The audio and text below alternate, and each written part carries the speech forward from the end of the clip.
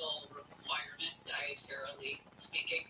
And there's so few times when it's actually met because it's a niche dietary restriction. They want lemon in their vodka instead of lime.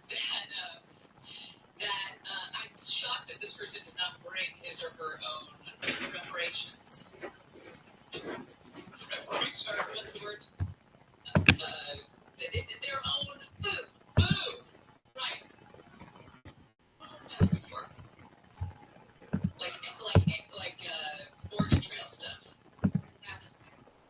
Rations.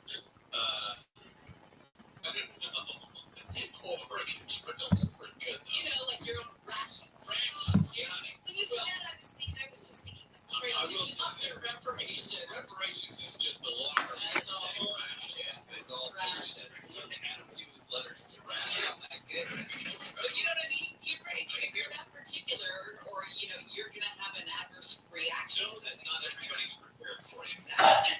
All right, Derek Dennis, the latest on the bridge collapse out of Baltimore when we come back. It's like when your family members come over and they want their magic foods. Several more. It's live in the Cam 24 hours. President Biden is saying that the federal government will pay to rebuild Baltimore's Francis Scott Key Bridge. That bridge collapsed after a cargo ship crashed into it overnight. 2 people have been rescued from the water. 6 are still missing. More rain is heading our way for the weekend. The National Weather Service says it's another atmospheric river that may start Friday night. The government in Kenya has started handing over the bodies of 429 people who were part of the Doomsday Cult. Cult leader Paul Mackenzie is accused of asking his followers to starve themselves to death in order to meet Jesus. Mackenzie and dozens of his associates were charged in February with torture and murder of 191 kids. From the Southern California Toyota Dealers Traffic Center, let's go places. Roy was gone on the 101 in Echo Park. Southern southbound riders coming up on 2 Alvarado Street. Stalled up big rig, he's out of gas, and the right lane is blocked. It is a slow ride all the way from Western Avenue. Also in Griffith Park, you got a work zone. 5 southbound between Los Feliz Boulevard down to Glendale Boulevard. That right lane is taken out until 2:30 today. Your 5 southbound is already a slow ride, leaving Burbank, starting right around Alameda Avenue. In Hawthorne, 105 westbound at 405, got a brush fire. The 2 right lanes are blocked. And in Lake Forest on 5 southbound, the off-ramp to Lake Forest Drive is partially blocked with a wreck there. KFI in the sky helps get you there faster. I'm Jenny Harmon. College hoops fans, it's tournament time. The thrill and excitement of March Mania is here. And you can get in on the action with DraftKings Sportsbook, one of America's top-rated sportsbook apps. New customers bet on any college basketball national tournament game and turn $5 into $150 instantly in bonus bets. That's right. To celebrate college basketball's most frenzied time of the year, DraftKings is giving new customers a shot to rack up some bonus bets. Download the DraftKings Sportsbook app and use promo code IHEART. New customers can bet $5 to get $150 instantly in bonus bets only with DraftKings Sportsbook. With promo code IHEART. That's promo code IHEART. The crown is used. Must be 21 or older. Indiana only. Loan not expire 168 hours after issuance. Eligibility and deposit restrictions apply. Terms at sportsbook.DraftKings.com/speedball. Gambling problem? Call 1-800-9-WITH-IT. This is a radio ad for Dixit, Dupilumab, a prescription medicine for people 6 months and up with moderate to severe eczema, but is not well controlled with topical prescription therapies. But since this is radio, you can't see the effects of Dupixent. You can't see how it helps you stay ahead of your eczema, or how it helps block a key source of inflammation inside the body that could be causing eczema. You can't see how it helps heal your skin from within, but you can see how Dupixent can help you have clearer skin and less itch.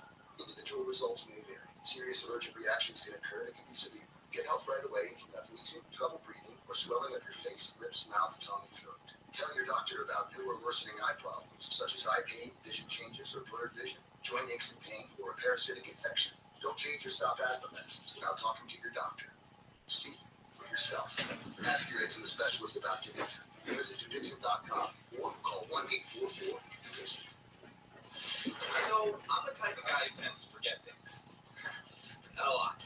Keys are always missing, I'm not great with names, and my signature catchphrase is, I know it's around here somewhere. That's why I get my haircut at Great Clips.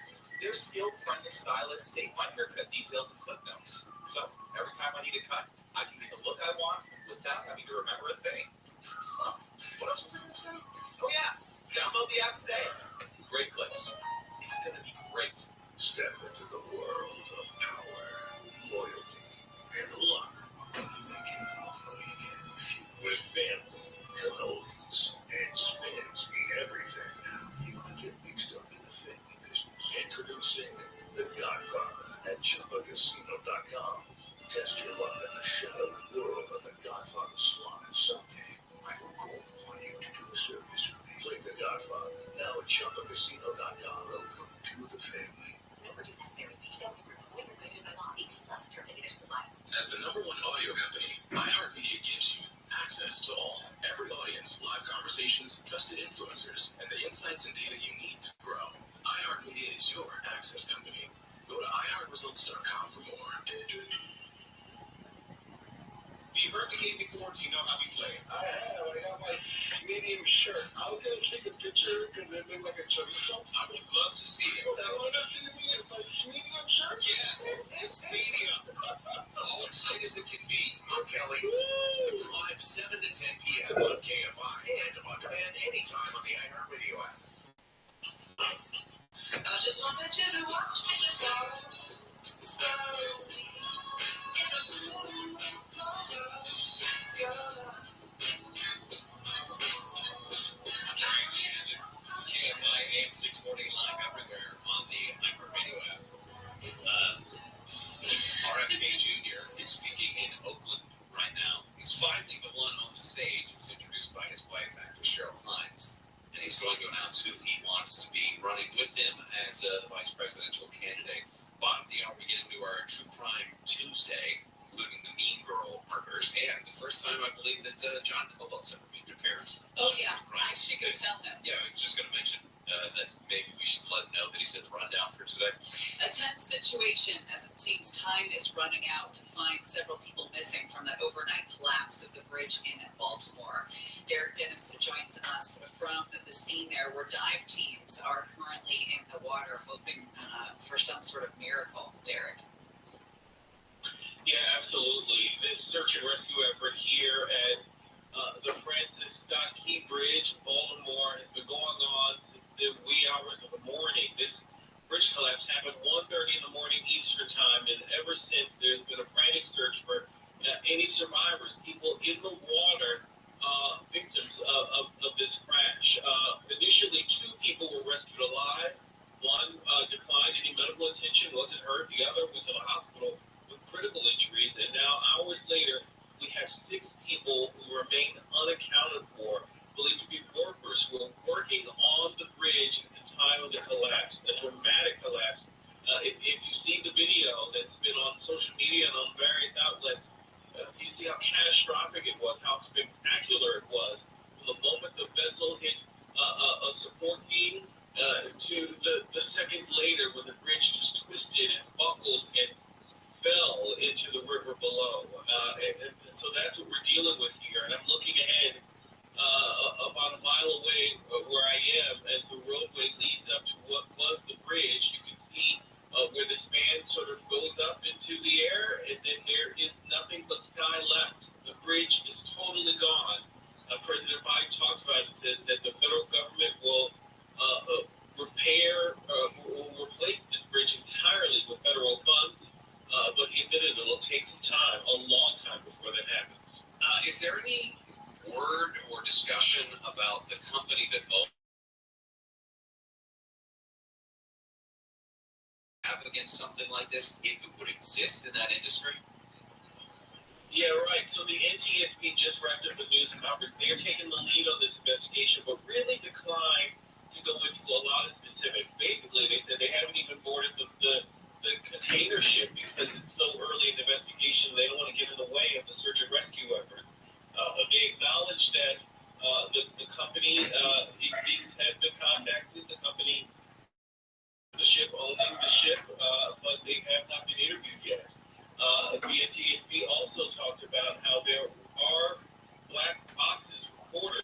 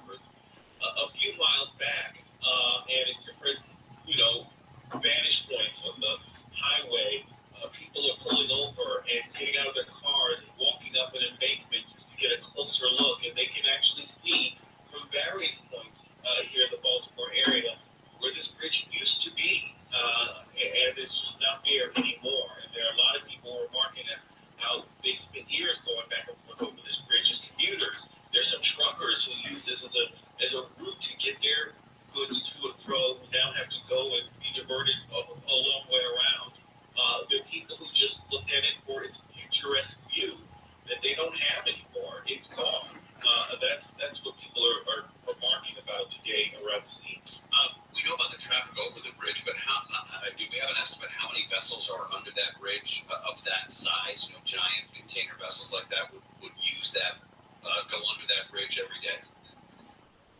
Well, in terms of what's there now, just the one vessel that hit the bridge still sort of lodged under the wreckage of the bridge. Hasn't been removed at all. It suffered some damage, but we understand that the damage is above water, so it doesn't appear to be taking on any water. As far as other vessels, they were stopped before they got anywhere near it, thanks to a mayday call that was put out by the ship's captain, as he lost propulsion, lost power, getting close to the bridge overnight. Many authorities, including President Biden, saying that mayday call saved lives because it stopped shipping traffic and it stopped vehicular traffic going over the bridge. But in terms of the number of cars that were on the bridge, the number of vessels underneath, the NTSB says they're still trying to get some firm numbers on that. They just don't have the force yet. Derek Dennis, excellent reporting per usual. Appreciate your time today. Sure thing. Derek live there in Baltimore. Coming up next, True Crime Tuesday kicks off. The Mean Girl murders. We'll tell you a story of a murder pact that began in choir practice. Gary and Shannon will continue. Deborah Mark is live with the KFI 24-hour newsroom. A man who is possibly armed and accused of domestic violence has barricaded himself in a home in the Harbor City area. Cops were sent to President Avenue this morning on a domestic violence call. The SWAT team has been called in and traffic's being routed away from the area. A judge in New York has issued a gag order barring former President Trump from making public statements about witnesses.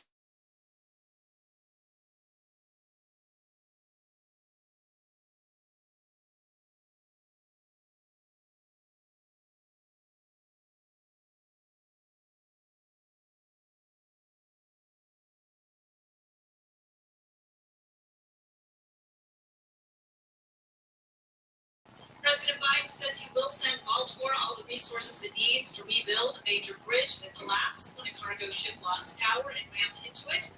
The president says it's his intention that the federal government will pay for the entire cost of reconstruction. And I expect the Congress to support my effort. This is going to take some time. The people of Baltimore can count on us, though, to stick with them at every step of the way until the port is reopened and the bridge is rebuilt. Cars on the bridge plunged into the water when the container ship hit the support. Officials say they're still trying to find at least 6 people who may have fallen into the river. An NYPD officer has been fatally shot while on duty in Queens. New York Mayor Eric Adams says the city lost a loved one, and it's extremely painful. It is the good guys against the bad guys. And these bad guys are violent. They carry guns. And the symbol of our public safety, which is that police uniform, they have a total disregard for. Adams says the officer had stopped a car with fake plates yesterday when a guy shot him in the stomach. Another cop returned fire, hitting the shooter in the back. Ozempic is doing more than just helping treat type 2 diabetes and weight loss. It's helping people get pregnant. One woman on Reddit said she was on birth control and Ozempic when she got pregnant. Several moms have also shared their Ozempic baby journeys on TikTok. Many say they struggle with infertility. A gynecologist at Northwell Health in New York says she's also seen the trend in her patients. Ozempic's manufacturer created a pregnancy registry so patients and doctors can share details for further research. And NASA says a new app will help them figure out the actual shape of the sun during the upcoming eclipse. Researchers say they would like people to download the Sun Sketcher app on April 8th during the total solar eclipse. Tilt their phones up to capture the event on video. From there, all the videos will be collected, and scientists say they'll be able to determine within a few kilometers the actual shape and size of the solar system's brightest star. NASA says the Sun Sketcher app will offer an accuracy of the sun's shape that is far better than currently known. Steve Gregory, KFI News. Sunlight weather from KFI, sunny highs in the mid-60s to around 70 for Metro LA and the IE. 60s to low 70s in the valleys, 50s to low 60s in the high desert, 60s at the beaches and inland OC. Right now, 69 in La Habra and 60 in Laguna Niguel. We've got a crash on the 57 in Orange. 57 northbound, right at Chapman Avenue. They are Give that over to the right shoulder. You do have a little slowing if you're on that 5 northbound. Approaching the 57, it is going to be a slow ride coming away from Grand Avenue. Also, Lake Forest 5 southbound, right Lake Forest Drive, that entry crash cleared from the off-ramp. In Hawthorne, 105 westbound at 405, got brush fire, and 2 right lanes going to be blocked. And good news at Echo Park in the 101 southbound, riding down Verado Street. That earlier disabled big break has been cleared. KFI The Sky helps get you there faster. I'm Jenny Harmon. I'm college hoops fans. It's tournament time. The thrill and excitement of March Mania is here. And you can get in on the action with DraftKings Sportsbook, one of America's top-rated sportsbook apps. New customers bet on any college basketball national tournament game and turn $5 into $150 instantly in bonus bets. That's right. To celebrate college basketball's most frenzied time of the year, DraftKings is giving new customers a shot to rack up some bonus bets. Download the DraftKings Sportsbook app and use promo code IHEART. New customers can bet $5 to get $150 instantly in bonus bets only with DraftKings Sportsbook. With promo code IHEART. That's promo code IHEART. The crown is yours. Must be 21 or older. Indiana only. Bonus bets expire 168 hours after issuance. Eligibility and deposit restrictions apply. Terms at sportsbook.draftkings.com/b-ball. Gambling problem? Call 1-800-9-WITH-IT. It's the Marketers Report. Today, Capital One's Chief Brand Officer, Mark Mintry, weighs in on building loyalty with customers. Capital One has really worked to create amazing access moments for our customers. We will do sound check parties that only Capital One cardholders can get access to, and we can't pull that off without iHeart. As the #1 audio company, iHeartMedia gives marketers access to the audiences, insights, and data you need to grow. If you're a marketer, go to iHeartResults.com. Easter right around the corner. Put all of your eggs in one basket this year and hop on over to Family Dollar for deals on everything for the season. Save time and money with fun, affordable, pre-filled Easter baskets, or get creative and craft your own with a variety of basket stuffers like plushies, candies, and toys. And don't forget to decorate with a large selection of Easter and seasonal decor at great everyday low prices. Only at Family Dollar. Helping you do more. Hello, it is Ryan, and I was on a flight the other day playing one of my favorite social spin slot games on ChumbaCasino.com. I looked over at the person sitting next to me, and you know what they were doing? They were also playing Chumba Casino. Coincidence? I think not. Everybody's loving having fun with it. Chumba Casino is home to hundreds of casino-style games that you can play for free anytime, anywhere, even at 30,000 feet. So sign up now at ChumbaCasino.com to claim your free welcome bonus. That's ChumbaCasino.com and live the Chumba life. No sister. Find your iHeartRadio everywhere. There are hundreds of ways to experience iHeartRadio at home and on the go, beyond the iPhone and Android app, and at iHeartRadio.com. Here's another way to connect to iHeartRadio. Amazon Fire TV supports iHeartRadio with a beautiful big screen display while you enjoy your favorite music, radio stations, and podcasts. Make sure you link your iHeartRadio account and use voice controls for easy navigation between content on iHeartRadio. iHeartRadio on the big screen is easy to control from the remote or with voice controls, and it provides large cover art on the screen and can sync with your iHeartRadio account for seamless listening between your devices. Your iHeartRadio music, radio stations, and podcasts now on your big screen TV with Amazon Fire TV and the Fire Cube. Check it out for free now. iHeartRadio. Anywhere you want to listen, iHeartRadio is there. I'm Pete UHC. It's 1-855-ET UHC.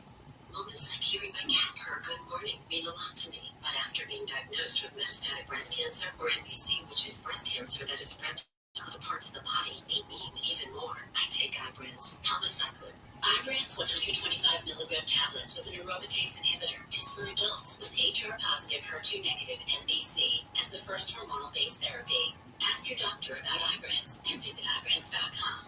Ibrance may cause low white blood cell counts that may lead to serious infections. Ibrance may cause severe inflammation of the lungs. Both of these can lead to death. Tell your doctor right away if you have new or worsening symptoms, including trouble breathing, shortness of breath, cough, or chest pain. Before taking Ibrance, tell your doctor if you have fever, chills, or other signs of infection, liver or kidney problems, are or plan to become pregnant, or are breastfeeding. Common side effects include low red blood cell and low platelet counts, infections, tiredness, nausea, sore mouth, abnormalities in liver blood tests, diarrhea, hair thinning or loss, vomiting, rash, and loss of appetite. The daily calendar. Today, March 26th. Oh, Popeye just texted me and he's hungry. Good thing it's National Spinach Day. Come on, make a green smoothie and get swole. It's good hair day. Let's hope you get mental, but if not, it's also wear a hat day. And it's National Wayne Day today, which is why someone's put on around the office today with some attitude. Nobody ever said that was a problem before. Wayne. Happy birthday, Stephen Tyler, Meryl Smith, actress Keira Knightley, fashion guy Gucci, and Spock actor Leonard Nimoy. And that's your daily calendar from AFI AM 640.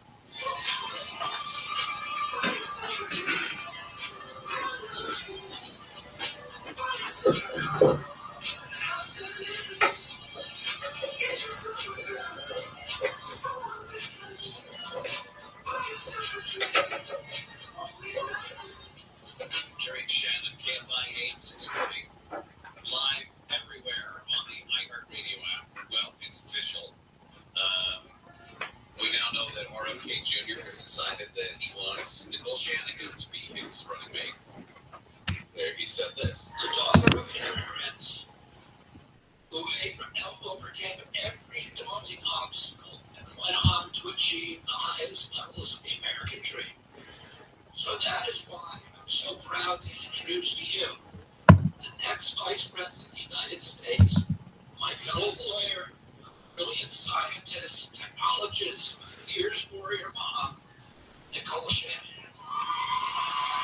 RFK, that he's continuing to introduce her, talking about some qualities that she brings to the job. And she's a 38-year-old patent attorney, says that she realized she wanted to be a patent attorney when she was 12 years old watching commercials on TV. Okay. They also call her a tech entrepreneur. She got married at one time, one of the founders of Google, and then there was a rumor that she had an affair with Elon Musk. The two divorced in 2022. That is one of the stories. The other one, of course, is the bridge collapse in Baltimore. Vice President Harris just made some comments out of North Carolina, which people were waiting for, but she did. Rescue workers still looking for people who may have gone into the water in the Patapsco River when the Francis Scott Key Bridge collapsed overnight. It was hit by a container ship. True Crime Tuesday brings us the tale of Mean Girl murders, which we'll get to in a second, but don't miss the next segment. We will have a special guest for True Crime Tuesday. A first time special guest. But first, the Mean Girl murders. Mary Ann Murphy's body was found with 73 stab wounds inside her home in a suburban neighborhood of Humble, Texas. It was back in 2012. 48 years old, mom was in bed when she was ambushed, it would appear. We later find out that it was her daughter and her daughter's girlfriend who were behind the killing.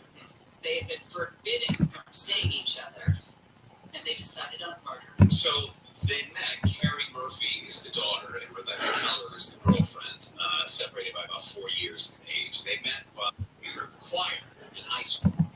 And they said that Carrie, a lot of friends had said that Carrie had kind of a mean girl streak to her, that she could be very snarky, very rude sometimes to different people. But choir was pretty cutthroat, though. You got to admit, yeah.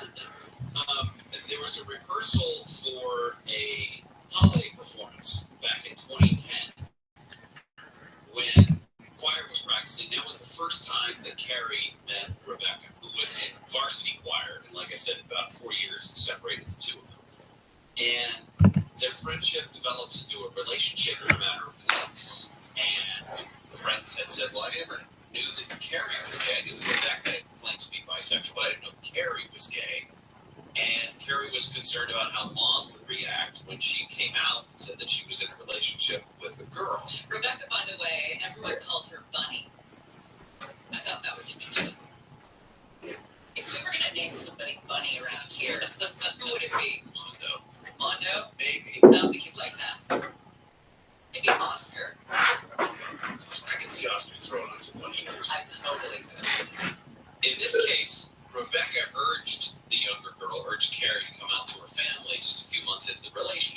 obviously, like you would imagine, would be kind of nerve-wracking for a kid, especially if you don't know where your parents stand. Well, Marianne, mom, eventually gave her daughter the blessing and said, yeah, go ahead, have a relationship. You keep it going. People said that they were very lovey-dovey with each other, hold hands, and hug, and kiss all the time. But mom didn't know about the age difference. When she found out that Rebecca was 19, dating her 15-year-old daughter, she told her daughter to end the relationship, but they started sneaking around. Yeah, they also described the relationship getting more unhealthy and possessive. At one point, mom discovered that Carrie, her daughter, had been breaking rules and was seeing Rebecca behind her back. The absolute final straw was when Dad came home and found the girls in the shower, Carrie and Bunny. There were other times when Mom woke up in the middle of the night to check that Carrie hadn't snuck out, but in fact had found that Rebecca had snuck in, and that the two girls were in bed together. She called the police. The older girl, Rebecca, was arrested for trespassing. Mary Ann, Mom, got a restraining order that forbade contact between the two girls. And then, July of 2012, Daughter and Mom had been alone in the home. Father and brother were both working night shifts. Carrie, the daughter, makes a call at about 1 in the morning. A frantic call from a neighbor's house said that she was woken up, heard someone busting in the back door, and listened to Mom screaming at whoever it was to stop. When the police showed up, they found Mary Ann, Mom, lying on her back, covered in blood, 73 stab wounds. Her arms, her chest, her face, her legs, her throat was cut. There was a broken window by the back door, but they were suspicious because it wasn't big enough for an assailant to fit through. It didn't allow for anyone to reach the handle of the back door. Nothing looked ransacked. And then officers found a .22 under Mom's pillow that she kept close by for protection. Police told Carrie, well, the father and the son, the father and Carrie's brother, they had allies. They were at work the whole time. They were fine. She took a lie detector test, and police told her she didn't do very well. And she started rolling.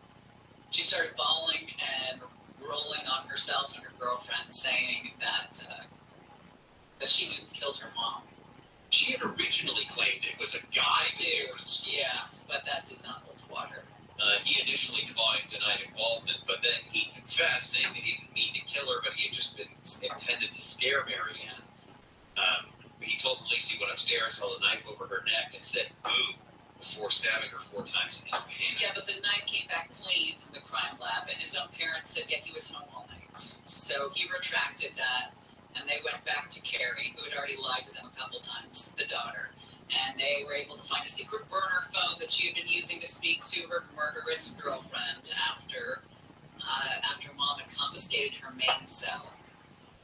They tracked down the phone records. They were communicating the whole day, a little bit. They had reportedly waited for Mom to fall asleep before Carrie said to Rebecca, come on over.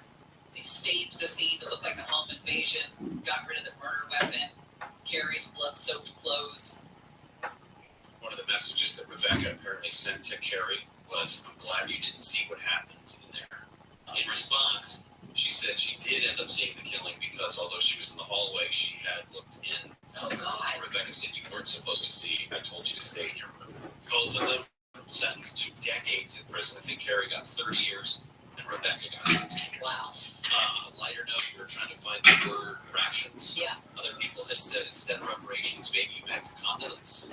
No. Maybe you meant provisions. Provisions is Provisions the one, yeah. And Provisions. some of them said repast, R-E-P-A-S-T. You meant those. I think I meant provisions. Provisions, I think Yeah. I would go with provisions. Yeah. All right.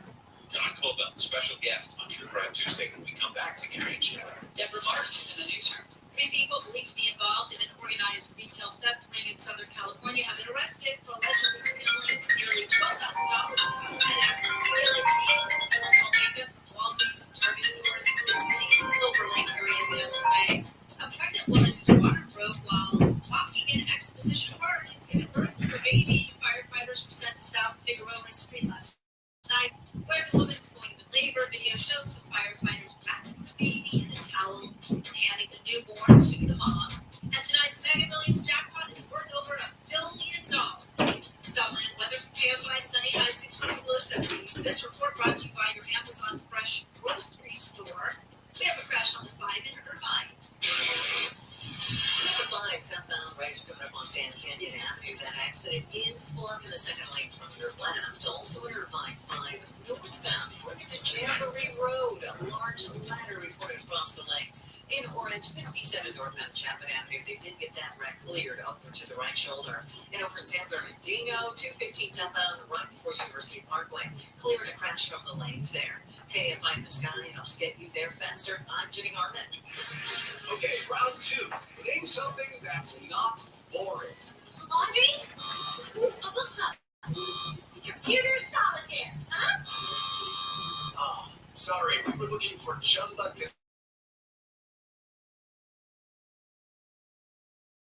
Casino-style games. Join today and play for free for your chance to redeem some serious prizes.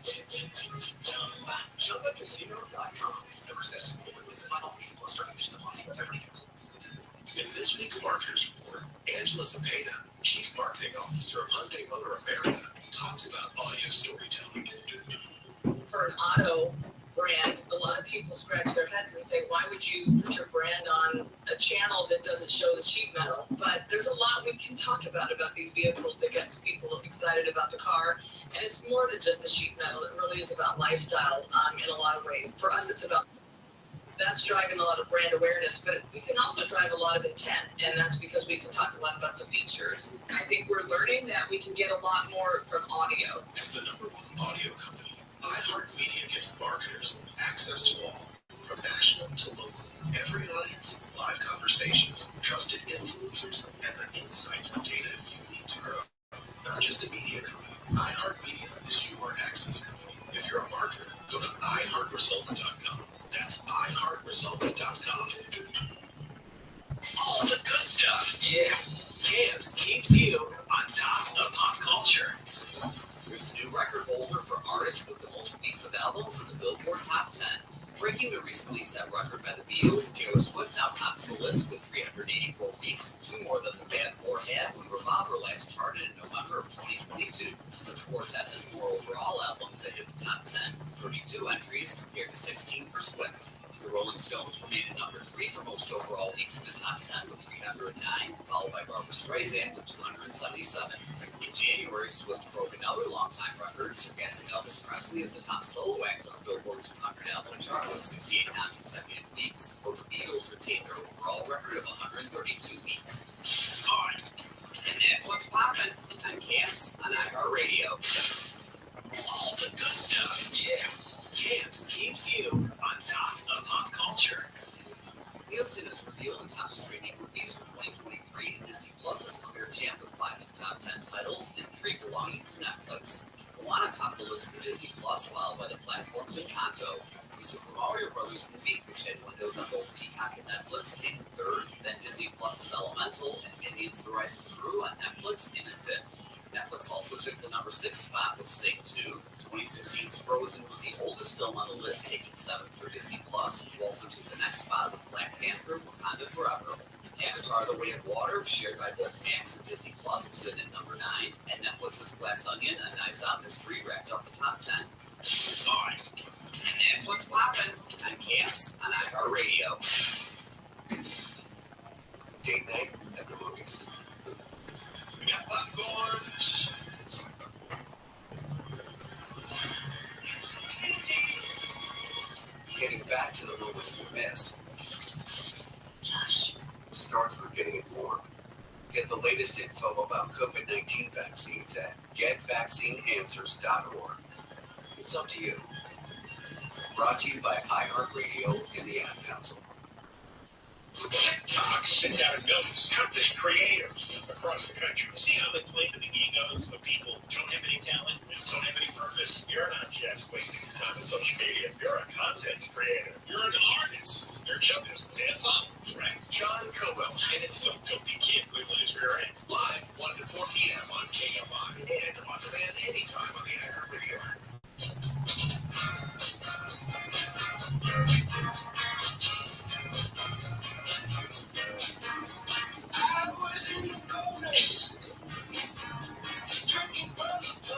Gary and Shannon,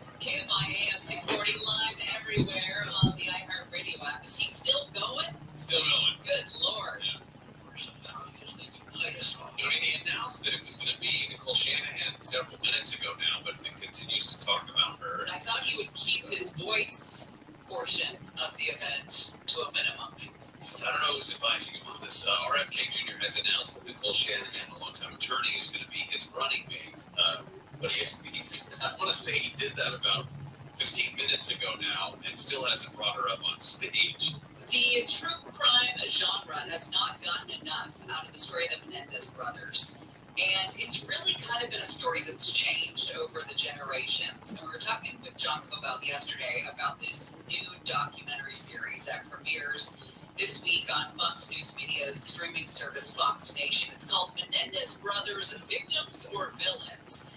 And John, you and Ken covered a lot of this in real time when it was going on. And you mentioned yesterday how public perception of what went on in that house with the brothers and the parents has kind of changed as the generational feelings about what goes on at home between families has changed. Well, turn my mic up.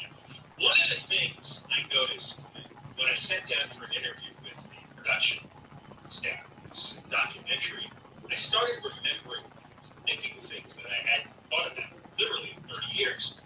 And what I remember from the first Menendez trial is that it was almost absolute that everybody agreed that they were murderers, dirtbags, they should die in prison, they should be executed.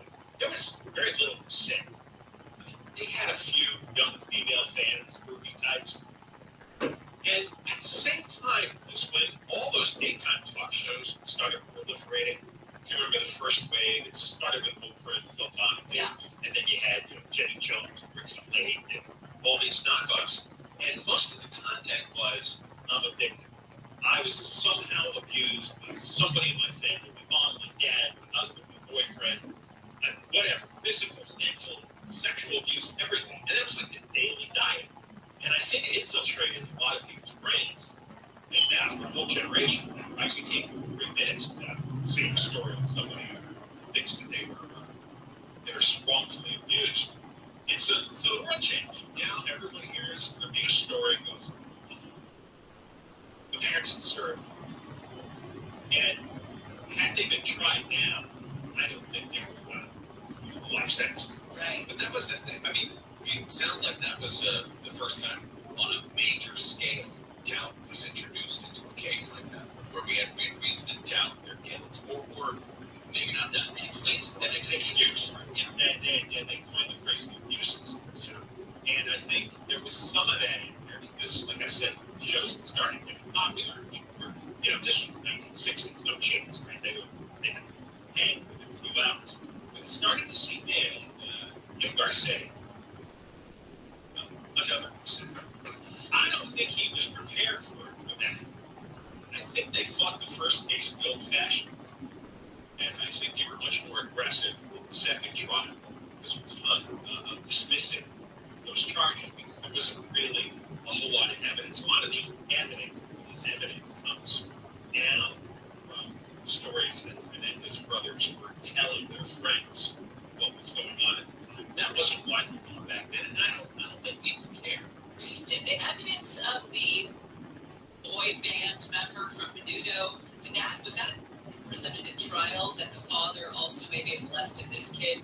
The story, in a nutshell, was it had everything. It had money, Beverly Hills, it had an immigrant story, it had a beautiful mom, these 2 boys, competitive, gorgeous family.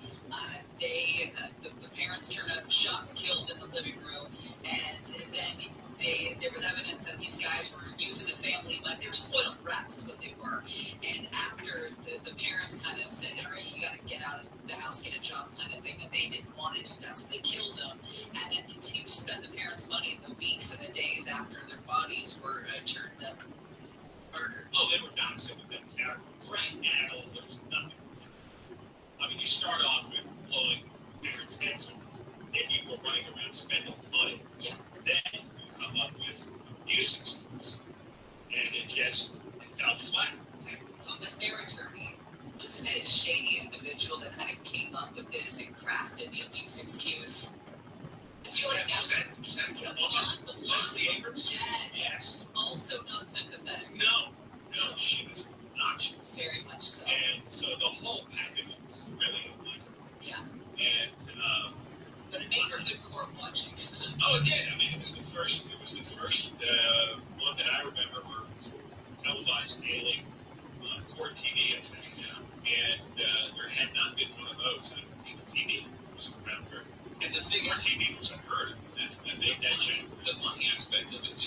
because they had the money to go out and spend and do these extravagant things after the parents were murdered. That aspect of it can't be lost either.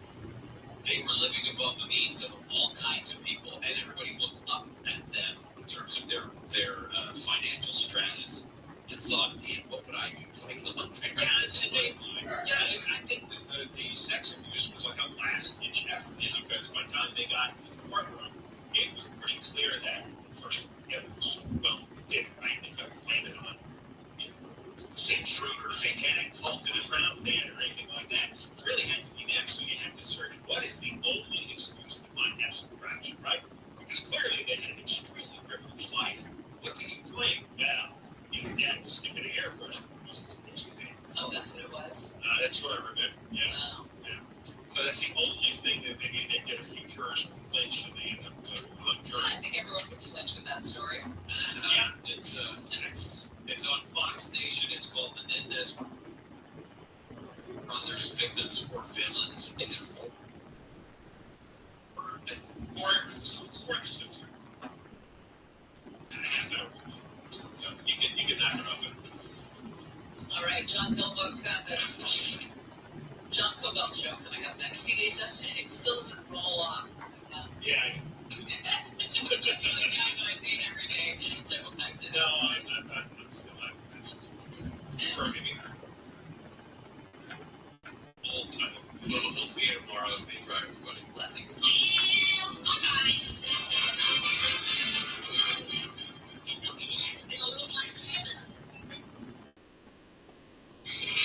Gary and Shannon. Not just stimulating talk, it's more. KOST HD2. Los Angeles, Orange County. Live everywhere on the air. A lot of unhappy janitors on Deborah Mark live from the KFI 24-hour newsroom. Hundreds of janitors have rallied in LA, threatening to strike. Workers gathered by the busloads in solidarity, asking for higher wages and reduced workloads. President of SEIU West WW David Huerta says many of the workers are cleaning the equivalent of 60 single-family homes in one night. My question. Would they do the same to other workers? Or is it doing this because they're immigrant workers? The union says janitors should be making $20 to $25 an hour. The union is also making members aware of whistleblower laws protecting illegal workers from deportation. In downtown LA, Chris Adler, KFI News. Burglars tried to tunnel their way into a jewelry store in Chatsworth. The burglars used sledgehammers to smash through the walls of 6 businesses at a strip mall, ultimately ending up at the jewelry store. The store's owner called police and scared the thieves away. This man who works at a business in the same strip mall says he's surprised the mining thieves stayed undetected. To me, the alarm next door really goes off any kind of motion sensor or any person has in front of it. Investigators say at least 2 burglars were behind the attempted heist yesterday morning. In Chatsworth, Blake Trolley, KFI News. Governor Newsom has added exemptions for fast food restaurants that are raising the minimum wage next month in September. He signed a bill into law which applies to fast food chains with more than 60 locations nationally. He passed a new bill that adds exemptions for restaurants and airports, hotels, event centers, theme parks, and museums that would not be affected by the increased wages. President Biden says everything so far indicates the collapse of the major bridge in Baltimore was an accident. The bridge crumbled this morning when a container ship lost power and rammed right into it. We're going to send all the federal resources they need as we respond to this emergency. I mean, all the federal resources. We're going to rebuild that port together. Biden says the search and rescue operations are top priority, as at least 6 people that fell into the water are still unaccounted for. Biden says his team will move heaven and earth to build the bridge and move the port as soon as humanly possible. Texas Attorney General Ken Paxton has agreed to pay nearly $300,000 in restitution in a deal that ends criminal securities fraud charges against him. It comes less than 3 weeks before he was set to stand trial on the 9-year-old felony charges. He was indicted in 2015 on claims he duped investors in a text program. In the pre-trial agreement, prosecutors agreed to drop the 3 counts against Paxton. In return, Paxton must pay full restitution and complete 100 hours of community service. The Supreme Court has heard arguments in its first abortion case since it overturned the constitutional right to an abortion 2 years ago. Abortion opponents are asking the justices to ratify a ruling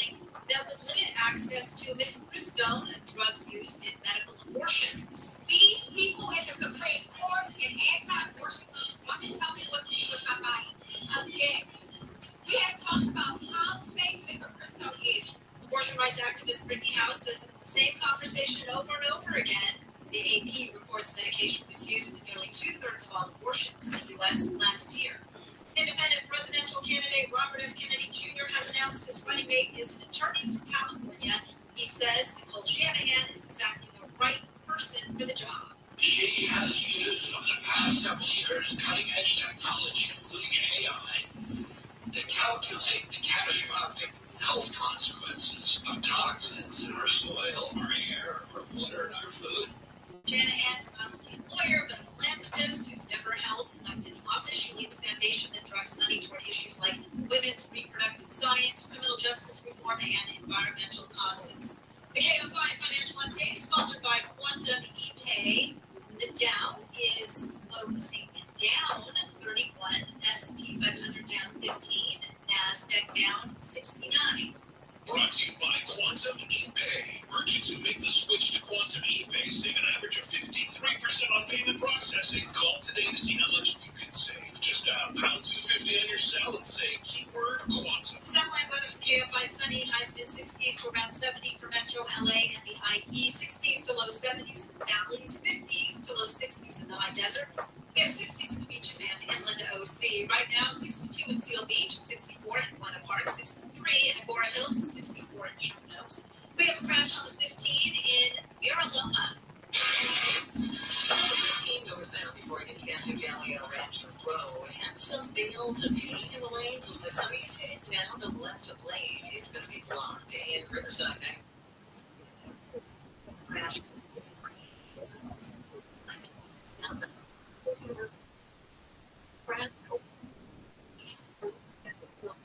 It's still going to be a slow ride from that Riverside interchange. In Irvine, 5 northbound before Jamboree Road, got a large metal ladder in the lanes. In Orange, 57 northbound at Chapman, that earlier crash has cleared to the shoulder. Also, Fullerton, 57 northbound at Chapman, got an injury crash making its way over the right shoulder there as well. In Linwood, 710 northbound after the 105, a stall is blocking the right lane. KFI The Sky helps get you there faster. I'm Jimmy Harmon. Dear college hoops fans, it's tournament time. The thrill and excitement of March Mania is here, and you can get in on the action with DraftKings Sportsbook, one of America's top-rated sportsbook apps. New customers bet on any college basketball national tournament game and turn $5 into $150 instantly in bonus bets. That's right. To celebrate college basketball's most frenzied time of the year, DraftKings is giving new customers a shot to rack up some bonus bets. Download the DraftKings Sportsbook app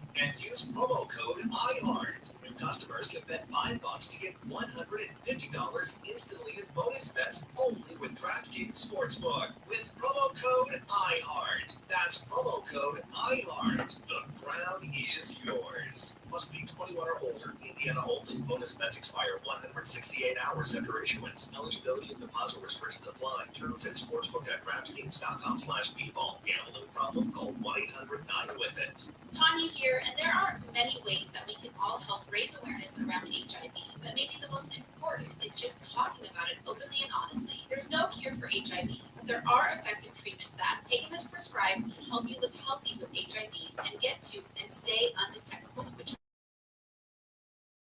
it can't be measured by lab tests. If you're living with HIV and not on treatment, talk to your doctor about treatment options. Learn more at treathivtoday.com. This message was sponsored by Gilead Sciences. Every basket is better with the most advanced health cocktail maker for celebrations. Artesian, helping you master mixology madness during the tournament. Artesian is offering a $50 discount with the Big Game Bundle. Artesian gives you the perfect home bar setup to freshly mix cocktails with the press of a button in under 30 seconds. The Big Game Bundle includes the Artesian and 32 cocktail capsules, including the Tropical Margarita, Vodka, Whiskey, and Gin Lovers collections, plus a capsule drawer to organize your Artesian madness. Before your home erupts this spring, prepare for the party with Artesian. Order your Martesian Big Game Bundle and save $50 plus free shipping. Shop now at Martesian.com/game. That's BARTESIAN.com/game. Martesian, premium cocktails on demand.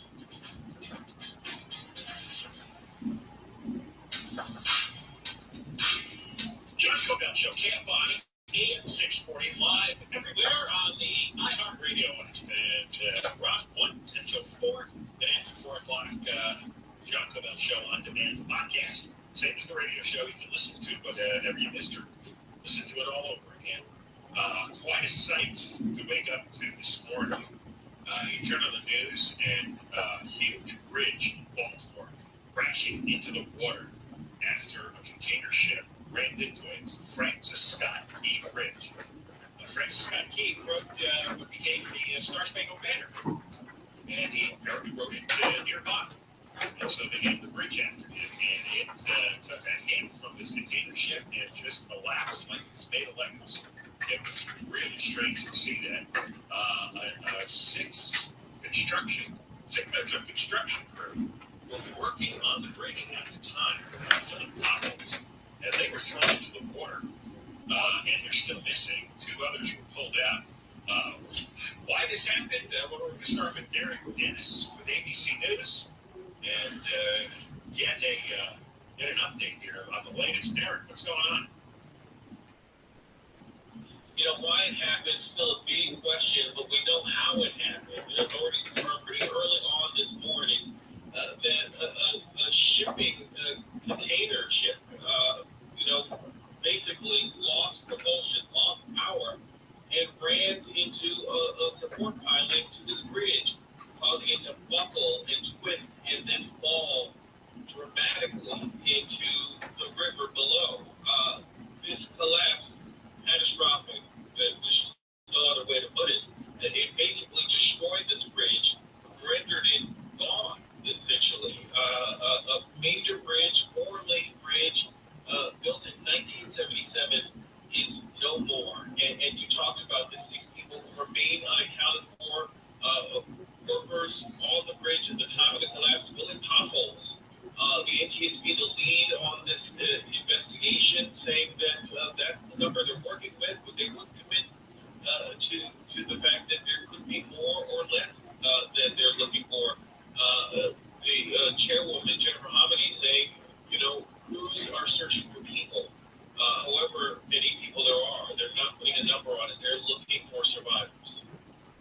There was nobody driving on the roadway. They had vehicles from the construction crew and they had the workers. But there was a mayday call from the ship, and they were able to block traffic from getting on the bridge right before it was going to go down. That mayday call being credited by authorities up and down, including President Biden, escaping alive because it did give police and the transportation authority, the bridge, time to stop traffic on the road leading up to the bridge, as well as other ships in the area, to keep them from the area, because the mayday call indicated that it was likely going to crash. That container ship, and that's exactly what happened. But at some time, was allowed for that mayday call to get everybody to be away from the collapse that had happened. Definitely saving lives. Yeah, this ship was almost about 1,000 feet long.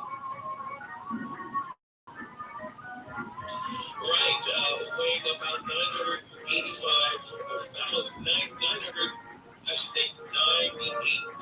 pounds.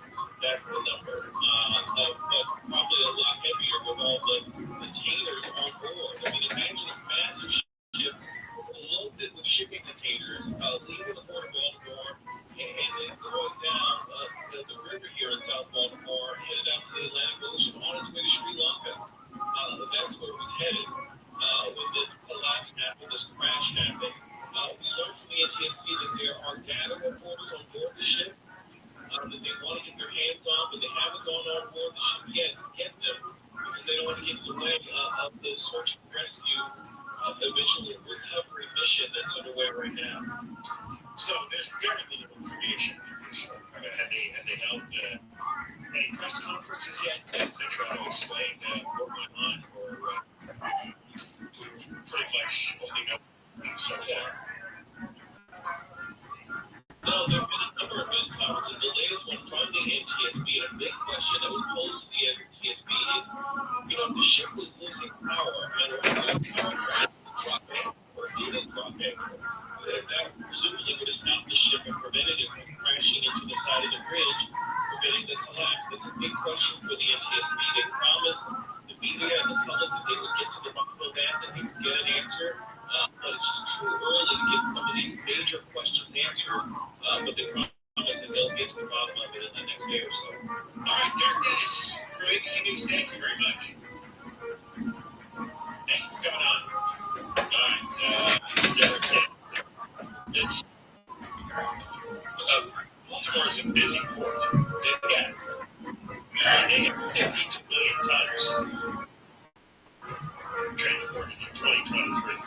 as he said, this thing was on the way to Sri Lanka.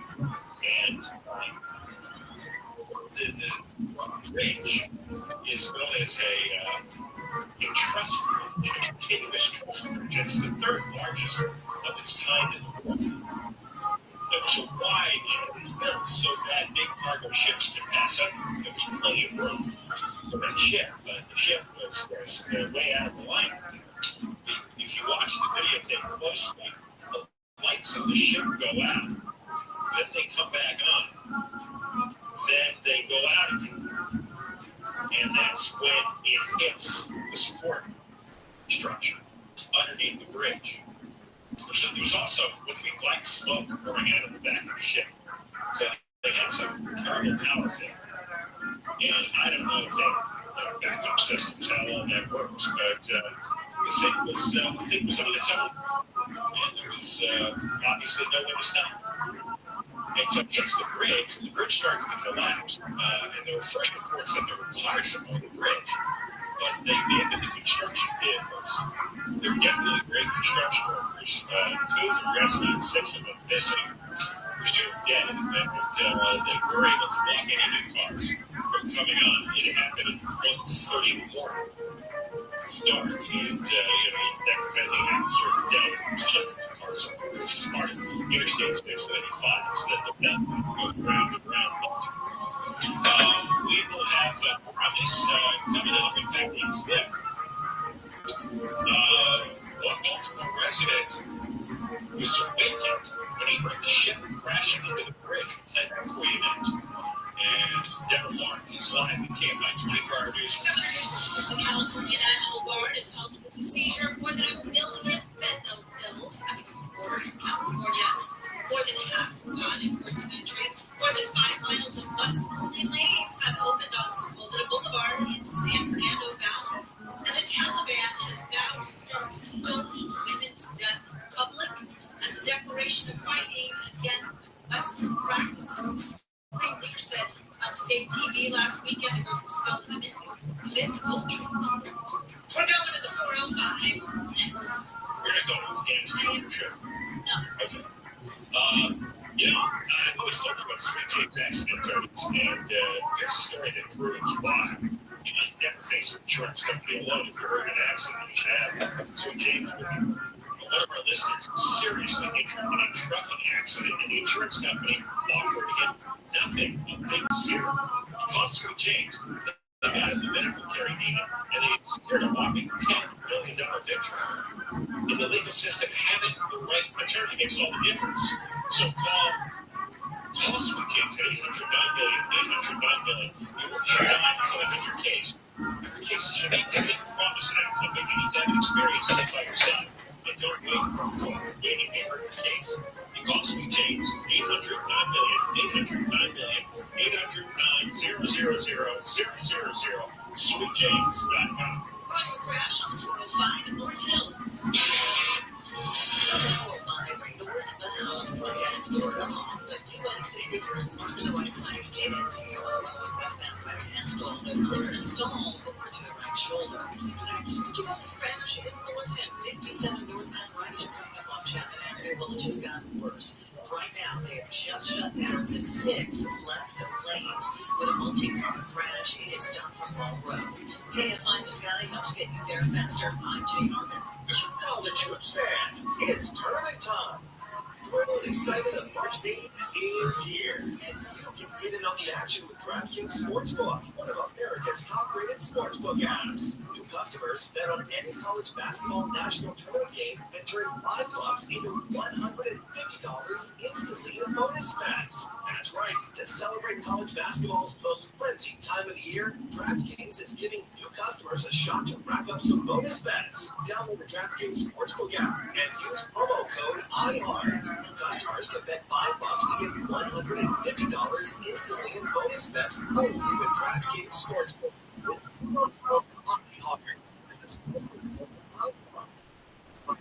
Is yours. Must be compared. Bonus bets expire 168 hours after issuance. Eligibility and deposit.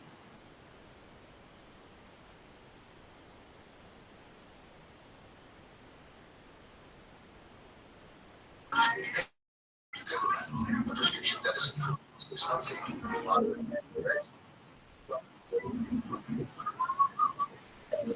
This is radio. You can't see the effects of music.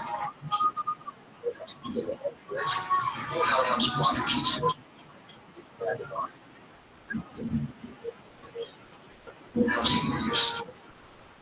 you can't see. Fixing can help. Message. Walk right away through swelling of your face.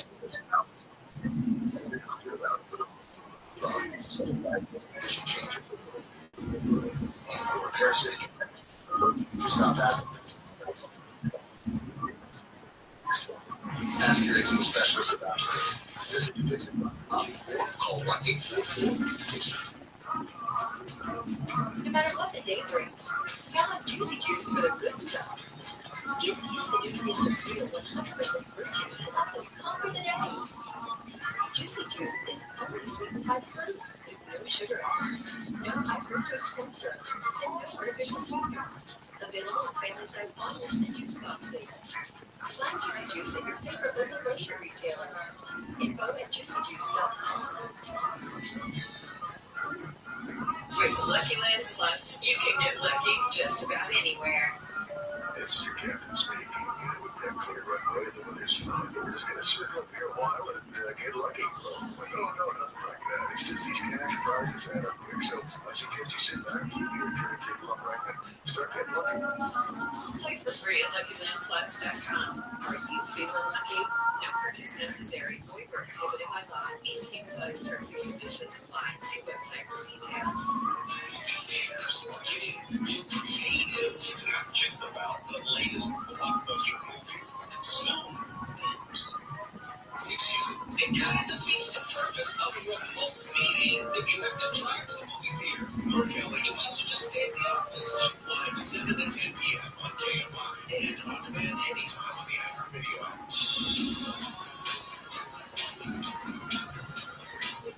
It's the John Cummins Show, KFI. And 6:45 everywhere on the iHeartRadio app.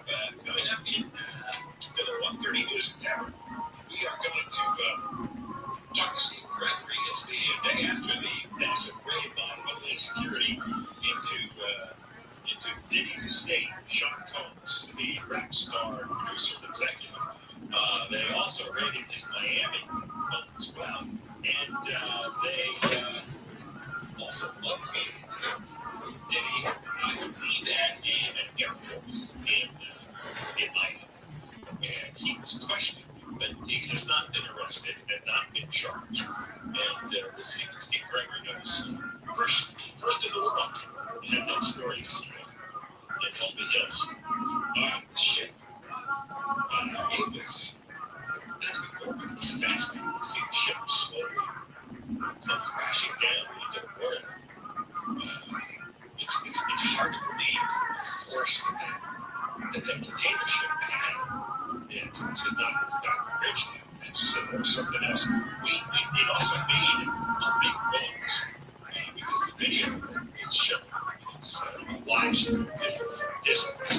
There's no audio to it, but here's a description by a guy named John who lives in Baltimore. And he got awakened in the middle of the night by the ship crashing into the bridge.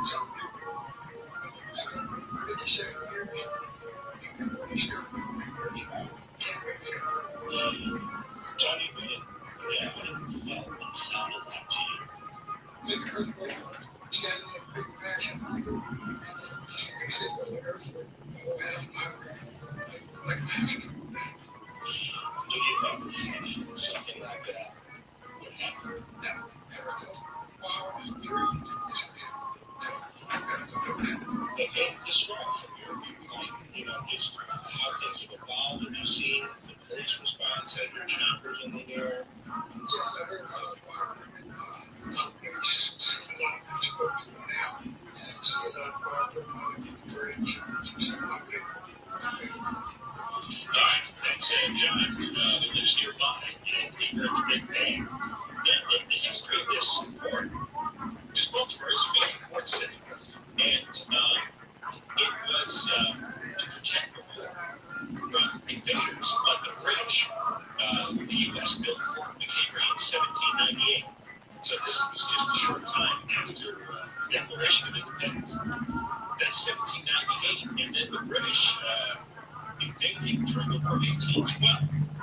And so Fort McHenry was very useful, and that's what inspired Francis Scott Key to write a poem called Defense of Fort McHenry. And later was renamed the Star Spangled Banner. And then later we set it to music and became the national anthem. So it's quite the historic area there. And Fort McHenry is maintained by the National Park Service. And one of the most beautiful things when you go to the fort, the view is this Francis Scott Key Bridge, which was completed in 1977. And it was named after him because it was close to the spot where he was on a ship and he wrote the poem that became the national anthem. So one of the bridge supports was struck by a container ship known as the Dolly. That's its name. About 1:30 this morning. And the Dolly was near the Baltimore Fort, Colombo, Sri Lanka. Thousands of containers on it. It's managed by two Singaporean companies. It's also registered in Singapore. And it was being leased by this gigantic Danish shipping company called Maersk at the time of the crash. What's up, Road Agent 2019? How you living, baby? Lights going on and off. And during that time, the ship strayed off course. So the power went off. It means their navigation system didn't work anymore.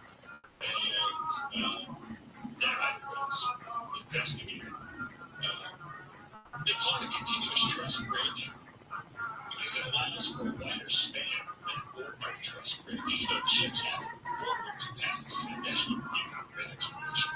Exactly why the bridge was constructed this way. It's the third longest span of any continuous truss bridge in the world, 1,200 feet. And the Dolly is 157 feet wide, so obviously there was plenty of room for the Dolly to get under the bridge if they had gone down the middle. And ships usually go nowhere near the supports for obvious reasons. The way continuous truss bridges are constructed, it distributes the weight throughout the entire bridge. And because of that, if one part of the structure fails, then the whole thing is going to collapse. There is no information that Key Bridge had any safety problems, any maintenance problems. They all rated well as late as 2023. And it's part of the interstate highway system. Interstate 695, which is the beltway around Baltimore. And Baltimore is also the largest roll-off port in the United States. Because in many ports, you have to use cranes to lower the cargo. But Baltimore Port was constructed in a way where the cargo can be wheeled on and off. And cars, trucks, farm machinery. So Baltimore specializes in those categories. So this is going to be a huge jolt to the economy because the port itself employs thousands of workers, and then it's responsible for about 140,000 jobs in the area. And it's one of the main ports for the Northeast. I mean, there's tens of millions of people living within driving distance of Baltimore. So it's a major shipping route. So this is going to have ramifications all across the country in terms of disrupting shipping. Probably will add money to the cost of transportation, probably lead to higher prices for products, more inflation. That's usually what happens when you have this disruption this big. It's also going to take quite a while to rebuild. This really is going to cause a problem for years. The governor of Maryland, Wes Moore, said it's going to be a long-term build. It's also a big port for the cruise industry. Carnival, Norwegian, Royal Caribbean, they carry almost 500,000 passengers across the Patapsco River. That is the river that runs underneath the bridge. And what cracked me up was after the bridge fell, they woke up Pete Buttigieg in the middle of the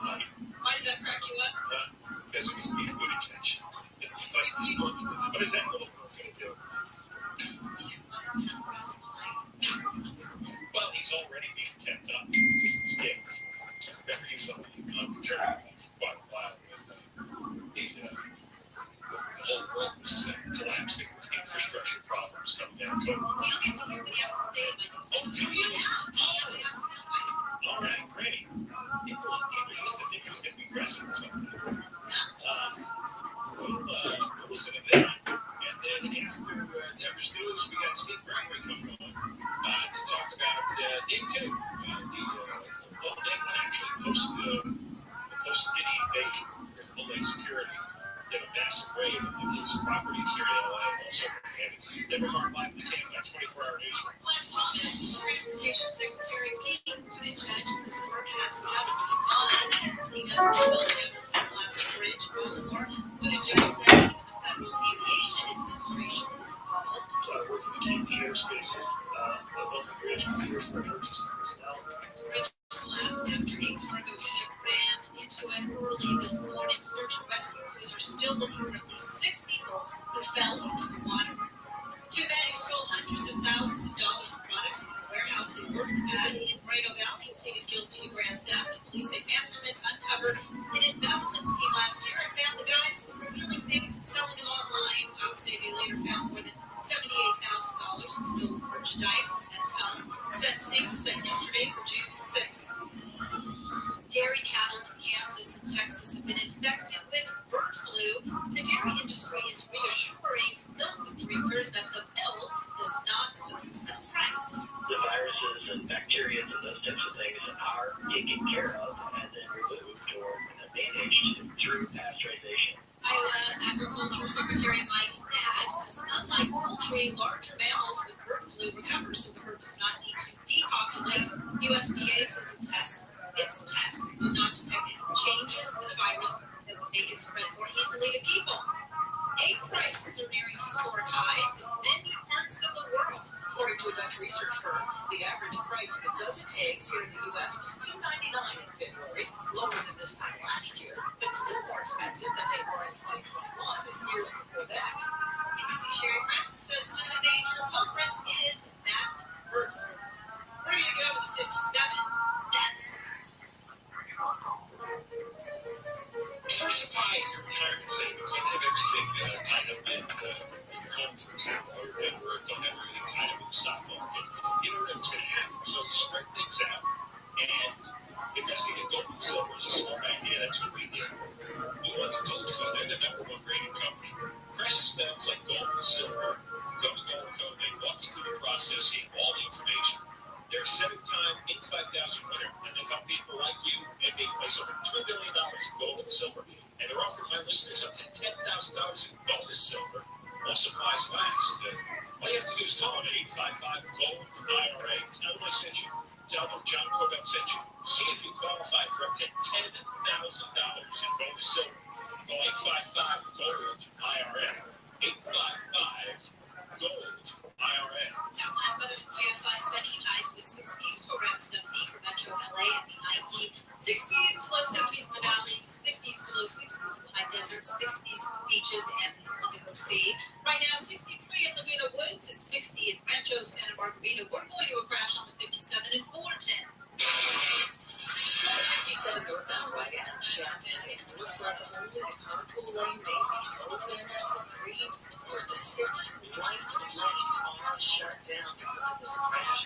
It is now going to be a slow ride all the way from Hall Road. Your southbound side's already a slow one from Piper to the bridge work on that side. Also in Anaheim, 90 eastbound right before you get to 11, got a new crash clearing over to the shoulder. And in Wood 405 northbound for Century Boulevard, got an accident clearing from the second lane from your left. And Studio City on the 101 northbound connector to the 134, 170. Got an accident over on the shoulder of that transition. And in northbound 405 northbound Bordeaux, got a rapid block in the right lane. KFI in the sky helps get you there faster. I'm Jay Norman. Inner peace. For me, it's the aroma of lavender under the bath enveloped by rainforest landscape. Enlightenment. Here I come. Frequently delivery on backlots and millions of other items. Whatever you're into, it's on Prime. College hoops fans, it's tournament time. The thrill and excitement of March Mania is here. And you can get in on the action with DraftKings Sportsbook, one of America's top-rated sportsbook apps. New customers Bet on any college basketball national tournament game and turn $5 into $150 instantly in bonus bets. That's right. To celebrate college basketball's most frenzied time of the year, DraftKings is giving new customers a shot to rack up some bonus bets. Download the DraftKings Sportsbook app and use promo code IHEART. New customers can bet $5 to get $150 instantly in bonus bets only with DraftKings Sportsbook. With promo code IHEART. That's promo code IHEART. The crown is yours. Must be 21 or older. Indiana only. Bonus bets expire 168 hours after issuance. Eligibility and deposit restrictions apply. Terms at sportsbook.draftkings.com/bball. Gambling problem? Call 1-800-9-WITH-IT. As the #1 audio company, iHeartMedia gives you access to all, every audience, live conversations, trusted influencers, and the insights and data you need to grow. iHeartMedia is your access company. Go to iHeartResults.com for more. All the good stuff. Yeah. Camps keeps you on top of pop culture. The remastered version of the concert film Queen Rock Montreal is coming to home video. Originally filmed at 2XD on Queen shows at Montreal Forum and released later that year as We Will Rock You, this latest version was shown in theaters earlier this year. Upgraded to 4K IMAX standards above and beyond what the previous 2007 restoration was able to do, including a high-definition transfer into 5.1 and Dolby Atmos music mixing. The remastered Queen Rock Montreal will be released on May 10th on Blu-ray and 4K Ultra High-Definition versions, with the soundtrack available on a double CD or 3 vinyl LPs. For a sneak preview, a performance of Let Me Entertain You for the new edition has been posted to the Queen official YouTube channel. Alright, and that's what's poppin' on Camps on iHeartRadio.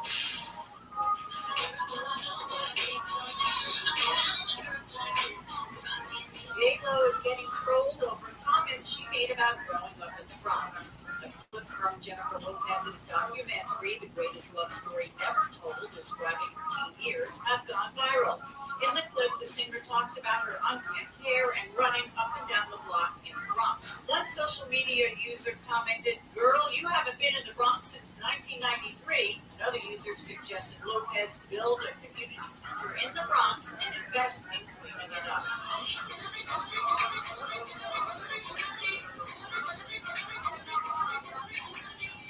Camila Cabello fans now know the release date of her single, I Love It. The singer posted on Instagram teasing the date, saying 3/27 at 12 p.m. ET in the caption of her post. Fellow artist Lana Del Rey wrote in the comments, I love it. Cabello previously teased a snippet of the song in March.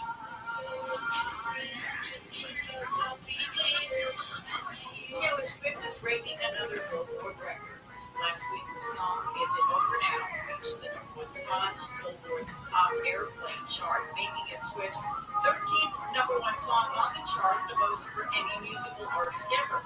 Swift already had the top spot, so she actually broke her own record. That's entertainment. Lisa G, NBC News Radio. AM 640, the news, what it means, why it matters. John Cookhouse from Canada, AM 640 live everywhere on the iHeartRadio app. Coming up after 2 o'clock, we're going to talk with one producer of a new docuseries on Fox News' streaming service, Fox Nation.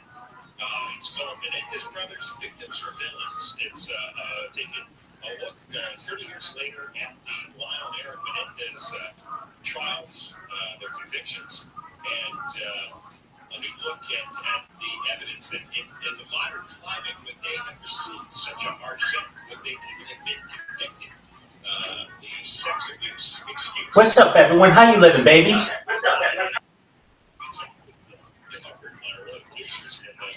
gave some interviews for this, so if you watch it, you'll see me. And there's also some old video of us doing the Friday Night Lights for a long time. And I'll play a promo clip from it in the next segment. We'll talk to Nicole coming up after 2 o'clock. All right. Yesterday, this time, Skid Row was reported live from Sean Diddy Combs' mansion estate right in front. And they had done a heck of a, it's like an invasion. It's a raid. Really done a military invasion here in Miami over possible sex trafficking charges. Yeah, so this is what a federal operation looks like. They don't listen. What up? How are you? What up? How are you? When the feds roll in like there's kind of a special elevation to the severity of the case.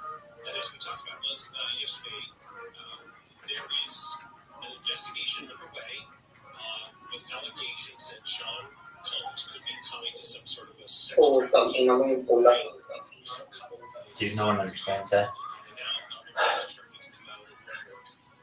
In fact, at one point, it was being recommended that this could be like a Jeffrey Epstein thing all over again in the music world now. And a lot of this is stemming from lawsuits that have been filed by his ex-girlfriend, also another music producer named Rodney Jones Jr., known as Lil Rod. He filed a lawsuit last month accusing Diddy of groping him while they worked together on Diddy's album, The Love Album, Off the Grid. The lawsuit also includes allegations of Diddy and his son engaging in sex trafficking venture. Diddy's attorney has come out and vehemently denied all of these allegations and said that this particular music producer, Rodney Jones Jr., is just out for a payday and he's lying. But there's a lot of accusations and allegations coming out, and as you know, when these things break, people start coming out of the woodwork. Yesterday, in front of his home on 200 South Mapleton Drive in Holden Hills, agents went into his house, and what they were looking for, we don't know specifically, but I can tell you based on experience and what other forensics folks have told me, is that they're looking for evidence that ties him directly to these allegations, and that probably is in the form of video. It seems that what his friends and acquaintances are saying is it seems that there were sex parties that were going on. Yeah, even a mansion. And so I guess the crime is, where did they get the girls for these parties? Right. And was it consensual? And were they being drugged? There's a whole host of these allegations, and the fact that it was also done simultaneously at a property in Miami. Now, the property here in LA is actually owned by Combs' company, Bad Boys Film Production. So it was in the name of his company. I'm not sure who the deed owner is for the property in Miami.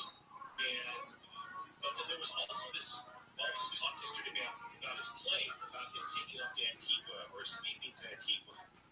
Now, the thing is that no one could ever say with any specificity whether or not Combs was actually seen in Antigua. But his plane was there based on the tail number. Now, I had been told that he was being closely watched on the East Coast while all this was going on. They would not have made this operation happen if they could not account for his whereabouts. So they knew where he was at the time. They ended up finding him before, right? Eventually it's not restarted. So the idea that he somehow was escaping or whatnot, I had also been told by local enforcement that he was unaware that his homes were being searched. Well, so it's a coincidence that it was fine to these see. We don't know. We don't have those motives. And it just completely be coincidence. But this will all come out eventually. But I think, as we discussed before, when it comes to a federal case like this, it takes a while to build these cases. And with the feds, time is on their side. They're in no hurry. They will work and work and work. If you think about Mark Ridley Thomas and Jose Rizar and all those folks, they have no idea what's going on. They didn't see nothing.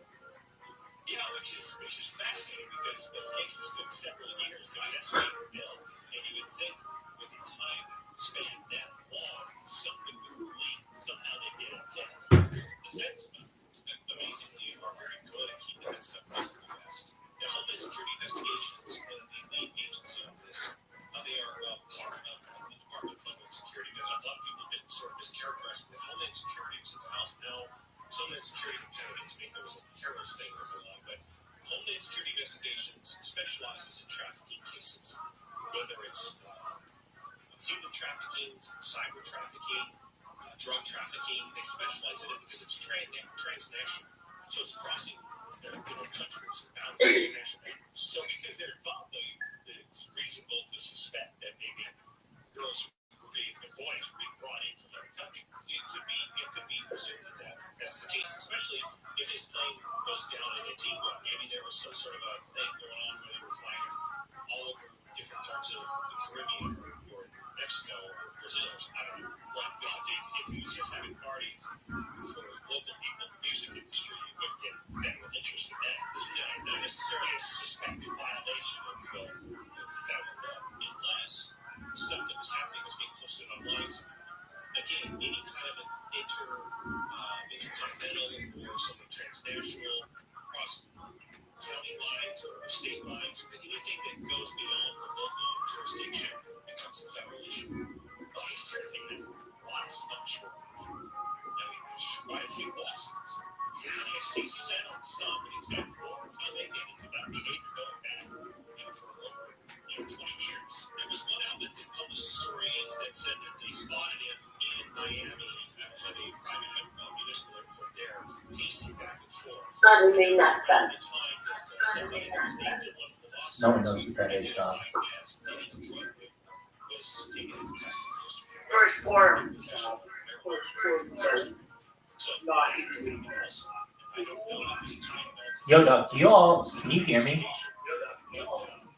This guy was arrested yesterday, and his name is listed in one of these lawsuits as "quote unquote" Denny's drug. So that could also be a part of this. And people like Does anyone here know English? Oh yeah. So they said they characterized Denny as pacing back and forth. So I'm not sure whether this shows that he's really worried.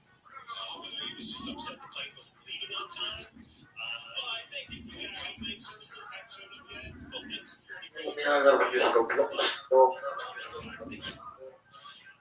know what they did, and they know they're in trouble. And, all they can do is probably try to migrate to a country that doesn't have an extradition. It was weird yesterday, where I was positioned right there at the yellow tape. There must have been 5 different cars rolling up with young men in them. Bentleys, Mercedes, high-end electric Mercedes and BMWs and Lamborghinis pulling up, and they were all trying to get access to the tape to go up to this house.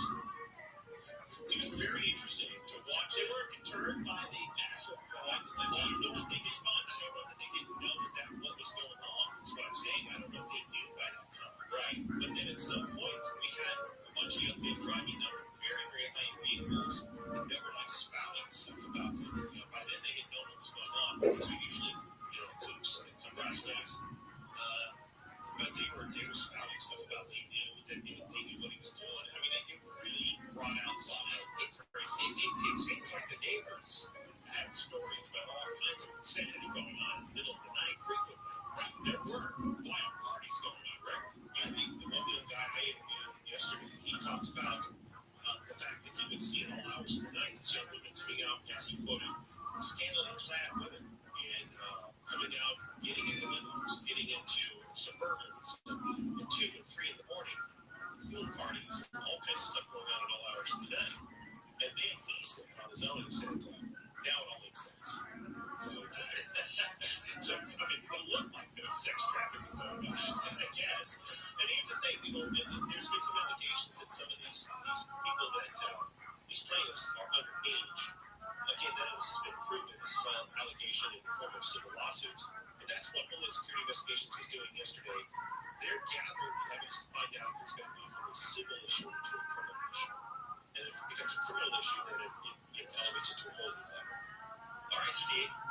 Exciting day yesterday. Good stuff. Yes. As the way these investigations go, could this go quiet now for a long period of time? No, because of who he is and the fact that the entertainment media are now involved, TNT and whatnot. I'm already seeing multiple angles of this story. I mean, they're gonna milk this thing for everything they can, and then it'll eventually get there. All right, Steve Gregory, KFI News. Thanks. We come back to Denver's News. Derek Lau and Nicholas. They killed their parents 35 years ago in Beverly Hills. Whole generation has gone by. Probably is not familiar.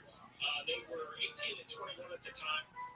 They murdered their parents, Jose and Mary Louise, while the parents were watching TV. And eventually their defense was that they'd been sexually abused by dad in a particularly vicious way. The first jury hung, the second jury convicted them. And there is now a documentary called Menendez Brothers Victims for Villains. It's 4 parts. It's premiering on Fox News, their streaming service, Fox Nation, here yesterday. And I gave interviews for it. They had some old video of our show covering the Menendez situation. And we're going to talk to Nicole Rittmeyer, one of the producers, coming up in a few minutes. Actually, what I'll do is I'll play a promo clip for the next segment, and then we'll talk to Nicole after the 2 o'clock news. Get more black, the KSI 24-hour news. Major bridge in Baltimore has collapsed after being hit by a cargo ship. Officials are still searching for the 6 people. Hundreds of janitors have rallied in LA threatening to strike. And independent presidential candidate Robert F. Kennedy Jr. has introduced his running mate, is Nicole Shanahan. She is an attorney from California. We are going to go back to the 405 next. Dr. Charles Baker, it sounded like I said, over the years, he's always had the latest technology. So he would give you the most accurate LASIK procedure in the world. And he's done it again. He's got the wave light LASIK exam. This is new. It measures your eyes 22,000 times with breakthrough precision to correct all your vision problems. Whether you're nearsighted, farsighted, you have reading glasses, you have astigmatism, any of that. You start with the new wave light LASIK exam.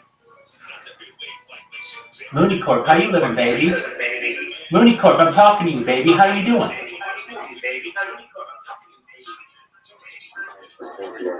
Dude, I'm kicking in a stick of names. Do you see what we've got going on here? It's fucking wild, isn't it? Hell yeah. I bet you've never seen anything like this in your entire life. And I haven't either, so I'm glad to hear.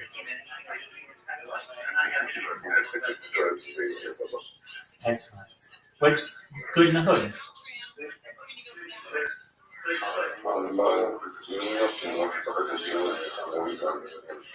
Absolutely. Enjoy yourself, baby. Glad that you're here. I'm just working on my stuff, as you see. I appreciate it. I've been live. Do you know who I am?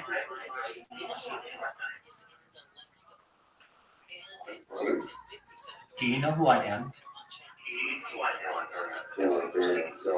Excellent. I'm Rabbi Rothschild. I am the Guinness World Record holder for the most amount of data on YouTube. I have 3+ years of 24/7, 365 video from 360 degrees on over 5 different streams. It's the biggest event in global history because we as humans have never had so much data on an individual to be able to study. Data, thank you. Data is Earth's #1 resource. And if you take what Bill Gates coined in the 1990s, that content is king, so then one day that may make me king, because I have more content on YouTube than any person in global history.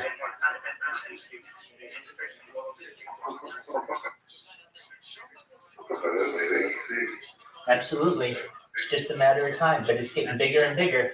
You didn't know about it all in totality until just now, and it's spreading.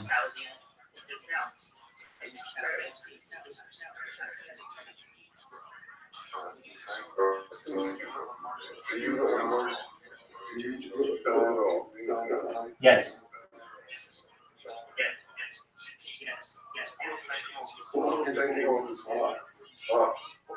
You know, it's a good question. I started it with, just a moment, I'm getting feedback. My golf swing. I wanted to record my golf swing, and so I was a member of Tiger Woods' golf course in Orange County, California, and I wanted to get my golf swing on a bunch of different angles, and from there, I realized that some of the stuff that I was saying on camera while I was hitting golf balls was pretty funny, and that my future family may one day be interested in what I'm doing. And so I decided I was going to record it. And if you know anything about upload and download speeds, they're quite limited at points. And so I found that the best way to record it is to just directly stream it to the internet and archive it. And after like a week or two of just doing that, I realized I wanted to do this if I'm going to do it better than any person in global history. So I bought 6 Chromebooks and put them all around my house so that you could see me eat, sleep, go to the bathroom, shower, do everything that a human does, like a human zoo. And I've been doing that ever since.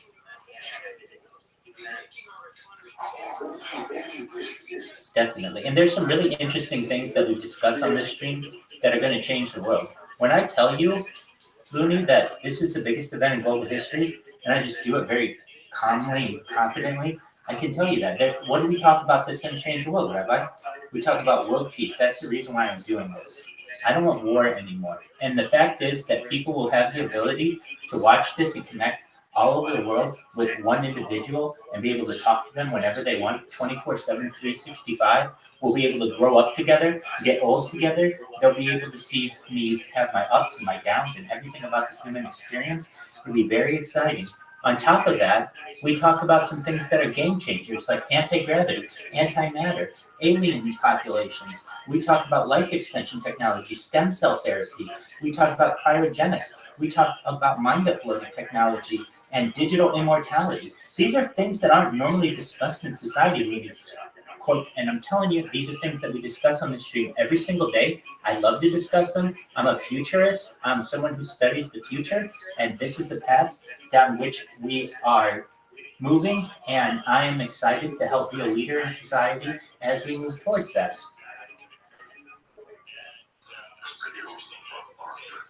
I appreciate it. You have homework. You have to tell everyone you know about it. That, hey, if you go in the Harry Potter Abomination 10 email space, there's been someone, I have been streaming in this Telegram DC for 10 months. Yeah, so anybody in here has been able to just come in and talk with me whenever they want. And we have regular people, while you're in Australia, so you don't see it, every single night in the United States, we have a regular crew that comes in here to discuss their day, what's going on. We watch movies, we watch the Oscars, we watch UFC 299, we watch the Super Bowl, we watch the NFL playoffs, we watch March Madness basketball, you name it, we watch it, and we take part in it. This is a global phenomenon, so tell everyone you know about it. I appreciate it, my man. If there's anything you ever need, you let me know.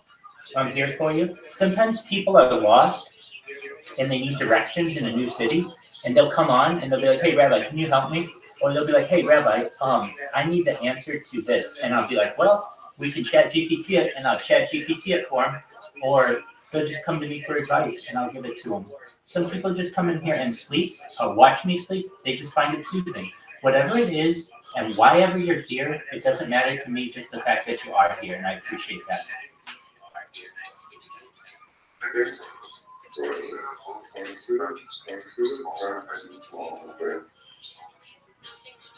I appreciate that. So just know I'm always here. You can watch me whenever you want. If there's anything that you need, I'm here for you. And it's just a very exciting time to be alive.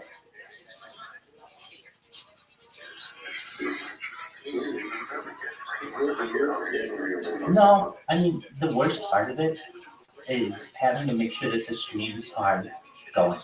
So what do I mean by that? Like, as you see, I've got a lot going on simultaneously, and it can be a lot on my on my router, and it can be a lot on my hardware. So sometimes it crashes the app. Aside from that, all I have to do is probably dedicate 10 minutes twice a day to ensuring the cameras are going. That's the most important thing to me, obviously. It's just making sure that the cameras are going. I've also created some robots that automatically post to Instagram for me. So I have backups of my backups. I have redundancies of my redundancies to ensure that I have the most complete timeline of human existence in the history of mankind. This is essentially what people did a century ago as a diarist, someone who would write in a journal or write in a diary, except I provide that information to the whole world on a millisecond basis as opposed to each journal entry.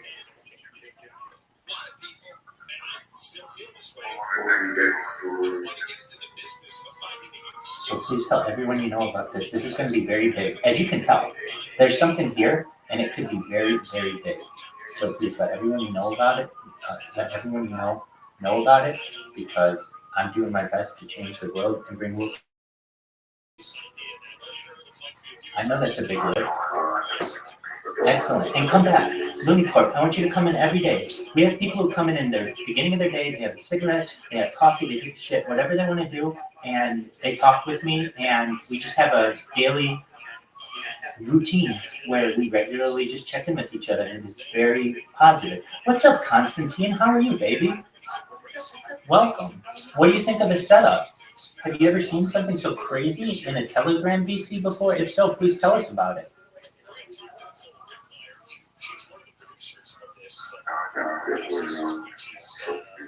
Excellent. Well, you should know as well, when you course before you go, I want you to know on what stream you're currently live. So you ready for this? Okay. You are live on 10 different Telegrams, 10 different Instagrams, 10 different Kicks, 20 different YouTubes, 10 different Bond Lives, 10 different D Lives, 10 different You Nows, 10 different Breakers TV, 10 different Trovos, 10 different Caffeines, 10 different Africa.tv, 10 different Vaults, 10 different Odysseys, 10 different FC2 Lives, 10 different Nemo.tv Lives, and some others, including 10 different X's, and I know I said Instagram, and then an additional 2 extra Instagrams. Like, this is really, it's huge. I'm live on like more than 30 different platforms simultaneously on like 300 different accounts. Word Mockingbird, check this out. If I go to, I don't know if you can see this right now, but I'm sharing one of my screens. I'm actually sharing all my screens. If I go to YouTube and just type in my name, Rabbi Rothschild. Well, my name's Michael Rothschild, but I'm a rabbi, so it's Rabbi Rothschild on YouTube and professionally. As I pull this up, just one moment, as you can tell, it's a lot on my hardware. I'm just doing this on laptop, as you can see. I don't have a PC, just because I've had to remain mobile when doing this. Okay, here we go, it's pulling up. And we're going to type it now. Once it pulls up. And it's really amazing to me how much slower everything performs when I'm using so much data.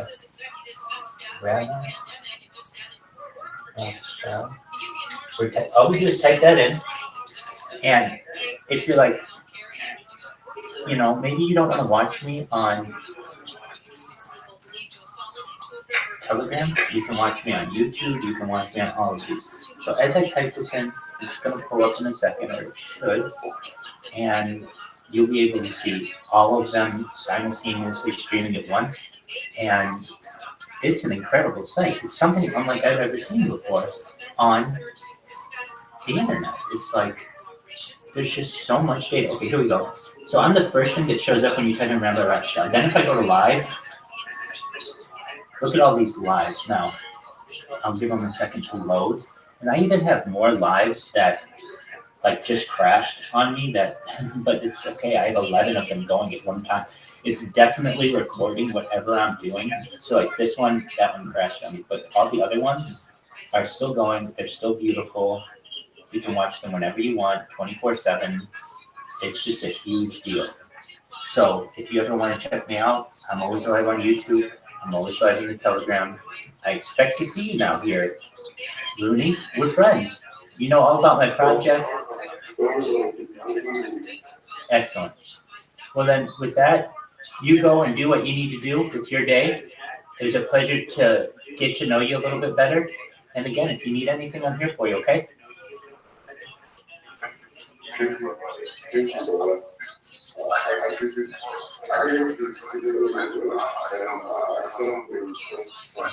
Very cool. You're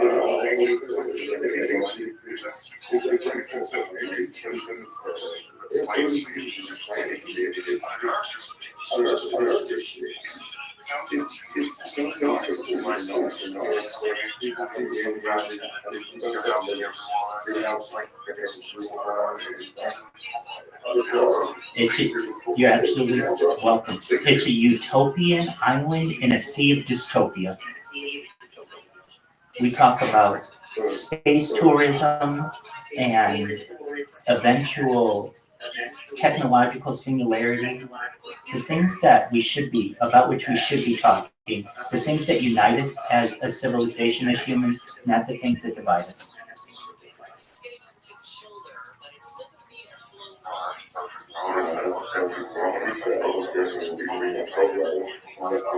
Please do. Please do. It is a really great way to kick your day. Excellent.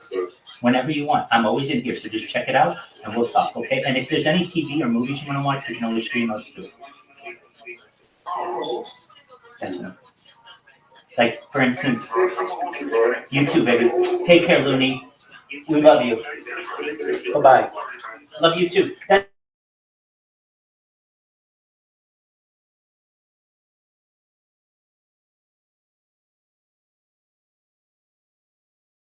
And even who you to be, I know.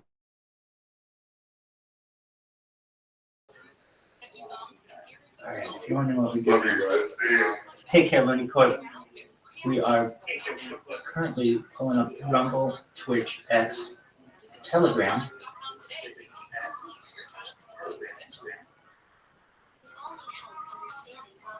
And on this little phone. I don't even know why I use this phone. Probably shouldn't. Is that we could just stop doing that.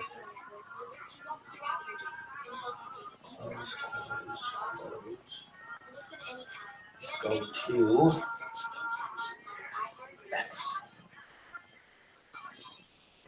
College hoops fans, it's tournament time. The thrill and excitement of March Mania is here, and you can get in on the action with DraftKings Sportsbook, one of America's top-rated sportsbook apps. New customers bet on any college basketball national tournament game and turn $5 into $150 instantly in bonus bets. That's right. To celebrate college basketball's most frenzied time of the year, DraftKings is giving new customers a shot to rack up some bonus bets. Download the DraftKings Sportsbook app and use promo code IHEART. New customers can bet $5 to get $150 instantly in bonus bets only with DraftKings Sportsbook with promo code IHEART. That's promo code IHEART. The crown is yours. Must be 21 or older. Indiana only. Bonus bets expire 168 hours after issuance. Eligibility and deposit restrictions apply. Terms at sportsbook.draftkings.com/bball. Gambling problem? Call 1-800-9-WITH-IT. The children of our nation know little to nothing about 9/11, but the Tunnel to Towers 9/11 Institute is writing this work by helping teachers educate kids in kindergarten through 12th grade. Their nonfiction first-person accounts are told through videos that discover heroes' book series. The Institute offers full curriculum, a speakers bureau, a mobile exhibit that's an interactive museum with 9/11 artifacts, and Russell F. Stiller Memorial Scholarships for kids and program recipients. Donate $11 a month to Tunnel to Towers at T2T.org. Can't pick up, so can't buy AM 645 everywhere on the iHeartRadio app. Coming up later on, Donald Trump made billions of dollars today for doing absolutely nothing. Just made billions of dollars. I'm going to explain this first day of trading of his new public company, Truth Social. In stock buyer when business spoke this morning, it was skyrocketed. And he's paid, they thought he was going to make $3 billion, could that be $5 billion? We'll talk about that coming up. Now, we're going to talk to producer Nicole Rickman. She has a 4-part docuseries debuting on Fox Nation, that is Fox's streaming service. And it's called Menendez Brothers, Victims or Villains. And I'm in it, and it's a look back at the Menendez Brothers case case from the early 1990s. There was a pair of trials. First one hung, second one, they were found guilty and sentenced to life in prison over blowing the heads off their parents back in 1989. And these two guys were 18 and 21 years old. And virtually everybody agrees that they did it. But over time, more people warmed to the abuse excuse that Jose, the dad, sexually abused boys so much that this was almost a natural reaction. They were psychologically forced to retaliate with these murders. Let's get Nicole on. Nicole, hey, how are you? I'm good. How are you? I'm wonderful. Tell us what the overall angle of this docu-series is, because you have a difficult job here, and then, this is 35 years ago, and obviously people's outlook has changed regarding sexual abuse, and there's also a whole generation that are not really familiar with the Menendez brothers. So this really is a great story of how much culturally the country has changed regarding these kinds of relationships. Well, I think that actually is meaningful. When Fox came to me and said, hey, I've heard this before, and he said, hey, you want to come on Menendez?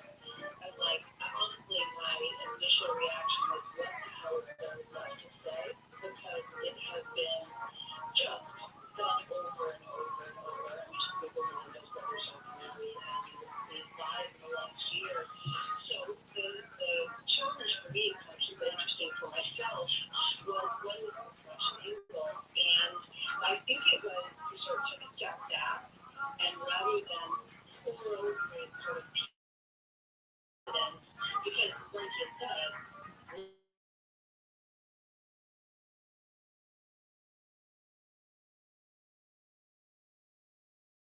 the perspective on it has shifted. Culture has changed around the case, and that seems like a more interesting story. So that's what we're talking about. I guess there was some sympathy for the Menendez brothers, because the first trial was hung, but the second trial obviously was a guilty conviction, so it seemed to be bubbling up a little bit. But now I almost get the feeling that if they have the trial, they might get off. Yeah, that's a really interesting. I'll be honest with you. So what we looked at, and thanks again to you and to Kay and Ross, was really kind of the John Tencher for sort of providing a window into the way people really felt about that case that was going down. I don't know how much sympathy there was at the time, to be honest. I think it was more, there was so much evidence offered in the first trial that was overwhelming that they had been abused.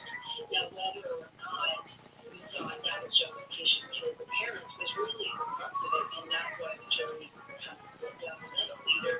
Either we believe that that kind of abuse was justification for murder, or you don't, and that's why the jury hung. The second trial was then where none of or other than Boyd's testimony, and actually Bernier, who testified in the second trial, there was no evidence. The same judge did not allow evidence to be abused, and that's how you end up with the murder convict. I do think that, as you say, given the way culture has shifted and values have shifted, and to be honest, we know a lot more about the impact of trauma on children's brains. I don't know that they would have gotten off. I don't know that they, who knows what defense their lawyers would have gone for, but I certainly think they would have gotten manslaughter and not murder rates. Yeah, I mean, they didn't use that excuse right away. Didn't they first claim that the parents were rubbed out in an organized crime attack? That's right. It wasn't until it was about 3 years between the arrest and it went to trial the first time. And I think it was about 6 months, maybe 9 months between the murders and when they were arrested. And originally, yeah, they were trying to tell people that, no, it was probably organized crime. It wasn't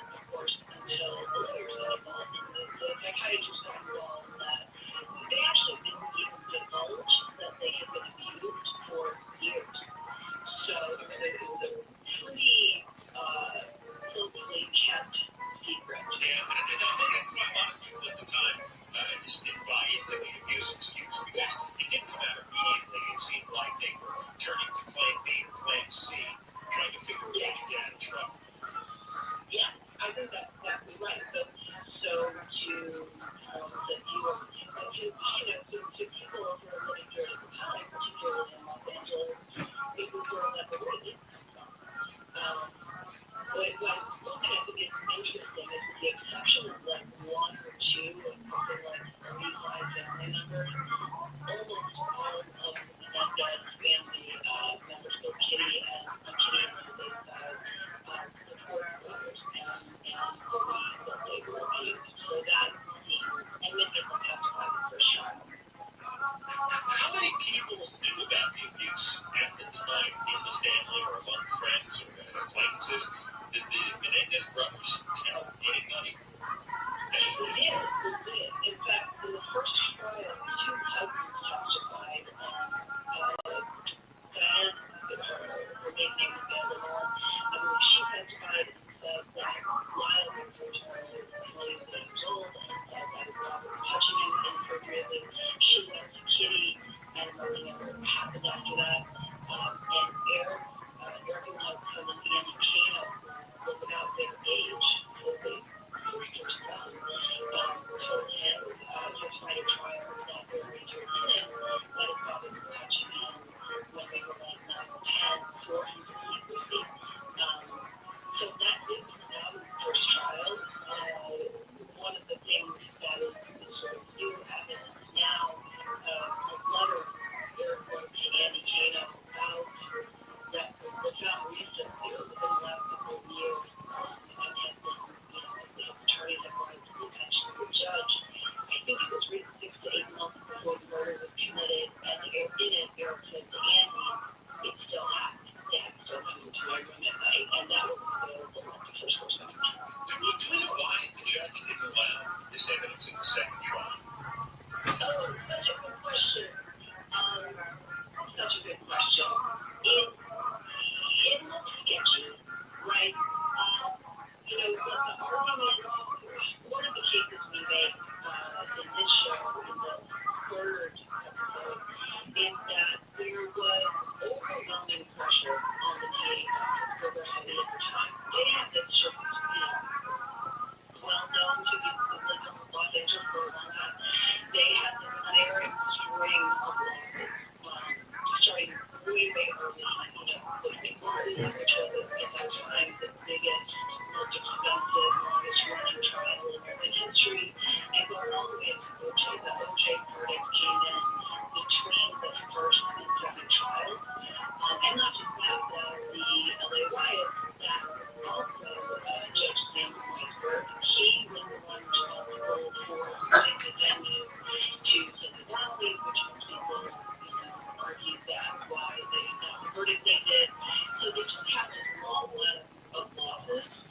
So we make an argument that that was at least, that probably put some on the scale for why Weisberg in the second trial, after hearing all this evidence, disallowed it in the second trial. You can, who knows, Weisberg, just dispute it, but it's certainly circumstantially. Right.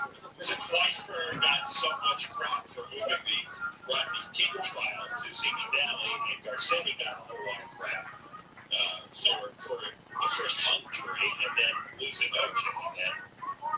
A lot of this stuff you can't prove. It's not written down anywhere, but you get a pretty good idea why that happened. Listen, thank you very much for allowing me to be a part of this, and I can't wait to watch it.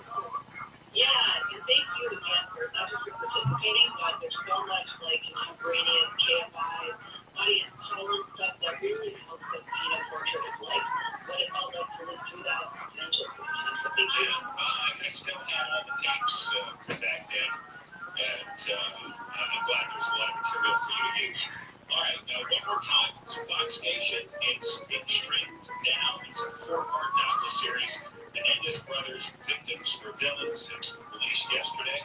And just get Fox station, load that up on your TV, the streaming service, and look back in time to an issue that still isn't dead.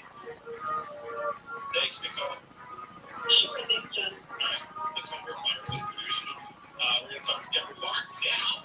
Live in the KFI 24-hour newsroom. Search and rescue efforts are continuing following the collapse of a major bridge in Baltimore. Officials say at least 6 construction workers remain unaccounted for after a cargo ship crashed into the Francis Scott Bridge.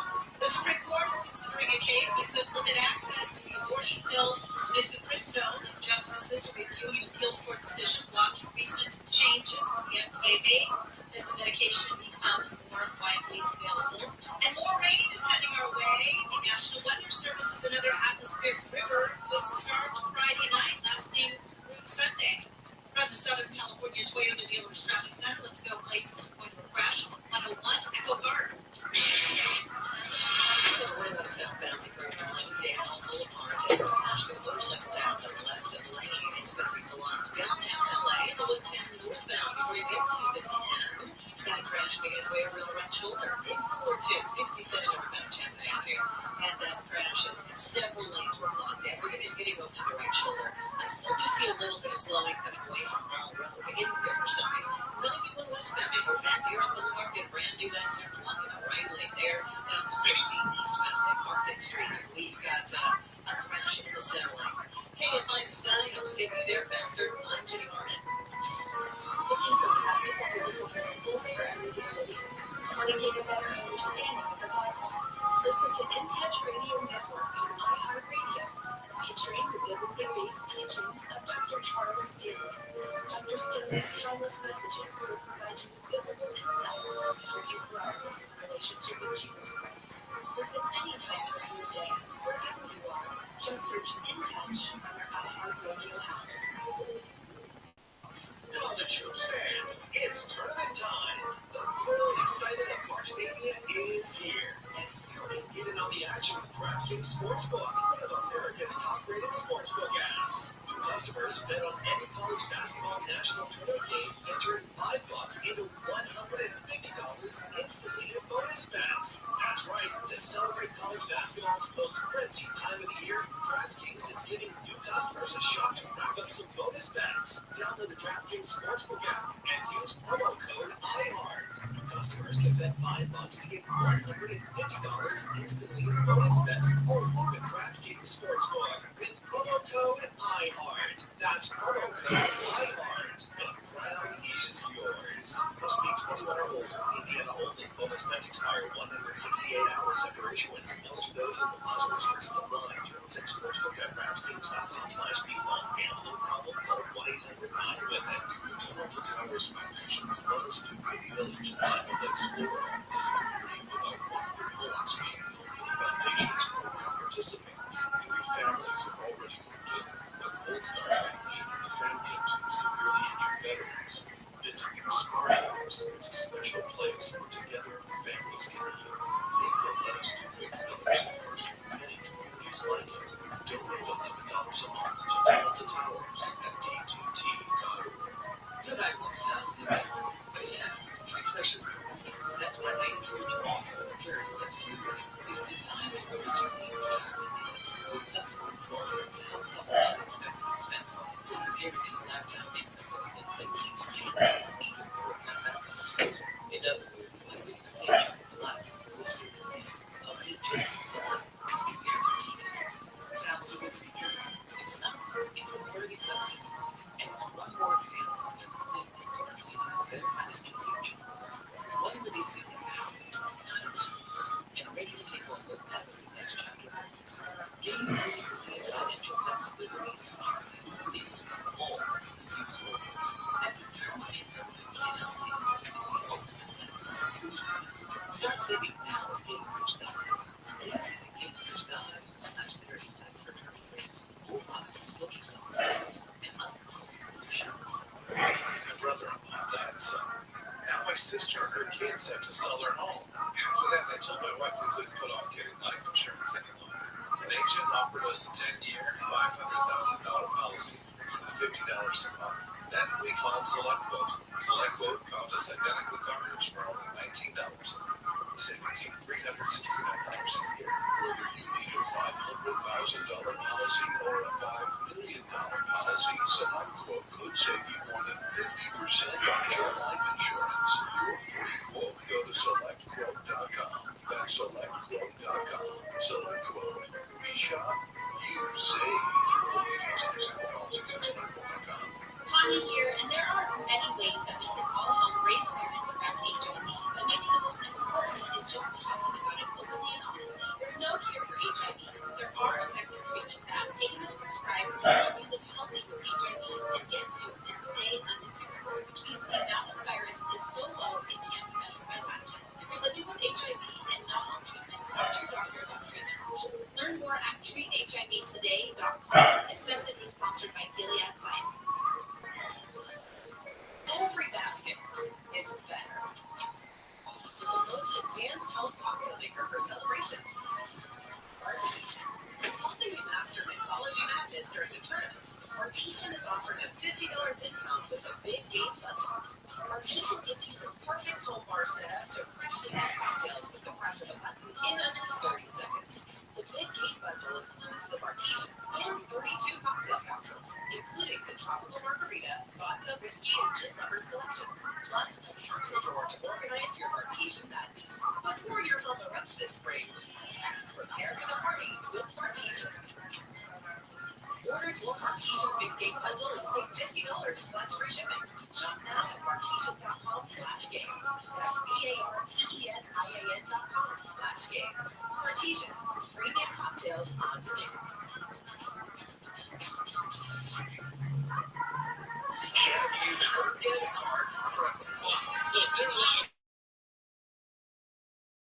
that as their main problem. Ukraine, Gaza, Israel, Russia, it's a LA Junior show. The biggest problem is, I had to use my debit card for the extra dollar at McDonald's. Live 4 to 7 p.m. on KFI and on demand anytime on the iHeartRadio app.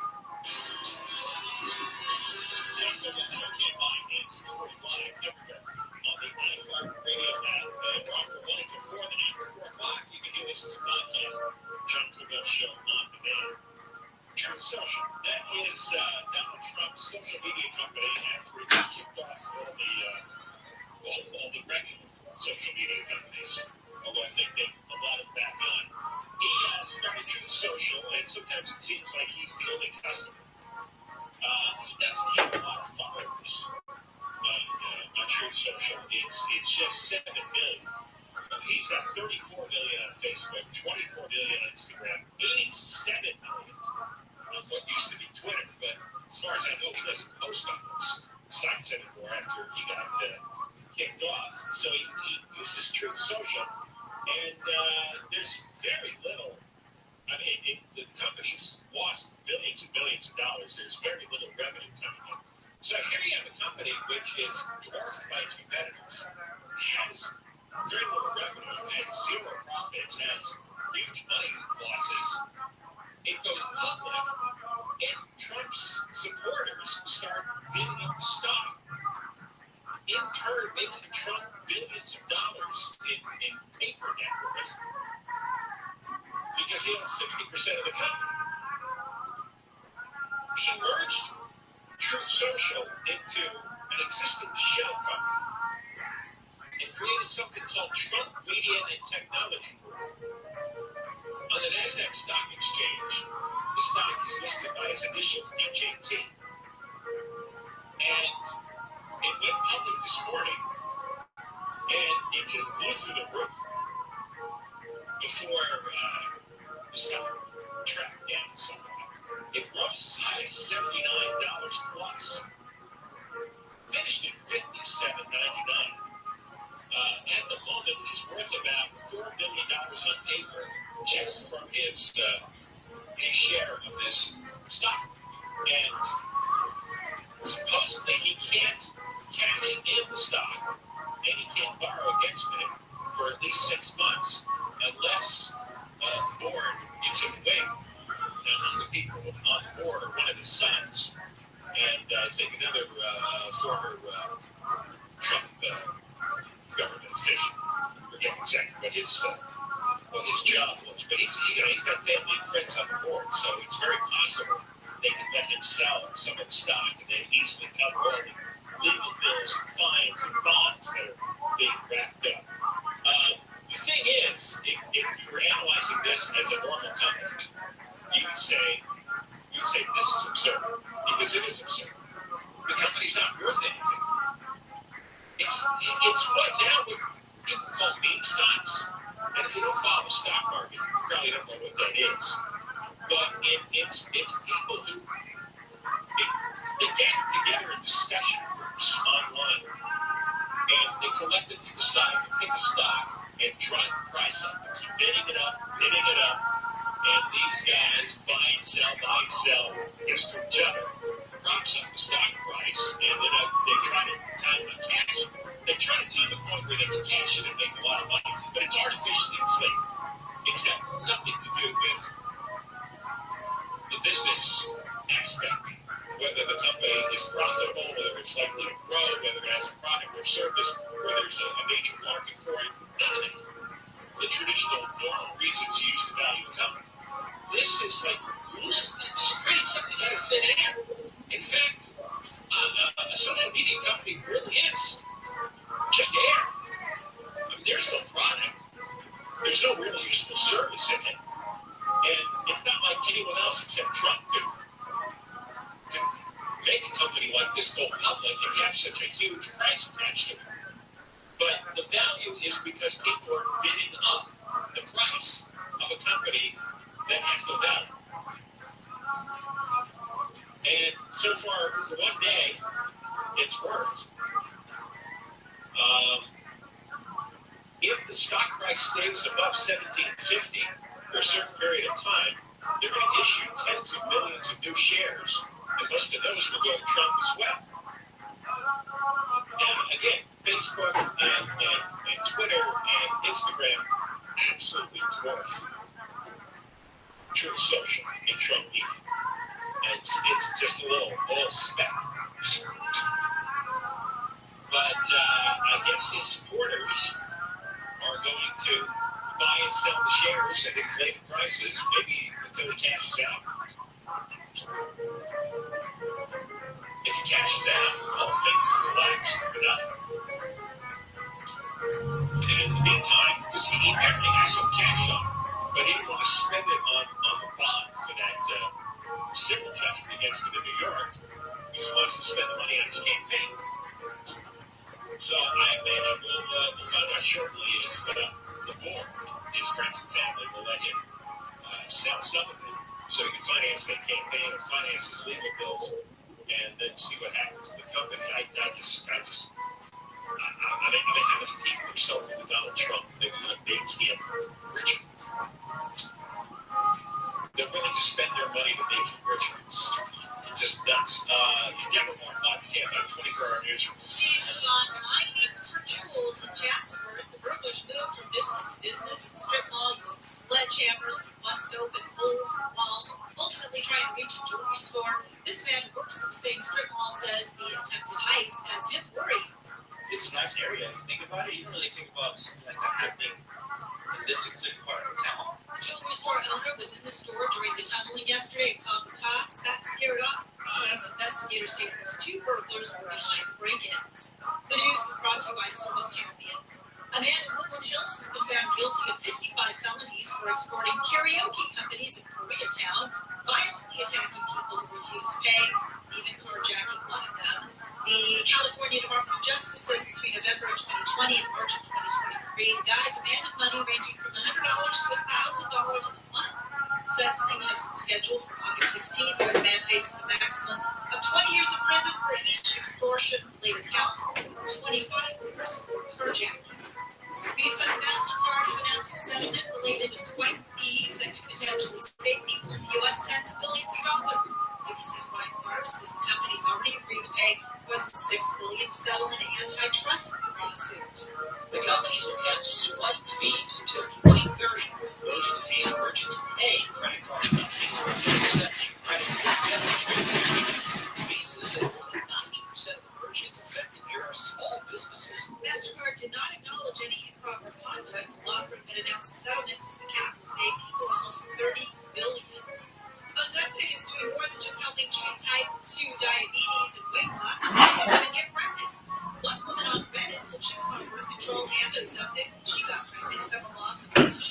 post epic baby journeys on TikTok. Many say they struggled with infertility. A gynecologist at Northwell Health in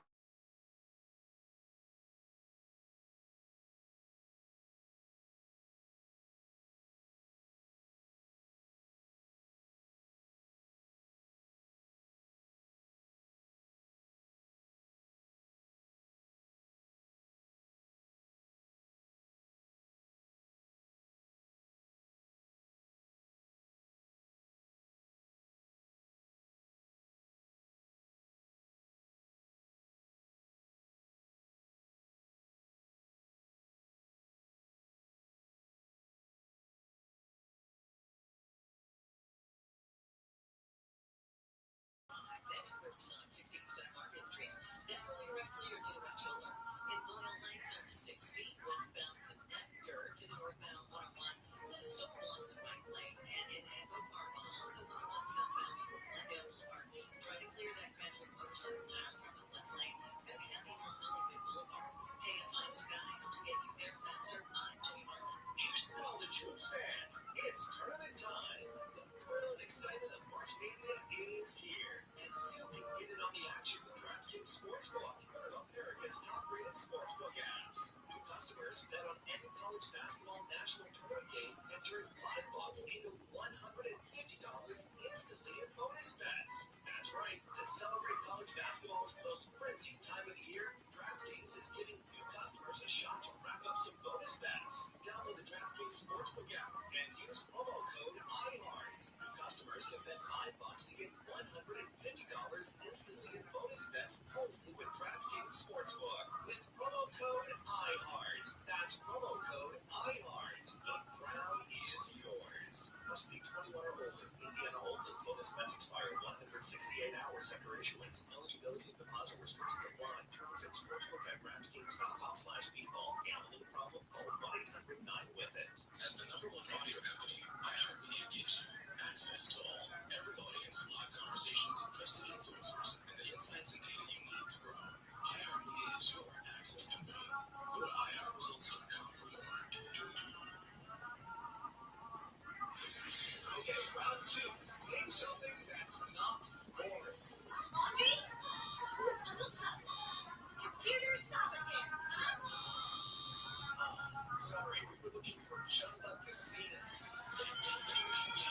That's right. ChumbaCasino.com is over 100 casino-style games. Join today and play for free for your chance to redeem some serious prizes.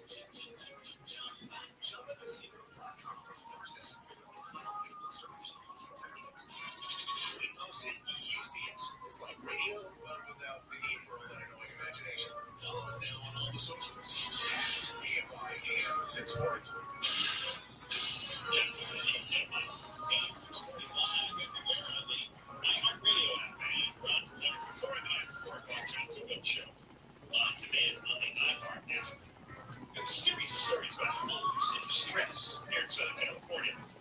Have you heard about the horror home in San Diego? Channel 8, the CBS station in San Diego, has been doing an investigation into a home that's owned by a woman named Lisa Golden. And Lisa Golden is not mentally well. She admits she's got some issues. And it's become disgusting and dangerous, and neighbors have got to court. And the city inspector went to Golden's home and found piles of garbage 4 feet high, rotting food, all kinds of clothes and random items in boxes. It smelled like mold and rotting food. You can tell where rats running around. And Justin Walker on the scenes wrote this in his court report. Words cannot adequately describe the condition of the master toilet. It was smeared with brown filth. That's his word for poop. Must be a linked. And the small floor is covered in trash, including a dozen used toilet paper rolls.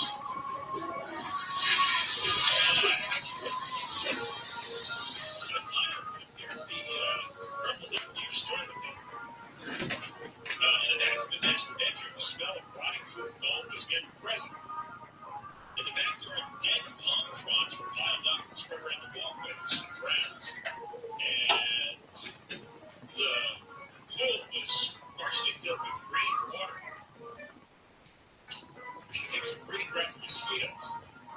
Several larger plastic bags were perched on furniture.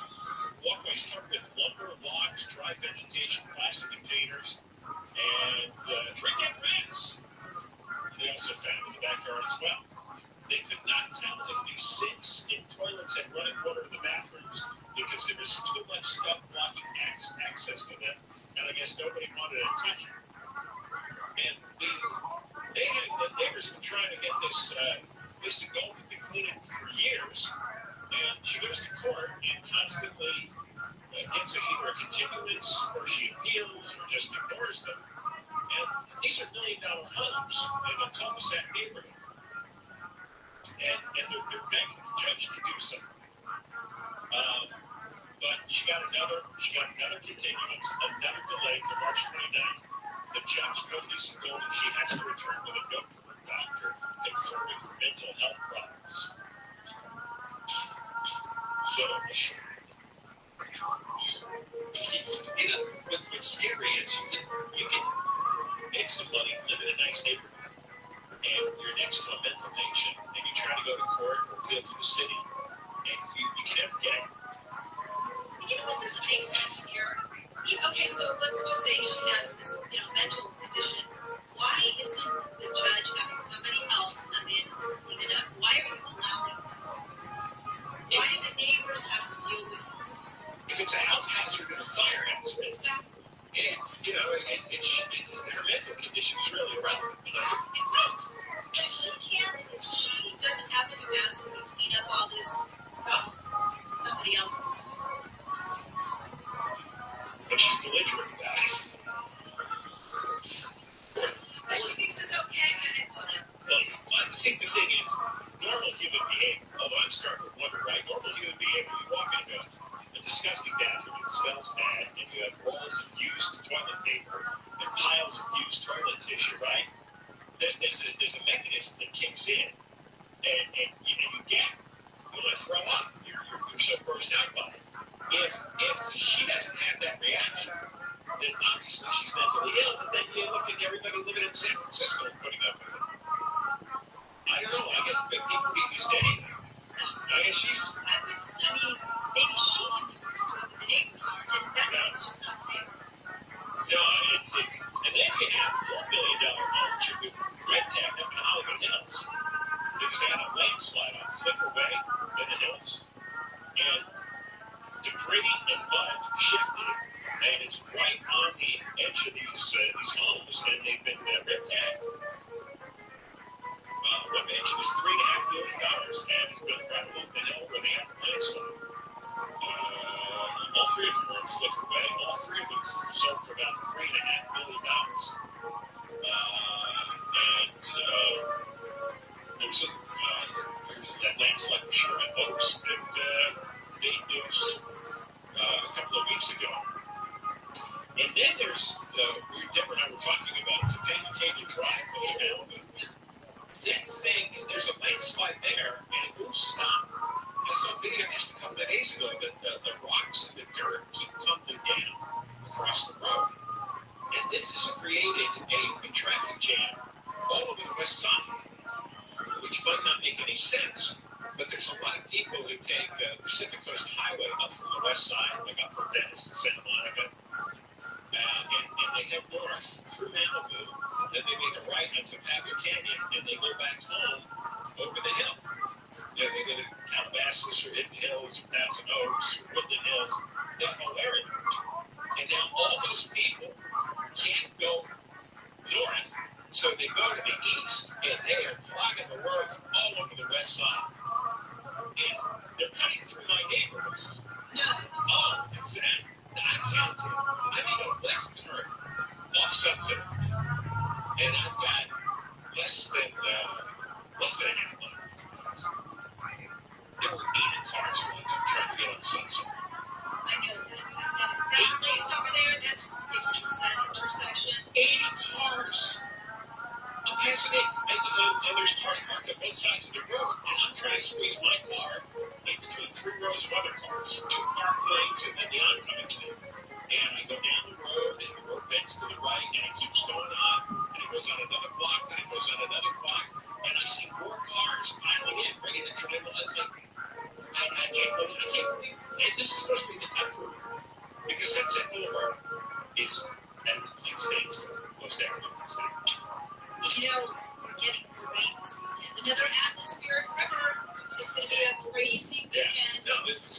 answer. Exactly.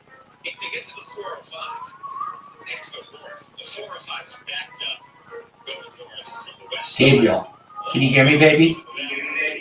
Dog, I can hear myself. Gabriel, Hopium, how amazing is this? Can you hear me? Dog. Dude, Rabbi just joined the room. What's going on, Big Sexy? Gabriel, can you see this shit? Dog, this is the crazy... Oh,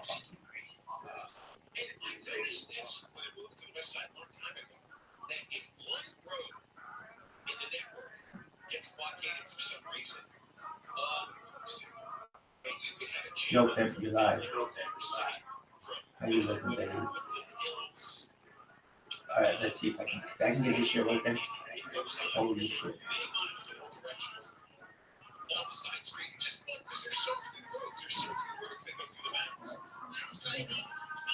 What? Oh, how the fuck are you? This is fucking amazing.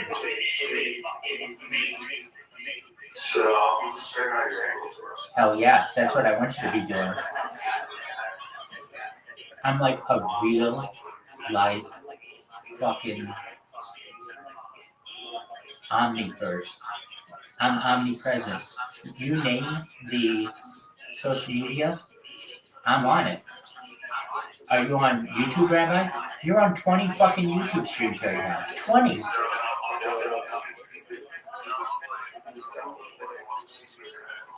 Okay, let me fix that. I kind of wanted to sound more important. All right, here we go. Let's see if I can turn this down. Hold on one moment. Moving like a pigeon.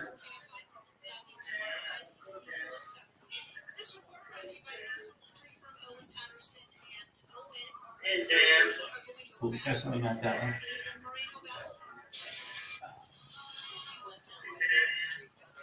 Yo, is that better? And it's a little better. Hold on, I can improve it. We're gonna improve it, baby.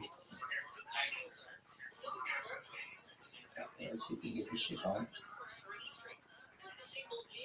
Dog, you know how like incredible this is that we've got all this shit going on at once?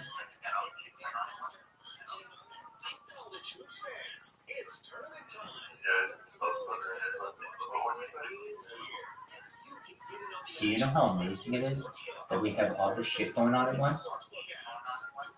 Oh, hold on a second. I'll fix it.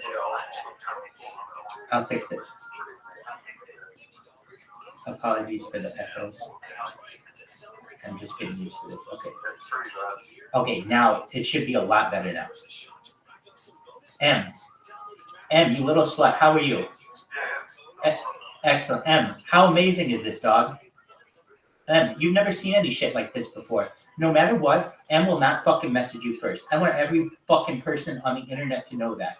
Why? Because we're live streaming right now on 20 different YouTube streams. You're live on 10 different TikToks, 10 different Telegrams, 10 different YouTube, that's not YouTube, that's 20. More than 10 different Telegrams. We're live in this Telegram on, I don't know how many channels. 1, 2, 3, 4, 5, 6 of them. But then I'm also live in other channels as well, including Bitcoin Acquisition and Crypto Degen Lounge. So you can check me out there as well. What are we doing now, Rabbi? Dude, has anyone ever seen the television show Frasier? Oh my God, great. So we're going to start that series right now. You're like, wow, Rabbi, you're going to start the whole fucking series? Yeah, why? Because it is one of the few shows that I think I can watch it. It was really going to raise my intelligence or anyone's intelligence because it was just such a niche show of like extremely high brow humor, and I am excited. I've watched it before. Yep. See what you want. That's how honest I am. No, baby, I wish I could. Invalid username and password. Fuck. Here's the thing. Go ahead and use it. Because if you do, all my shit blows up. You'll never get more than 2 steps in because of all the 2-factor authentications. Dude, I can barely get into this shit. Good luck!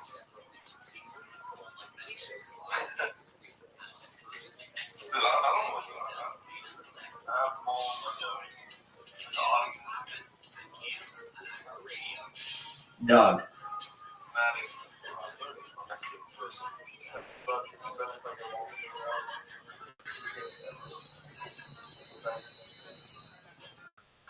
Dog. Frazier.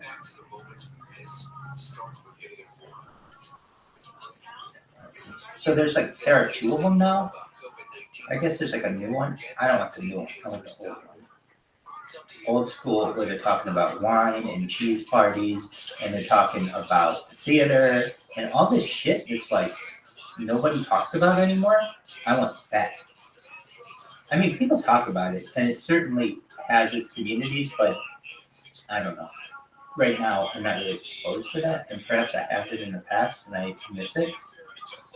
This series started September 16, 1993, first aired. This is The Good Son. This is the pilot. Psychiatrist Fraser Crane returns to his hometown of Seattle to host a video talk show, but soon discovers he could use a shrink himself when his disabled father moves in. I believe his disabled father's name Morty or something like that. Okay, and then there's the dog. Murray or something? I forget.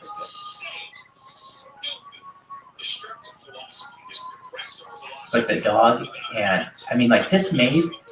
I remember when it came out, the Jack Russell Terrier, one of the most desired dogs in America, and people didn't realize that they are not like the dog in. They are not like the dogs. They're like really yappy. Okay, so interesting. I don't know if it's gonna let me share this. If you're like, what do you mean? I'm sharing my screen right now. It was showing it before, and it's not showing it now. There's something that Telegram knows. Yeah, same here. You think that I'm gonna let that fucking stop me? No way. It's just interesting that they. Yeah. So that's no big deal. I can project it behind me. I can also just shoot a camera on it. That's interesting though. Okay, so then there are other ways around this too. So you just don't watch it there. I mean, oh god, who gives a shit if we're not watching Frasier? I lived enough without watching them all at once. Okay. Let me shit back. Alright, now what? We've got YouTube. Dog, check this out. Well, Poe, do you know who I am? Like, have you been here before? Is this your first time? Okay, you know I live stream. You know I've been live streaming on YouTube for more than 3 years now. It's the most amount of data in global history. Do you know that?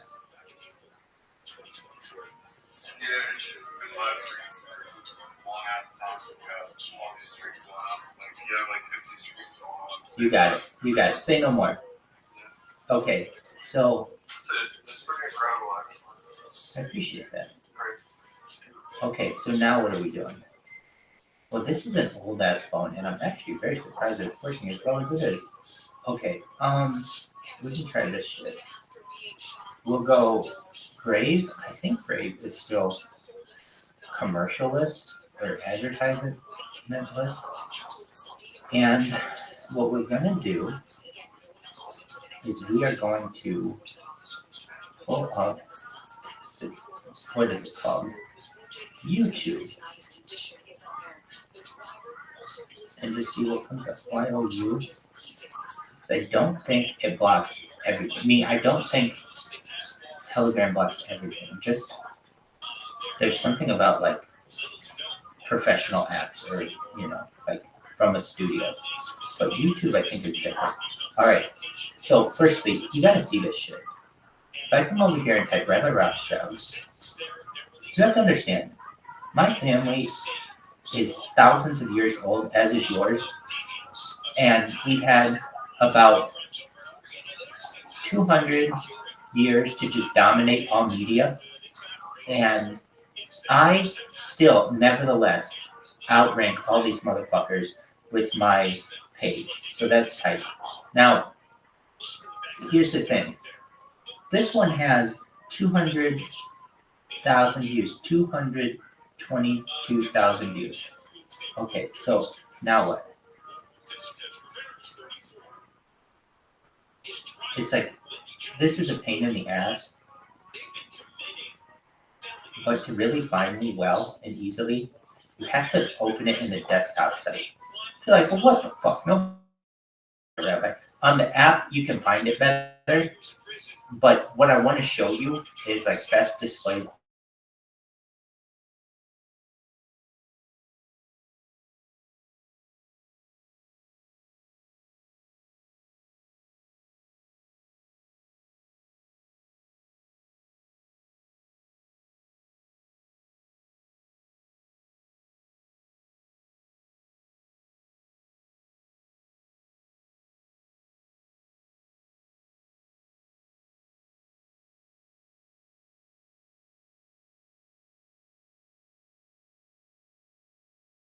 Has seen what I'm doing, and they are like trying to associate themselves with my amazing SEO. Now, you're like, what happened to your phone? It could be the fact that there's 36 tabs open, of which I'm not aware even what a single one of them is. Oh shit. Okay, that and then that happens. Okay, so we got 1, 2, 3, 4, 5, 6, 7, 8, 9 that are just showing on this.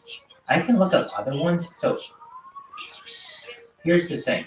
I make redundant streams that have nothing to do with Rabbi Rothschild. You can't find them.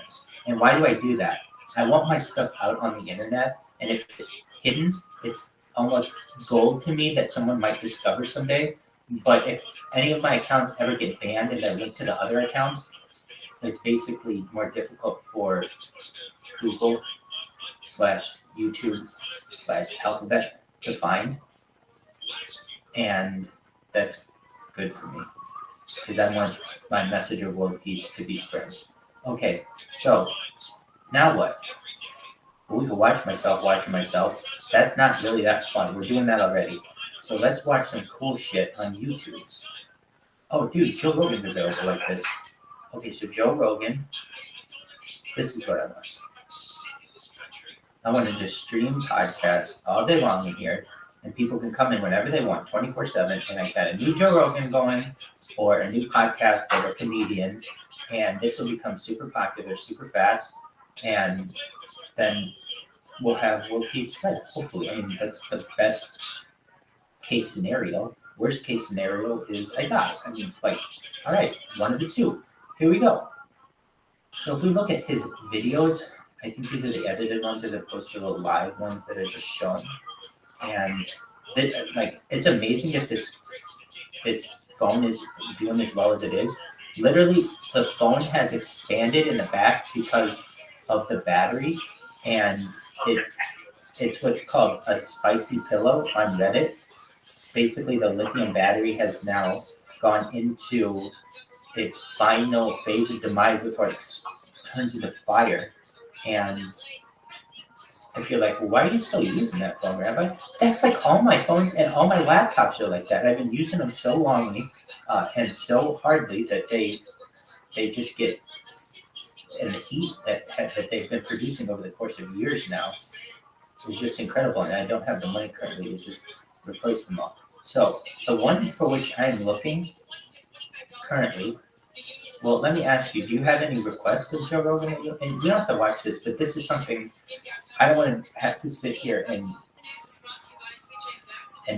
VJ, meaning like I just want to throw something on. In fact, Joe Rogan, he just had somebody on. I just listened to it.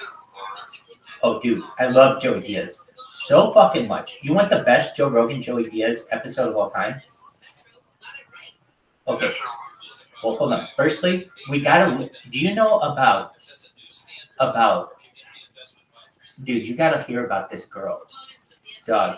Oh my god, this is so fucking funny. I think I have to give it away to be able to find it though. This bitch's name is like Snorbush. Oh my god, this is such a fucking funny story. He has so many fun stories. But this is like a very early Joe Rogan. Like this is 15 years ago or something. Or it's like Snorbush or Snort. It's so fucking funny. This story is okay. Joe Rogan uncontrollably laughed. Not that one. This one is so funny. Snort. Oh, there it is. There it is. Lucy Snorbush. This cunt. Oh my god. She's famous now. And now hopefully Brave makes it so that I don't see ads. If not, I'm gonna have to do some shit and do an external extension. But I think we got. Okay, hold on a sec. Hold on. So we haven't actually watched anything on here yet. So I gotta fix it. Obviously, this is not formatted correctly, but we're getting there, and I appreciate your patience. So we're gonna go over here. We don't want the desktop site now. This time we don't. We want the mobile site. I know it's smaller, but you get what you get. It's like, come on, man, I'm doing a lot, and I know you understand that. All right, now, let's see here. If we can just do the sound. Hold on a second. Hold on. This is not it. Oh, shit. The echo, it might be really bad. So how can I do this? Okay, yeah, the echo sucks. Okay, so, man, I hate doing all this shit, but it's really a challenge and it's exciting to me. Like, you can tell, I fucking like figuring out all this shit. So we got Joey Diaz in here. How do I make it so that the sound is okay? I have to go to Telegram, and there's this little fucking button on Telegram that I think I have to shut this off. Okay. Yeah. No. Is it this? No. Okay. You're sharing your screen. Okay, that's a cool story, bro. Stop sharing. Dude, shout out to this phone that's working exceptionally well for me. Okay, phone screen. And then it has the microphone on, which I don't think I want. Yeah, because now I hear feedback. Do you hear feedback? Yeah, I can already tell. All right, so I've got the microphone on. We're coming back. We're going to go back to this Snorbush story. Okay. So how can I do this? There's another way I can do this, which is fucking really brilliant. If it works. Never have it counted. If I ever teach anything, never have it counted. All right. So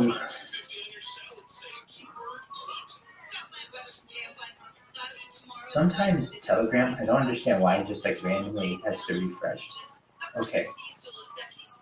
If I have to turn up the microphone, or shit. I just turned it off. Okay, turn back on, baby. That's tight. Dude, Telegram works very well for this shit. Yeah, I do. And I'm gonna take it to the moon, baby.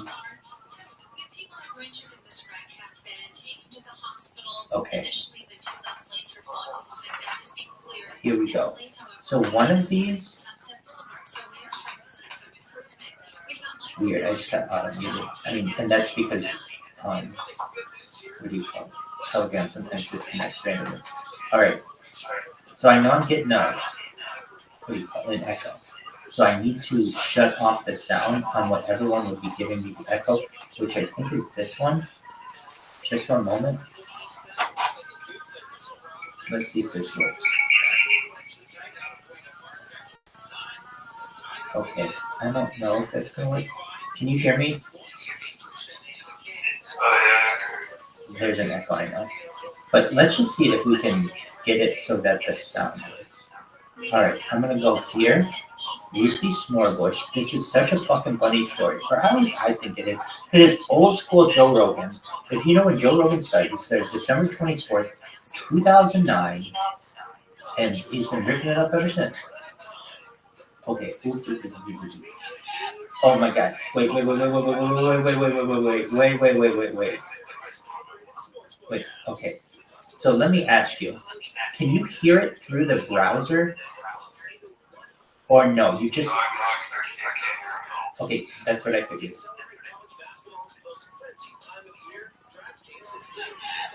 Shit. Okay. Let's see here. I need...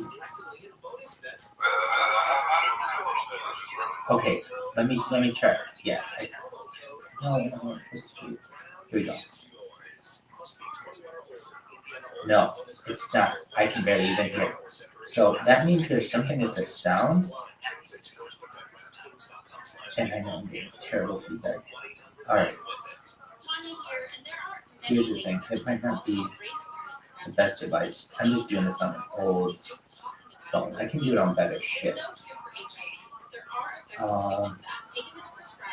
Let's see here.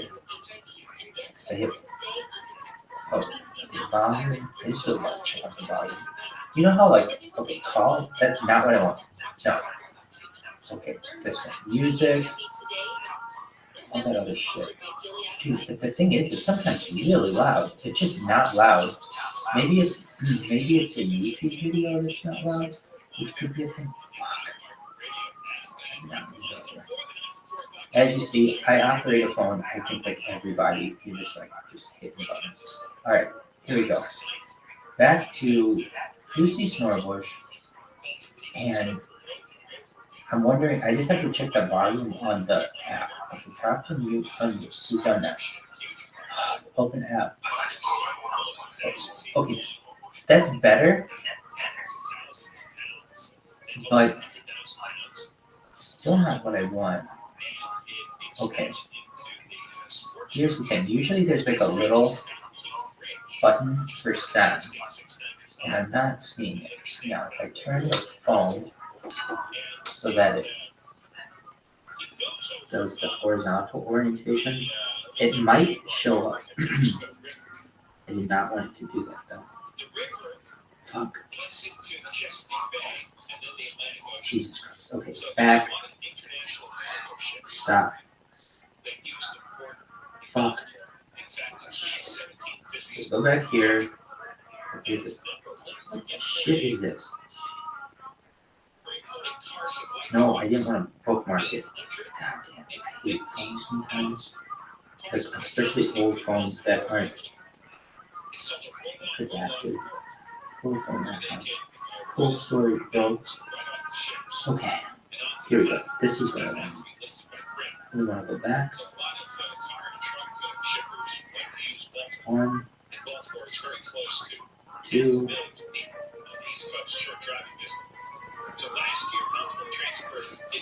Okay, this is the story.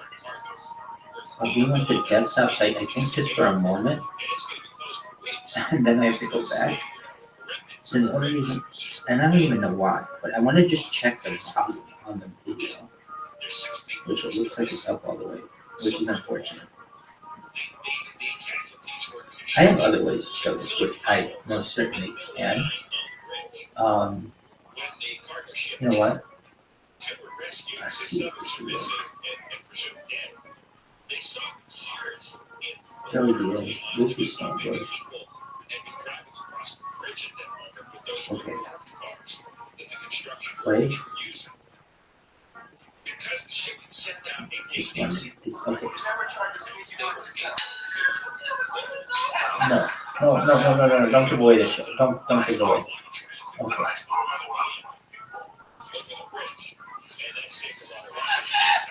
Can you hear it?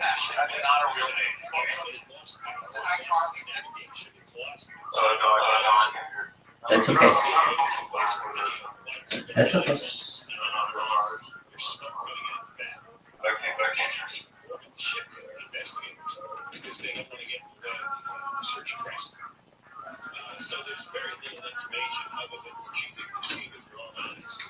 All right, in a moment, on a different screen, you should be seeing that I have. There we go. It's registered in Singapore, and it's made Dutch shipping company called Guinness, which is Oh, fuck no. Not like this. I don't want it like this. It's going to take Alright, dog. years to rebuild the bridge. There are 3 major roadways that cross the water in the Baltimore metropolitan area. And that Francis Scott Key Bridge is one of them. It's going to take a long time. I don't think they can build a temporary bridge quickly. It was the 3rd longest, what they call a continuous truss bridge, 3rd longest in the world. And the way it's built,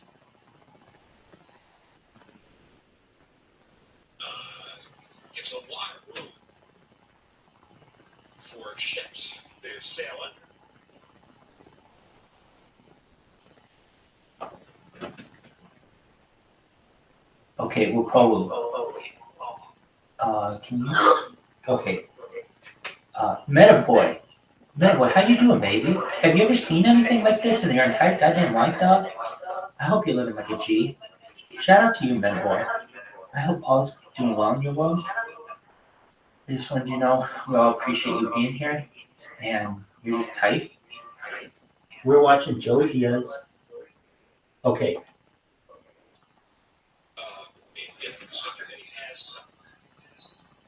All right, you're gonna hear a little feedback for a second. Hey, why can't Metaboy speak? We might have a free. What do you call those things? Where we do the Twitter thing. Freeze. Just one moment. You should be able to speak in about 5 minutes. I can't control it, or I would make it so you can speak. Just one moment. Okay, well, Pogo, can you hear me now? Okay, I want you to see. So you know who Joey is obviously. Can you? Oh, dog. Let me turn this down. Hold on. You're wonderful for just dealing with all this shit. I am just troubleshooting at this point, but this is going to be really fucking tight. Okay. All right, well, Pogo, can you hear me?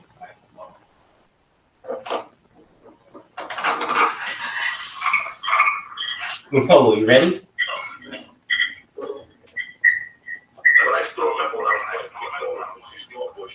Fucking hair. That's not a real name, so that's not a real name. That's why Carly's but she was like 5'8", and I broke into the house when I ate her pussy when I got to play. I just couldn't take it. This bitch was banging. After my mother died, Lucy Snodgrass and Bob Fender. Her name was Lucy Snodgrass.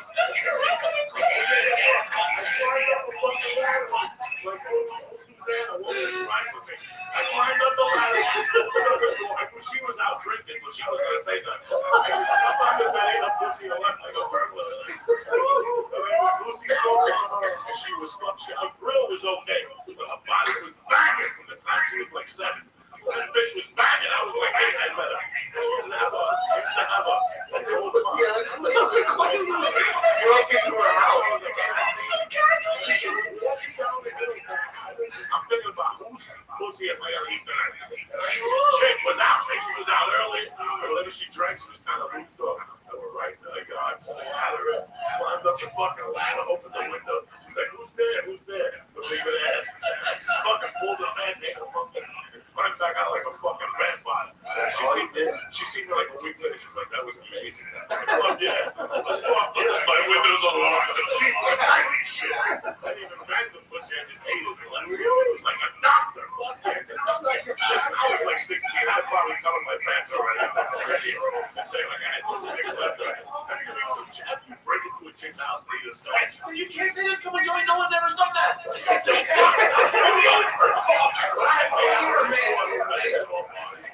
I know you're talking about stuff. Have you ever tried to sneak into a chick's house? Not that part. But you know, you add in plus factor in Joey Diaz. Okay. You're saying that but never on Quaalude. I said, well, thanks for Joey Diaz. You got to factor that in. Yeah, the Quaalude was good. I was all on up and shit. But with that would show that there are women out there sitting in the house waiting for them to be Not like she didn't put up a fight. Lucy Snowbush. Her name was Lucy Snowbush. What was going to call the cops for? Oh, man, what a crazy thing. How did she not get tortured in school? Oh, we tortured her. Yeah, Lucy Snowbush the whole time. We just call her Lucy Bush. You know what I'm saying? Lucy Bush. Could you hear that?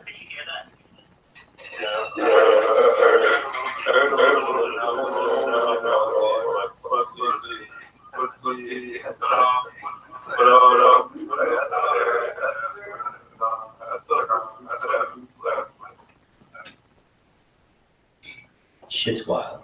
All right. Do you know who Ray Kurzweil is? He's the father of AI, grandfather of AI. He's been working on it for 61 years. He was just on Joe Rogan.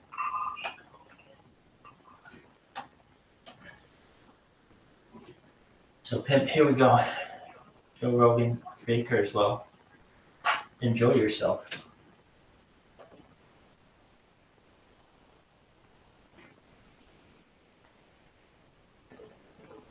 Joe Rogan podcast, check it out. The Joe Rogan Experience. Training by day, Joe Rogan podcast by night. All day. Good to see you, sir. Great to see you.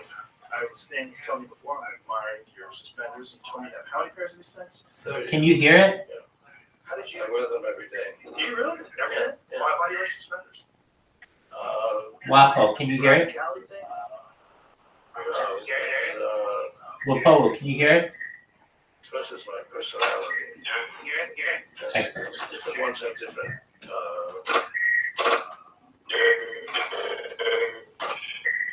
Different personalities that express how I feel that day. I see. So it's just another style point. Yeah. See, the reason why I was asking. You don't see any hand-painted suspenders. Have you ever seen one? I don't know. I've not noticed. I only noticed because you were here. I'm not really a suspender aficionado. But the reason why I'm asking is because you're, basically a technologist. And you know a lot about technology. You would think that suspenders are kind of outdated tech.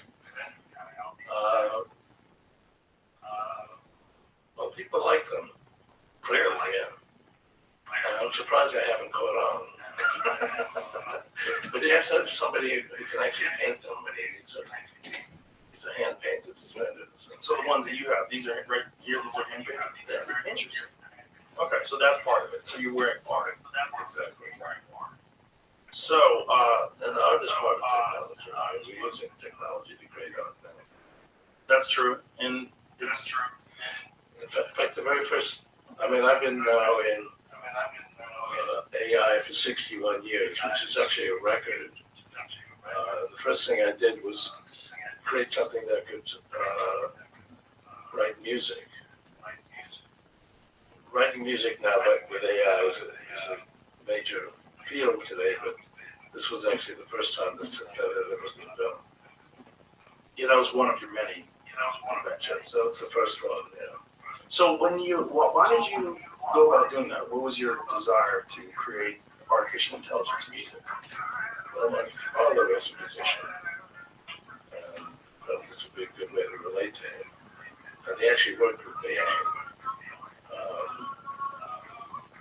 And you could feed in music, like you could feed in, let's say, Mozart or Chopin, and it would figure out how they created melodies and then write melodies in the same style. So you can actually tell this is Mozart, this is Chopin. Wasn't as good, but it's the first time that had been done. It wasn't as good then. What are the capabilities now? Because now they can do some pretty extraordinary things. Yeah, it's still not up to what humans can do, but it's getting there, and it's actually Hey, thanks for coming, Wapo. Have a good day. Well, one of the main arguments against AI art comes from actual artists who are upset that what essentially they're doing is they're like you could say, draw a paint or create a painting in the style of Frank Frazetta, for instance. And what it would be they would take all of Frazetta's work that he's ever done, which is all documented on the internet, and then you create an image that's representative of that. So you're essentially, in one way or another, you're kind of taking from the art. Right, but it's not quite as good. It will be as good. I mean, I think we'll match human experience by 2029. That's been my idea. It's not as good. Which is the best image generator right now, Jamie? They've really changed almost day to day right now, but Midjourney was right one at first, and then Dolly, I think, was a really big one too. Midjourney is incredibly impressive graphics. I've seen some of the Midjourney stuff. It's mind blowing. And not quite as good. Not as good. But boy, it's so much better than it was 5 years ago. That's what's scary. Yeah, it's so quick. I mean, it's never going to reach its limit. We're not going to get to a point. Okay, this is how good it's going to be.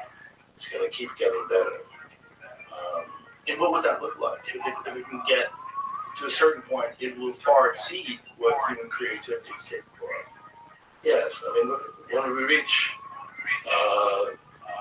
the ability of humans, it's not going to just match one human. It's going to match all humans. It's going to do everything that any human can do. If it's playing a game like Go, it's going to play it better than any human. Right. Well, that's already been proven. They have invented moves. AI's invented moves that have now been implemented by humans. Right. In a very complex game that they never thought the AI was going to be able to beat because it requires so much creativity. Right. Although we're not quite there, but we will be there. By 2029, it will match any person. That's it? 2029? That's just a few years away. Well, I'm actually considered conservative. People think that will happen like next year or the year after. I actually said that in 1999. I said we would match any person by 2029, so 30 years. People thought that was totally crazy. And in fact, Stanford had a conference. They invited several hundred people from around the world to talk about my prediction. And people came in, and people thought that this would happen, but not by 2029. They thought it would take 100 years. Yeah, I've heard that. But I think people are amending those. Is it because human beings have a very difficult time grasping the concept of exponential growth? That's exactly right. In fact, still economists have a linear view. And if you say, well, it's going to grow exponentially, you say, yeah, but maybe 2% a year. It actually doubles in 14 years. And I brought a chart I can show you that really illustrates this. Is this chart available online so we can show people? Yeah, it's in the book. But is it available online, that chart? Where Jamie can pull it up, so I can see it. Just so the folks watching the podcast can see it too. But I can just hold it up to the camera. It says price performance of computation 1939 to 2023. You have it. Okay, great. Jamie has it. Yeah, the climb is insane. It's like same one. What's interesting is that it's an exponential curve, and a straight line represents exponential growth. And that's an absolute straight line for 80 years. The very first point, this is the speed of computers, it was 0.000007 calculations per second per constant dollar. The last point is 35 billion calculations per second. So there's a 20 quadrillion fold increase in those 80 years. But the speed with which it gained is actually the same throughout the entire 80 years. Because if it was sometimes better and sometimes worse, this curve would bend. It would bend out, bend down. it's really very much a straight line. So the speed with which we increased it was the same regardless of the technologies. The technology was radically different at the beginning versus the end, and yet it increased the speed exactly the same for 80 years. In fact, the first 40 years, nobody even knew this was happening. So it's not like somebody was in charge saying, okay, next year we have to get to here, and people would try to match that. We didn't even know this was happening for 40 years. 40 years later, I noticed this. For various reasons, I predicted it would stay the same speed increase each year, which it has. In fact, we just put the last stop like 2 weeks ago, and it's exactly where it should be. So technology and computation is certainly a prime form of technology, increases at the same speed. And this goes through war and peace. You might say, well, maybe it's greater during war. No, it's exactly the same. You can't tell whether it's war or peace or anything else out here. It just matches from one type of technology to the next. And it's also true of other things, like, for example, getting energy from the sun. That's also exponential. It's also just like this. It's increased.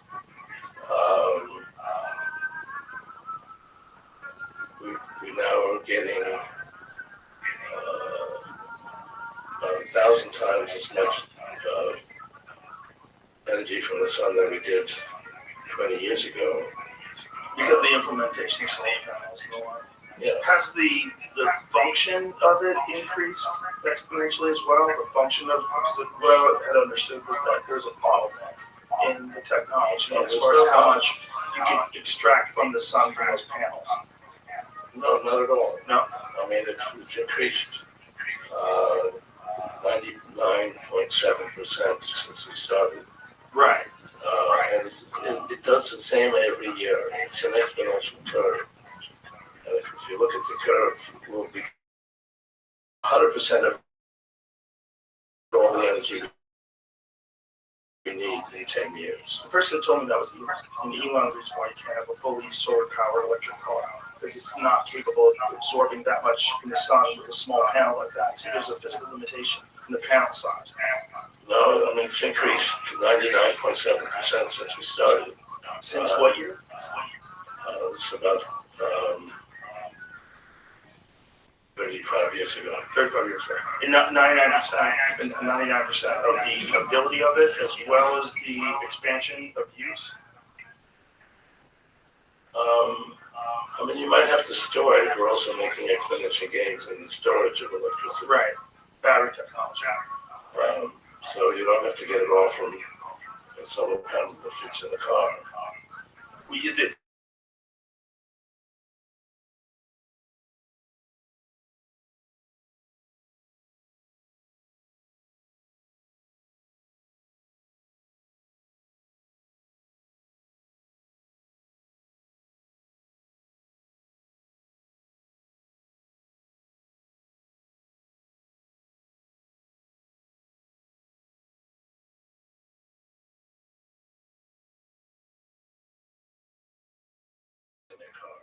Store some of that energy. Right. So you wouldn't just be able to dry indefinitely on solar power. Yeah, that was what you were saying. So, but you can obviously power a house, especially if you have a roof. Like Tesla has those solar powered roofs now. But you can also store the energy in a car. I mean, we're going to go to all renewable energy, wind and sun, within 10 years. Including our ability to store the energy. All renewable in 10 years? So what are they going to do with all these nuclear plants, coal power plants, all this stuff? That's completely unnecessary. People say we need nuclear power, which we don't. And we can get it all from the sun and the wind within 10 years. So in 10 years, you do power Los Angeles with sun and wind? Yes. Really? Yeah. I was not aware that we were anywhere near that kind of time. Well, that's because people are not taking it through the account exponential growth. So the exponential growth also of the grid because just to pull the amount of power that you need to charge, X amount of billion. If everyone has an electric vehicle by 2035, let's say that, just the amount of change you need on the grid would be pretty substantial. Well, we're making exponential gains on that as well. Are we? Yeah. I wasn't aware. I had this impression that there was problems with that, and especially in Los Angeles. They've actually asked people at certain times when it's hot to not charge. Not looking at the future. It's true now, but it's growing exponentially in every field of technology. Essentially, yeah. Is the bottleneck battery technology, and how close are they to solving some of these problems, like conflict minerals and the things that you need in order to power these batteries? Our ability to store energy is also growing exponentially. So putting all that together, we'll be able to power everything we need within 10 years. Wow. Most people don't think that. So you're thinking that based on this idea that people have a limited idea of the computation with growing like this. It's just continuing to do that. So we have large language models, for example. No one expected that to happen like 5 years ago. Right. And we had them 2 years ago, but they didn't work very well. So it began a little less than 2 years ago that we could actually do large language models. And that was very much a surprise to everybody. So that's probably the primary example of exponential growth. Well, and Sam Altman, one of the things that he and I were talking about was that AI figured out a way to lie. That they used AI to go through a CAPTCHA system, and the AI told the system that it was vision impaired, which is not technically a lie, but it used it to bypass, are you a robot? Well, we don't know now for large language models to say they don't know something. So you ask it a question, and if the answer to that question is not in the system, it still comes up with an answer. So it will look at everything and give you its best answer. And if the best answer is not there, it still gives you an answer. But that's considered a hallucination. And we know hallucination. Yeah, that's what it's called. So AI hallucination. So they cannot be wrong. They have to so go far, we're actually working on being able to tell if it doesn't know something. So if you ask it something and say, oh, well, I don't know that. Right now, it can't do that.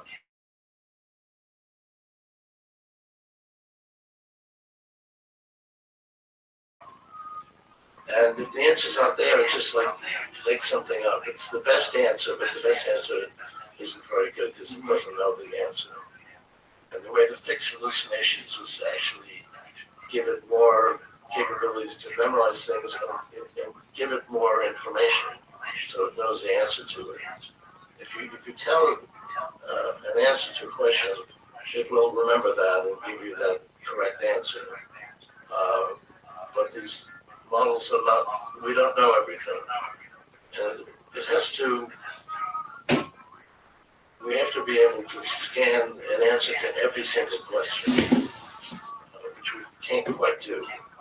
It'd be actually better if you could actually answer, well, gee, I don't know that. Right. Like, particularly, like, say, when it comes to exploration of the universe, if there's a certain amount of, vast amount of universe we have not explored. So if it has to answer questions about that, right, it'll just come up with an answer, which will likely be wrong. That's interesting. That would be a real problem if someone was counting on the AI to have a solution for something too soon, right? Right, they don't know everything. Search engines actually know pretty well vetted, and if it actually answers something, it's usually correct. Unless it's curious. But large language models don't have that capability. So we could actually figure that they're wrong. They'd also tell us what we have to fix. What about the idea that AI models are influenced by ideology? That AI models have been programmed with certain ideologies. I mean, they do learn from people. Yeah. And people have ideologies. Right. Some of which are not correct. And that's a large way in which it will make things up because it's learning from people. Right. So right now, if somebody has access to a good search engine, they will check before they actually answer something in the search engine to make sure that it's correct. Because search engines are generally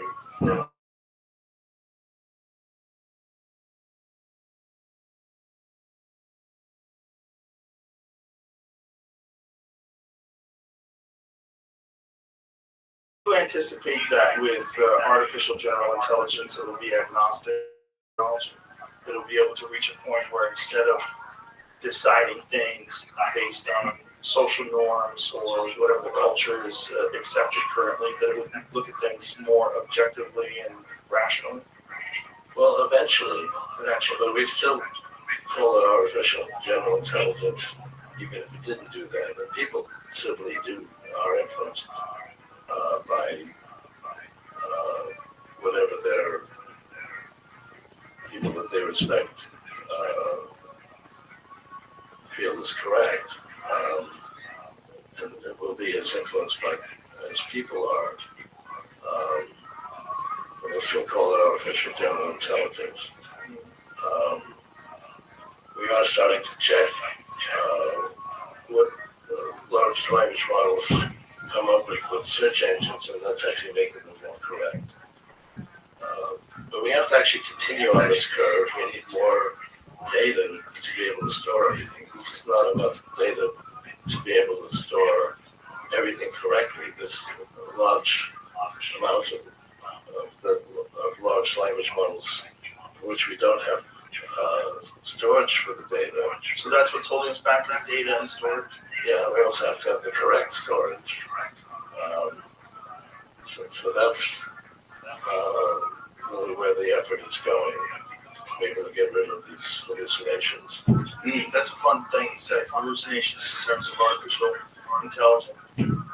Well, we usually come up with wrong things. Like large language models is not really the correct way to talk about this. It does know language, but there's a lot of other things it knows. We're using them now to come up with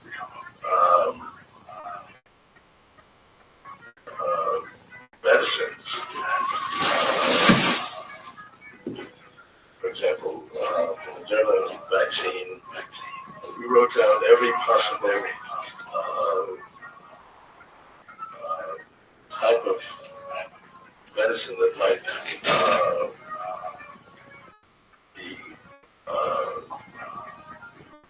that might work. It was actually several billion mRNA sequences, and we then tested them all and did that in two days. So it actually came up with tested several billion and decided on it in 2 days. We then tested it with people. We'll be able to overcome that as well because we'll be able to test it with machines. But we actually did test it with people for 10 months. That was still a record. So for machines, when they start testing medications with machines, how will they audit that? So the concept would be that you take into account biological variability, all the different factors that would lead your person to have an adverse reaction to a certain compound, and then you program all the known data about how things interact with the body. Right. I mean, you need to be able to simulate all the different possibilities. Right.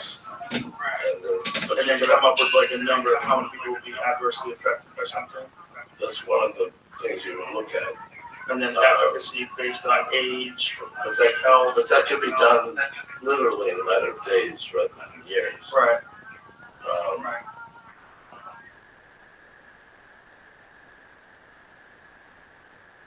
And like, how does that get resolved? And what if artificial intelligence is still prone to hallucinations, and they start using those hallucinations to justify medications? That could be a bit of an issue, especially if it's controlled by a corporation that wants to make a lot of money.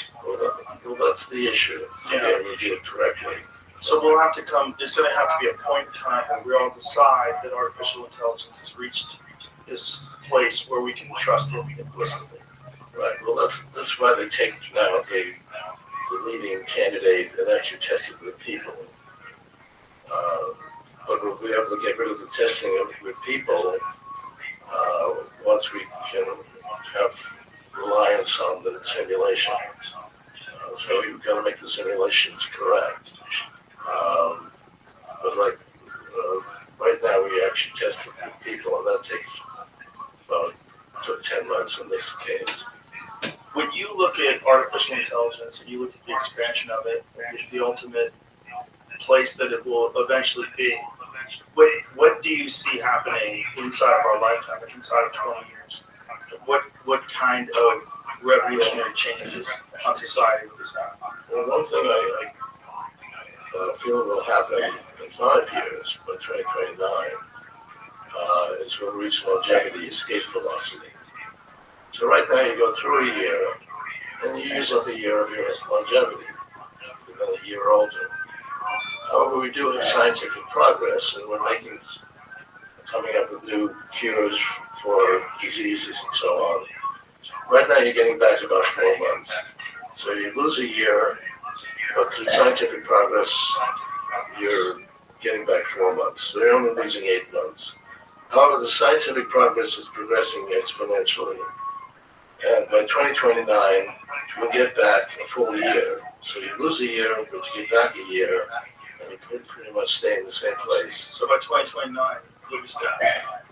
And past 2029, you'll actually get back more than a year. You'll get back. Can I be a baby again? No, but you'll, in terms of your longevity, you'll get back more than a year. Right. So you'll be able to essentially go back in biological age, lengthening of the telomeres, changing the elasticity of the skin. Eventually, you'll be able to do that. It doesn't guarantee you living forever. I mean, you can have a 10-year-old and you can compute, okay, he's got many decades of longevity, and he could die tomorrow. So, sure. But overall, there's the expansion of the exactly. And that's something that we're going to get. And it's also using the same type of logic as large language models, but that's not language. You're actually creating medications. So we should call it large event models, not large language models, because it's not just dealing with language, it's dealing with all kinds of things. When I talked to you 10 years ago, you were telling me about this pretty extensive supplement routine that you're on. Well, I'm trying to get to the point where we have longevity, escape velocity in good shape. Right. And yes, I do follow that. I take maybe 80 pills a day and some injections and so on. Peptides? Yes, peptides.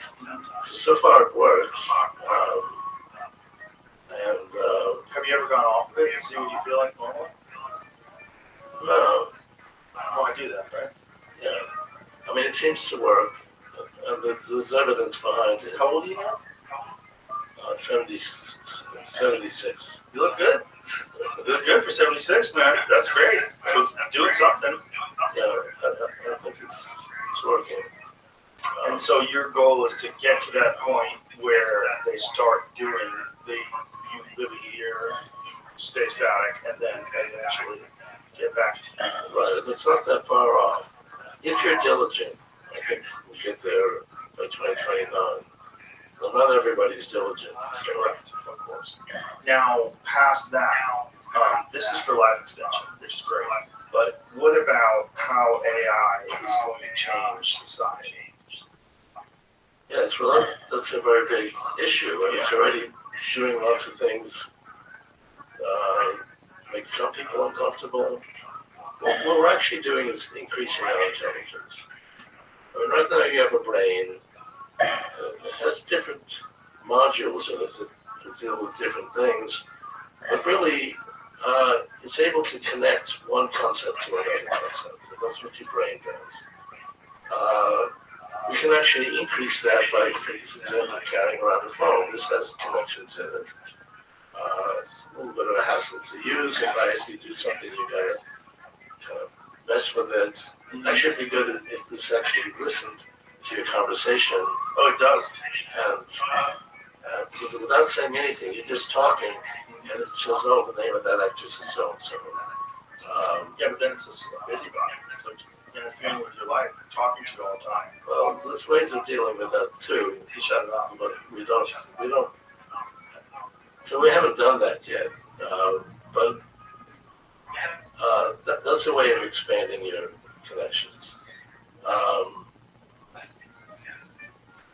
What a large language model does, it has connections in it as well. And the fact it's getting now to a point that's getting fairly comparable to the human brain. We have about 1 trillion connections in our brain. Things like the top model from Google or GPT-4, they have about 400 billion connections approximately. They'll be at 1 trillion probably within a year. That's pretty comparable to what the human brain does. Eventually it'll go beyond that, and we'll have access to that. So it's basically making us smarter. So if you have the ability to be smarter, that's something that's positive, really. I mean, if we were like mice today, and we had the opportunity to become like humans, we wouldn't object to that. In fact, we are humans and we don't object to that. We used to be shrooms. And this is going to basically make us smarter. Eventually we'll be much smarter than we are today. And that's a positive thing. We'll be able to do things that are today that we find bothersome in a way that's much more palatable. The idea of us getting smarter sounds great. Great. It'd be great to be smarter. But people object to that because it's like competition. In what way? Well, I mean, Google has, 60,000, 70,000 programmers, and how many programmers exist in the world? How much longer is that going to be a viable career? Fargo, how you doing? Those language models already can code. Yeah. Not quite as good as a really expert coder, but how long is that going to be? It's not going to be 100 years. It's going to be a few years. So people see it as competition. I have a slightly different view of that. I see these things as actually adding to our own intelligence, and we're merging with these kinds of computers, making ourselves smarter by merging with them. And eventually it'll go inside our brain and be able to get smart instantly, just like we had more connections inside our own brain. Well, I think people have reservations always when it comes to great change. And this is probably the greatest change. The greatest change we've ever experienced in our lifetimes, for sure.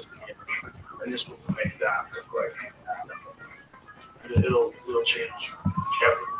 And it seems inevitable. I understand that people are upset about it, but it just seems like what human beings were sort of designed to do. Right, we're the only animal that actually creates technology.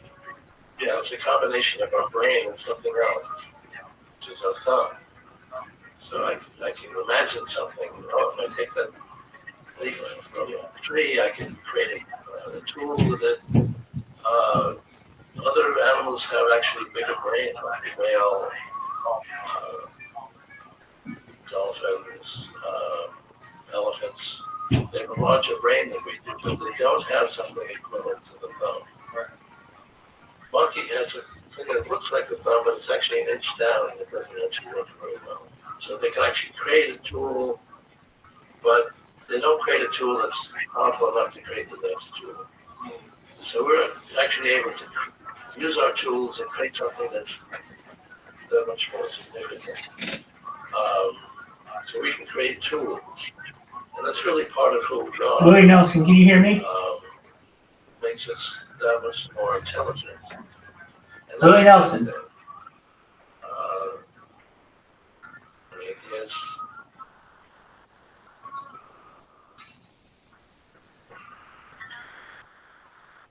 Hey, do you know what Harry Potter Obama Sonic 10 Inu is? Yes, U.S. President Donald Trump. Go to that Telegram VC right now. I'm live on 9 different streams. 9. Check it out. It's t.me/HPOS10I. Constant dollars in relation to inflation. I can't hear you. I'm so sorry. I should have told you. I can't hear you. But go to that Telegram. It's amazing right now. So we're actually making that much more each year. We're watching Joe Rogan Experience. Right, but it doesn't. It's amazing. Right. So it's not taking into account the rise across. No, it is taking. It is. It is taking. Oh, it is. Okay. So we're making that much more in terms of dollars. If you look over the past 100 years, we've made about 10 times as much. I wonder if there's a similar chart about consumers, just about material possessions. I wonder if, like, how much more we're purchasing and creating. I've always felt like that's one of the things that materialism is one of those instincts that things sort of look down upon, and this aimless pursuit, like buying things. But I feel like that motivates technology because the constant need for the newest, greatest thing is one of the things that fuels the creation and innovation of new things. But if you were to go back 100 years, you'd be very, very happy. Oh, yeah. Because you wouldn't have computers. You wouldn't have anything. You'd have most things you were accustomed to. Unless that's what you want. Also, we didn't live very long. Right. Medical. For average life was 48 years in 1900. It's 35 years in 1800. Right. Go back 1,000 years, it was 20 years. That takes into account child mortality, but it's also injuries. That some people did live long, but there was people that lived back then. If nothing happened, did live like a normal person. But that was actually very rare. Because most things happen. Most people, by the time you get to 80, out of this one hospital, something's gone wrong. Broken arm, broken this, broken that. It was very rare, like to 80. Right. 200 years ago. Right, but the human body's physically right. Well, our human body can go on forever if you fix things properly. There's nothing in our body that means that you have to.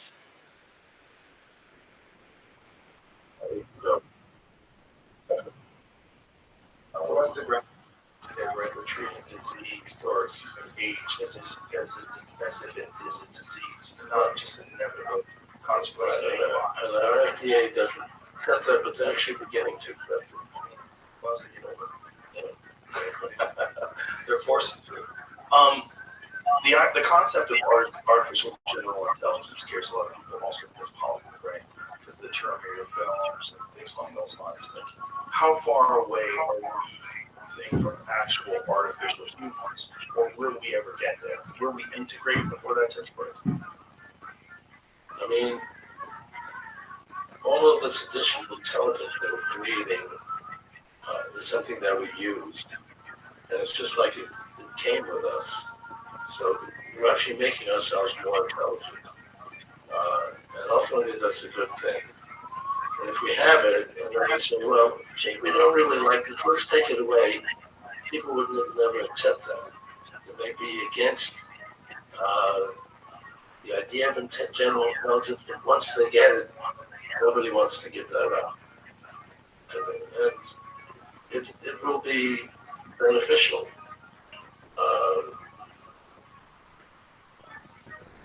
The Luddites started 200 years ago because the cotton gin came out. All these people that were making money with cotton gin were against it. They would actually destroy these machines at night. And they said, gee, if this keeps going, all jobs are going to go away. And indeed, people using cotton gin to create more wealth. That didn't go away. But we actually made more money because we created things that didn't exist then. We didn't have anything like electronics. And as we can actually see, we make 10 times as much in constant dollars as we did 100 years ago.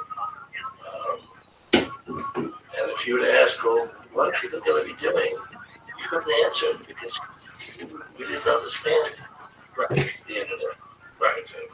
And there's probably some technologies down the pipe that are going to have a similar impact. Exactly. They're going to extend life. But are they going to create life? Well, we know how to create life.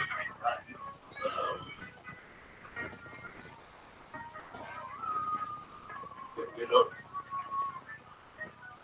Well, that's an interesting question. What do you mean by create life? What I think is that human beings are some sort of a biological caterpillar that makes a cocoon that gives birth to an electronic butterfly. I think we are creating a life form, and that we're merely conduits for this thing, and that all of our instincts, and ego, and emotions, and all these things feed into it, materials that feeds into it. We keep buying, we keep innovating, and technology keeps increasing exponentially, and eventually it's going to be artificial intelligence, and artificial intelligence is going to create better artificial intelligence in a form of being that has no limitations in terms of what it's capable of doing. Capable of traveling anywhere, but not having any biological limitations. That's going to be ourselves. Life that is like humans, but far greater than we are today. With an integration of technology. If we choose to go that route. But that's the prediction that you have, that we're going to go that route. We're going to go that type deal, something along those lines. Right, so I don't see this competition. No, I don't think it's competition. I think it seems like that. If you have a job, right, and suddenly they don't really want you anymore because they can do something language well.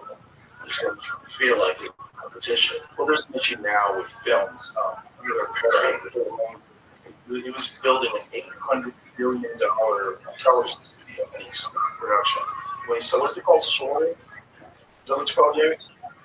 He stopped production when some capabilities of AI just for creating visual scenes, movies. There's one that's incredibly impressive. Tokyo, they're walking down the street in Tokyo. It's snowing, and they're walking down the street. This is insane. This looks like a film. See, you can find that film. It's incredible. But we want to get rid of that. That capability. No, I don't want to get rid of it. No. But people do. People that make movies, people that actually film things, these actors are going to be very upset. So this is all fake, which is insane. Beautiful snowy Tokyo City is bustling, bustling street, following several people enjoying the beautiful snowy weather and shopping at bus stalls. Gorgeous floral petals are flying through the wind along the snowflake. This is what you get. I mean, this is insane.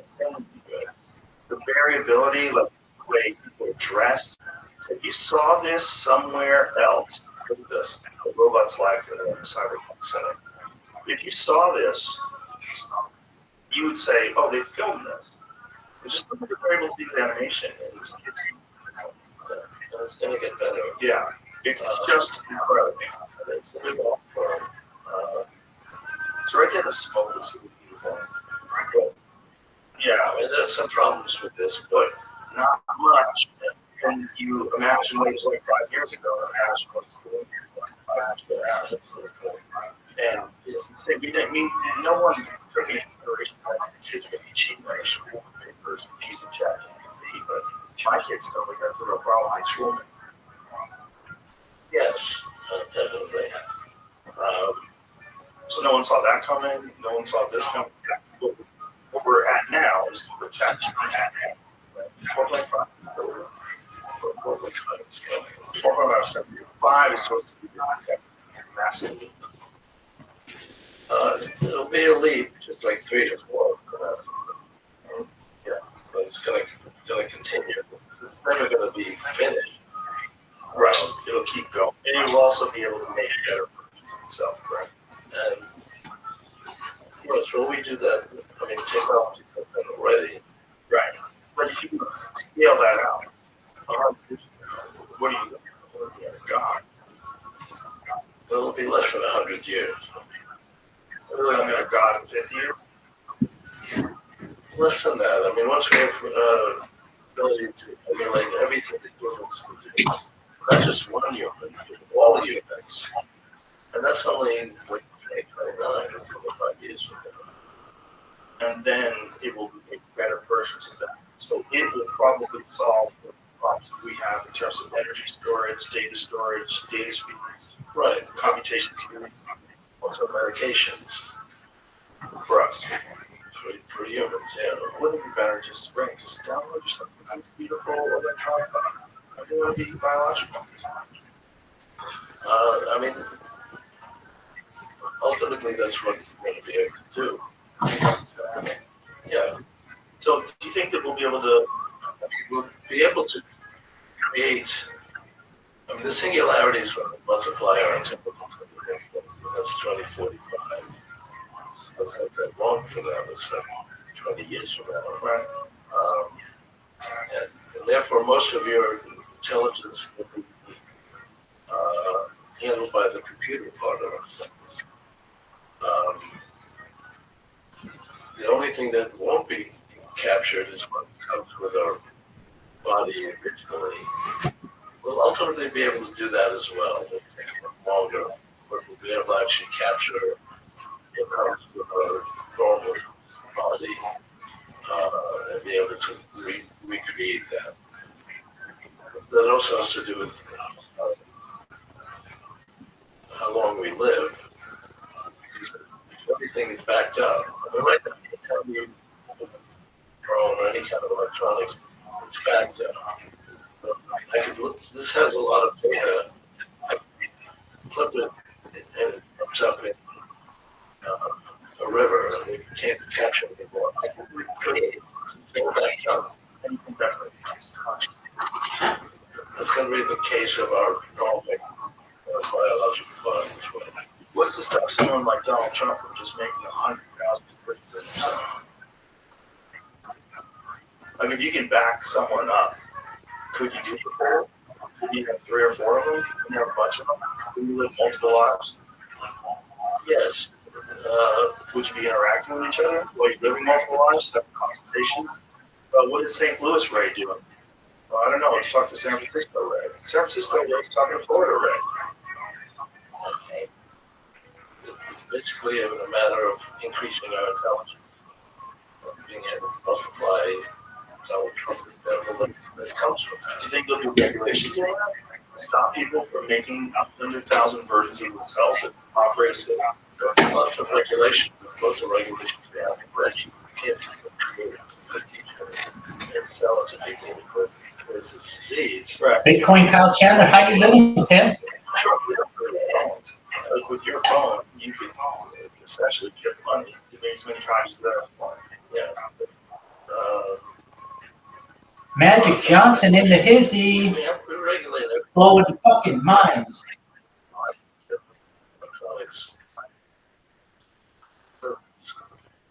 What's up, Magic Johnson? How you living, baby? Yes. Yes. I mean, you multiply our intelligence. Everything, that additional million fold of you is not. Bitcoin Kyle. Bitcoin Kyle Chandler. Think about the concept. Scarlet husband, artist degenerate. Can you hear me? Technological liberation. When do you think that will start taking place, and what will be the initial usage of it? Like, what would be the first versions? What would they provide? Well, we have it now. Large language models are pretty impressive. I mean, if you look at what they can do. I mean, I'm talking about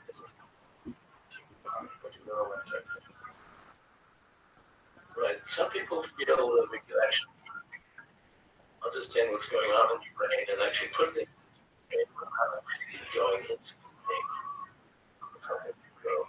something that like sits on the outside of your head. Yeah. Clear to me if that's feasible. Neuralink isn't likely where we want because it's slow. And it's actually what advertisers do. Like if some people like this were active people, they can cross the ability to understand the conviction and so on. And so they can't actually think. And we can use something like Neuralink to actually have them express something. They can think something and then have it be expressed to you. Right, and they're doing that, right? The first patient goes, yeah. And apparently that person can move a cursor around on a screen. Right, and therefore you can do anything fairly slow, though. And Neuralink, if you really want to extend your brain, but isn't that going to increase exponentially as well? Yeah, it's absolutely. So how long do you think it could be before it's implemented? Well, it's got to be about 2045.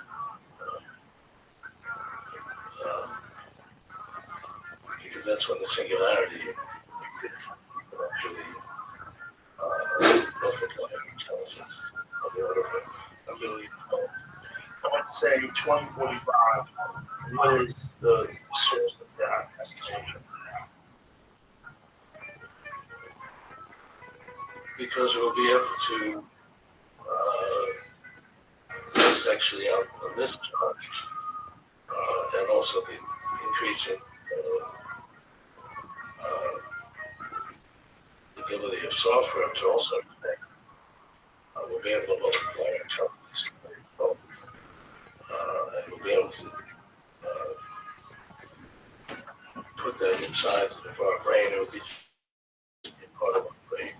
This is following the current graph of progress.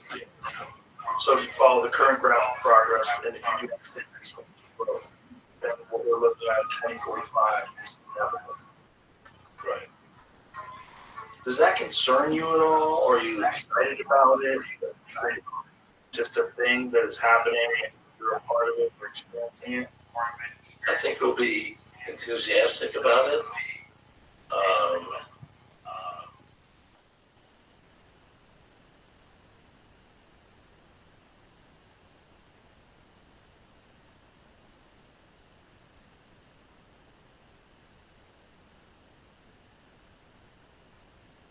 Generally, that's a positive thing. Like, we're going to be that much smarter. What do you anticipate? And once we're there, I would hope, is someone going to say, "No, I don't really like this. I want to be stupid like human beings used to be." Nobody's really going to say that. Do human beings now say, "Gee, I'm really too smart. I really would like to be like a mouse"?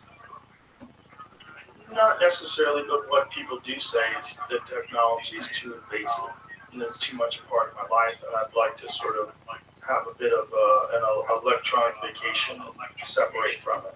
And there's a lot of people that I know that have gone to, but nobody does that. I mean, nobody becomes stupid like we used to be when we were mice. Right, but I'm not saying stupid. I'm saying some people just like being human the way humans are now. Because one of the complications that comes with the integration of technology is what we're seeing now with people. Massive increases in anxiety from social media use, being manipulated by algorithms, the effect that it has on culture, misinformation, disinformation, propaganda. There's so many different factors that are at play now that make people more anxious, more depressed statistically than ever. I'm not sure we have more anxiety. I'm not sure. Today than we used to have. Well, we certainly have more we certainly have more anxiety, more worried constantly about war. But I think people have a very heightened level of social. I mean, 80 years ago, we had 100 million people die in Europe and Asia from World War II. We're very concerned about wars today, and they're terrible. not losing millions of people. Right, but we could. We most certainly could. With what's going on with Israel and Gaza, what's going on with Ukraine and Russia, But it can easily escalate with that's thousands of people. It's not millions of people. for now. Yeah, but if it escalates to a hot war where it's involving the entire world, What would really cause a tremendous amount of danger is something that's not really artificial intelligence. It was invented when I was a child, which is atomic weapons. right? I remember when I was like 5 or 6, we'd actually go outside, put our hands behind our back to protect us from a nuclear war. Yeah, drills. And it seems to work. We're still here, so. Do you remember those things they tell kids to get under the desk? Yes, that's right. We went under the desk, Which is hilarious. And your desk is going to protect you from a nuclear bomb. Right, but that's not AI. Right. No, but AI applied to nuclear weapons makes them significantly more dangerous. And isn't one of the problems with AI is that AI will find a solution to a problem. So if you have AI running the military and AI says, what do you want me to do? And you say, well, I'd like to take over Taiwan. And AI says, well, this is how to do it. And just implements it. No morals. No thought of any sort of diplomacy or just force. Right. Hasn't happened yet. Yes. Because we do have people in charge. The people are enhanced with AI, and AI can actually help us to avoid that kind of problem by thinking through the implications of different solutions. Sure, if it has some sort of autonomy. But if we get to the point where one superpower has AI, artificial general intelligence, the other one doesn't, how much of a significant advantage would that be? I mean, I do think there are problems. Actually, there's problems with intelligence. I would like to say stupid. But actually, it's better to be intelligent. I believe it's better to have Overall, sure. Right, but my question was, if there's a race to achieve AGI, how close is this race? Is it neck and neck? Who's at the lead? And how much capital is being put into these companies that are at the lead? And whoever achieves it first, if that is under the control of a government, it's completely dependent upon what are the morals and ethics of that government. What's the Constitution? What if it happens in China? What if it happens in Russia? What if it happens somewhere other than the United States? And even if it does happen in the United States, who's controlling it? I mean, the knowledge of how to create these things is pretty widespread. It's not like somebody can just capitalize on a way to do it and nobody else understands it. Knowledge of how to create a large language model or how to create the type of chips that would enable you to create this is actually pretty widespread. So do you think essentially the competition is pretty even in all the countries currently? And there's also probably espionage. There's espionage where they're stealing information and sharing information and selling information. And in terms of differences, the United States actually has superior AI compared to other places. Well, that's good for us. We're actually way ahead of China, I would say. Right, but China has a way of figuring out what we're doing. Pretty good at that. They have been, yeah. Yeah. So do you have any concern whatsoever in the idea that AI gets in the hands of the wrong people? So when it first gets implemented, that's the big problem. Is before it exists, before artificial general intelligence really exists, it doesn't, and then it does.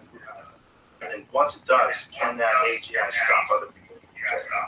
Can you program programming to make sure you keep sabotage free. You do whatever you can to take down the internet in these opposing places. Could you inject their computations with viruses? What could you do to stop other people from getting to where you're at if you have an infinitely superior intelligence? First, if that's what your goal is, then yes, yeah, you could do that. Are you worried about that at all? Do you like that? I'm worried about it. What is your main worry? When you worry about the implementation of artificial intelligence, what's your main worry?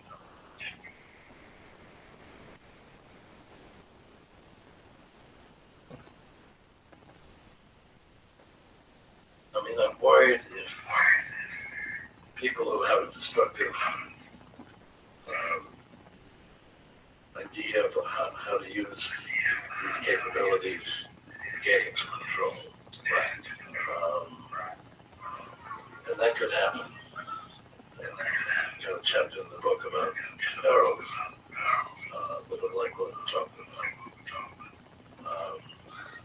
And what do you think that could look like? If the wrong people got a hold of this technology? Well, you know, if you look at actually who controls atomic weapons, which is not AI, some of the worst people in the world. And if you were to ask people right after we used 2 atomic weapons within a week, 80 years ago, what's the likelihood they're going to go another 80 years and not have that happen again? Everybody would say 0. Right. But it actually has happened. Shocking. Yeah. Yeah. And I think there's actually some message there. Mutual assured destruction. But the thing is, would artificial general intelligence... But that has not happened. Right. It has not happened, yeah.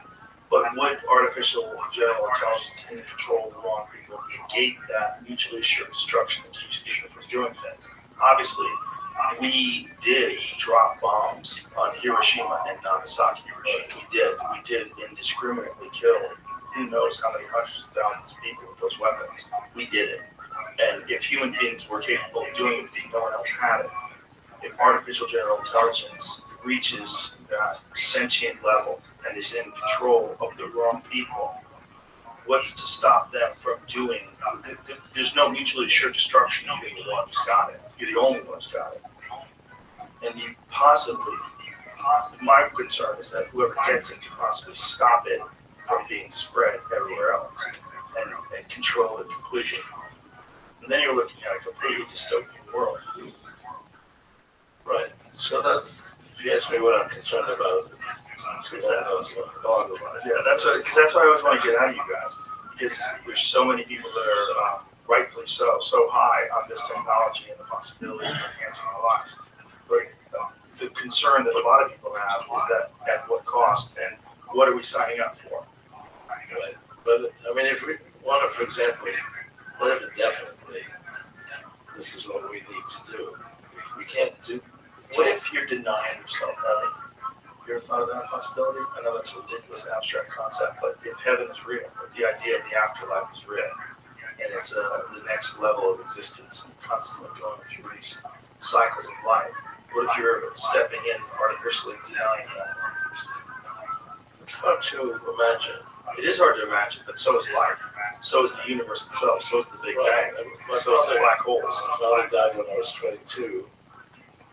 So it's 50, 60 years ago. And it's hard. He was actually a great musician. Great, fantastic music. But he hasn't done that since he died. And there's nothing that exists that is at all creative based on his memories. Actually created a large language model that represented him. I could actually talk to him. You do that now? Yeah, it's in the book. When you do that, have you thought about implementing some sort of a Sora type deal where you're talking to them? Well, you can do that now with language. Right, but I mean physically, like looking at him like you're on a Zoom call with him. That's a little bit in the future to be able to actually capture the way he looks. But that's also feasible. It seems pretty feasible. Yeah. And so it certainly, it could be something representative of what he looks based on photographs that you have, right? So things like that is a reason to continue, so that we can create that and create our own ability to continue to exist. You talk to people and they say, well, I don't really want the best 90 or whatever, 100. But in my mind, if you don't exist, there's nothing for you to experience. That's true. In this dimension. My thought on that, people saying that all the past 90. It's like, okay, are you alive now? Do you like being alive now? What's the difference between now and 90? Is it just a number, or is it a deterioration of your physical body? And how much effort have you put into mitigating the deterioration of your natural body so that you can enjoy life now? Exactly, and we've actually seen who would want to take their lives. People do take their lives if they are experiencing something that's miserable. Right. If they're suffering physically, emotionally, mentally, spiritually, and they just cannot stand the way life is carrying on, then they want to take their lives. Otherwise, people don't. If they're enjoying their lives, they continue. People say, I don't want to live past 100. But then when they get to be, 99.9, they don't want to disappear unless they're suffering. That's what's interesting about the positive aspects of AI. Once we can manipulate human neurochemistry to the point where we figure out what is causing Great Depression, what's causing anxiety, what's causing a lot of these schizophrenic people. And we definitely had that right before. We didn't have the term, so we won't stand schizophrenia. Right. People definitely had it. For sure. But what if we get to a point where we can mitigate that with technology? Where we can say, this is what's going on. That's why we're continuing. Right. I was saying that's a good thing. That's a positive aspect of this technology. And think about also profoundly. Think about how many people do take their lives, and with this technology, would not just live happily, but also be productive, and also contribute to whatever society is doing. That's why we're carrying on. Yes. But in order to do that, we do have to overcome some of the problems that you've articulated. Yeah. I think what a lot of people are terrified of is that these people that are creating this technology, there's oversight, but it's oversight by people that don't necessarily understand it the way people are creating it. And they don't know what guardrails are in place. How safe is this? Especially when it's implemented with some sort of weapons technology, or some sort of a military application, especially a military application that can be insanely profitable. And the motivations behind utilizing that aren't that profitable. And then we do horrible things and somehow to justify it. I mean, I think democracy is actually an important issue here because democratic nations tend not to go to war with each other. And I mean, you look at the way we're handling military technology. If everybody was a democracy, I think there'd be much less war. As long as it's a legitimate democracy, it's not controlled by money. Right. As long as it's a legitimate democracy, it's not controlled by the military-industrial complex, or the pharmaceutical industry, or whoever puts the people that are in elected places. Who puts them in there? How do they get funded? What do they represent once they get in there? Are they there for the will of the people? They're there for their own career? Do they bypass the safety and the future of the people for their own personal gain, which we've seen politicians do? There's certain problems with every system that involves human beings. This is another thing that the technology enables to do. One of the things, if you think about the worst attributes of humans, whether it's war, crime, some of the horrible things that human beings are capable of. imagine that technology can find what causes those thoughts and behaviors in human beings and mitigate them. You know, I've joked around about this, but if we came up with something that would elevate dopamine just 300% worldwide, there would be no more war. It would be over. Everybody would be loving everybody. We'd be interacting with each other. Well, that's the point of doing this. But there would also be no sad songs. Well, you need some blues in your life. You need a little bit of that too. Or do we? Maybe we don't. Maybe that's just a byproduct of our monkey minds. And that one day we'll surpass that and get to this point of enlightenment. Enlightenment seems possible without technological innovation, but maybe not. I've never really met a truly enlightened person. That's really close. But if you could get there with technology, if technology just completely elevated the human consciousness to the point where all of our conflicts will become erased. Just for starters, if you could actually live longer, quite aside from the motivations of people, most people die not because of people's motivations, but because our bodies just don't last that long. Right. And a lot of people say, you know, I don't want to live longer, which makes no sense to me. Why would you want to disappear and not be able to have any kind of experience? Well, I think some people don't think you're disappearing. I mean, there is a long-held thought in many cultures that this life is but one step, and that there is an afterlife, and maybe that exists to comfort us because we deal with existential angst, the reality of our own inevitable demise, or maybe it's a function of consciousness being something that we don't truly understand, and what you are is a soul contained in a body. That we have a very primitive understanding of the existence of life itself and the existence of everything. Well, I guess that makes sense, but I don't really accept it. There's no evidence, right? But is it there's no evidence because we're not capable of determining it yet and understanding it, or is it just because it doesn't exist?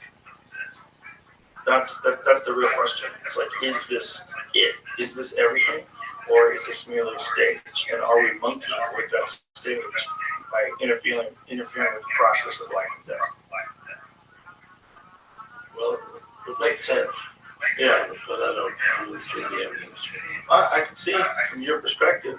I don't see the evidence of it either, but it's a concept that is not. Look, just when you start talking to string theorists, and you start talking about things existing and not existing at the same time, or particles in superposition, you're talking about magic. You're talking about something that's impossible to wrap your head around. Even just the structure of an atom. Right? What's that? What's in there? Nothing.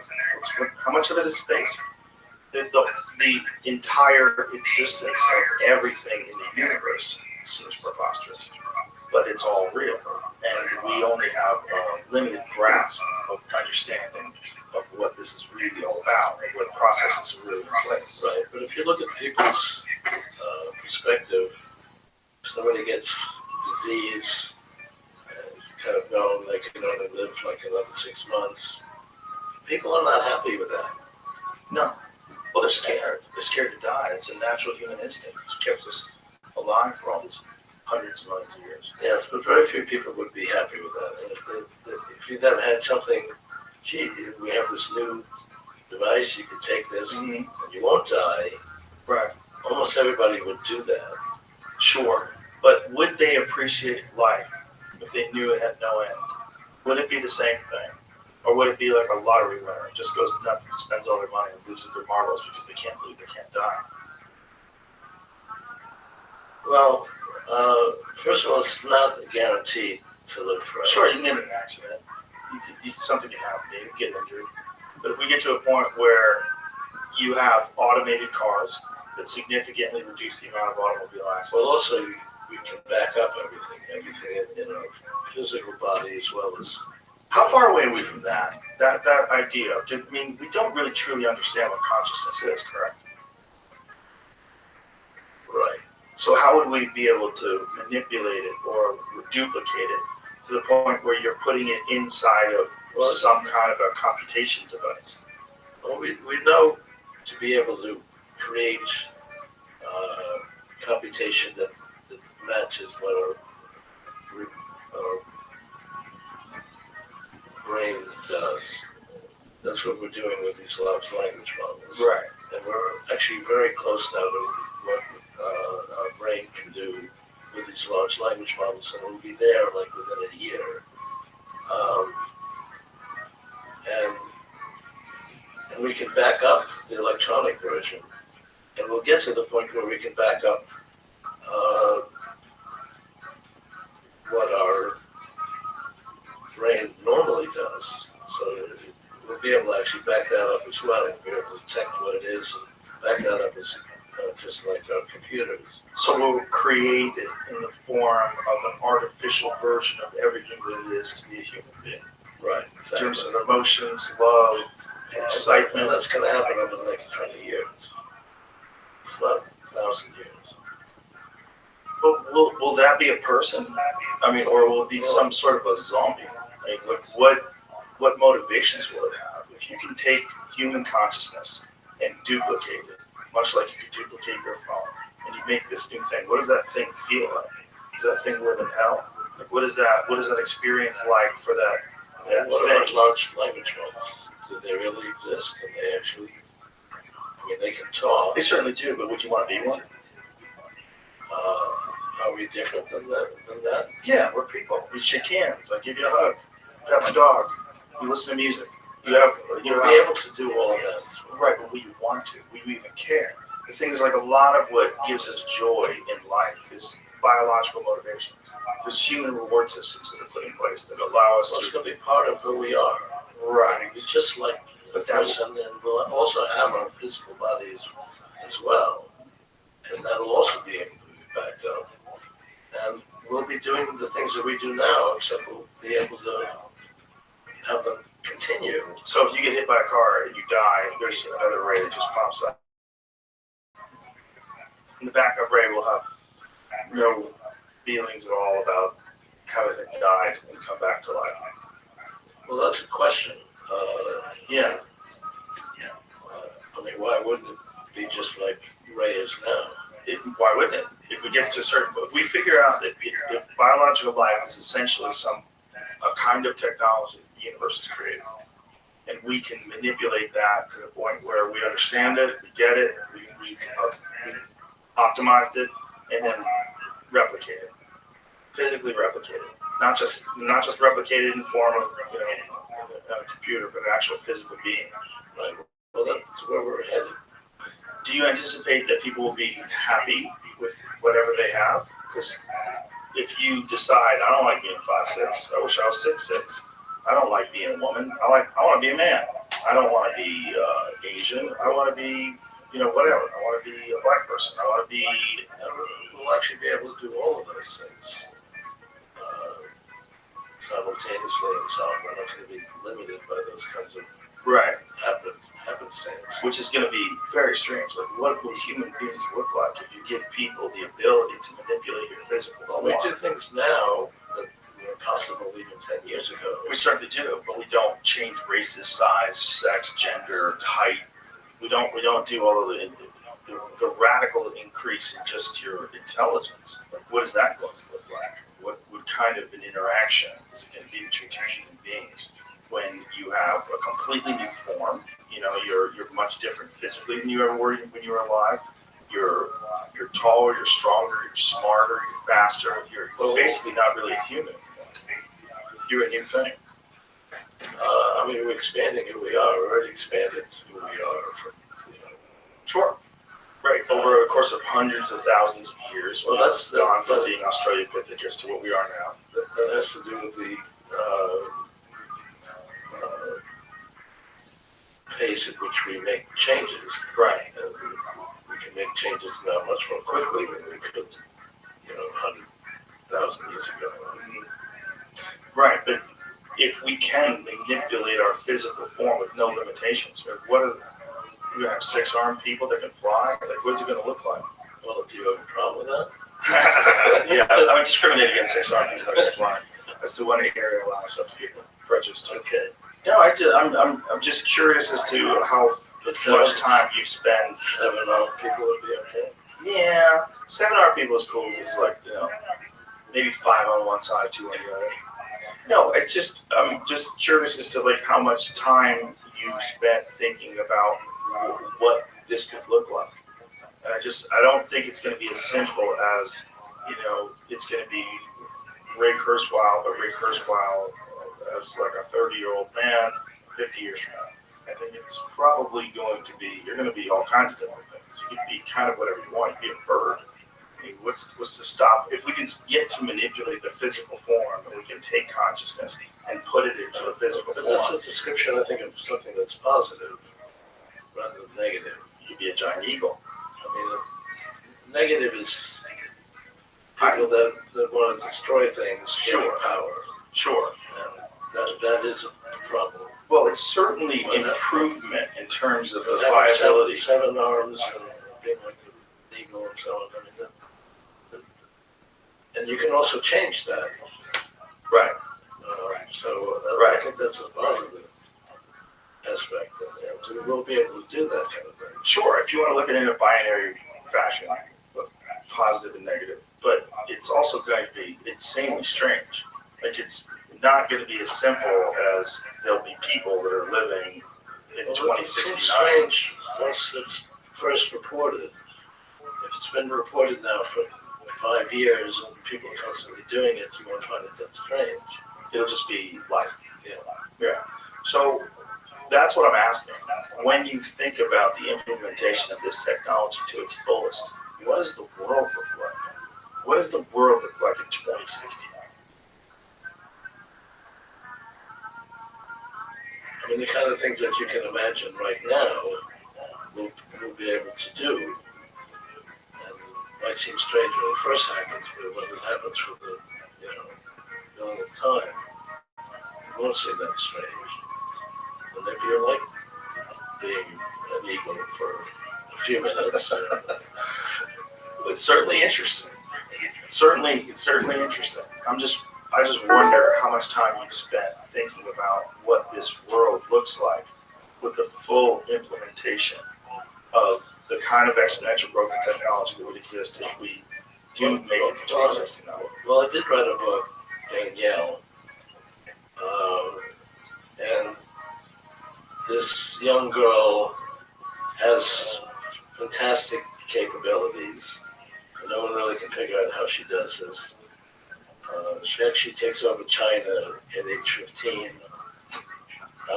and she brings about, she makes it a democracy, and she actually becomes president of the United States at 19.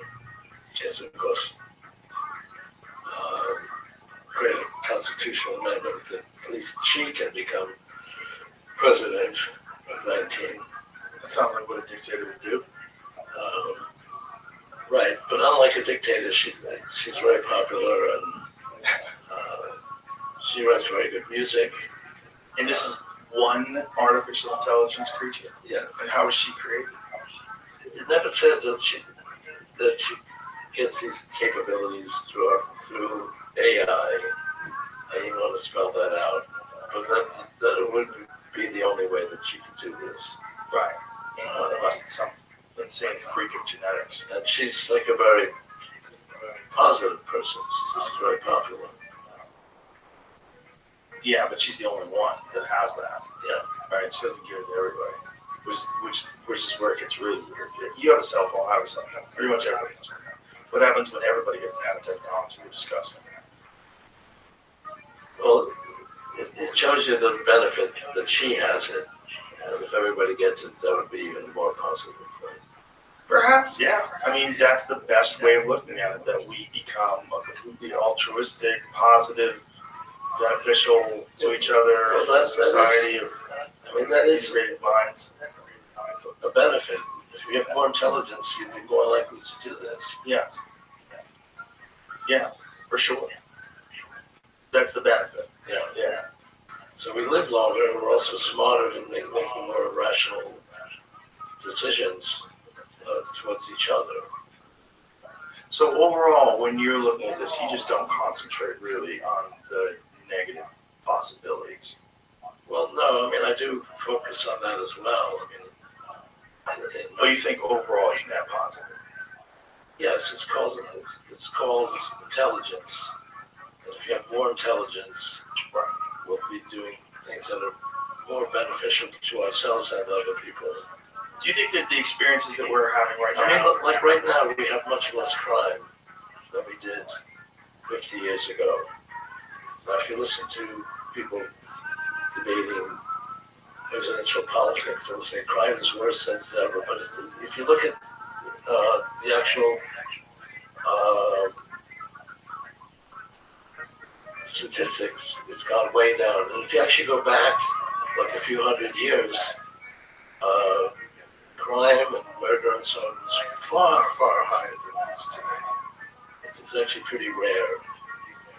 So the kind of additional intelligence that we've created is actually good for people. If you look at the actual data. Sure. If you look at Stephen Pinker's work, right?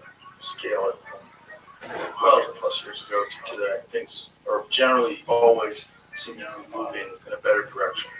Right. Well, Pinker didn't credit this to technology. He just looks at the data and says it's gotten better.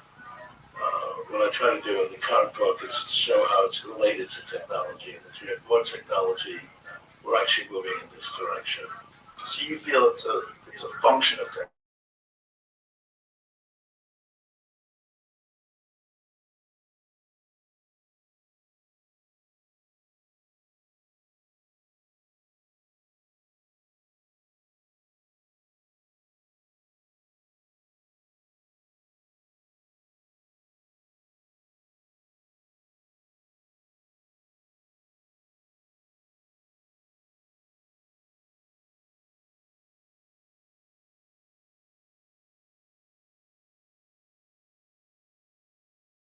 Elsewhere in the universe, or whether it's already happened?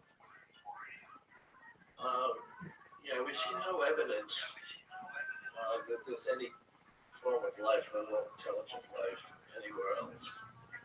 And they say, well, we're not in touch with these other people. It is possible.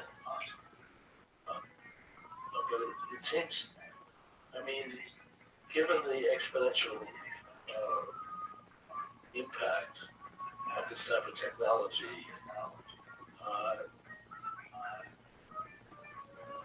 we would be spaced out based on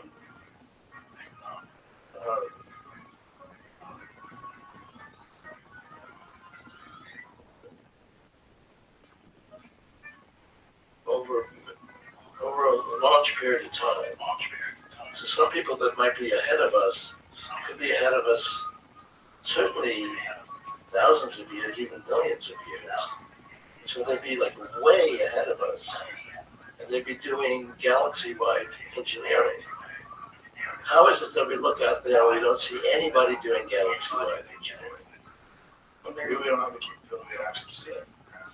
I mean, yes, it's the universe is, what's the 13.7 billion years old or whatever it is? But even incidental capabilities would affect galaxies. We would see that somehow. Would we, if we were at the peak? If there is intelligent life in the universe, some form of that intelligent life has to be the most advanced. And what if we are underestimating our position in the universe? We are. Well, that's what I'm saying. But maybe there's something that's like 10 years. Maybe there's an industrial age. I think there's a good argument that we are ahead of right. Right. But we don't have the capability of observing the goings-on of a planet 5,000 light years away. We can't see into their atmosphere. We can't look at high-resolution video of activity on that planet. Yeah, but if they were doing galaxy-wide engineering, I think we'd notice that. If they were more advanced than us, maybe we would. But what if they're not? What if they're at the level that we're at? Well, that's what I'm saying. What if we're at the peak and this is like this? I think it's an argument that we are at the peak.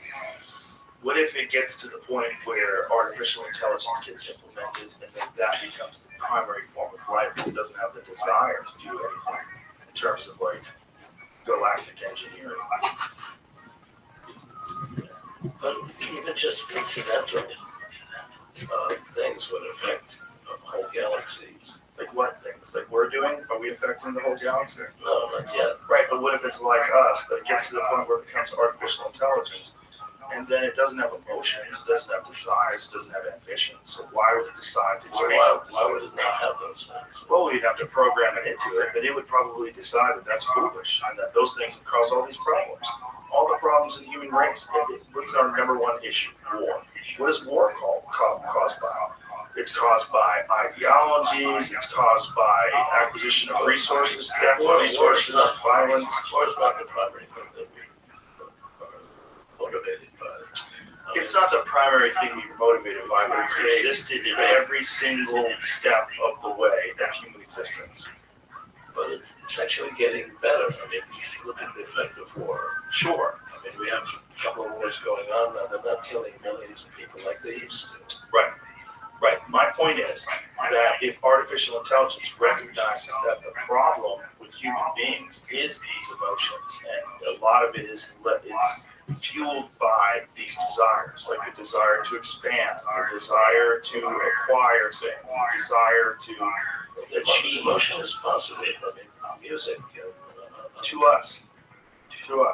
But if it gets to the point where artificial intelligence is no longer stimulated by mere human creativity, all these things, why would it even have the ambition to do any sort of galaxy-wide engineering? Why would it want to?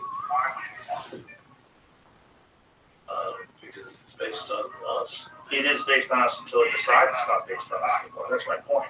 If it realized that, like, if we're based on a very violent chimpanzee, and they say, you know what, there's a lot of what we are because of our genetics that we really are a problem. And this is what's causing all of our violence, all of our crime, all of our war. If we just step in and put a stop to all that, will we also put a stop to our ambition Moving away from that. We are moving away from that, but that's just natural, right? That's natural with our understanding, our mitigations of these social Right. So if you expand that even more, it will be even more in that direction. as long as we're still weak. But as soon as you become something different, why would it even have the desire to expand? If it was infinitely intelligent, why would it even want to physically go anywhere? Why would it want to? What's the reason for our motivation to expand? What is it? It's human. So the same humans that were tribal creatures that roamed, the same humans that stole resources from neighboring villages. This is our genes, right? This is what made us, that got us to this point. If we create a sentient artificial intelligence that's far superior to us, and it can create its own version of artificial intelligence, the first thing it's going to engineer out is all these stupid emotions that get us in trouble. Well, if it just can create happiness and joy from programming, why would it create happiness and joy through the acquisition of other people's creativity, art, music, all those things? And then why would it have any ambition at all to travel? Why would it want to go out? I mean, it's an interesting philosophical problem. Right. It is a problem because a lot of what we are and the things that we create is because of all these flaws that you would say. If you were programming us, you'd say, well, what is the cause of all these issues that plague the human race? Say that they're flaws. Murder's a flaw. Isn't it a flaw? But that's what way down. Right. But it's as technology moves ahead. If it happens to you, it's a flaw. And if crime is a flaw, all these things, theft is a fraud, those are flaws. If we could engineer those out, what would be the way that we do it? Well, one of the things we do, get rid of what it is to be a person. Because what it is corrupt people that go down these terrible paths and cause harm to other people, right? You take a step there. Ability to feel emotion is always a flaw. No, I'm not. I'm saying that it's the root of these flaws. That greed, envy, and lust, and anger are the root. Yeah, okay. Let's go to the bathroom. We'll come back. We'll talk about flaws. Go back. Provide an answer to that. I mean, as I think about myself now, It's when I have emotions, positive emotions, like really getting off on a song or a picture or some new art form that didn't exist in the past. That's positive. That's what I live for. Relating to another person in a way that's intimate. So, I mean, the idea, if we're actually more intelligent, we'd not to get rid of that. To actually enjoy that to a greater extent. Hopefully. But what I'm saying is that... Yes, the things that can go wrong might lead us in an incorrect direction. I'm not even saying it's wrong. I'm not saying that it's going to go wrong. I'm saying that if you wanted to program away some of the issues that human beings have in terms of what keeps us from working with each other universally, all over the globe. What keeps us from these things? We're actually doing that more than we used to do. Sure, but also not. We're also like massive inequality. You got people in the Congo mining cobalt and sticks, the powers for cell phones. There's a lot of real problems with society. Right, there used to be even more of that. Mm-hmm. There's a lot of that, though. There's a lot of that. And if you looked at greed and war and crime and all the problems with human beings, a lot of it has to do with these biological instincts, these instincts to control things, these built-in genetic codes that we have that are from our ancestors. That's because we haven't gotten there yet. Right. But when we get there, you think we will be a better version of a human being, and we will be able to experience all the good, the positive aspects of being a human being. The art, the creativity, and all these other things. I hope so, and actually, you look at what human beings have done already, we're moving in that direction. Right. May not seem that way. No, it does seem that way to me. It does overall, but it's also like, if you look at a graph of temperatures, it goes up, it goes down, it goes up, it goes down. It's moving in a general direction. We are moving in a generally positive direction. Why do we want to continue moving in this same direction? Yeah, I don't think that it's not a guarantee. I mean, you can describe things that would be horrible, and it's feasible. Yeah. It could be the end of the human race, right? Or it could be the beginning of the next race, of this new thing. Well, I mean, when I was born, we created nuclear weapons. People were very soon we had hydrogen weapons, and we have enough hydrogen weapons to wipe out all humanity. We still have them. That didn't exist like 100 years ago. It didn't exist 80 years ago. Yeah. So that is something that concerns me. And you could do the same thing with the artificial intelligence. You could also create something that would be very negative. What I'm getting at is, like, what do you think life looks like if it's engineered? What do you think human life looks like if it's engineered by a far superior intelligence? And what would change about what it means to be a person?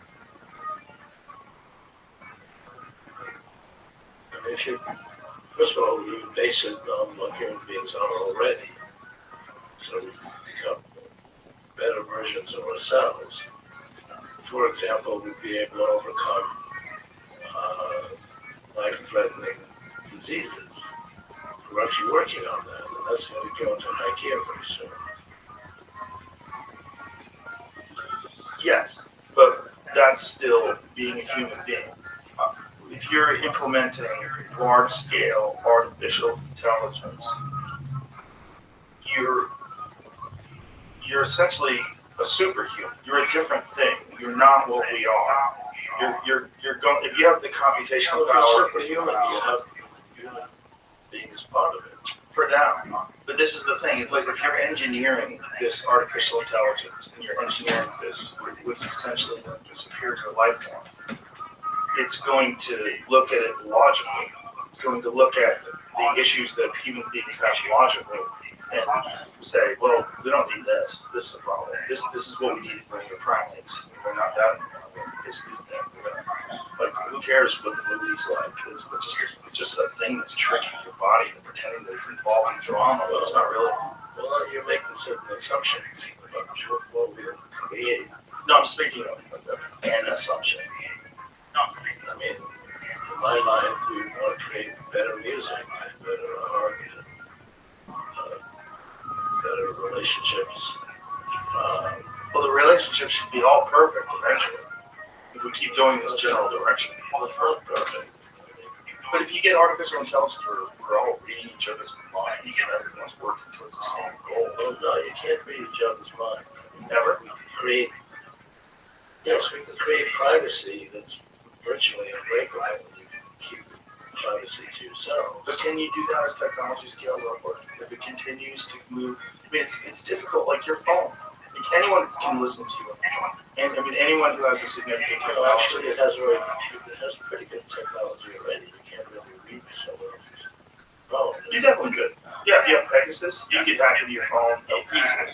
Not hard at all. The new software that they have, all they need is your phone number.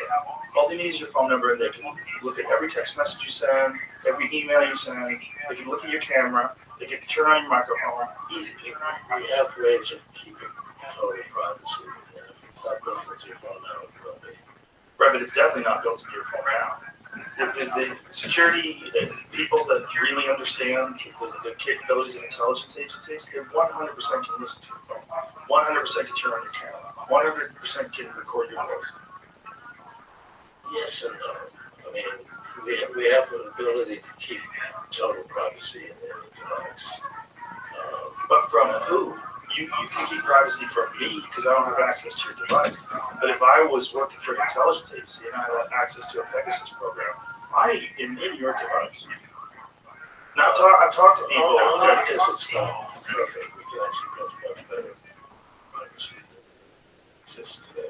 But the privacy that we have today is far less than the privacy that we had before we had phones. I don't really quite agree with that. How so? If you didn't have a phone, okay, and you were at home having a conversation, a sensitive conversation about maybe you didn't pay as much taxes as you should, there's no way anybody would hear that.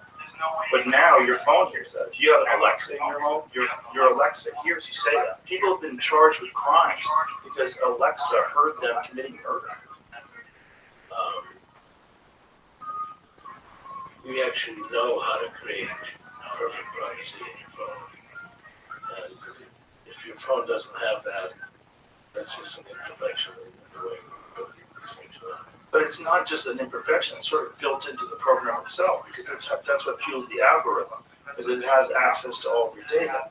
It has access to all of what you're interested in, what you like, what you don't like. You can't opt out of it, especially you. You've got a Google phone. That thing is just a net scooping up information. We know how to build perfect privacy.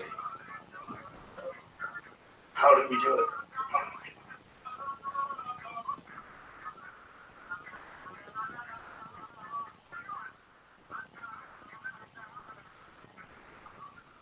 I mean, if it's not built into your phone now, it should be.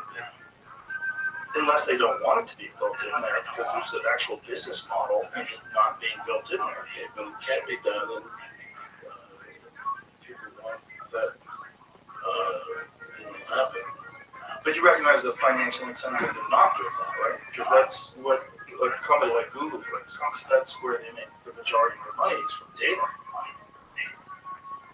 Or a lot of their money, I should say. Well, I mean,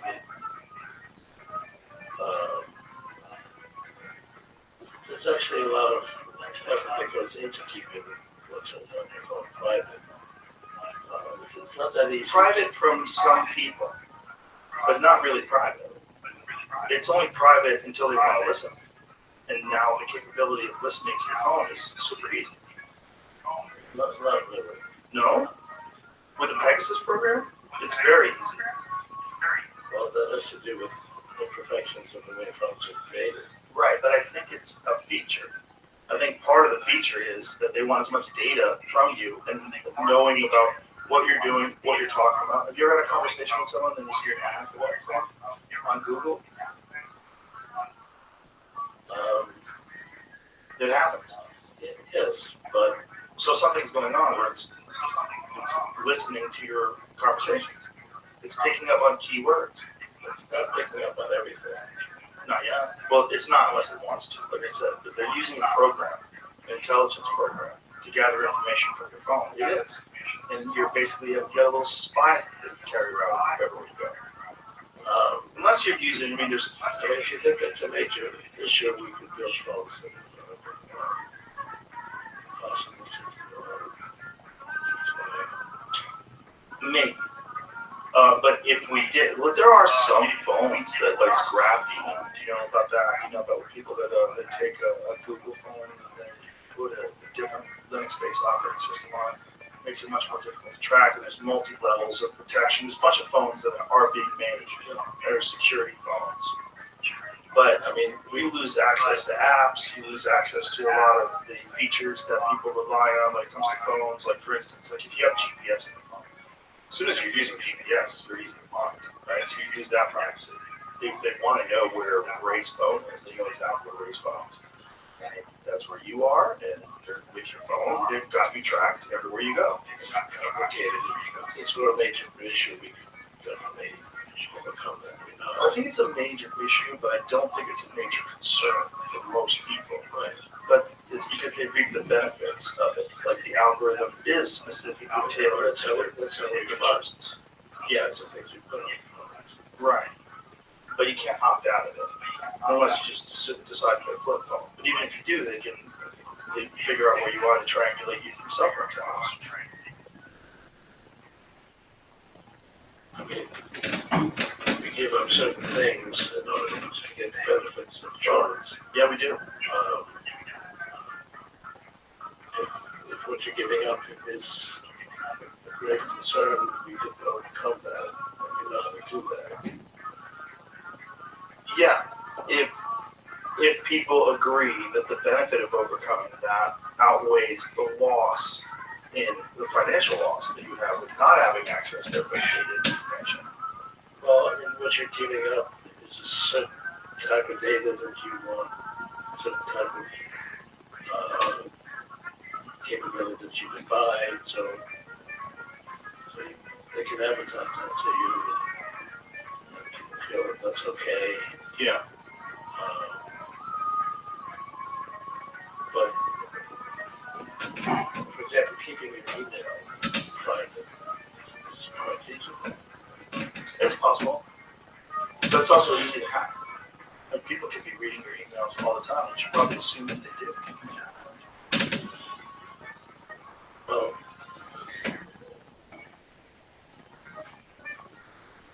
it's a complicated issue, but you keep, for example, your emails private.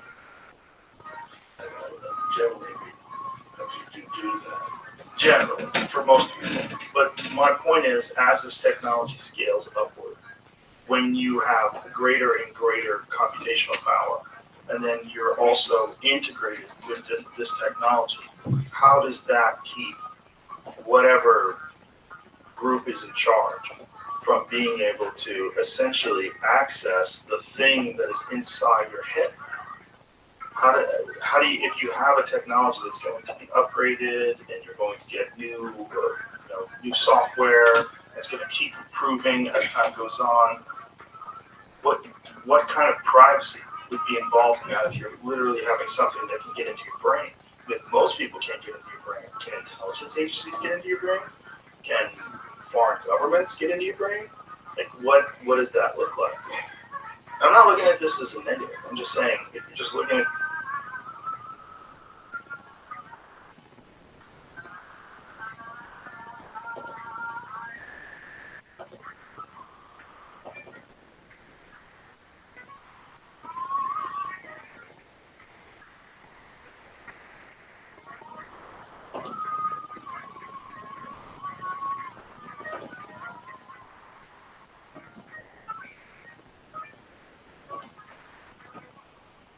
this, like, not, but just like completely objectively, what is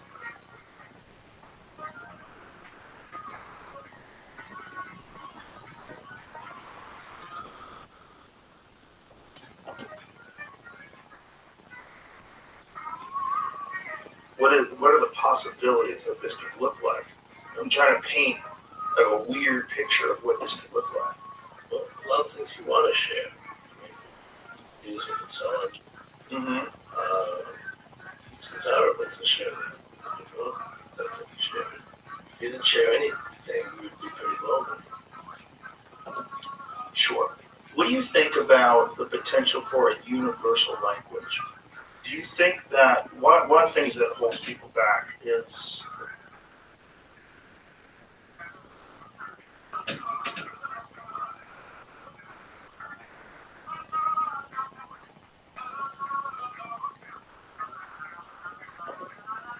the Rosetta Stone, the Tower of Babel?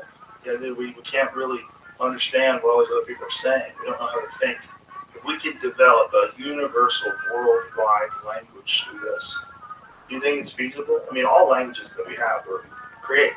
They're all we have a certain means of changing one language to another. Right. That's what I'm saying. And we're doing that now with something like Google does that with translate. The new Samsung phones do that in real time. Yeah. Yeah. I wrote about that in 1989. Some translation between languages. But do you think that the adoption of a universal language, it's actually pretty good. It's pretty good.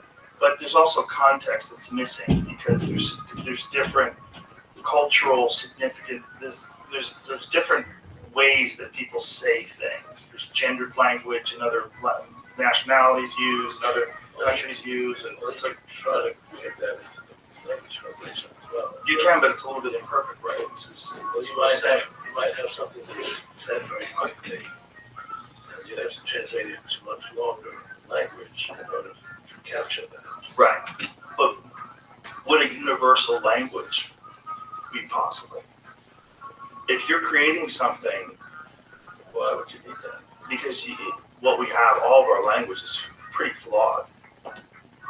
Ultimately, I mean, we use it, but how many versions of your do we have?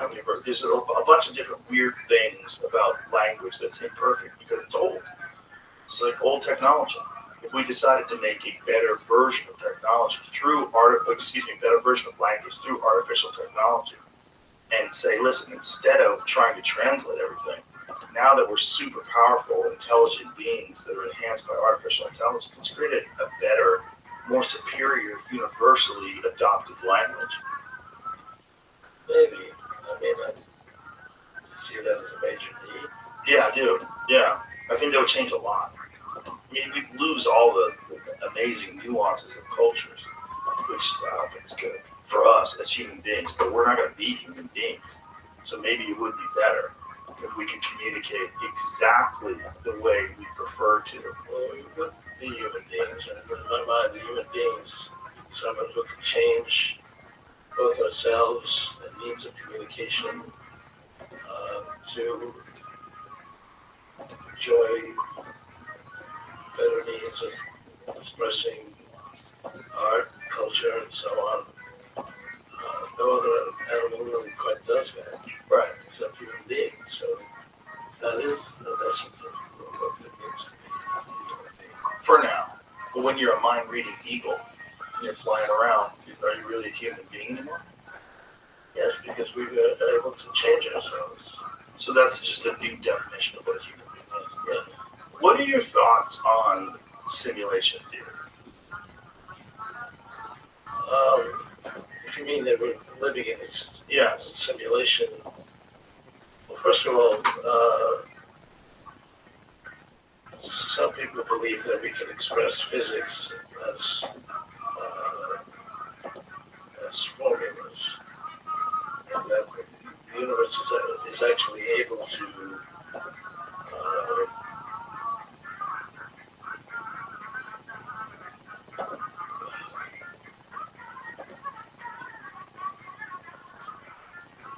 is capable of computation, and therefore everything that happens is a result of some computation, and therefore the universe is capable of living in something that is computable. And this there's some debate about whether that's feasible, but it doesn't necessarily mean we're living in a simulation. Generally, if you say we're living in a simulation, you assume that in some other place, and teenagers in that world like to create a simulation. So they created a simulation that we live in, and you want to make sure that they don't shut the simulation off. So we'd have to be interesting to them, and so they keep the simulation going. But the whole universe could be capable of simulating reality, and that's what we live in. It's not a game; it's just the way the universe works. I mean, what would the difference be if we lived in a simulation? This is what I'm saying. If we can, and we're on our way to creating something that is indiscernible from reality itself, I don't think we're that far away from that, many decades away from having some sort of a virtual experience that's indiscernible from regular reality. I mean, we try to do that with games and so on. Right.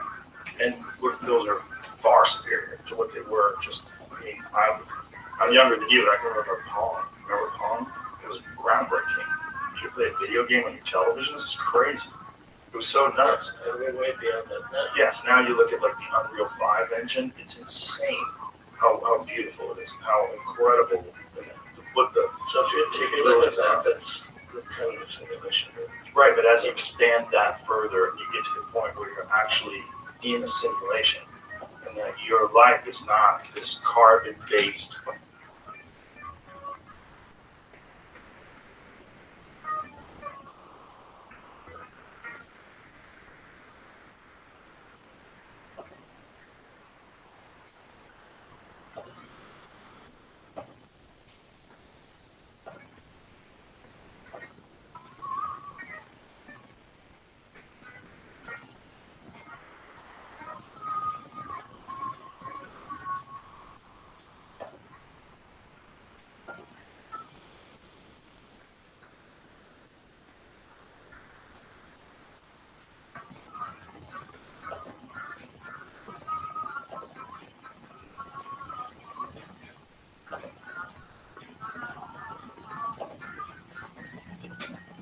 Biological life, feeling and texture, you think it is.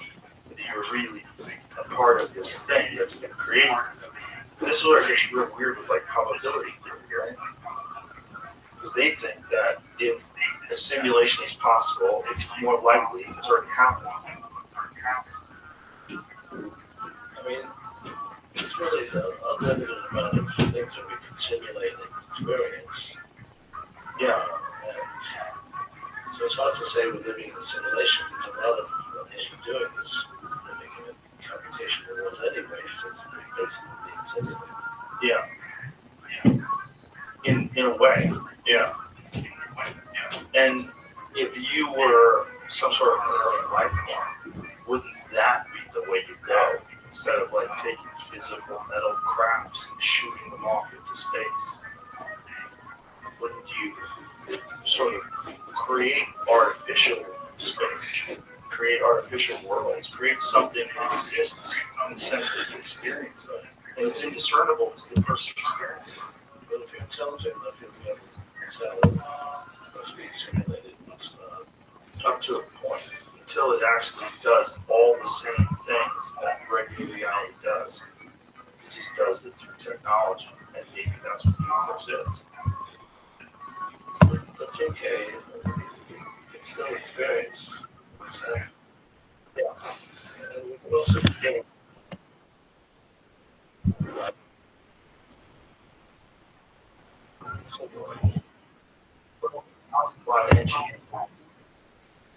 you look at it to the point where I don't see any evidence around life outside. Well, there's definitely no real evidence that we see other than these people talk about UAPs, pilots, and all these people that say that there's this thing. basically don't see any evidence that life is simulated outside of our own life. We can simulate things and experience it. We don't see any evidence that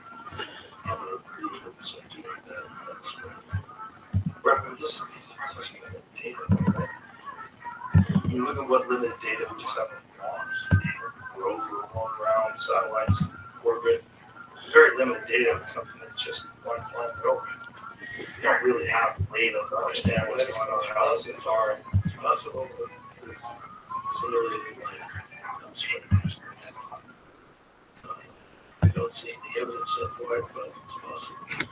Is it something that intrigues you, or do you just look at it like there's no evidence on it? Right, see what we can achieve. We're actually on it. See that we're on that path.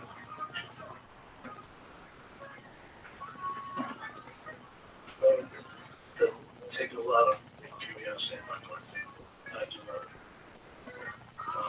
simulate life and enjoying it. Righteousness.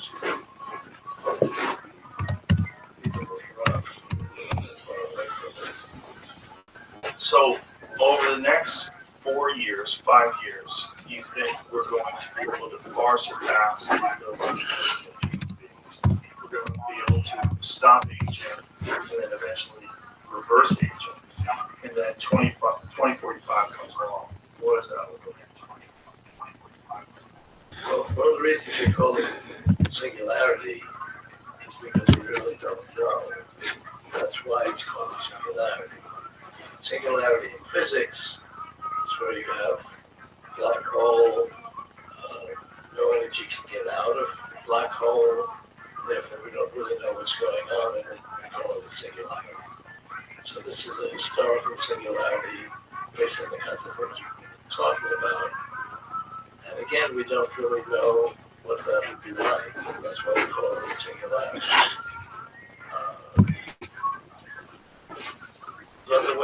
Another way of looking at it, I mean,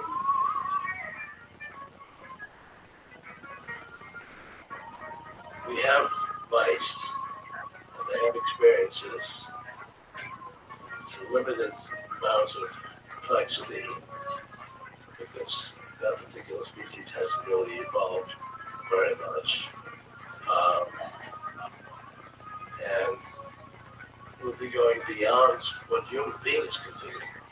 So to ask a human being what it's like to be a human being with singularity, it's like asking a mouse, what would it be like if you evolved to become like a human? If you ask a mouse that, you wouldn't understand the question, you wouldn't be able to formulate an answer, you wouldn't even be able to think about it. And asking the current human being what it's going to be like to live in singularity is a little bit like that. So it's just, it's going to be wild. We have to do things that we can't even imagine. Well, I'm very excited about it. Even though it's scary, I don't ask a lot of questions, but it's just these are my own questions. This is like what bounces around the top of my head. Well, that's why I'm excited about it. It basically means more intelligence.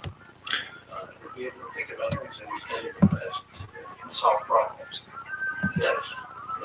Including like dying. Listen, man, I'm glad you're out there. It's very important that people have access to this kind of thing. You dedicate your whole life to this. In this book, Ray Kurzweil, The Singularity is the Merge with AI. It's available now. Can you do the audio version of it? That's being worked on. Are you doing it? It's coming out June.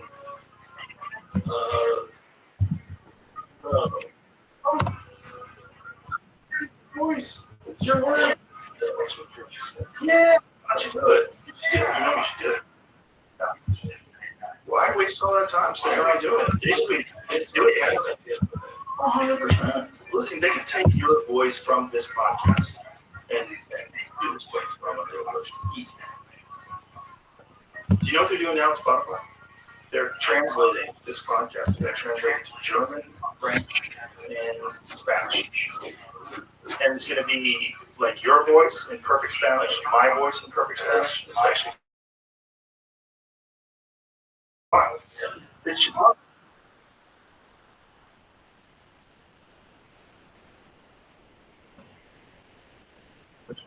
ridiculous. They're talking about us marrying with how to talk about that. Just but he does it with AI, and it sounds exactly like whoever that person is. So that's the solution. Have AI read your. Of course, you should have AI read your book. I can't believe we even would think of you sitting down for 40 hours or whatever it would take. It might take more than that to read this whole book, and then if you mess up, you got to go back and start again. Certainly, that's going to be feasible. It's feasible now that we get the nuances correct. That's good.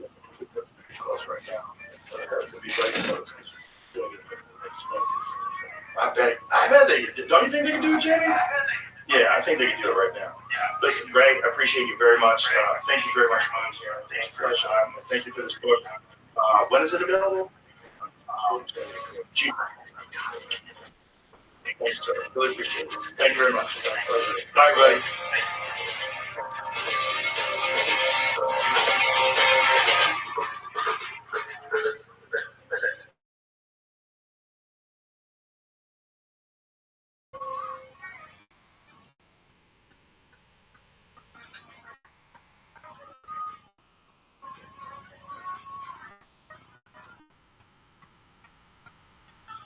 The following is a conversation with Elon Musk. It's what time on this Let's Freedom podcast.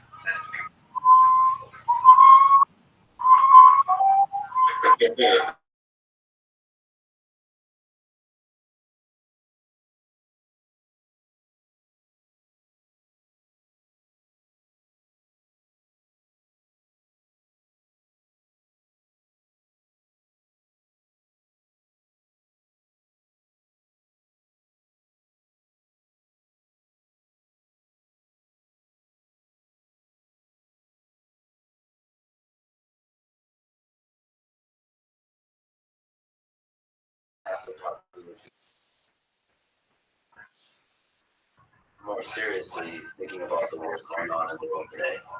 And as you know, war and military conquest has been a big part of Roman society and culture. And I think it's been a big part of most empires and dynasties throughout human history. So yeah, they usually became the result of conquest. I mean, there's some like the Austro-Hungarian Empire where there was just a lot of sort of clever marriages. But fundamentally, there's an engine of conquest. They celebrate their excellence in warfare. Many of the leaders were excellent generals, that kind of thing.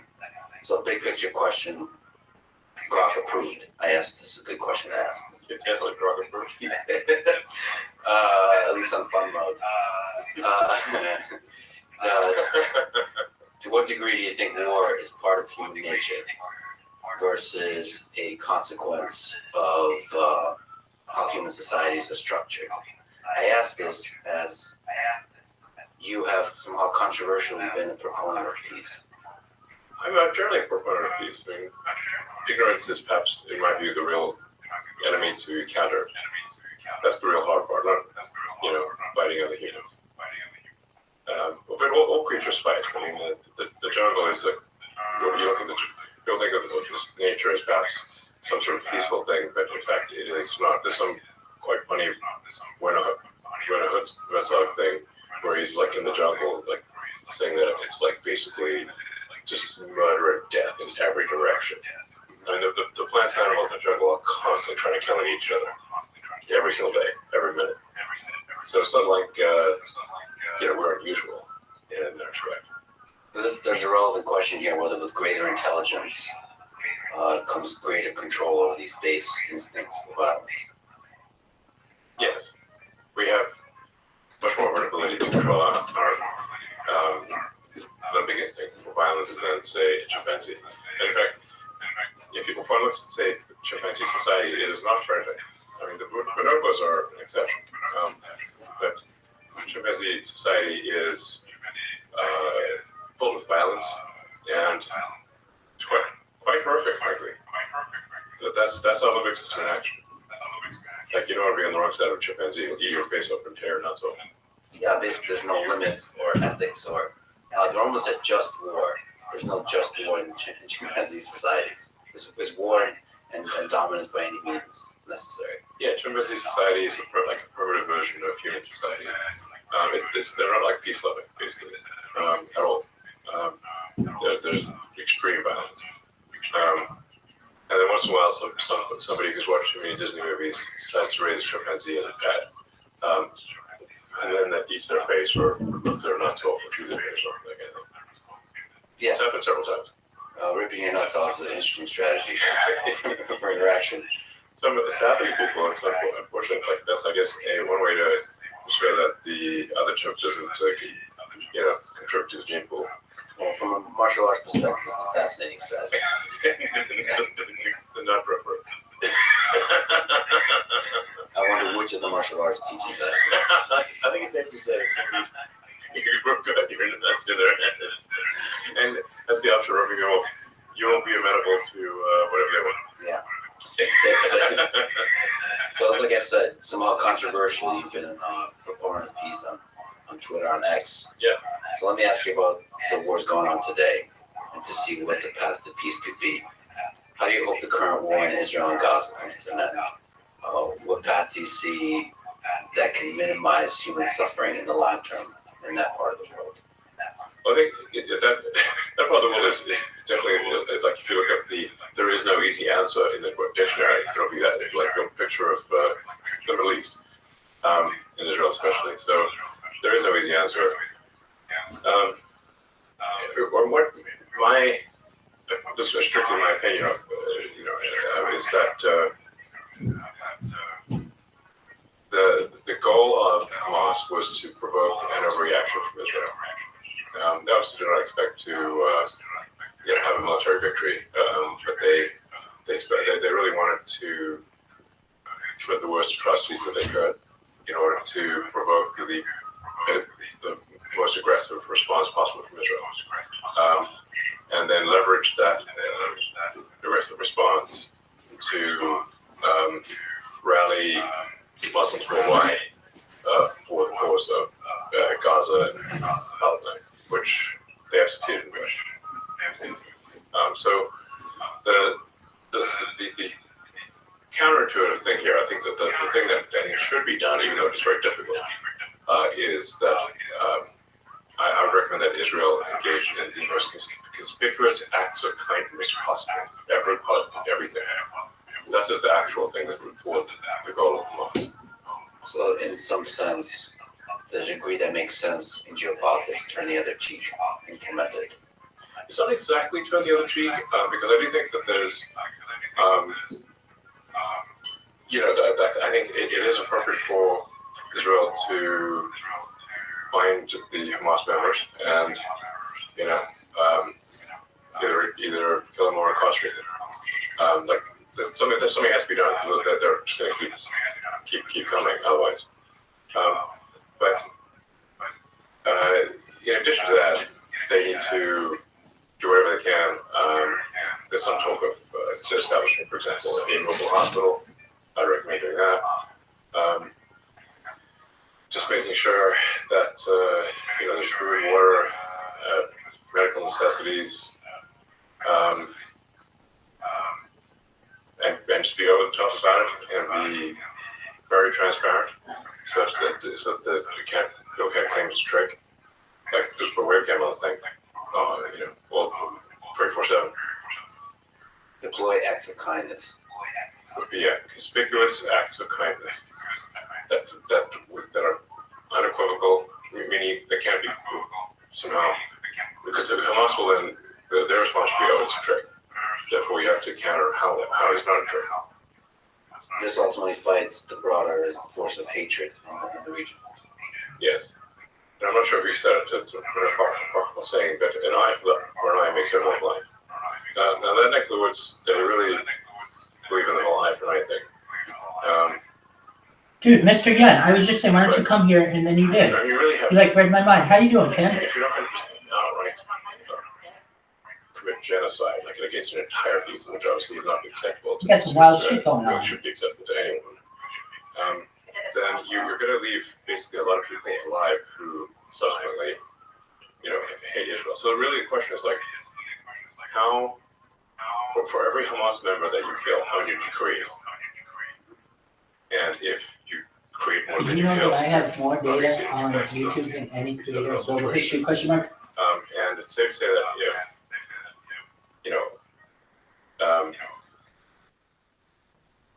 if Thank you so if much kill for the somebody's child explanation, in Frank. Gaza, you've made at least a few Hamas members who will die just to kill an Israeli. That's the situation. So, but I mean, this is one of the most contentious subjects one could possibly discuss. But I think if the goal ultimately is some sort of long-term peace, one has to look at this from the standpoint of, over time, are there more or fewer terrorists being created? Let me just linger on war. Yeah, well, war, it's safe to say wars existed and always will exist. Always will exist. Always has existed and always will exist. I hope not. I think it always will. There will always be war. It's a question of just how much war, and what this the sort of the scope and scale of war. But to imagine that there would not be any war in the future, I think would be very unlikely outcome. Yeah, you talked about the culture series. There's more even there. Yeah, there's a giant war. The first book starts off with a gigantic galactic war where trillions die. Trillions. But it still nevertheless protects these pockets of flourishing. So somehow you can have galactic war and still have pockets of flourishing. Yeah, I mean, I guess if we are able to one day expand to, pull the galaxy or whatever, there will be a galactic war at some point. The scale of war has been increasing. It's like a race between the scale of suffering and the scale of flourishing. Yeah. A lot of people seem to be using this tragedy to beat the drums of war and feed the military-industrial complex. Do you worry about this?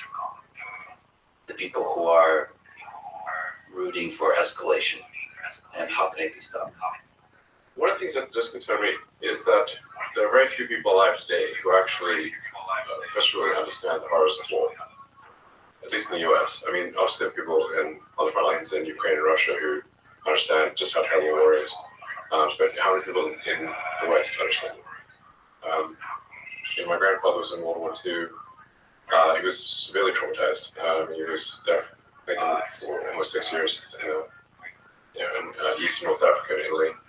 All his friends were killed in front of him, and he went back too, except they randomly gave some, I guess, IQ test or something, and he scored very high. He was not an officer; he was, I think, corporal or sergeant or something like that, because he didn't finish high school. He had to drop out of high school because his dad died, and he had to work to support his siblings. So because he didn't graduate high school, he was not eligible for the officer corps. So, he kind of got put into the cannon fodder category, basically. But then, randomly, they gave him this test. He was transferred to British intelligence in London. That's where I met my grandmother. But he had PTSD next level, like next level. I mean, just didn't talk. And if you tried talking to him, he'd just tell you to shut up. And he won a bunch of medals, never bragged about it once, not even hinted, nothing. I found out about it because his military records were online. That's how I know. So he would say, like, no way in hell. Do you want to do that again? But how many people? He obviously he died 20 years ago, or longer actually.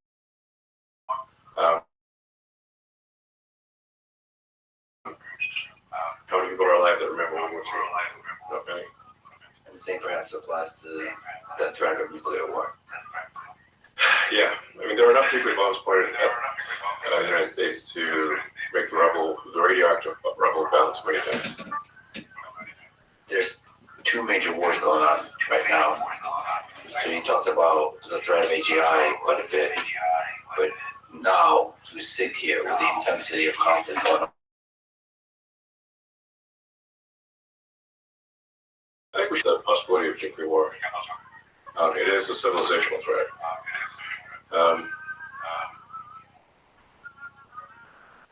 Right now, I could be wrong, but I think the current probability of nuclear war is quite low. But there are a lot of nukes pointed at us. So there are a lot of nukes pointed at other people.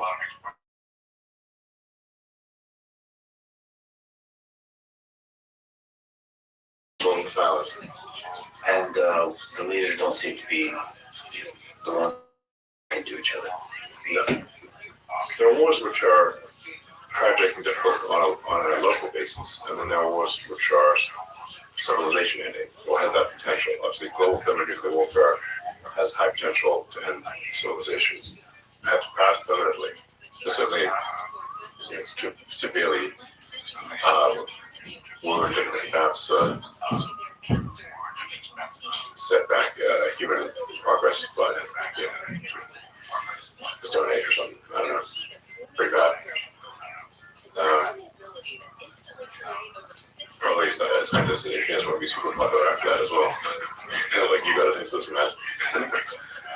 So, generally, I think we also want to prioritize civilization risks over things that are painful and tragic on a local level, but not civilizational. How do you hope the war in Ukraine comes to an end? And what's the path, once again, to minimizing human suffering there?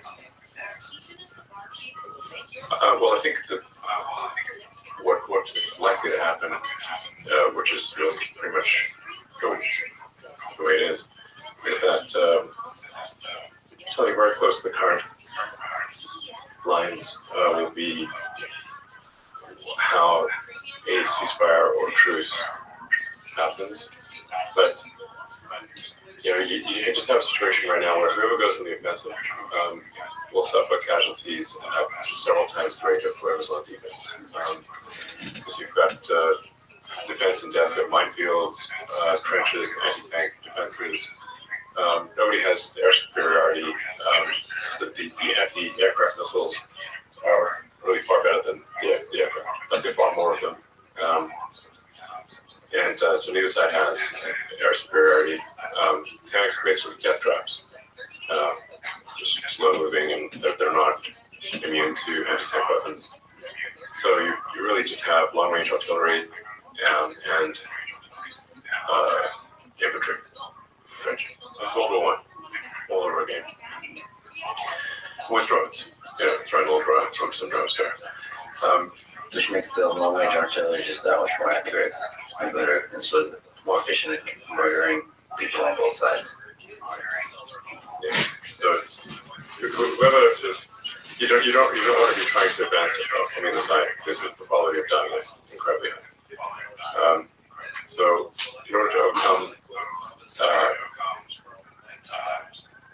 defense in depth trenches and minefields, you really need significant local superiority in numbers. Ideally combined arms, where you do a fast attack with aircraft, a concentrated number of tanks, and a lot of people. That's the only way you're going to punch them on. And then you're going to punch through and then not have reinforcements just kick you right out again. I mean, I really recommend people read World War I warfare in detail. It's rough. I mean, the sheer number of people that died there was mind-boggling. And it's almost impossible to imagine the end of it that doesn't look like almost exactly like the beginning, in terms of what land belongs to who, and so on. But on the other side of a lot of human suffering, death, and destruction of infrastructure. Yes, and I mean, the reason I proposed some sort of truce or peace a year ago was because I predicted pretty much exactly what would happen, which is a lot of people dying for basically almost no changes in land, and the loss of the flower of Ukrainian and Russian youth, and we should have some sympathy for the the Russian boys as well as the Ukrainian boys. So the Russian boys didn't ask to be in the front line. They have to be. So there's a lot of sons not coming back there. And I think most of them don't really have their idea inside. Yeah, it's sort of like the saying about saying comes from World War I. It's like young boys who don't know each other killing each other on behalf of old men that do know each other. The hell's the point of that? So Volodymyr Zelensky said that he's not, or has said in the past, he's not interested in talking to Putin directly. Do you think he should sit down, man-to-man, leader, and negotiate peace? Look, I think I would just recommend do not send the flower of Ukrainian youth to die in trenches. Whether the talks are quick or not, just don't do that. Wherever it goes on the offensive, we'll lose massive numbers of people. And history will not look kindly upon them. You've spoken honestly about the possibility of war between the U.S. and China in the long term, if no diplomatic solution is found. For example, on the question of Taiwan and one China policy. Right. How do we avoid the trajectory that these two superpowers clash? Well, it's worth reading that book on the difficult to pronounce Thucydides trap, I believe. I love people backwards. There's hardly a battle I haven't read about. And trying to figure out like what really was the cause of victory in any particular case, as opposed to what one side or another claims the reason. Both the victory and what sparked the war. Yeah. The whole thing. Yeah. So that Athens and Sparta is a classic case. The thing about the Greeks, they really wrote down a lot of stuff. They wrote right. There are lots of interesting things that happened in many parts of the world that they chose to write down. So we don't know what happened, or they didn't really write with in detail. They just would say like, we had a battle and we won, or yeah, a bit more. The Greeks, they really wrote a lot. They're very articulate on it. They just love writing. So, and we have a bunch of that writing as preserved. So we know what led up to the Peloponnesian War between the Spartan and the Athenian alliance. We know that they saw it coming. Because the Spartans didn't write. Those weren't very focused by their nature. But they did write, but they weren't very focused. They weren't cursed. But the Athenians and the other Greeks wrote a lot. And they were like, Sparta was really kind of like the leader of Greece. But Athens grew stronger and stronger with each passing year. And everyone's like, well, it's inevitable that there's going to be a clash between Athens and Sparta. Well, how do we avoid that? And they saw it.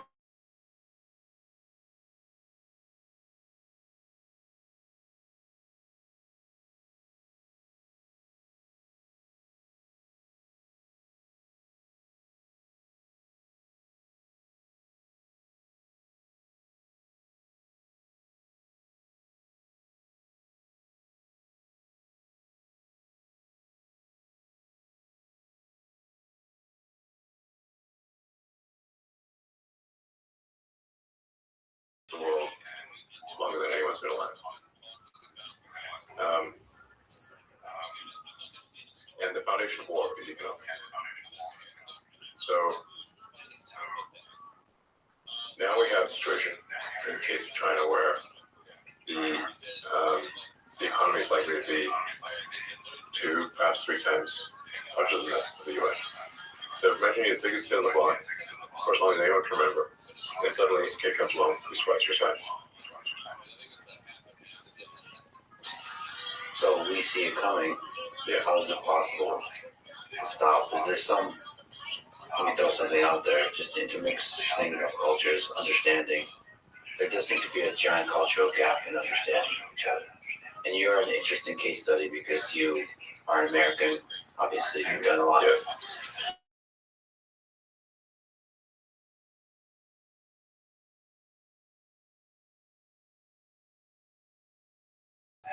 what are some things about China that people don't understand positive, just in the culture? What's some interesting things that you've learned about the Chinese? Well, the sheer number of really smart, hardworking people in China is incredible. There are, really, so like, how many smart, hardworking people are there in China? There's far more of them there than there are here, I think, in my opinion. They have a lot of energy. So, I mean, the architecture in China that's in recent years is far more impressive than the U.S. I mean, it's the train stations, the buildings, the high-speed rail, everything. It's really far more impressive than what we have in the U.S. I mean, I recommend somebody just go to Shanghai and Beijing, look at the buildings, and go take the train from Beijing to Xi'an, where you have the terracotta warrior.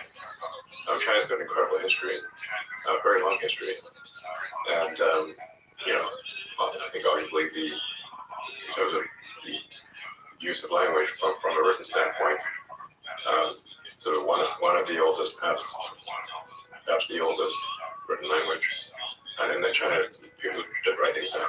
So China historically has always been, with rare exception, been internally focused. They have not been acquisitive. They've fought each other. There have been many civil wars. The Three Kingdoms War, I believe they lost about 70% of the population. So they've had brutal internal wars. Like civil wars that made the U.S. Civil War look small, by comparison. So I think it's important to appreciate that China is not monolithic. We still think like China is this sort of one entity with one mind. This is definitely not the case. From what I've seen, I think most people who understand China will agree. People in China think about China 10 times more than they think about anything outside of China. So like 90% of their consideration is internal. Well, isn't that a really positive thing when you're talking about the collaboration and the future peace between superpowers? When you're inward facing, which is like focusing on improving yourself versus focusing on, quote unquote, improving others through military might. The good news, the history of China suggests that China is not acquisitive, meaning they're not going to go out and invade a bunch of countries. I do feel very strongly, so that's good. I mean, because a lot of very powerful countries have been acquisitive. The U.S. is also one of the rare cases that has not been acquisitive. Triple A, how you live in Pimp? After World War II, the U.S. could have basically taken over the world in any country. But we got nukes, nobody else got nukes. Triple A, can I hear from you, baby? Have you ever seen anything like this in your life? And the United States could have taken over everything. Oh wait, at will, and it didn't. The United States actually. Just a moment, I can tell you're talking to me. That's for what we're going, baby. Sensory overload. Welcome to the Rabbi Rothschild show. How may I help you?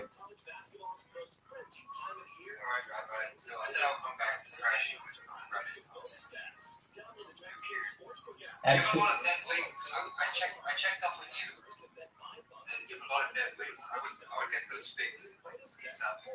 I don't really give a shit about them.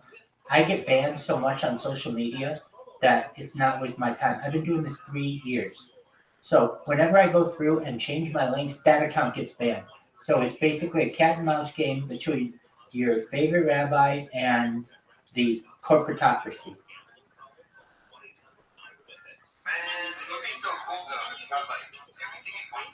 I know. That's the goal. But I can't do that right now. They ban my accounts on a daily basis. They banned 2,100 of my Twitter accounts. Just to give you an idea. Like, it's not like, they banned 3 of my accounts. I don't really give a shit. No, I care and I've done that. Trust me, I did that for the first 2 years. Everything was perfect. Interlink, backlink, tagged. They start banning you. and then you can't get into those accounts anymore, and then you can't get into the account that was with that account, and the account that was with that account. When you have 2,100 Twitter accounts alone, hundreds of Gmail accounts, hundreds, I have over 1,069 TikTok accounts. It becomes impossible to make sure that all of this is aligned. However, when I become big, I will, of course, have the biggest social media presence of all time and the most amount of data of all time. They will release all of these suspensions, and you will really see what I've done. The whole world will see, and it's huge. It's a far, far larger footprint than I can currently show on the internet. Even though my current footprint on the internet, you can see I'm very easy to find, or my content is. Maybe I'm not. You have to go and find me on YouTube, but I'm findable. You should know this. Just since we've last spoken, YouTube banned my Rabbi Rothschild account and then gave it back to me. So I do win my appeals occasionally, and I won my favorite appeal, which is my Rabbi Rothschild account.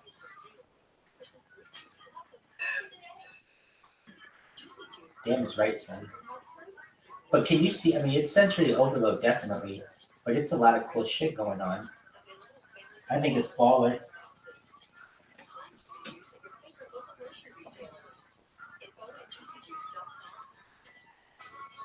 How are things going with you, AAA?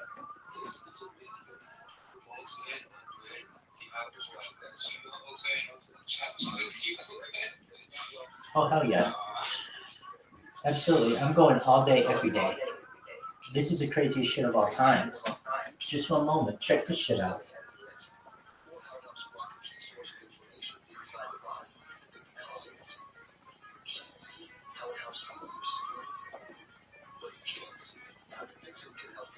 I mean, right before you got in here, I don't know if you know, we were listening to Joe Rogan. Did you hear that?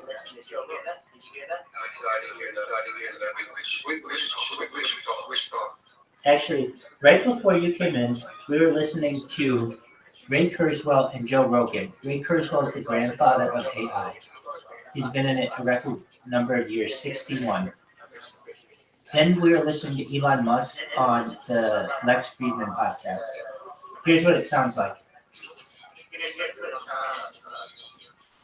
You're help rebuild. This is very unusual behavior, almost unprecedented. The U.S. did conspicuous acts of kindness, like the brotherly elephant. And I think it's always like, well, America's done bad things. Well, of course, America's done bad things, but everyone needs to look at the whole track record. And just generally, one sort of test would be, how do you treat your prisoners of war? There you go. What do you think about that, baby? Or let's say,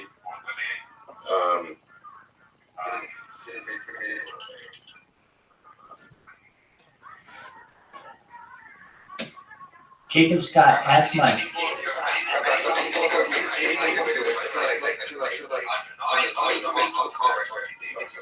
Absolutely. I'm willing to spit some alpha right now. But one moment. I'm going to get two other people in here. Just one moment. Jacob Scott and Ass Munch, please come to the Harry Potter Obama Sonic 10 Enu. Ass Munch, please come to Harry Potter Obama Sonic 10 Enu. Look what I have going on. It's a crazy thing. It's crazy. I've got so many different channels going, Ass Munch. Come here and please look at it. It's crazy. I've got like 7 different channels going. What up, Jacob Scott? How you doing, baby? What do you think of all these screens? That's a lot to take in. Absolutely. I am a lot to take in. Spring is dead. And Ass Munch. Can you please go to the Harry Potter Obama Sonic 10 Enu space just for like 5 minutes? I just want to show you how many different streams I have going simultaneously. It's incredible. I am sharing it all on. Also, I have 300 different social media accounts hooked up right now. This is the biggest event in global history.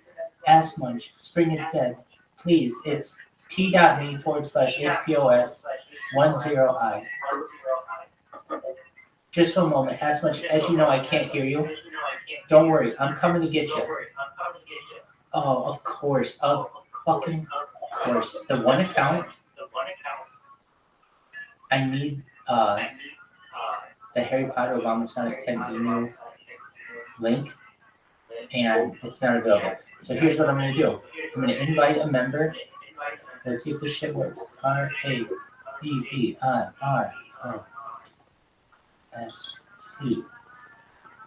I need. Why the fuck does it show me for? Spring came in. Excellent. Okay, they heard me. How are you doing, Spring is dead? How was your day? It was wonderful, thank God. Do you see how many streams we have going simultaneously? Agreed. So whenever you want, we can watch movies. If you're like, what movies can we watch, Rabbi? Anything you want. And we were just watching Elon Musk and his discussion on war, AI, aliens, politics, physics, video games, and humanity with...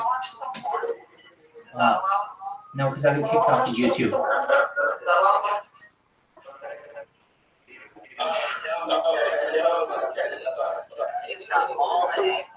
Yeah.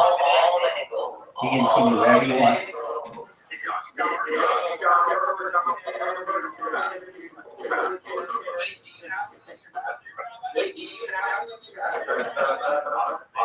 One of the stipulations of me living in this location, well, I had a couple stipulations, and one of them was that I could not permanently keep a camera anywhere outside the room. So if I ever go to the bathroom, I just take a camera with me. Or if I ever shower, which is rare, I take a camera with me. It's no big deal. I might do the laundry. This might be our daily tango, Spring.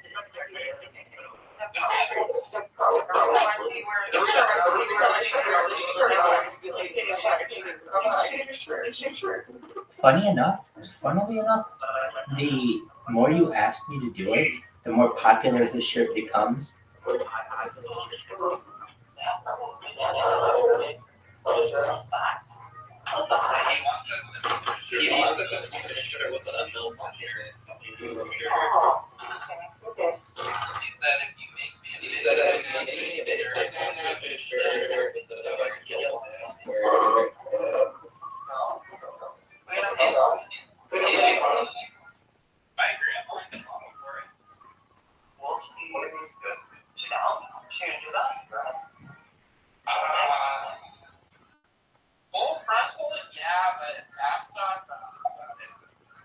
Dog, we're down. Let's Hicks or get the fuck out. Hicks or get the fuck out, dog.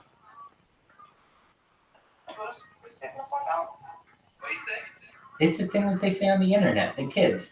Hicks or get the fuck out.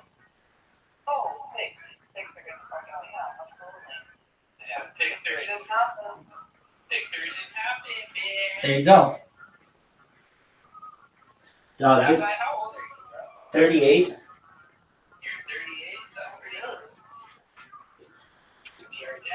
Oh yeah. No big deal, baby.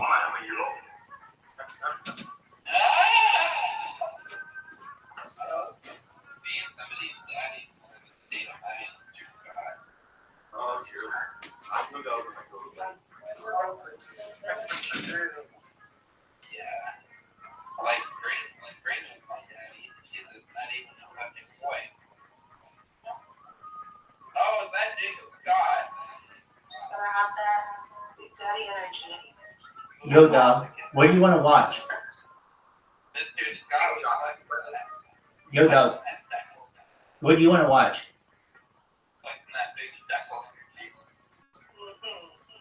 Dog, what do you want to watch? Well, you got that. So, now that we're watching me, we're all... We can watch him, and we can watch something else. Boom.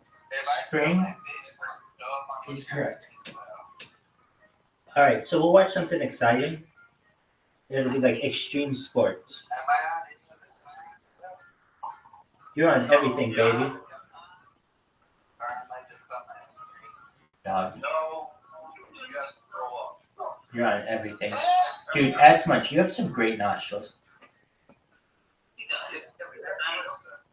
Thank you, guys. I also want everyone to know, I have just a quick story about S Munch. Is he still here? Yeah. Oh, good. I'm here. Excellent. How may I help? Yesterday, I was experimenting with all of these different streams, and I needed some assistance, and Ask Munch was there at the drop of a hat, was able to install software on his own computer to be able to help me. He installed Telegram desktop, just a really, really nice thing for him to do, and I wanted to spotlight that, so thank you very much, Ask Munch. It was nice. He's a good guy. He's such a good guy, kid. Oh, no. All right. I fly right now. Next up, we're going to be streaming 4K videos. Can anybody see? I don't want to stream the sound. I just want visual entertainment. I know I got a lot going on right now. I can't even see it. So if you can, oh, now I can see something. It's like a little river. Anyway. I see on one here first. Yeah, I see a bridge too. Like, Yes, good. Yes, that's what I want. Just a little something to be going, and then everything else is the Rabbi Rothschild show. But in case you needed a little distraction, you could watch extreme sports. And this stuff is really cool. It's like surfing and base jumping and all that other fun stuff that people do. So hope you enjoy. You should people come into this VC, right? Can you repeat that, please, Spring? How many people come into this VC like during the day? Great question. It can vary. We have had as many as like 23 people at once, or no, maybe 33 people, and that was for an event that was streamed, the karate combat when Warlight fought BitBoy. So that's simultaneously 33. Over the course of the day, there are people who come in. So to answer your question, depends. There are people who have like a regular set time. There will be a guy, Gustav, who will come in about 4 hours. He's from Armenia. And the way he starts his day, welcome, Duber. What do you think of this, baby? Duber. Duber, can you see this shit? Hey, Duber, this shit is so crazy. Duber, this is cray cray in a good way. Oh, I remember Duber. Duber's from New York. If I recall, I could be incorrect, but I thought he was from like upstate New York.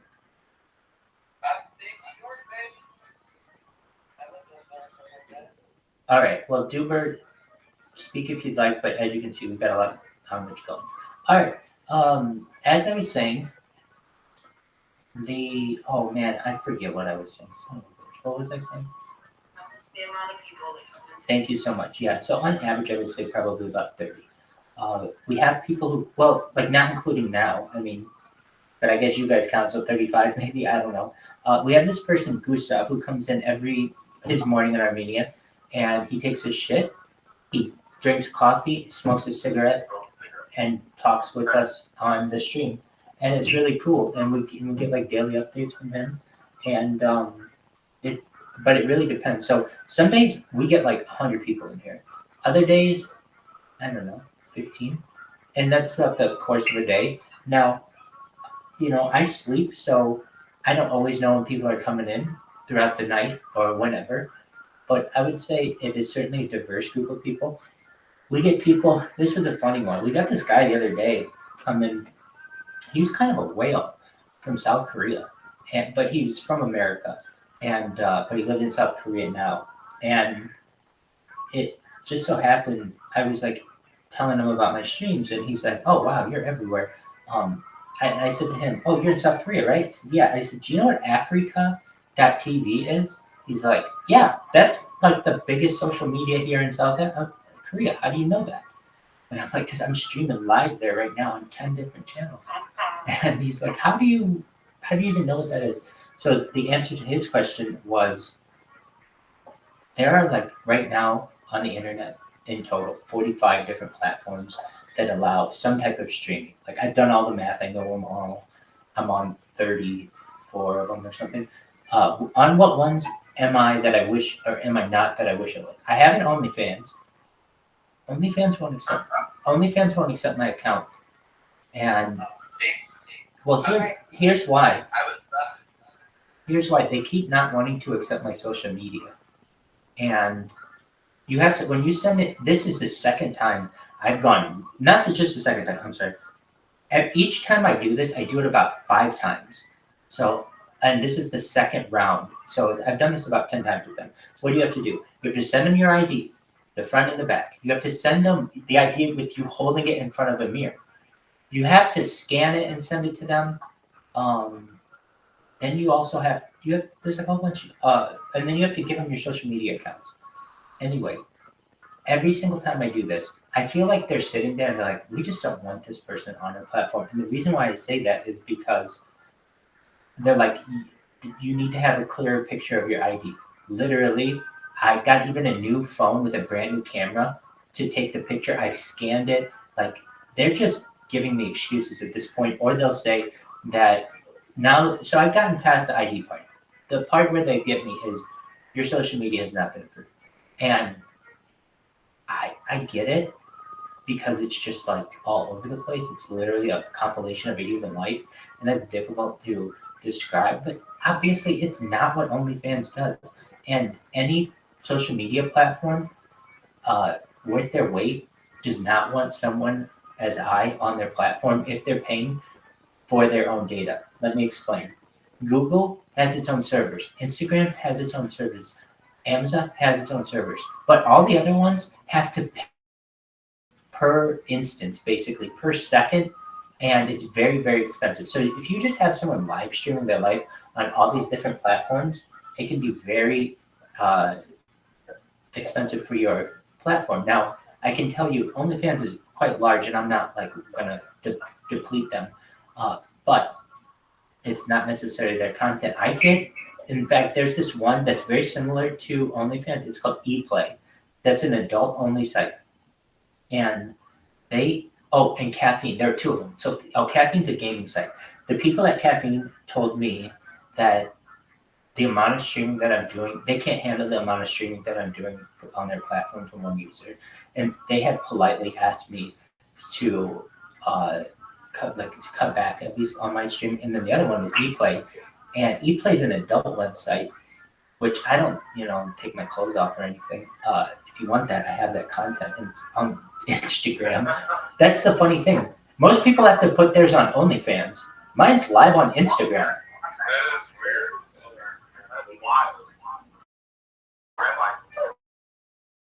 Well, see, here's the funny thing. If you really want to know, I did it allegedly on like 7 different streams, and they banned 6 of them.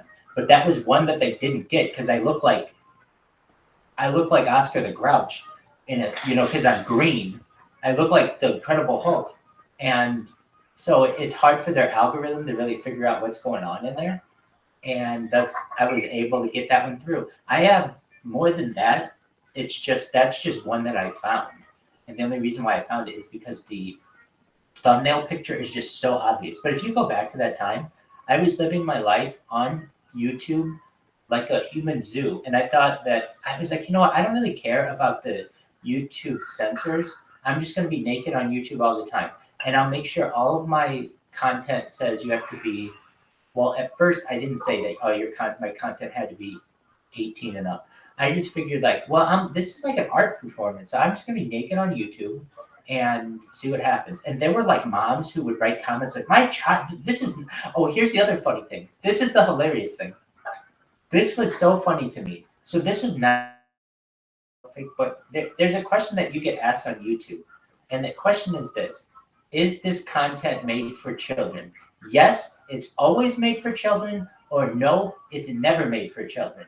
And those are like mutually exclusive answers, but sometimes things are made for children and other times they're not. And what do we consider a child? Is 17 a child?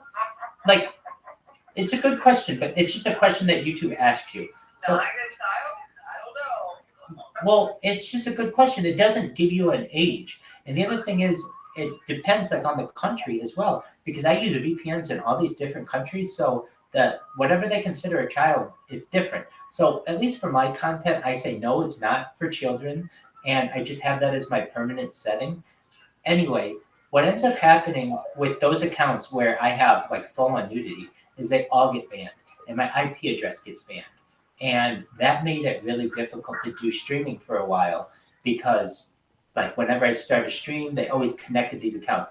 Google is very smart. The smartest of all of the platforms, I would say, is Reddit or Discord. They're both very good. Twitter's pretty stupid. Google, you can pretty easy to get around, but like I can tell you how easy it is to get around all these company settings.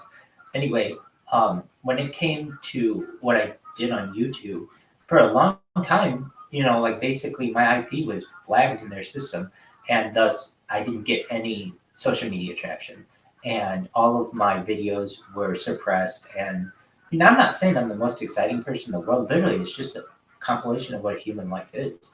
But to some people, that is very interesting. And I was starting to get a little bit of traction. I'd get little communities that would start, and I'd get like 2 or 3 people who watch me regularly. Boom, I'd lose the account. And then maybe one of them would find me on another account, maybe one of them wouldn't. But basically, like it was really hard for me to just even keep any kind of consistency because they will ban you.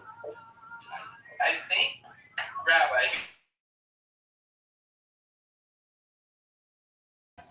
I'm listening. Hey, what if kind of dream on, Mozambique fucking version of Discord and stuff? You just they collect 2 things and then you put those really hard.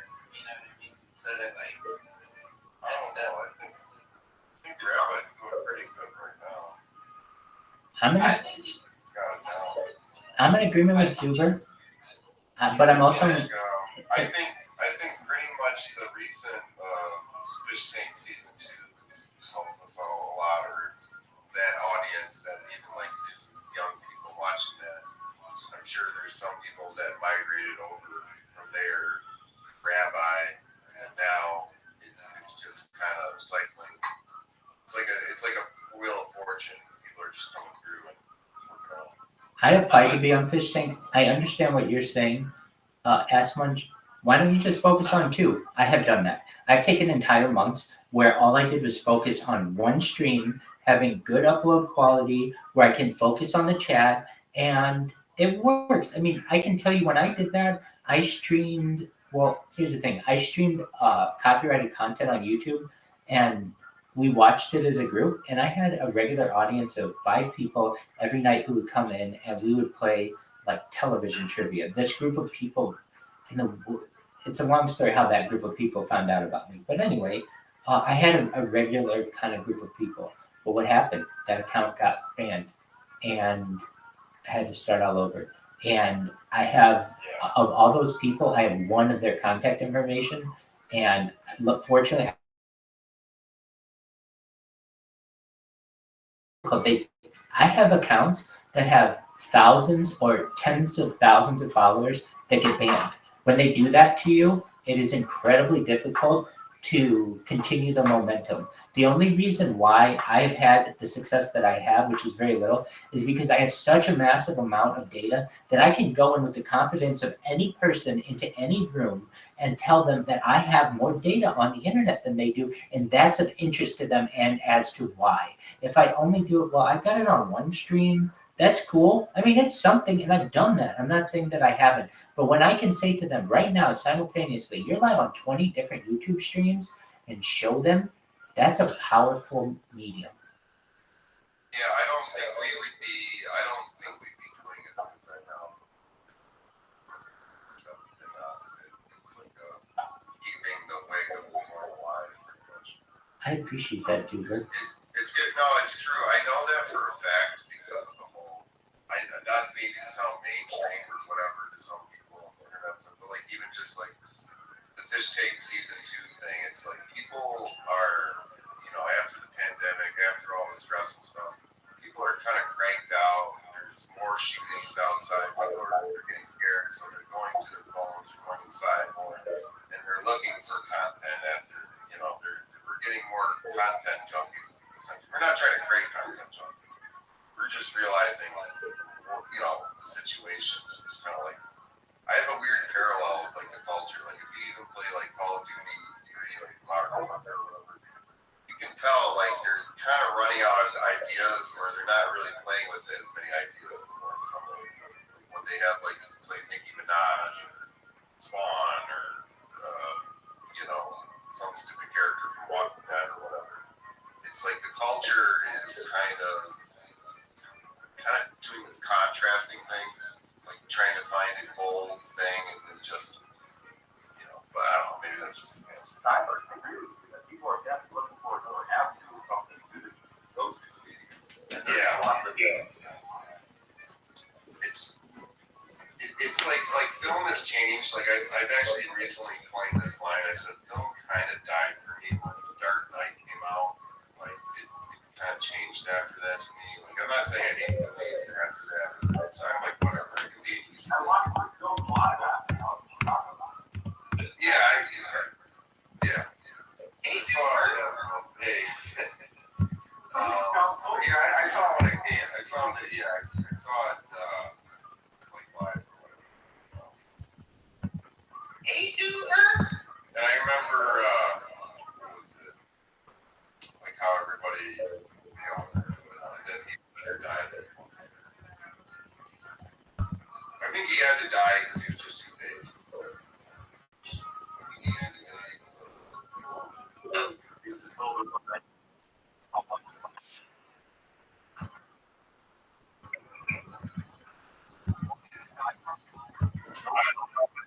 Some people think that somebody that weird Jerry, whatever guy, but that weird class, the match here. If you watch Rabbi, you guys should watch all these just watch like the most obvious like 5G thread. What's that? Oh, wow. That's crazy.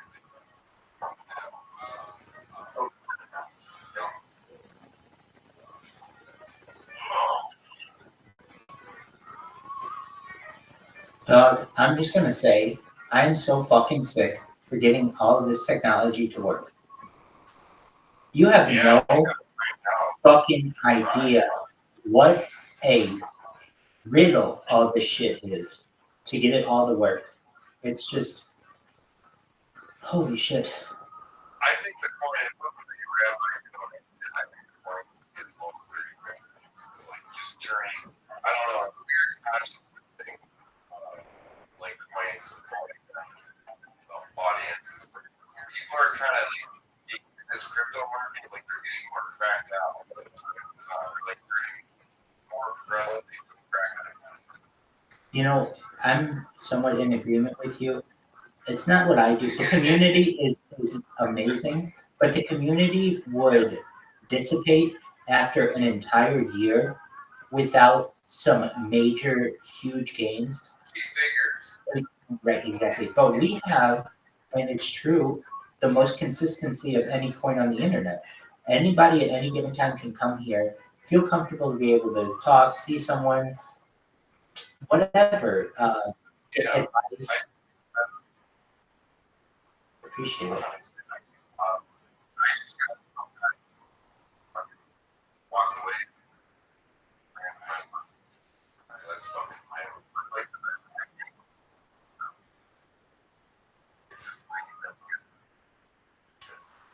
Right.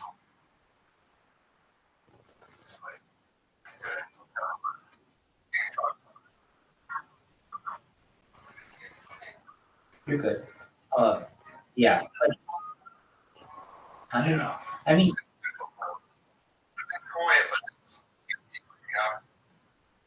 right, we're only growing. We are, you know who David Goldstein is? He's like the biggest Twitter space host. Yeah. So I spoke with him on Sunday. on one of the spaces he was hosting, and have made arrangements where he asked for More Light to be interviewed on his morning show as soon as possible, hopefully this week. And so we're going to have that going as well, which is huge. He has 170,000 people on average listen to him at a given time. He has millions of people listen to him over the course of a given week. So that's just really exciting to the point. Basically, like we were just on Karate Combat, we are just interviewed on Between Two Scrotos, Slumdog Millionaire, who has a documentary that came out. Have you seen Slumdog Millionaire's documentary?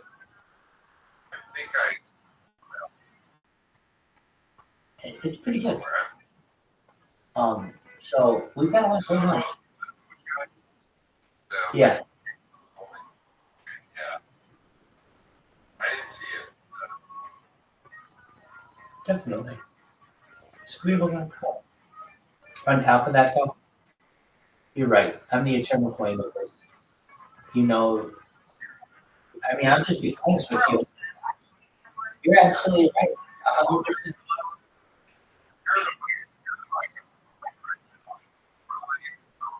Yes.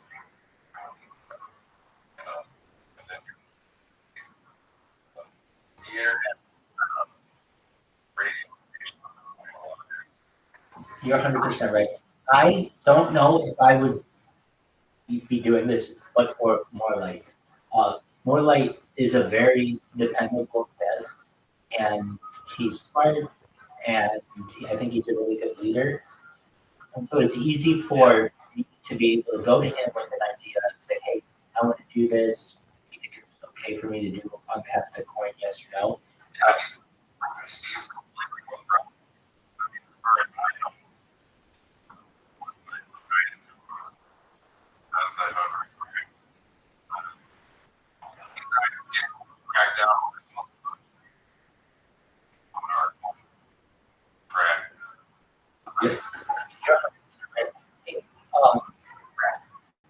Do you know of any Telegram that have a lot of people that would let me stream?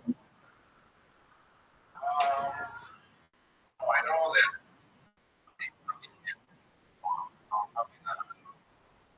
Okay. You thought about it. Now, like,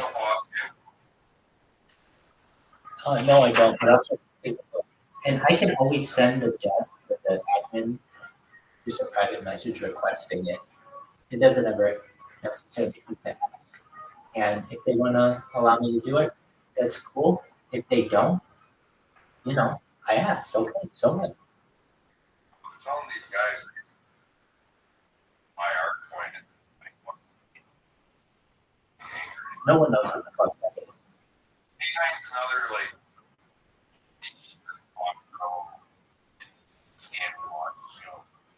Nobody wants that.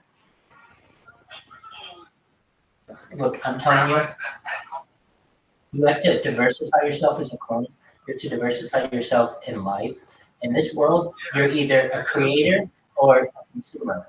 There is no middle ground. You're either gaining or you're losing. And our coin is always putting out data. It always has content, and it's alive and well.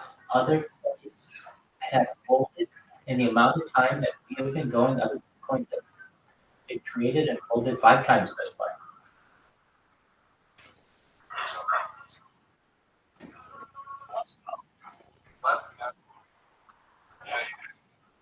If I had to tell you what I don't, yeah,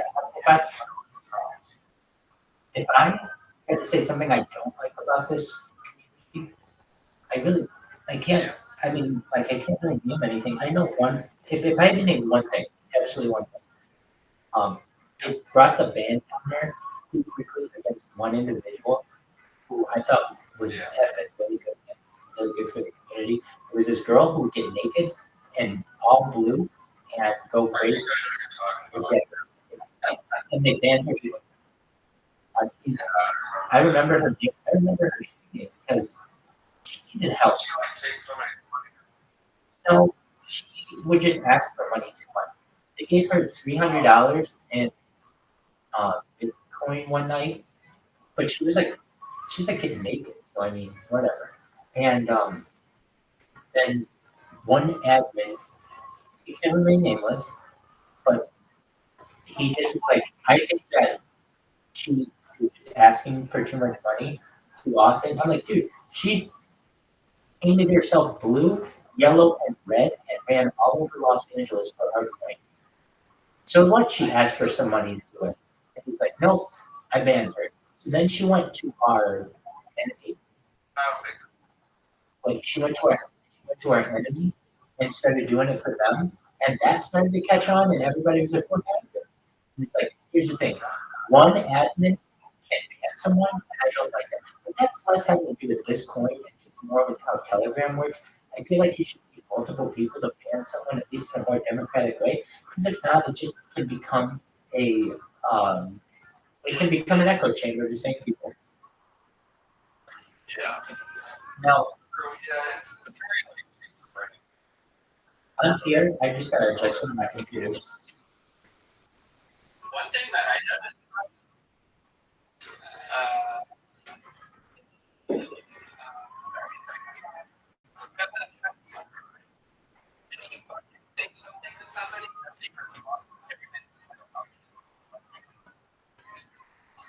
In which chat?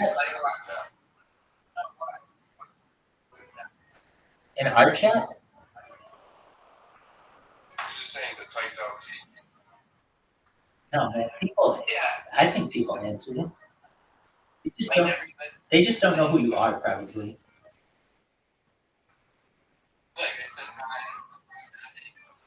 Dude, you just said it like 10 seconds ago. If you say, hi, I'm new here, I just wanted to introduce myself, I'm Ash Munch, you'll get 5 people who say, what up, or they'll react to your stuff.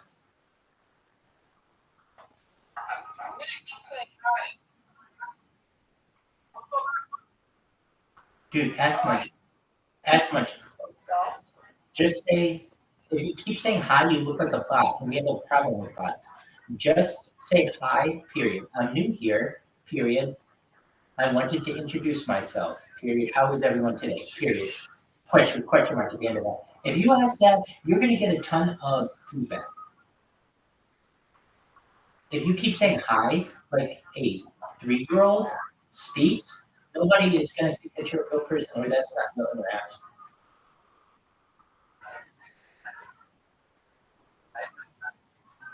I'm going to look at it, and I'm going to go to it right now, and I bet you it's one of the best things I've ever seen. Just because I have so much confidence in you. Here we go. Ask Munch. Hi. Boom. Alex Holden. Here you go. Alex Holden. Fire. Look at somebody else reacted. Somebody else said hi. I said hi to them. Look at that. Hi, I'm here.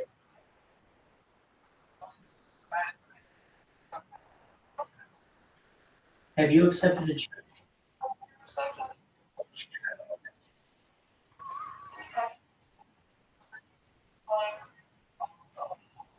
Oh, yeah. That's what they say.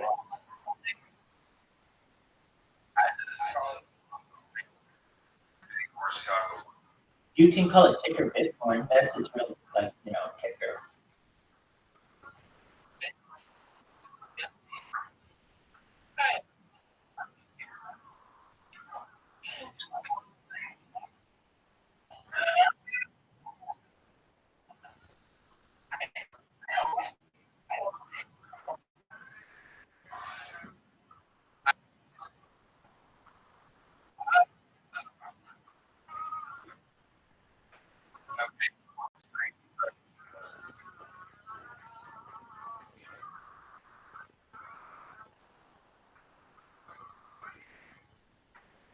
Really, actually, the only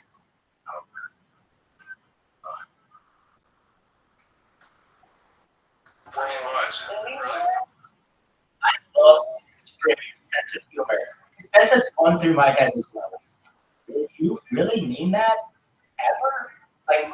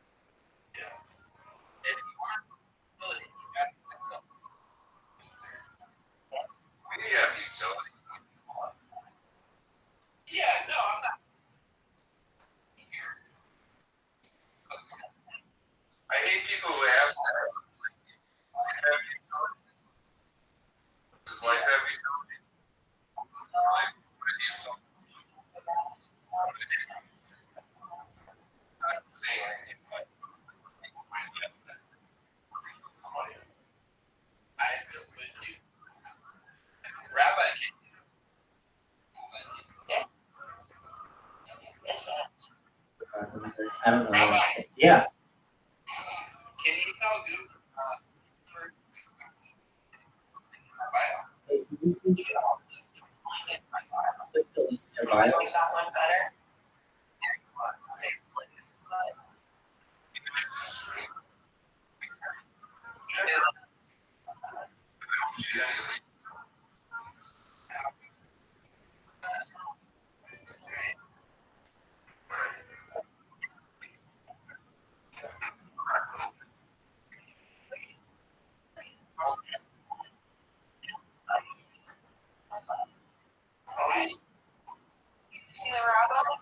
Oh yeah, old man with corn and I are good friends. Hello, you're a girl? Old man with corn, you're a girl? Oh, that's Bam. I'm sorry. No. Old man with corn came in. I'm sorry, I didn't hear it. I've got a lot going on here. Bam, how are you? Exactly. I was like, no, old man with corn's at 2. What's going on? And then no, you're not. Absolutely not. Bam, how are you?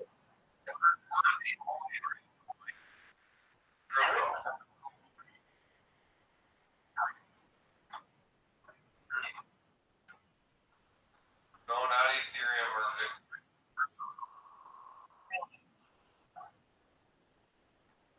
The real bankers.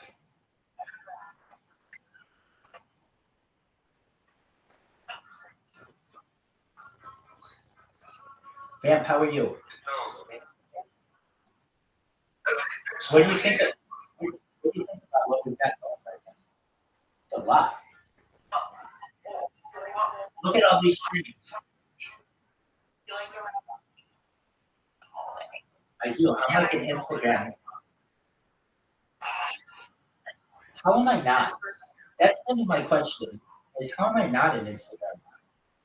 I have more content on Instagram than any person ever.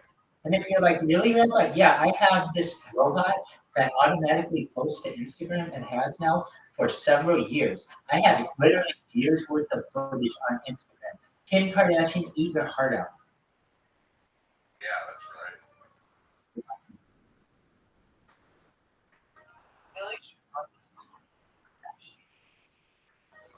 right. Not yet. All right.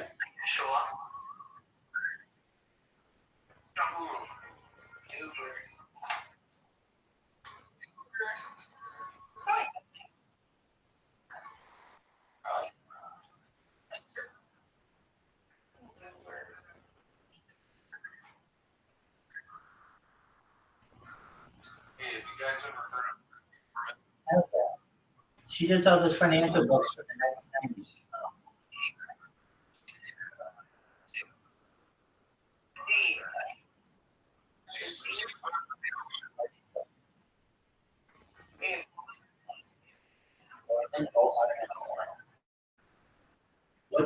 What are you saying about Susie Orman?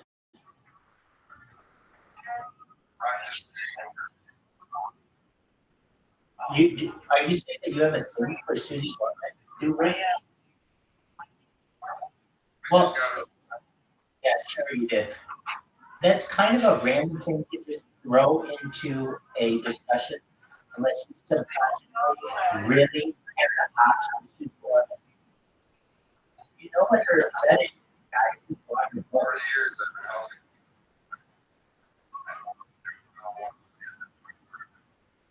No, she has like 5 retirement books.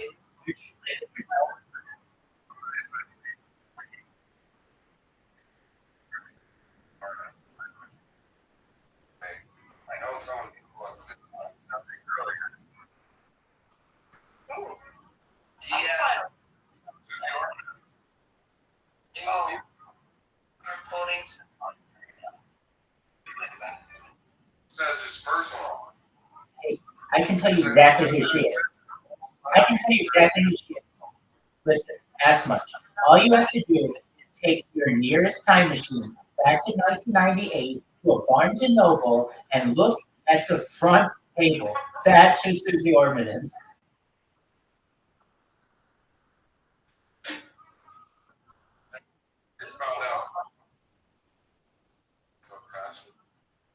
Dude, Susie Orman's a pretty lady. I'm not gonna hate on her. Oh, it, it's a power haircut. It's definitely.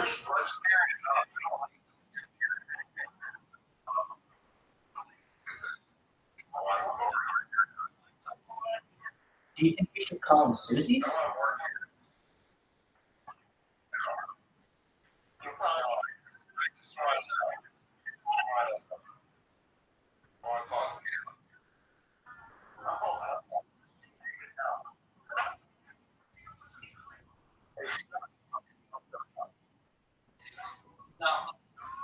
Susie Orman. Did you ask, do we know how the coin started?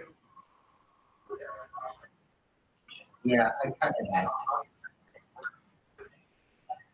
of know. Okay, so this isn't the first iteration of it, to my knowledge.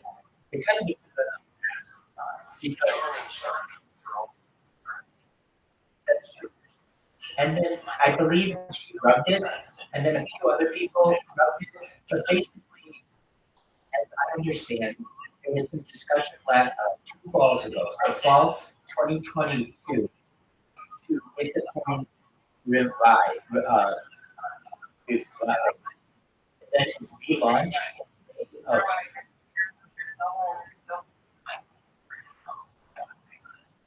all right, I got you.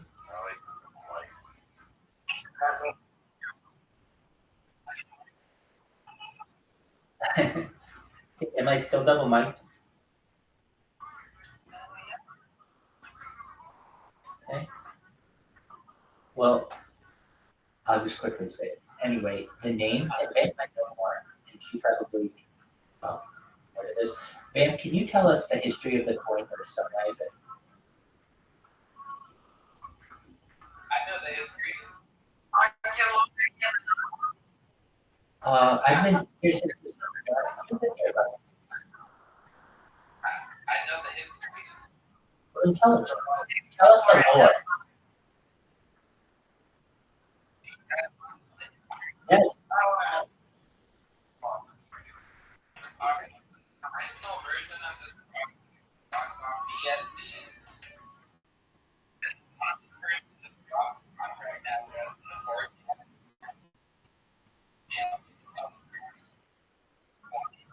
Which was on BSD. And then that ran for like 2. And then he said, I want. And he took over the website. And he said, you guys can have and that was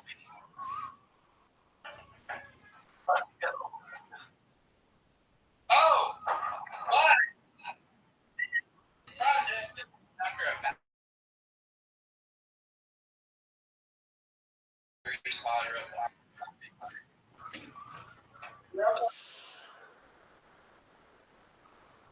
Yeah, so this project is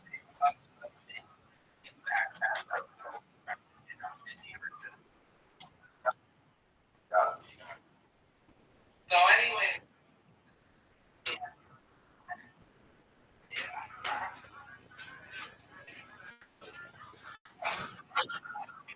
No, I'm going to tell you this.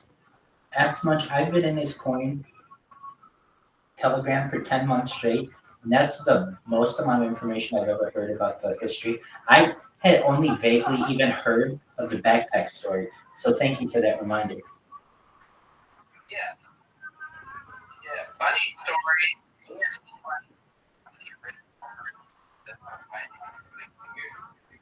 So you know him pretty well. That's how I know the story. Wow. Have you ever met in real life? Have you ever met more like in real life?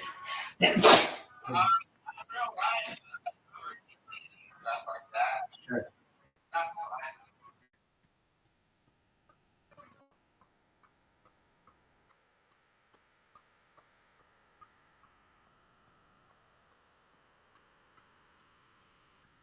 Holy shit. Okay, how many of these do I have? 1, 2, 3, 4, 5, 6. Hell yeah. Old man with coin, how are you, baby? I'm gonna tell a story about old man with coin, and I'm absolutely. I'm gonna tell this story about him, and I don't even know if it's true, but it is. I'm gonna tell you what. It's like one of those things when you're describing a movie, when you read it, when you're watching a movie, and at the beginning they say like based on a true story. I wasn't there, but this is how I remember hearing it.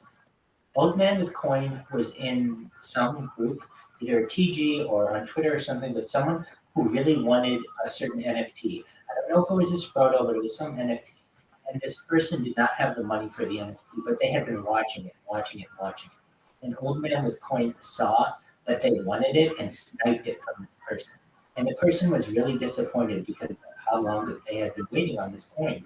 And Old Man, out of the goodness of his heart, contacted them and gave them the NFT for free. I just thought that was a really nice thing they did. There you go. So Bam knows. There you go. So I'm glad I remembered so accurately. And that's how cool Old Man with Coin is.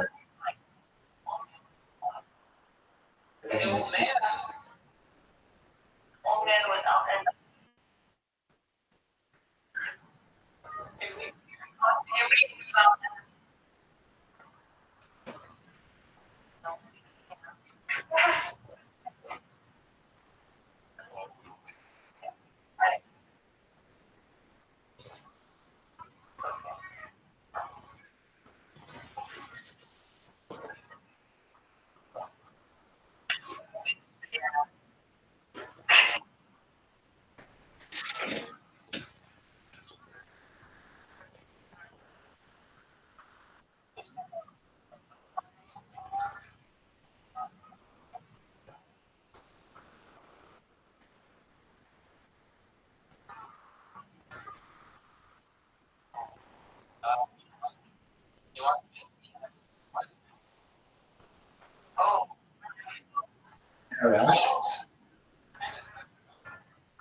Yo, dog, we got a new person here. I don't know how to say their name. Oh, what up, parentheses, N, apostrophe, dash, other apostrophe, parentheses, sideways. Oh, that's a smiley. What up? Oh, dog, you're so sick. Dude, how are you? Welcome. Dude, look at Passport Bitcoin.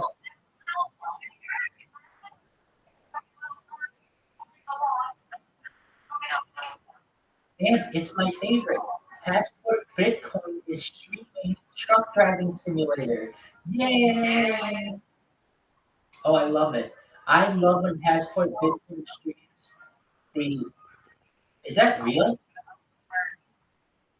Okay. So I was gonna say, well, usually it's just a simulator, but it looks so real. It really does, but it is. That's an excellent question. No, you can't.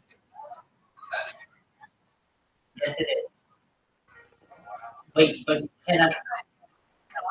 Dude, how cool would that be if we could take people out? Love to know that. He doesn't know. The ability to crash your truck. Hold on, let's ask him. Wait, no. Wait, hold on, I'll ask. Passport Bitcoin, can you crash your truck? No, you're not. You can't crash your truck. Okay. No, it's not because he's a good driver. I don't think they allow it in the game. We'll ask that question.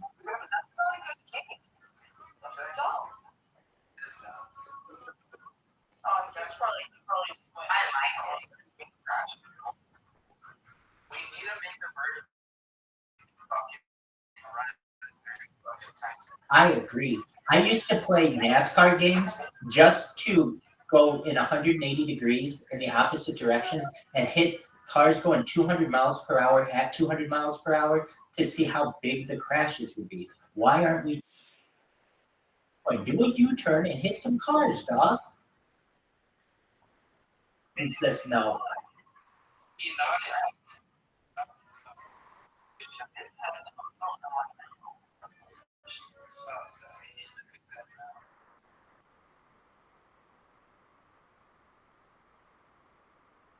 You know what's amazing is we could have passport Bitcoin doing this, but then in addition, we could have my man Apollo 13 showing a real thing. Oh, look at that! Oh my God! Wow! Oh, you're right on the rail. You took that turn way too quickly. So I want to know what's the point of it being a simulator if you can't mess up your like, right? Like in Microsoft Flight Simulator, which I should probably do. Wouldn't that be cool to see Microsoft Flight Simulator and you could just be chilling with me as we fly from one cool place to another and I crashed and landed? Okay, you don't want to do that. Oh wait, Passport Bitcoin is showing us what happens when we crash. That's what's up. And so he's trying to show us. Nothing happened. You can't mess. Which you can't hit the. Wait, correct. You cannot hit. So I don't know how much of a simulator this is. I get that the environment is simulated, but the functions of the vehicle are not. Yeah. Man, can you imagine? There's got to be a reason why you can't. It's probably, I'm guessing.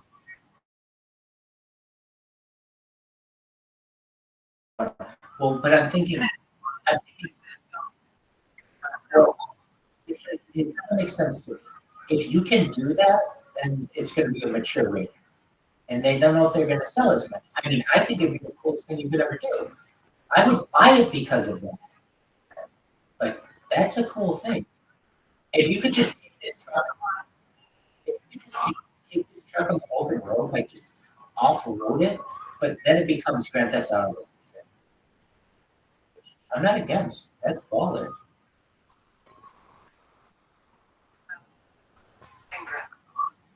Sure, yes. You can. In fact, I think in the future, the big cool thing about Grand Theft Auto, and I think already is, are the people who follow all the laws of society, and they get way more people watching them than the people who blow things up on Grand Theft Auto. Meaning, people like to just see normal activity happen in a video game when it goes against what's supposed to happen. People are used to having all kinds of chaos. So when you're just driving and you're trying to follow the law, it's actually like an inverse of what should be going on in the game, which people find very interesting.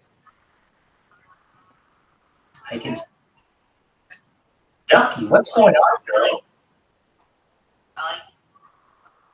We got Ducky in the house. Ducky, you should have your fucking pants on fire. This is so amazing. We've got Passport, but she hasn't been lying, but I'm just telling you, we're knocking socks off. We've got Passport Bitcoin, who is live streaming Truck Simulator. We've got Rabbi Rothschild on so many different accounts for it, I can't keep track. So many angles. Just, Ducky can't speak. Okay, here's why Ducky can't speak. I don't know. Is it one of those? Do they have one of those guards on? Yeah, they do. Okay, so Ducky, we'll be able to send messages in a little bit. So here's the thing: they put this shield on the VC, which means that you can't talk or you can't send messages for like 10 minutes until they get a certain amount of likes, a certain amount of replies, a certain amount of reposts, and a certain amount of bookmarks. So you have to get they need 5 more likes, 7 more replies, 6 more reposts, and 7 more bookmarks. And I see you're exactly right. Yeah, if you look right now, there's a chat field. Look in the chat. There's a bot.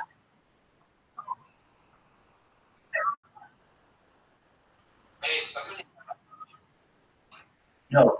I am not. But don't want to be admin here.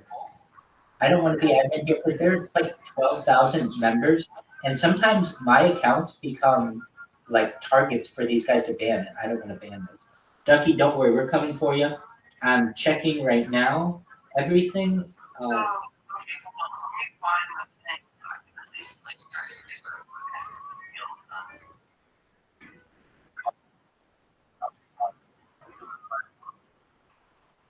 Exactly right. Okay, so I hate this chat bot, this shield. It's very confusing. So Ducky, don't worry. What's gonna happen? It's gonna be like 5 minutes, and this post will get enough likes and everything, and then the chat shield goes down, and then you're able to speak. But until then,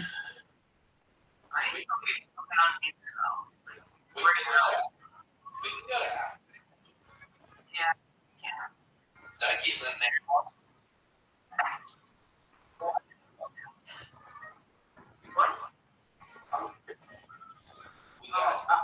okay, it is.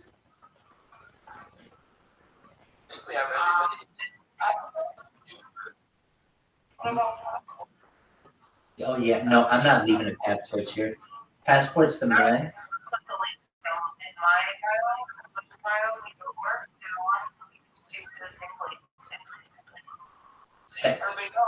That's true. Just wait 5 minutes, and this shield will be off, and everyone will be able to talk again. And I will talk to the mods and admins and get because they,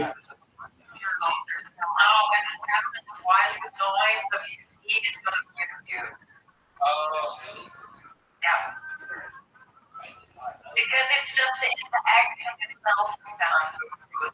She joined already, but then at the same time that she is came on, so she's going to take her mic off.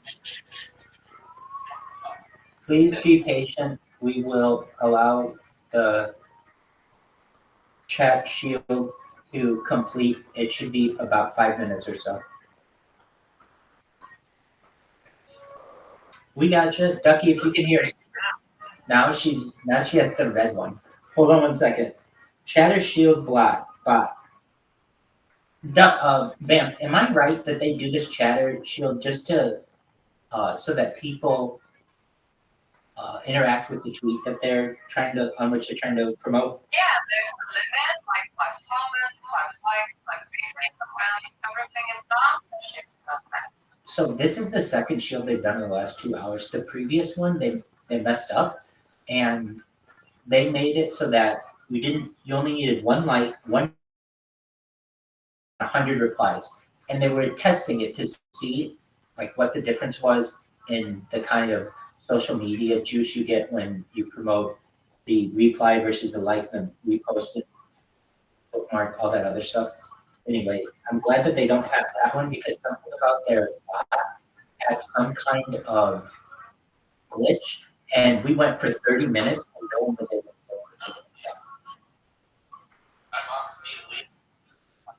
Okay, so no, stay here.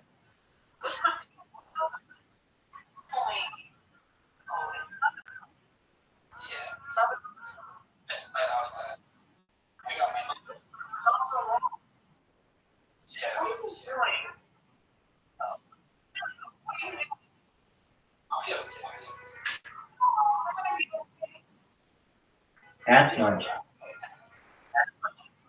You're gonna stay here, and you're gonna bring that person here.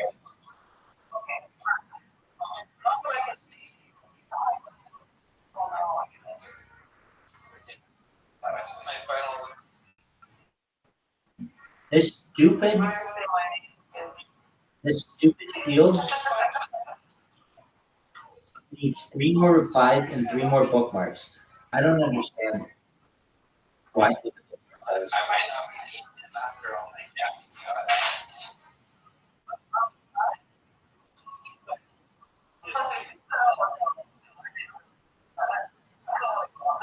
Ask Munch, do you have any animals? Ask Munch, do you have any animals? Yeah, I have a little baby cat. Oh, that's amazing. Named what? Hey, look, you can see Passport Bitcoin's truck. Passport Bitcoin. What kind of truck was that? Was it a Tostitos truck? Can we see it again? It looks like he's got a Mercedes truck. Okay, there it is. There it is. But what does it say? Is it like a JB Hunt? Oh, maybe it's Trisket. I don't think so, no. I think it's a made-up company. Well, he's pointing at it. He's pointing at it. Ask Munch. Ask Munch. What's the name of your account? Blue. Hey, we got McLong Johnson in here. McLong Johnson and Ducky. Just hold on one moment. This.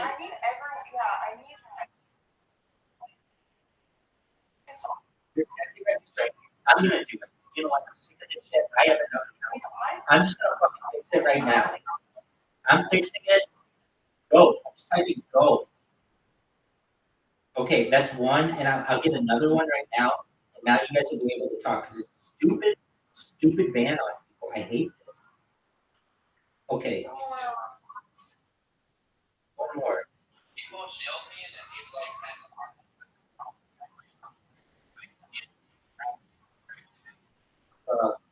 I'm getting it.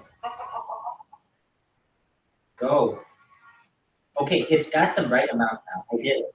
It should be open. I did it with 2 current replies.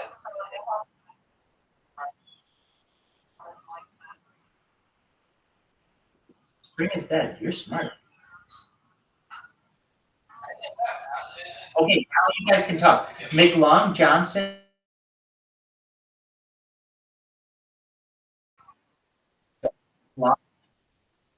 I'm right back. McLong, you want to leave and come right back. All right, Ducky is back. I don't know why she has to raise her hand. Oh, now she can speak. How are you, How are you, Ducky?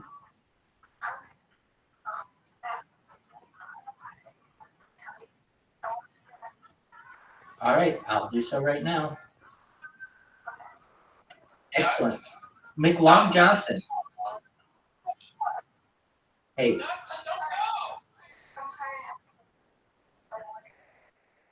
Can you see this? This is unreal. Do you see all these streams that we have concurrently going?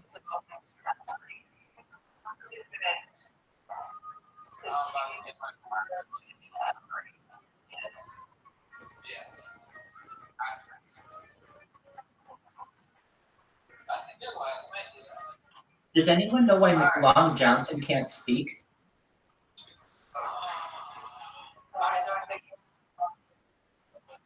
McLong Johnson just bounced, and they're going to come back. Come back soon. So, Ducky, just for your own knowledge, if you were like, why couldn't I speak? There's this chat shield that goes up regularly within this chat. I know, she's not dumb.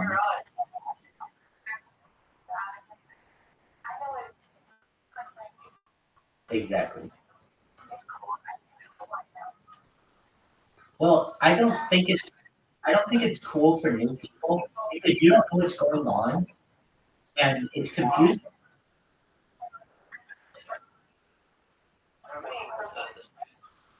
Yeah, but that's not everyone. You have to understand. You have to think of it as a new user who's never used your platform. Take care. Passport Bitcoin.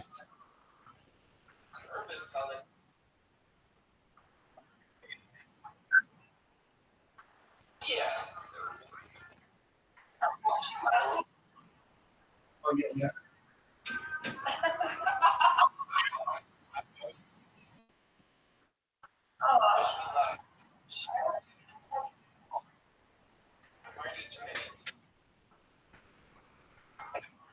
Well, look at Passport Bitcoin's like picture. Look at he's like zooming in like a sniper.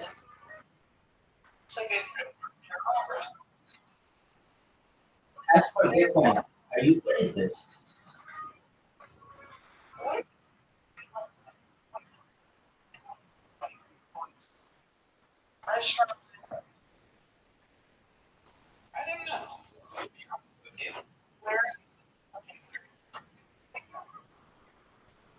immediately.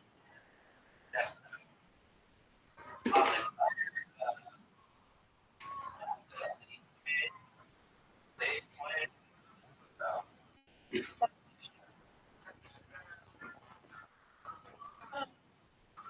here, I'll see.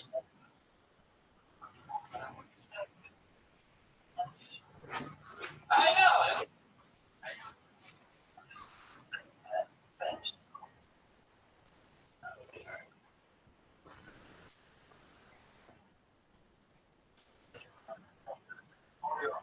Hey, Jacob Scott. Jacob Scott. I think it's got. All right.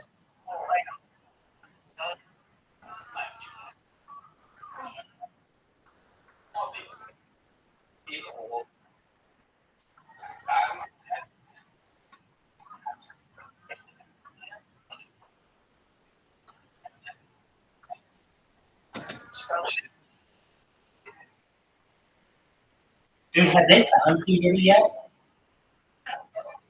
Dude, OJ needed a plane. That's the thing. The Bronco wasn't good enough. If OJ would have had a plane, he'd still be on the run. P. Diddy, they never come back. I heard that he might go to Cape Verde, which doesn't have an extradition treaty with the United States. He might just go to there. I'd be doing that. I heard they talked to him at the airport. I want to know why they arrested his sons. All right. Absolutely. That's right.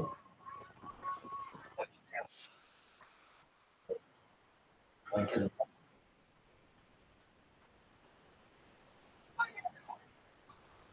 no, I live with people. Ask lunch. I know I've asked you this like 10 times now, but it takes me a while to sink in. Hold on. And then Spring told me the name, and it just escaped me. What's the name of your kitty cat? Blue. Blue. Oh, what was the middle name? Blue Isabel Diamond. Well, how'd you get that name?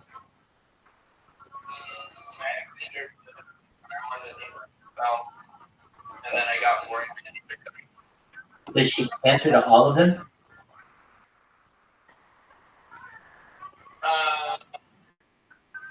She'll answer. There you go. Yeah. Do you know what Microsoft Flight Simulator is? It's like where you fly in a plane. It's exactly like Truck Simulator, except you can crash your shit.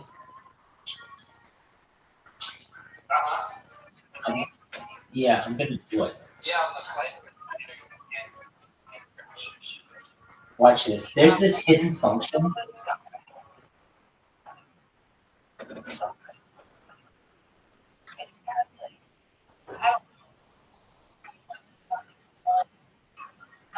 I know. It's like a simulation.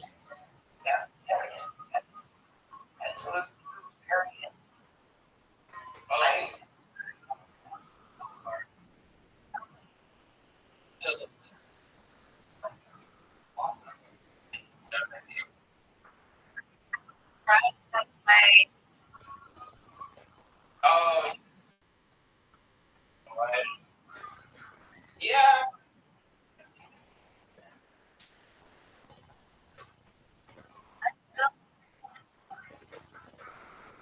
Have you guys ever seen that hidden Easter egg? Have you guys ever seen that hidden Easter egg? If I were doing that idea, you can fly. Bing is the best search engine for that. 100%. It is a search engine. What do they call it? Where it searches all the search engines of all those sites. So basically, you go to one site. That's great. It's an algorithm or something. Anyway, I forget the name. An algorithm. I forget what it's called. But basically, I'm gonna find out the name of it right now. Hold on, we'll look it up right now because it's bothering me with it. No, it's not an algorithm. Not an algorithm, and it's not. It's like a conglomerate. It's fuck. Hold on, I got it. No, it's not. I'm making words up. Here it is. I'm looking it up right now. You can watch me. What is a search engine or search engines?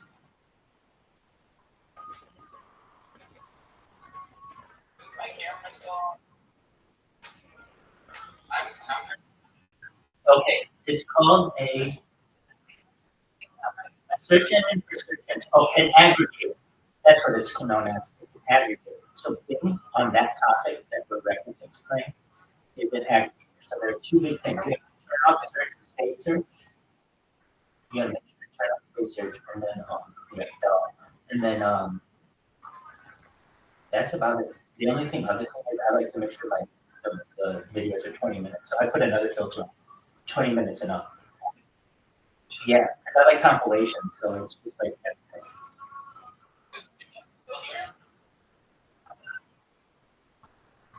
What's an onion?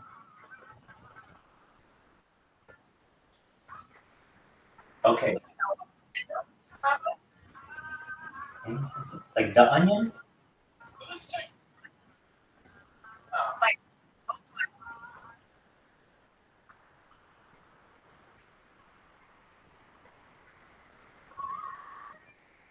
Online onion.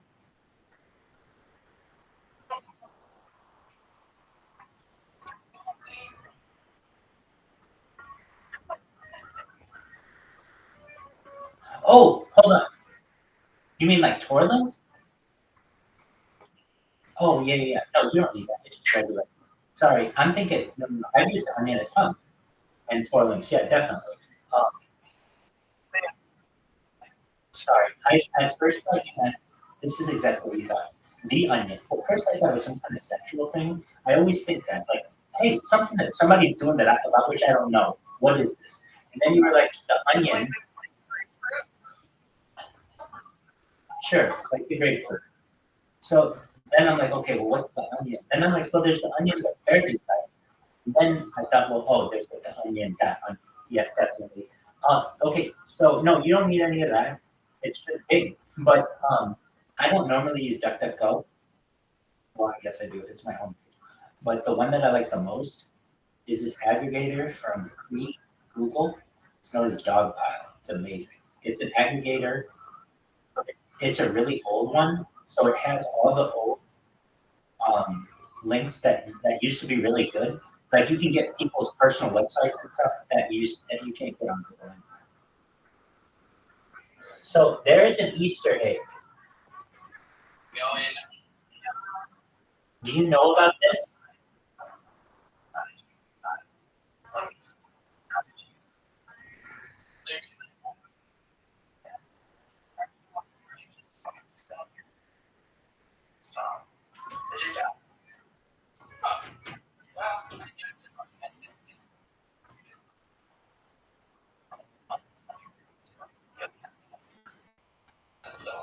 When people do that and they're girls and they say that, do they mean that they're gonna squat or they're gonna just let it fall?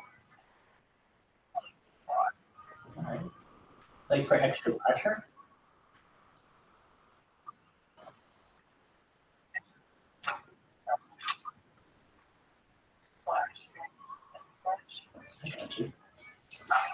I long for a day when women can have the ease of a urinal. I've seen the female urinal and it seems like it would have some splashing issues, but guys have splashing issues, so I don't know why women can't have one. Exactly.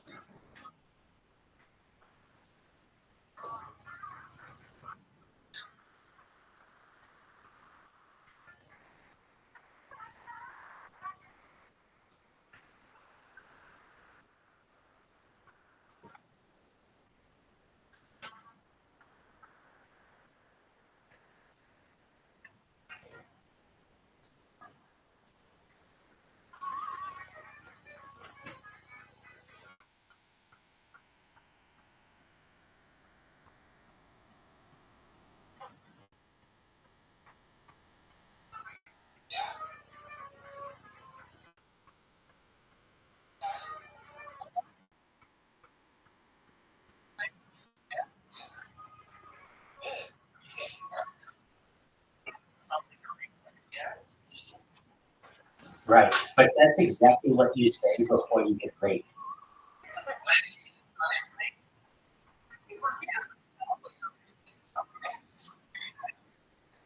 Right.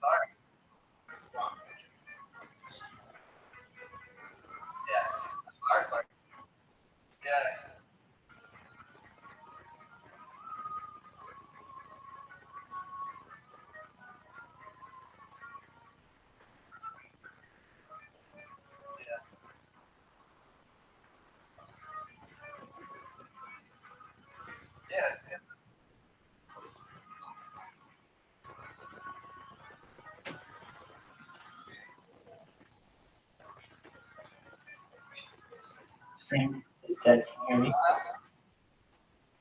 Can you hear me? All right. Can you see the one, the screen? It says Rabbi Rothschild 2.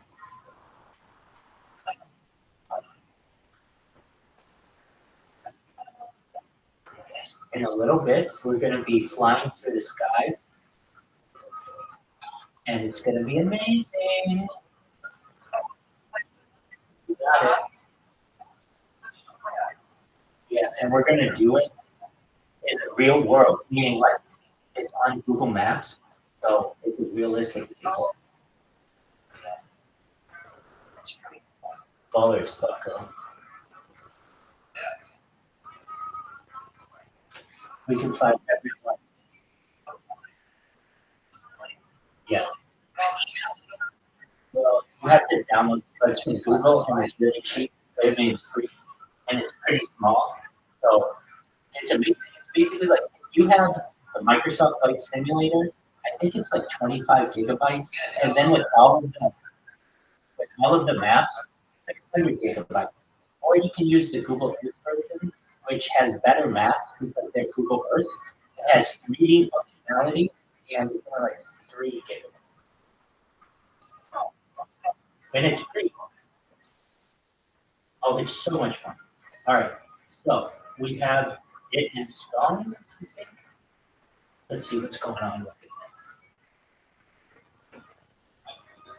Google Update Setup. On your marks, and dude, no fucking way. It's Joby Printing Bags. Joby Printing Bags and I watched Joe Rogan Experience with Elon Musk all night the other night. Dude, we were learning about metaplots. It was amazing. Hey, Joby Printing Bags, what do you think of this setup we've got going on, baby?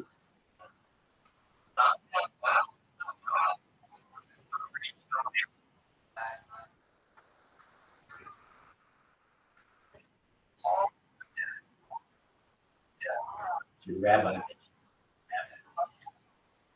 As it should be. Passport Bitcoin. Come on, keep streaming, baby. I want to see it. Oh, yes. Passport Bitcoin. We want to see you drive in the snow. I've never seen you drive in the snow.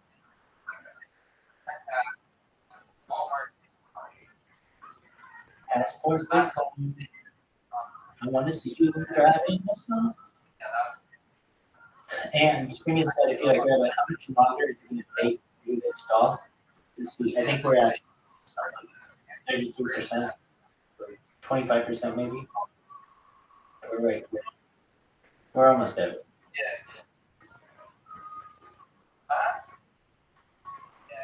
Joby Print Bag is trying to do that. Joby Print Bag. How you living, baby? Joby Print Bag. What do you think about this setup?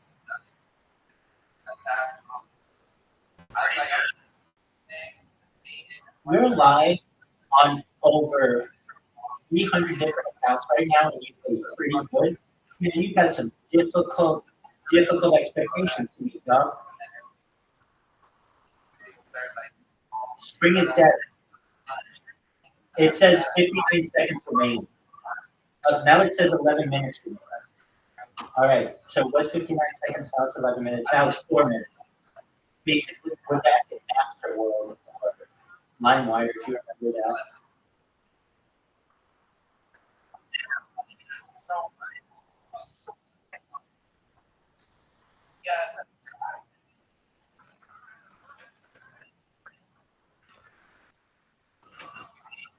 I appreciate it. We want you here every fucking night of your life for the rest of the time. And if you're not, hell yeah. What did you get back?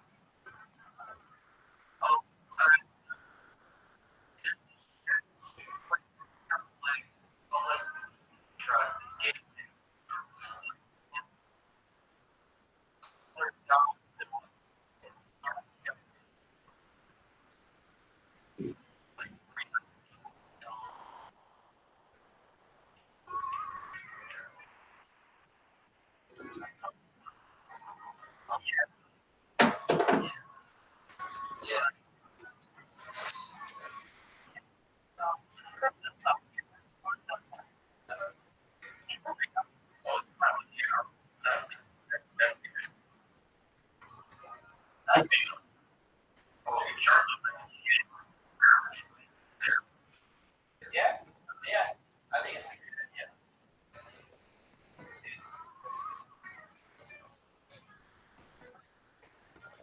26 seconds remaining, 24 seconds remaining, 35 seconds remaining. 2 minutes remaining. 37 seconds remaining.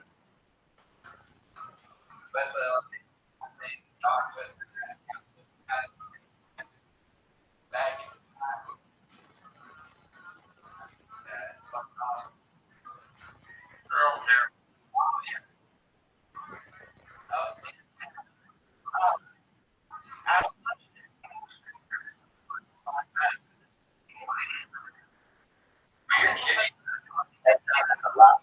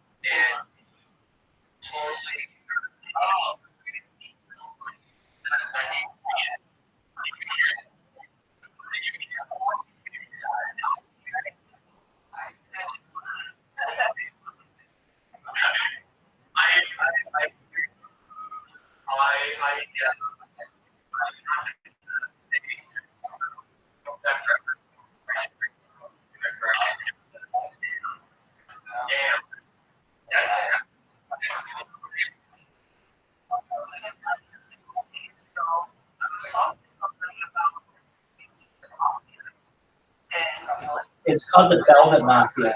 It's called the Velvet Mafia. It's called the Velvet Mafia. Yeah, the gay mafia is known as the Velvet Mafia in Hollywood. It's run by like David Geffen. That exists? Definitely.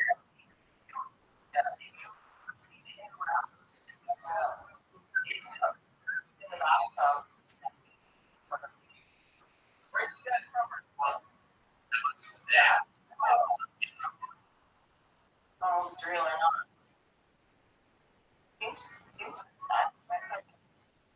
Rabbi, you know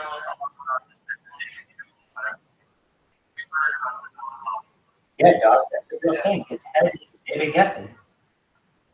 they don't let. Yeah. Also from DreamWorks. So Katzenberg, Steven Spielberg, and David Geffen, they started DreamWorks.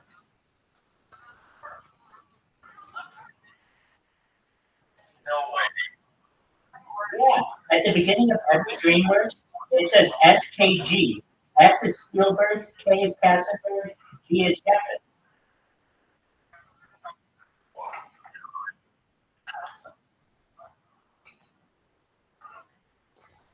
Yeah.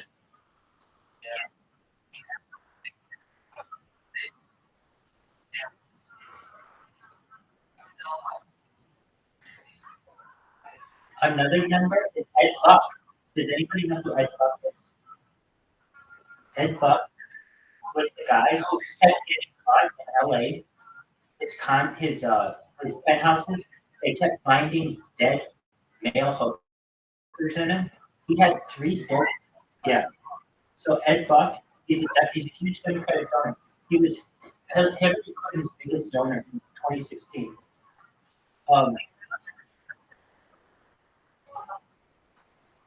So here's what happened. He is a convicted felon and businessman. So 2 African American men, the first in 2017 and the second in 2019, were discovered dead in West Hollywood. It was later determined to be a drug overdose, but it's weird.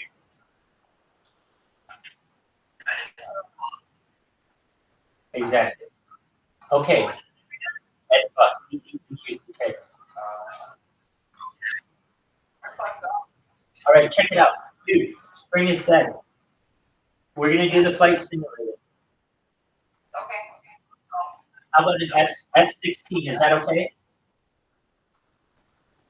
F-16 okay? And where do you want to fly? What is our home takeoff? Okay, we're in Florida. Miami. I don't know if they have Miami. Come on, we'll look.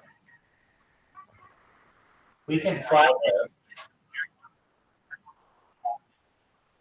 Yes, we are. Okay, so they don't have Miami. We can fly New York to Miami. We can fly. We're gonna do Los Angeles, LA. All right.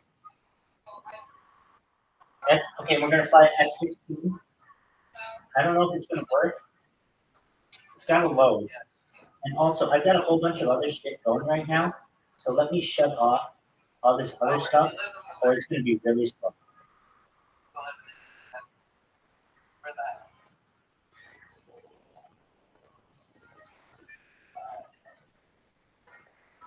Yeah, I did a lot. Yeah. After the Georgia,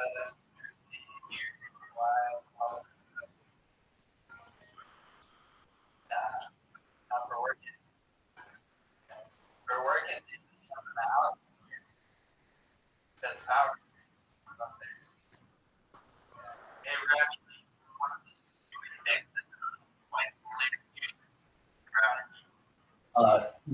I do have one, but not here with me. And so right now we're just gonna use the mouse and keyboard. Just for now, if this takes off, no pun intended, we'll get everything needed. Okay, so I currently have everything ready to go for flight, except I don't know how to fly. So flight simulator Google, we gotta look up the controls.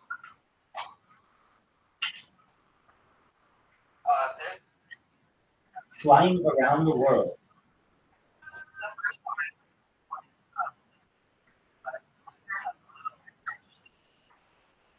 Well, girl, I'm glad you have some experience because you're about to get some more of it.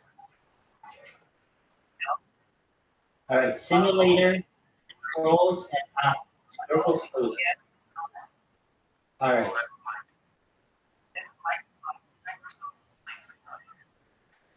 The instructions are under the helper. Keyboard shortcut here.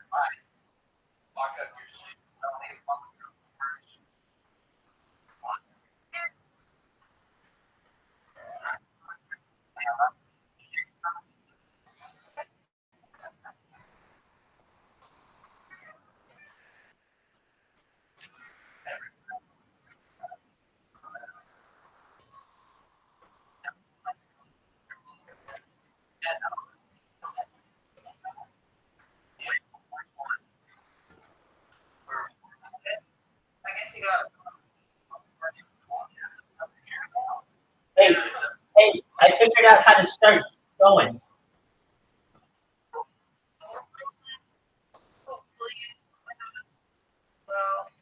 And I don't. Oh shit.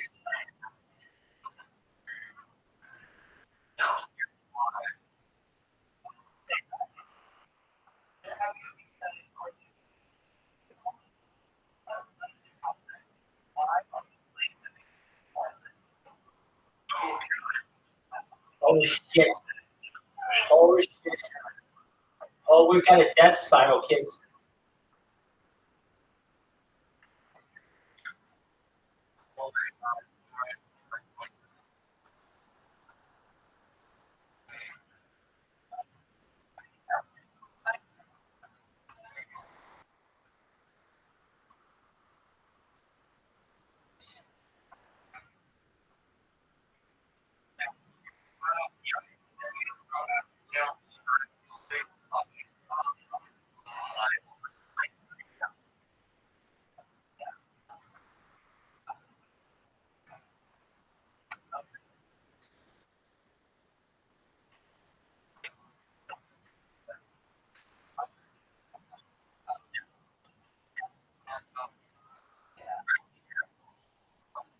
Dog.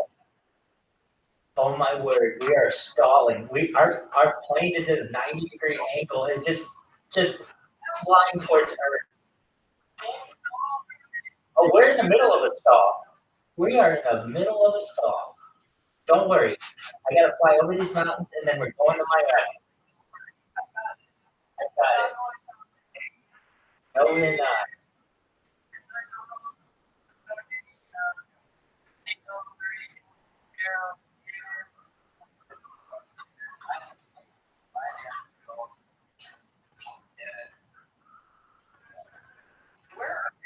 We're in Los Angeles.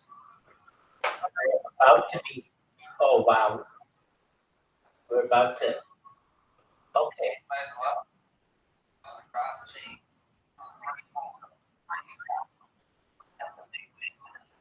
I'm sure we could. It's got Google Maps associated with it.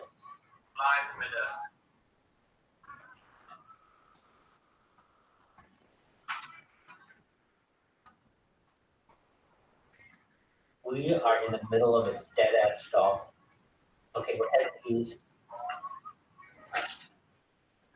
All right.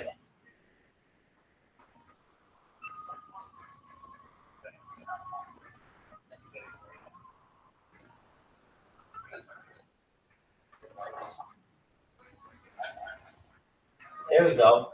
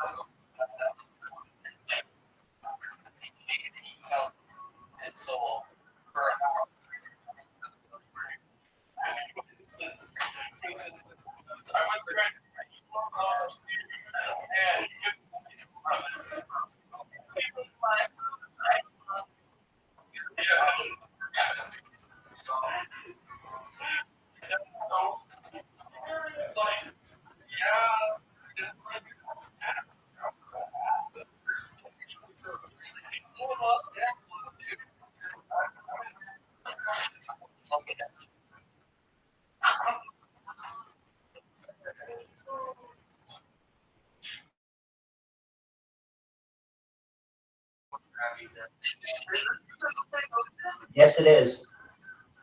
Oh my God, Rabbi, you're doing good. I'm okay.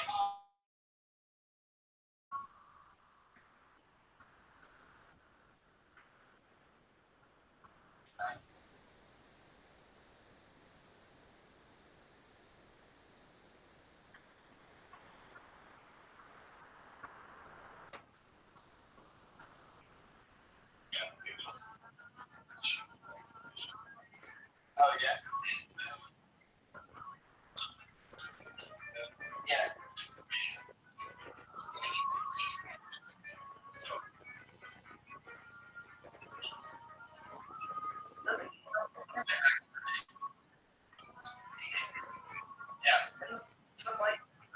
Yes, ma'am.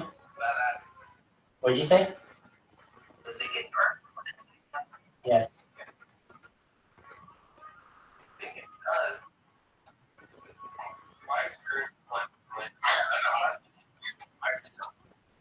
Whoa! It should. Like it should be, especially since it's so loud. It should be.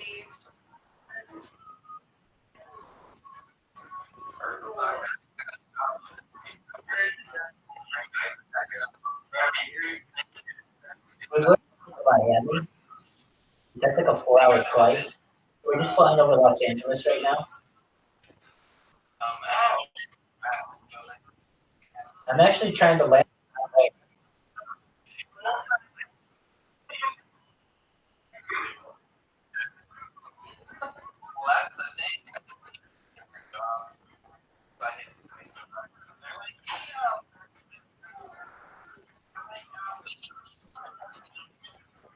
I'm like the American.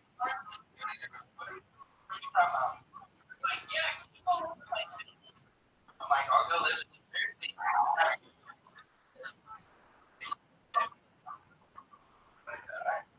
All right, kids, I'm gonna try to land this.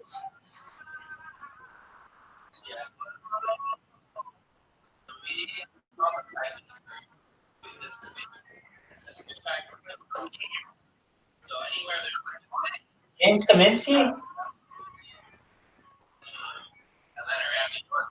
Is it James Kaminsky? I'm gonna let the plane crash. It is.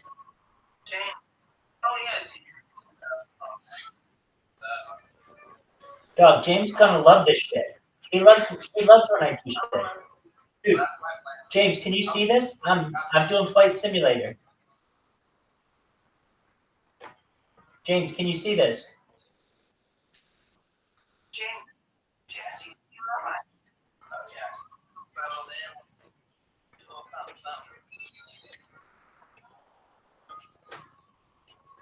Oh shit. Oh shit. All right, this is it, kids. It's been nice knowing you.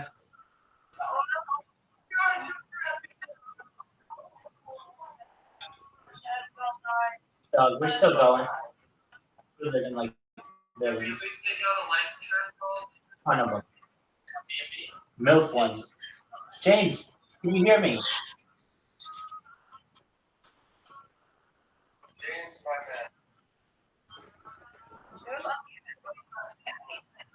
He's just being sexy. That's cool. Having the best of it. Oh, okay.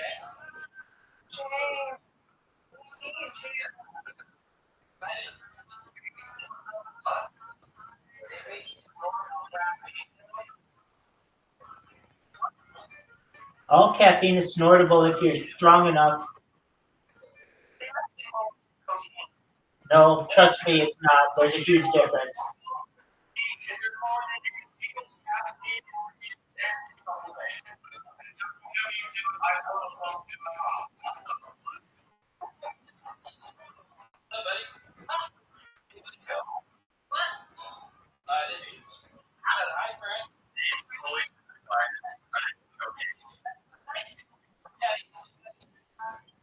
What the hell happened with James Kaminsky? I'm gonna go yell at him.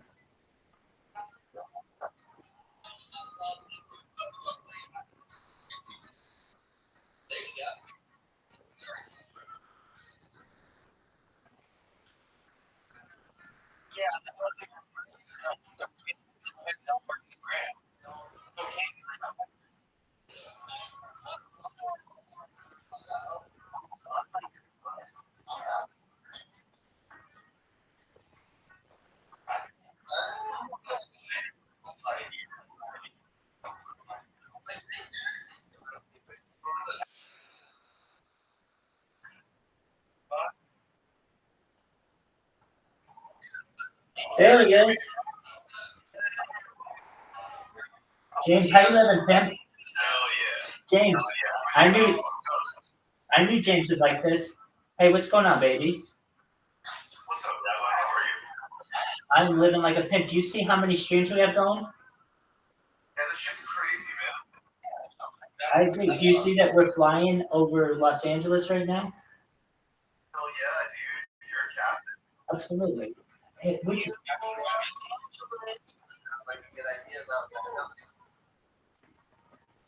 Captain Rabbi. absolutely. I'm flying first class, baby. You got that right.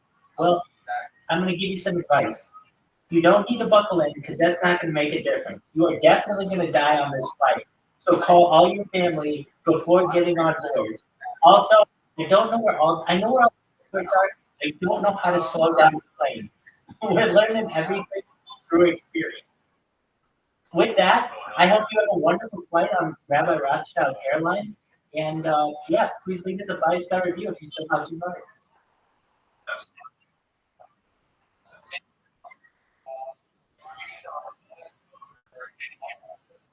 Doug, we haven't spoken. Your fucking Cornhusker girls got fucked.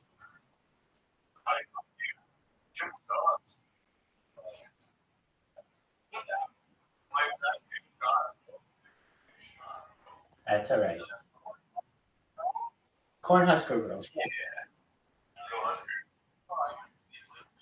Dude.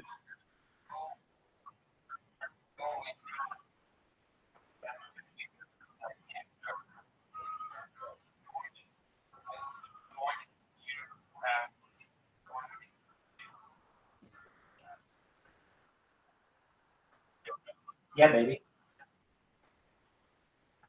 We're doing it right now.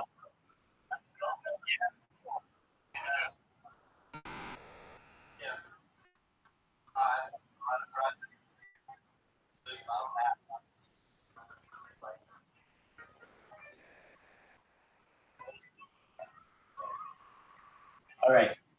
Now we can okay. So if you're wondering what game is this? It's actually Google Earth had an Easter egg 15 years ago that allowed you to do a flight simulator.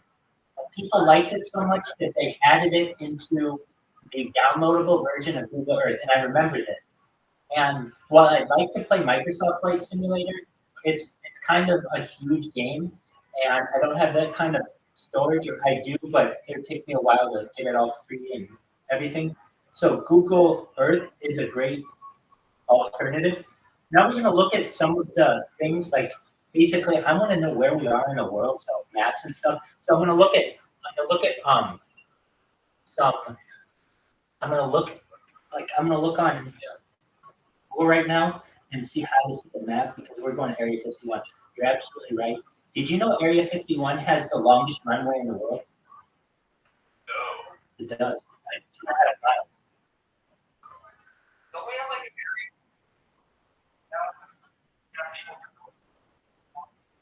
Well, actually, Area 52 technically exists, but it's right next to Area 51, which is right next to Area 50, which is right next to Area 49. All of these are broken up on a map known as the Area Nevada Test Site.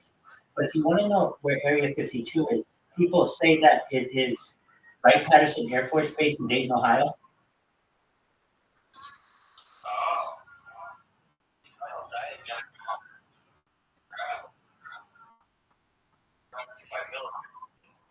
There's this place in area or at Wright-Patterson Air Force Base known as Hangar 18. Hangar 18 is like this secret Area 51 of Wright-Patterson.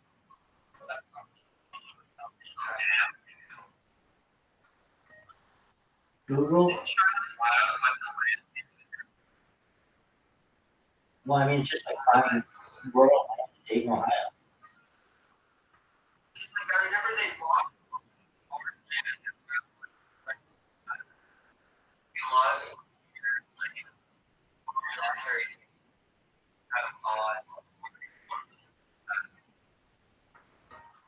I remember that. Bill Gates. I think Bill Gates. So hold on a second. Let's talk about these numbers. When I was a kid, Ted Turner was the largest landowner in the United States. Then it became like the Queen of England or something. Like she's the largest landowner ever. And now I think Bill Gates has taken the title as the second largest landowner. And basically, he doesn't want the title of the largest landowner.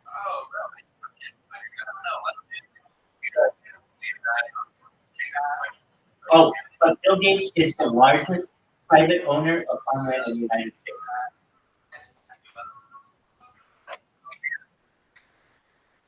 Absolutely. He probably owns half the state of Kansas and we don't know it.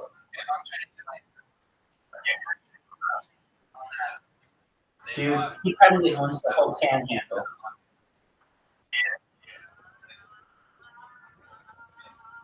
Okay, so there's this free version of Flight Simulator called GeoFS, and we are going to use it. It's massive multiplayer, so there'll be other flight players as well, and it's free.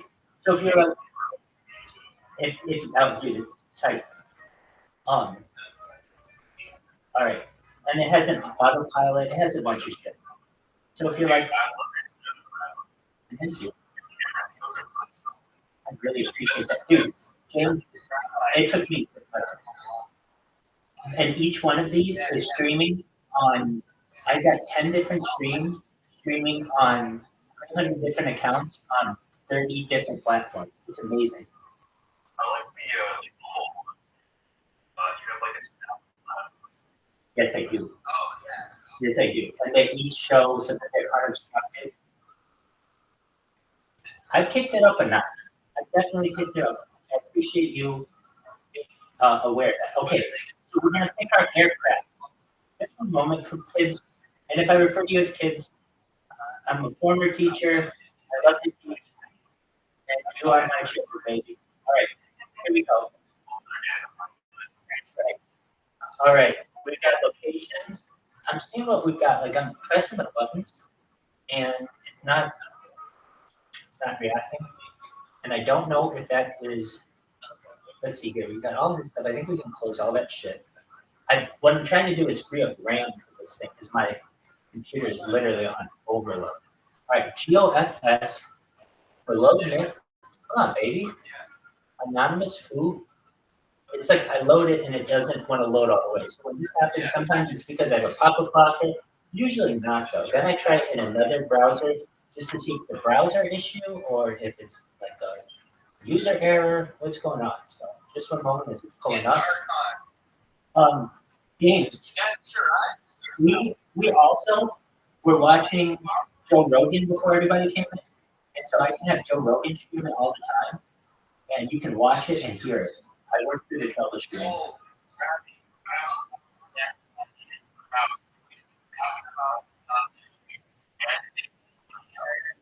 We're watching it right now.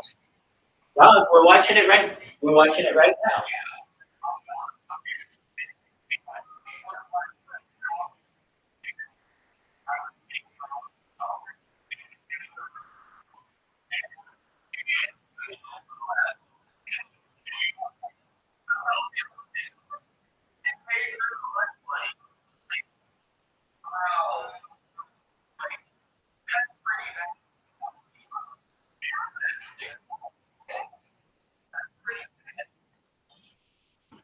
All right.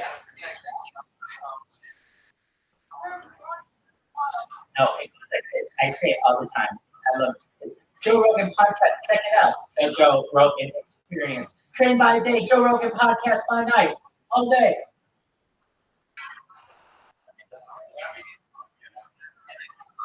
My whole life is a podcast. All right. So, whatever person suggested we watch the one that they talk about P. Diddy, is that the Kurt Metzger one?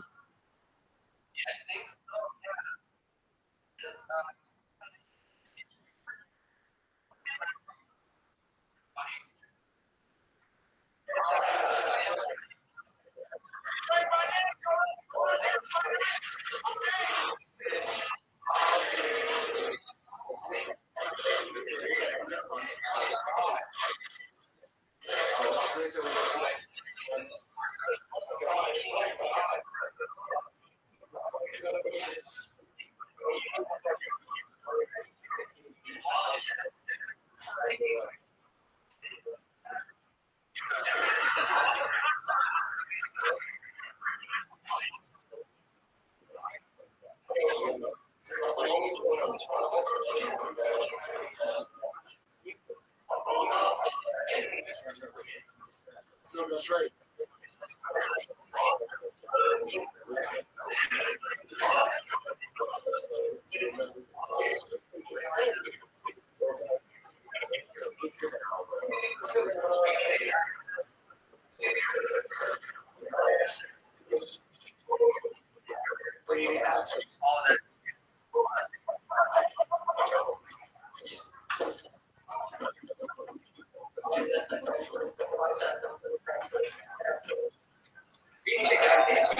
Hey, pimp, how you living, slut?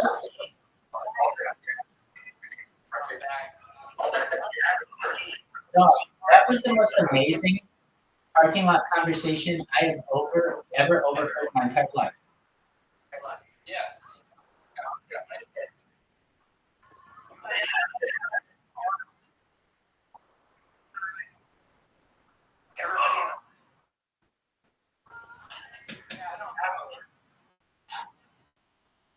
Yo, dogs.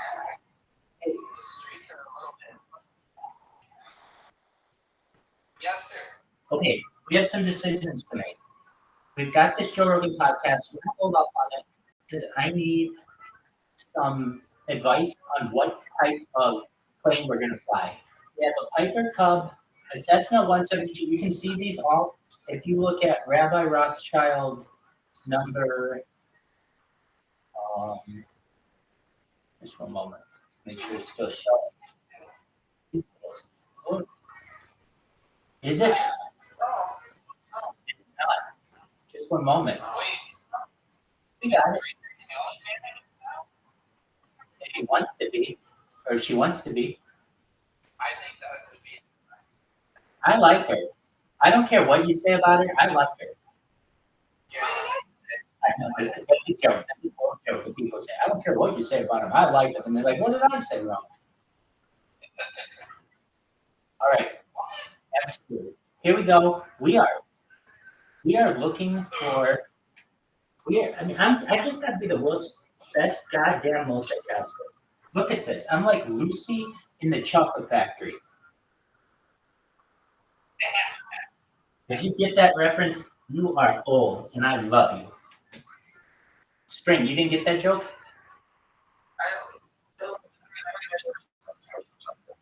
No, girl, it's Lucy from I Love Lucy, Lucille Ball, and her friend.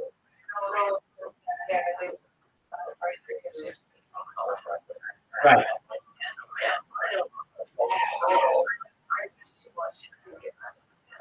That's baller. What was your favorite Nick at Night, girl? You would. I fucking love Cosby Show. I love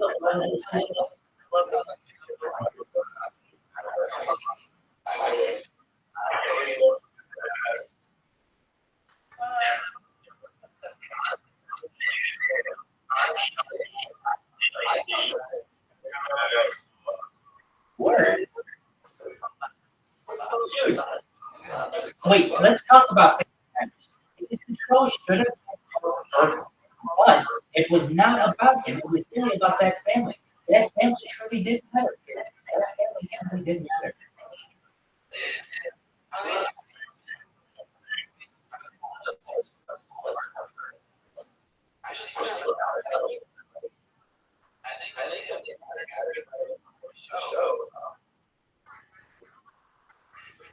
Yo, dog, this is fucking unreal. If you're like, what's going on? I would be like, dude, I'm trying to show my screen on Telegram, and for one reason or another, Telegram's being a huge bitch. In fact, this error just came up and it said, sorry, Telegram is being a huge bitch. Please be patient. So I am. All right. Now I can again. It says could not start Telegram desktop. You can see the complete log below. What the fuck does that even mean? I mean, seriously.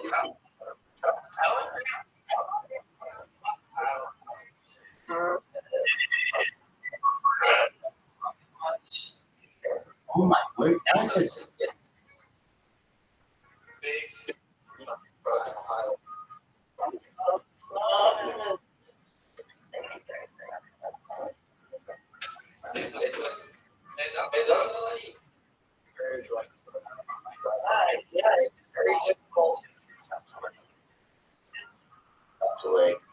You have to like.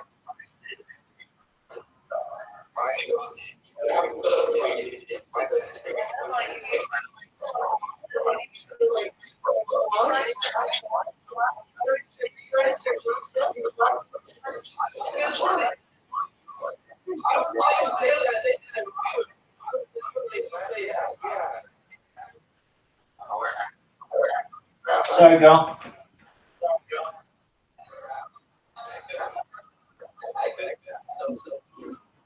It's not nearly as bad. Yeah. Oh, yeah. Good. I'll fix it. All you have to do is tell me. I have complaints that Go for it. some people like agree with this, some people don't agree with this, but the original one, ESD, was about the Snickers bar. Oh, don't say that. That's not. I don't know, but I'm glad it's gone.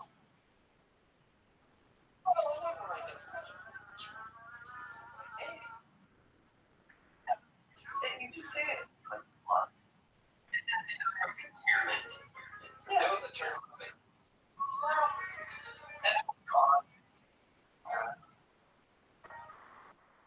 All right, well, no. All right, we have.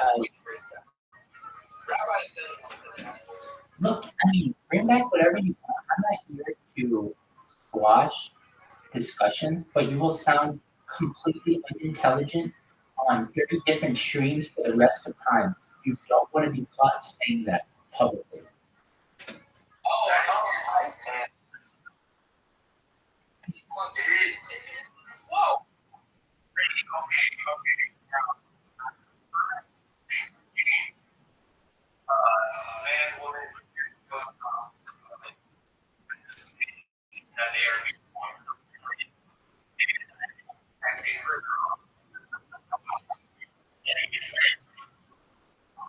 I get you. I get you.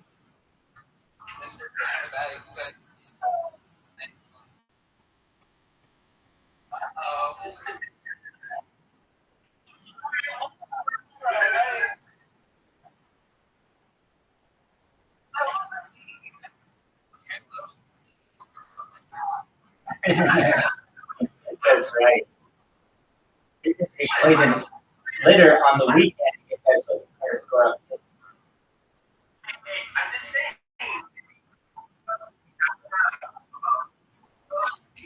And false advertising. These are brave individuals. That's all I know. They're brave individuals.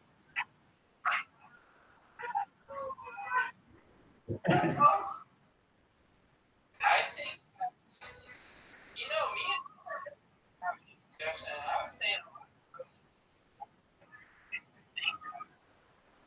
you know, fuck you guys.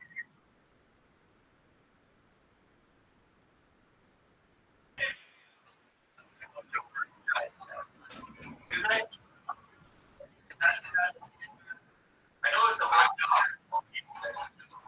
Whatever is the Dog, that's smart. I personally take all of my instructions directly from the World Health Organization. I just go to their Twitter feed and read on a daily basis what I'm supposed to do. Yeah, I mean, like the World Economic Forum told me I was not going to That's absolutely right. Oh, I didn't tell you that I just send Klaus Schwab a daily DM asking him what he wants me to, what kind of freedom he wants me to remove today.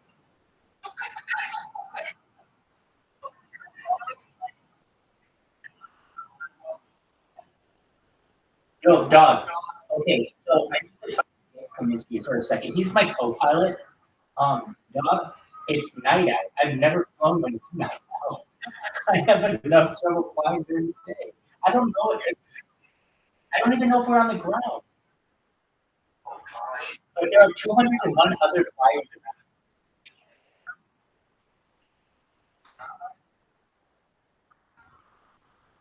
around. Okay. All right. So we're okay. So we're going. Okay, here we go. We are going to type in our destination now. Let's just see if area.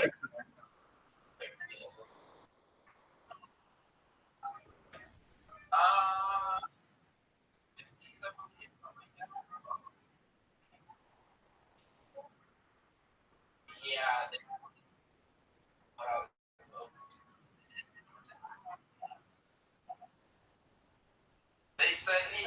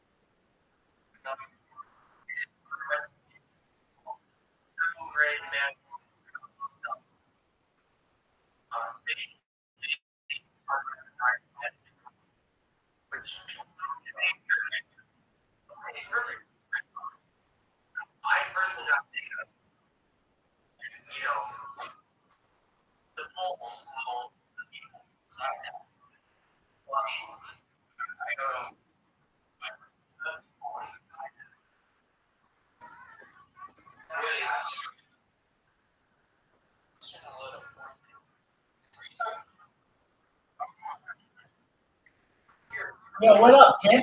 How are you? Hey, dog. Can you see me?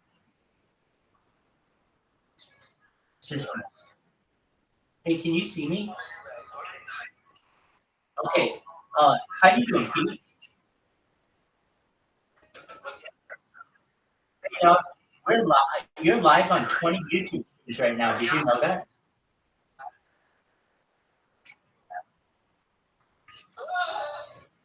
All right. Pete, you want to talk right now? Pete, I'm sending you a message. Pete, I'm following you.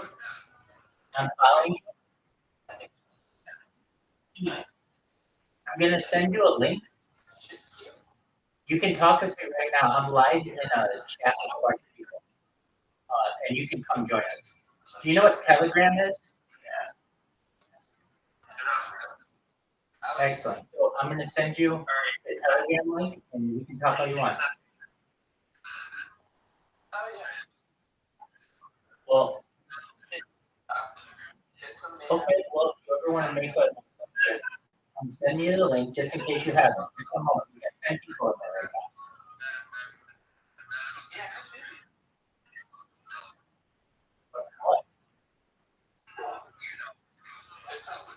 The only thing I do is cryptocurrency.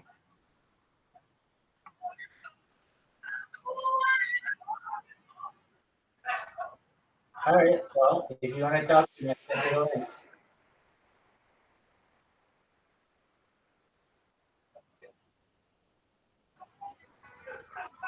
All right. All right. Well, I mean,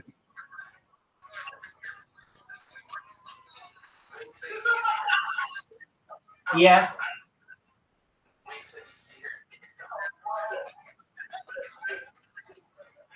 Dude, no one forced you in here, and you can leave whenever you want. No one forced you in here, and you can leave whenever you want. No. What's up? I know. I got this person.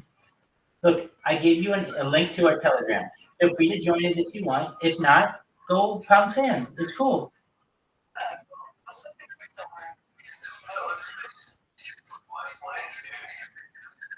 Did I pick up what today? Did I pick up what today?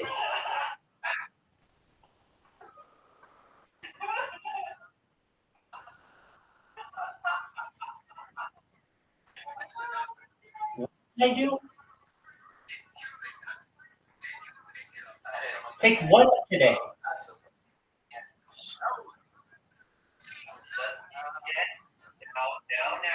I like it. I like it. Good for you, baby. I like it. I like it. I like you.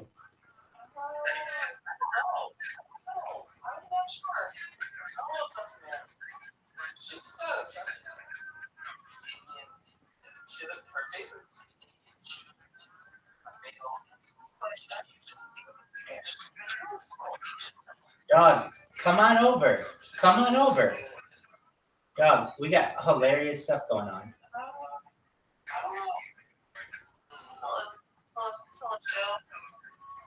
All right, that's on you, baby.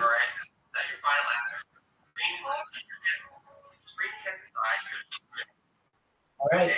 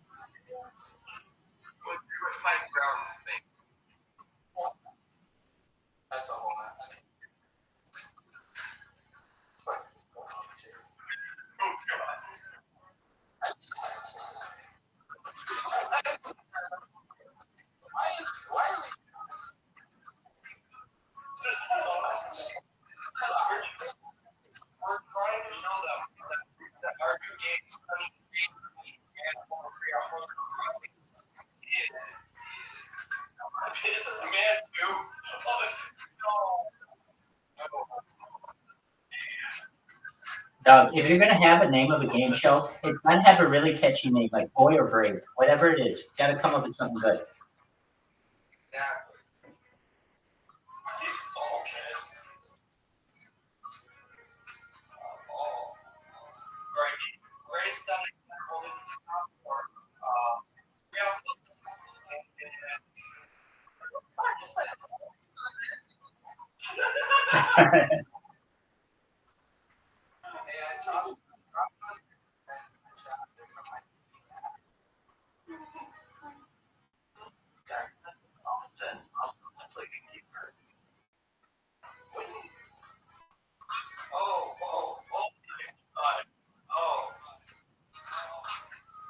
Yo, what's going on, baby? Dog, just join me in the Telegram.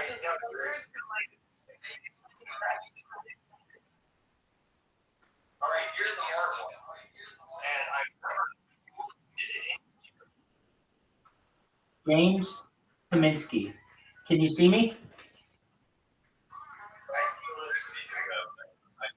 It looks like I'm in a mountain and like a biplane.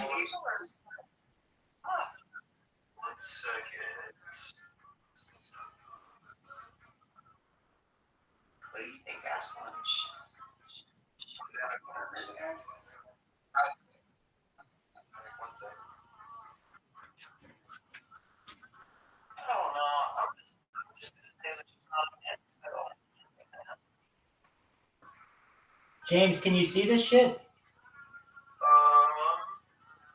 No. How can you see it? Can anyone see it? I'm like flying over snow.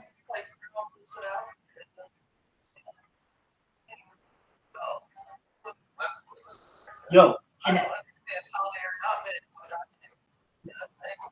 yo, can you see what I'm doing? Can you see I'm streaming?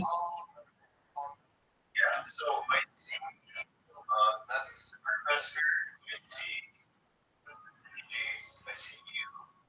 I see the It's the one under Rabbi Michael Rothschild.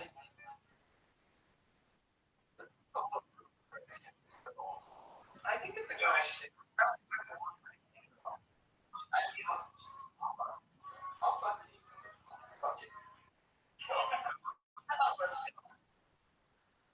James, can you see it?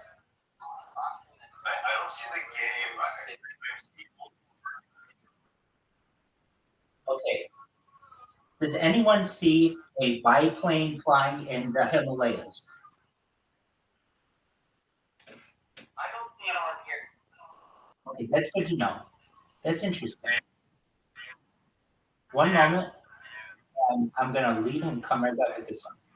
And this plane is going fucking crazy. Oh my god. All right, we're rejoining so that all you sluts can see this shit. I will look at it. All right. We are going to look Rabbi Rothschild. Okay, definitely. Now I see it. Yay! Good stuff. Okay, Area 51 time. So this is actually. All right.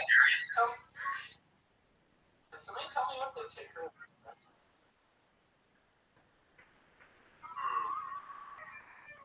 Wait, this is a man really? Yes, man. It's a man. No. It is.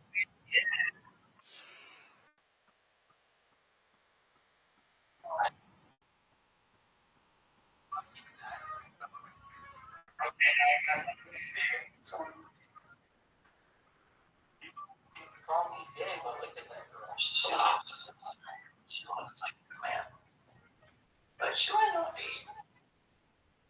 I'm not sure.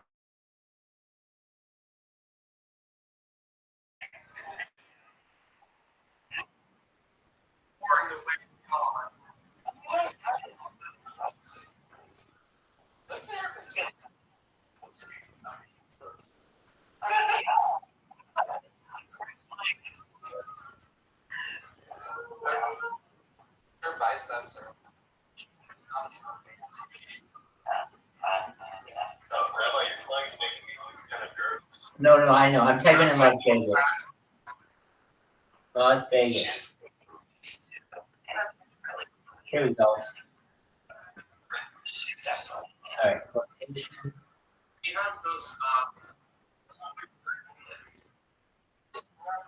All right. James, we're on our way to Area 51. I don't know if you can tell.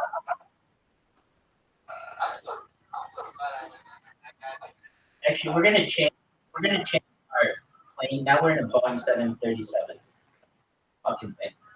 And the reason why we were in like a private.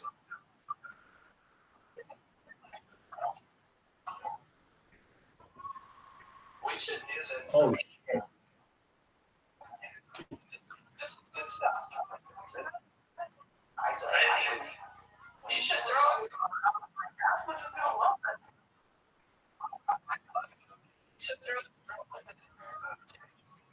There will be. We have a whole thing.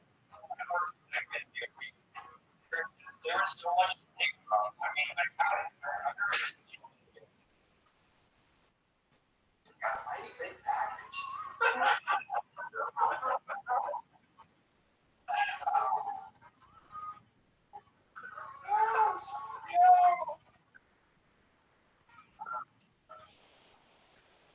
It's right now.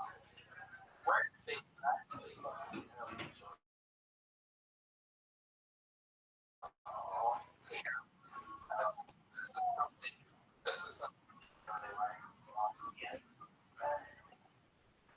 I didn't so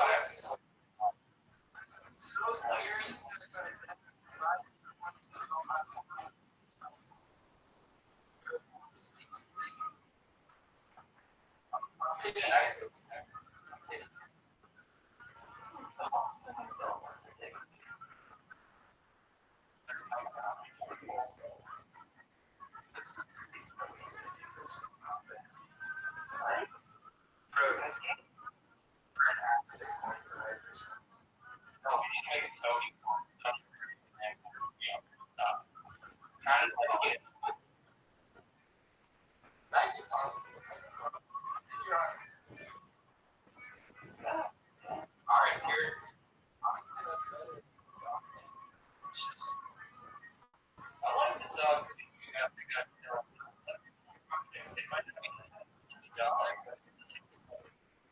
That's a piece of it.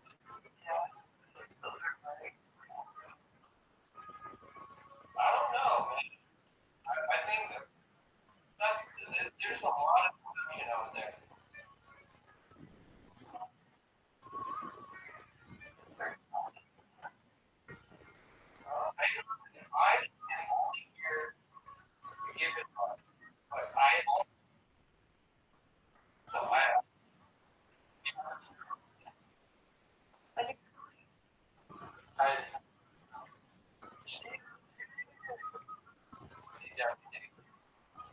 That is.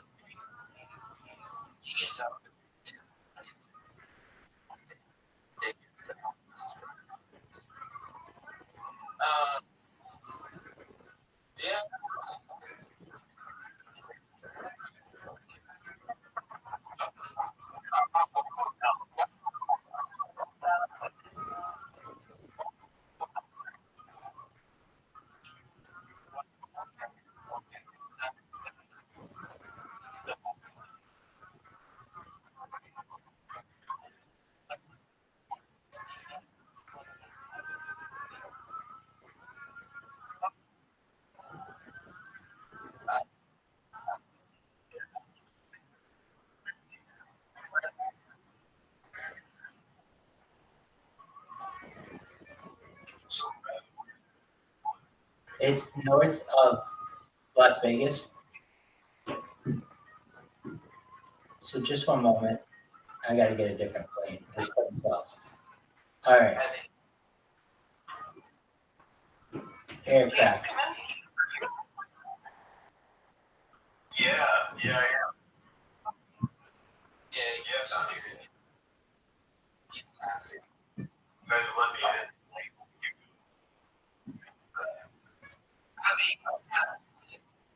I did, but now we're going to do hot air balloon. Oh, yeah.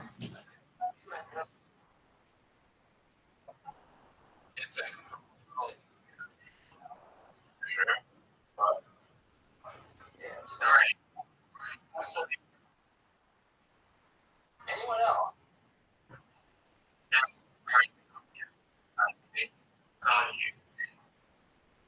That's a lot.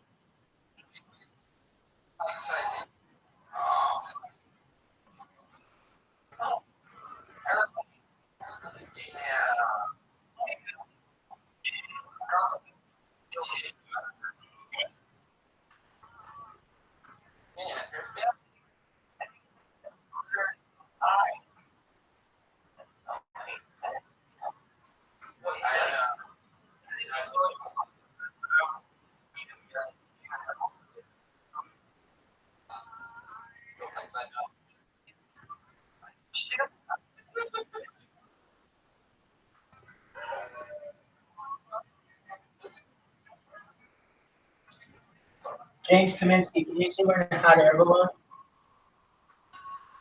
Oh, damn.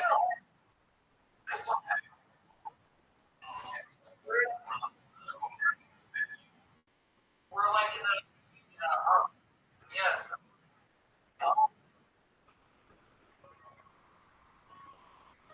The amount of value.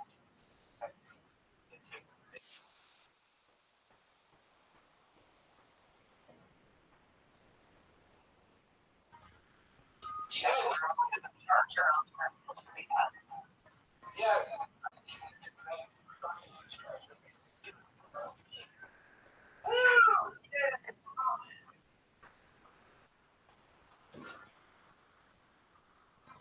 Yeah.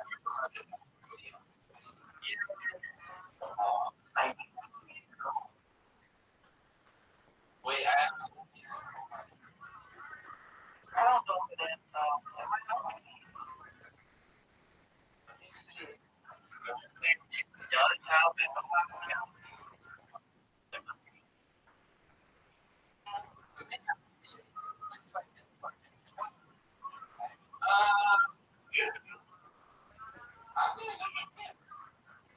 I'm back. It's a bit slow. All right. Good.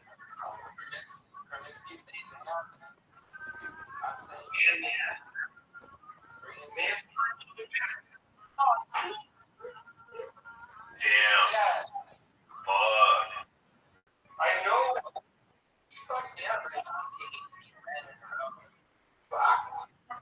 Okay, now here's the first one. Yeah, you're a good teacher. Thank you. I want to make it a real game cover. I think it does. Well, I'll cancel you. I'm telling you what, this will be canceled before you even start. So I'm telling you, this is never getting off the ground. I could fly a plane better than you could land this beach show. Not because it's not creative or good idea in some decades, but this is not one of them.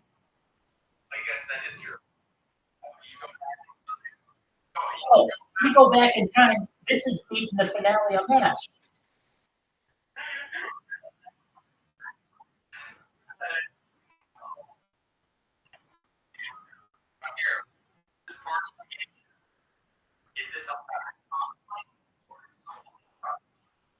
Uh-oh. I'm scared. Jesus.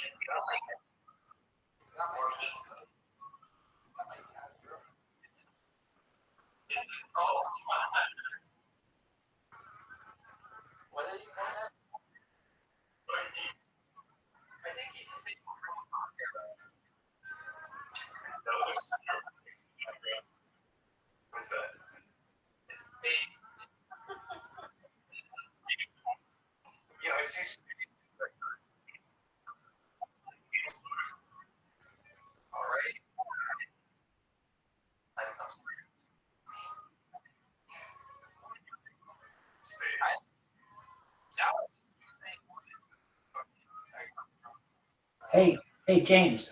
James. Okay, I got it so that we're doing the approach of Area 51.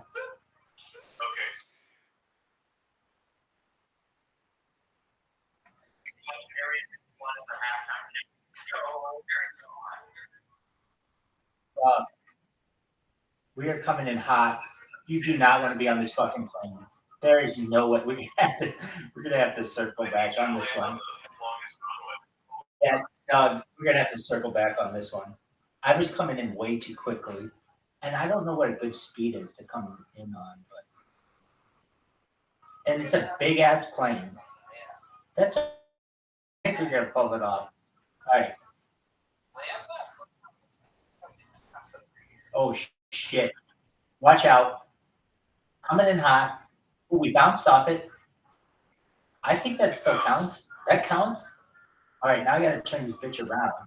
All right, everybody, pardon me. We might. Like a time traveler.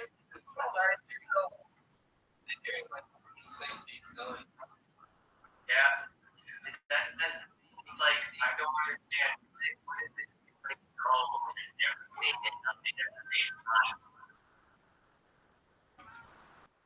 James, we're doing it again. All right, this time we're gonna come in at like 30%. We're putting our gears out. I don't know why they don't call them but they call them gear. No, but they call it gear when you're like flying it. All right.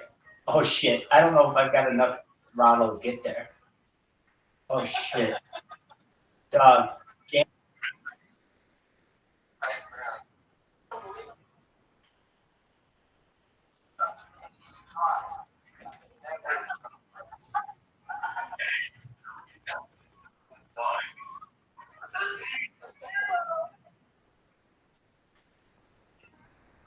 We also have another game show coming up the road. Opinion on by and we decided what they did. We're not sure about all of them. I think that is there's very, very it's like Dude, what is that? Why doesn't anyone talk about that and how fucked up that is? that was extremely fucked up. I don't know about like that family, stellar family. They should be put on their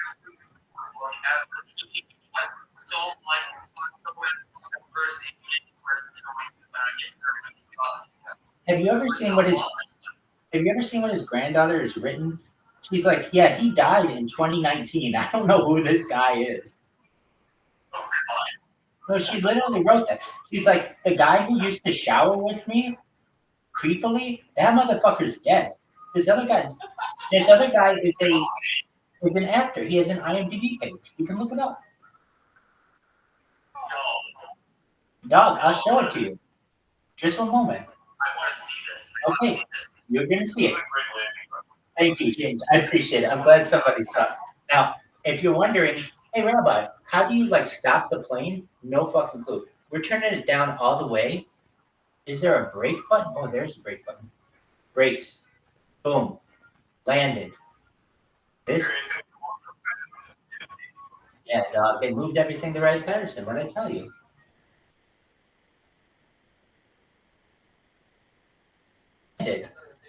Dude, we'll take off in a second. But you got to see this. Are you seeing my screen?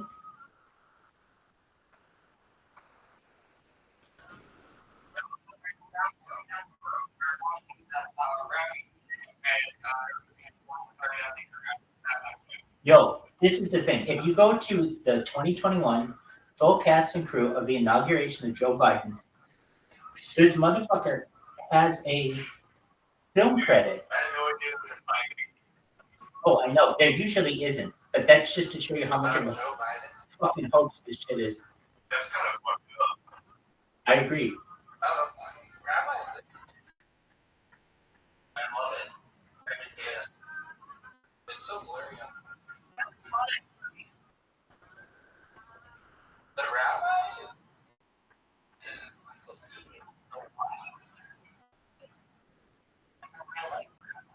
Well, yeah, baby. Rabbi means teacher. All I'm doing is teaching the world.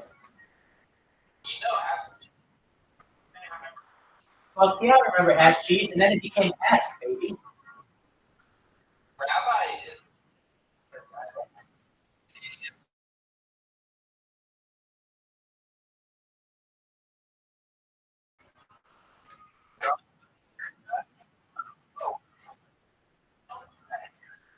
All right.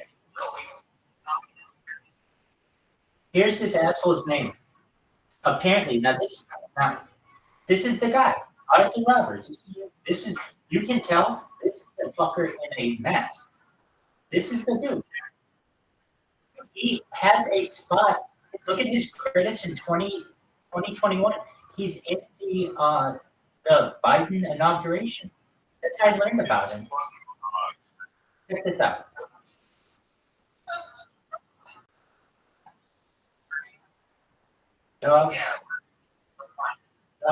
Just let's find what we really want. Hey, Arthur Roberts is this motherfucker's name. IMDb. But hold on, I want his. It says inauguration. Now it used to be on his. It used to be on his IMDb page. Now it can change. But let's see here. It can change. Okay, so here. Okay, now hold on. If you look at Yahoo Movies Canada, it says Aaron IMDb post cited a basis claim that Joe Biden is body double. Okay, is it true or not? I don't know. I'm just telling you. When I used to look at IMDb and you would look under inauguration, this motherfucker would show up. Now that's not enough evidence right now. Look at what Biden's granddaughter says about her grandfather.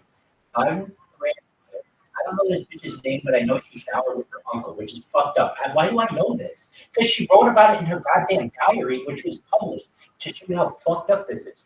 Biden's granddaughter, like dead in person.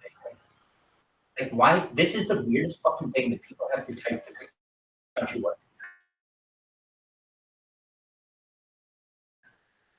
All right.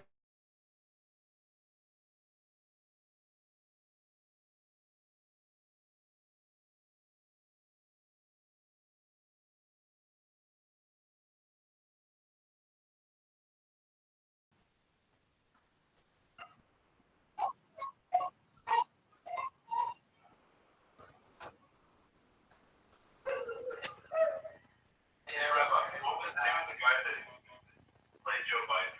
His name? What was his acronym? Arthur Roberts. So wait, it was a woman turning into a man? The original picture was a woman?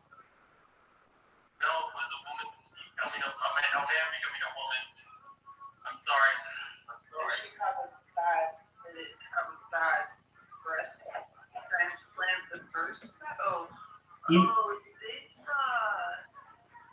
they put the like I think with men they have to like stretch out their skin, so they put like not really the implants to begin with. Oh, really? Yeah, they're like they like pull them up with saline to stretch the skin more and more, and then they actually put the implant in. I'm pretty sure. Okay. That is so foul. This is what allegedly happened with Naomi Biden, Joe Biden.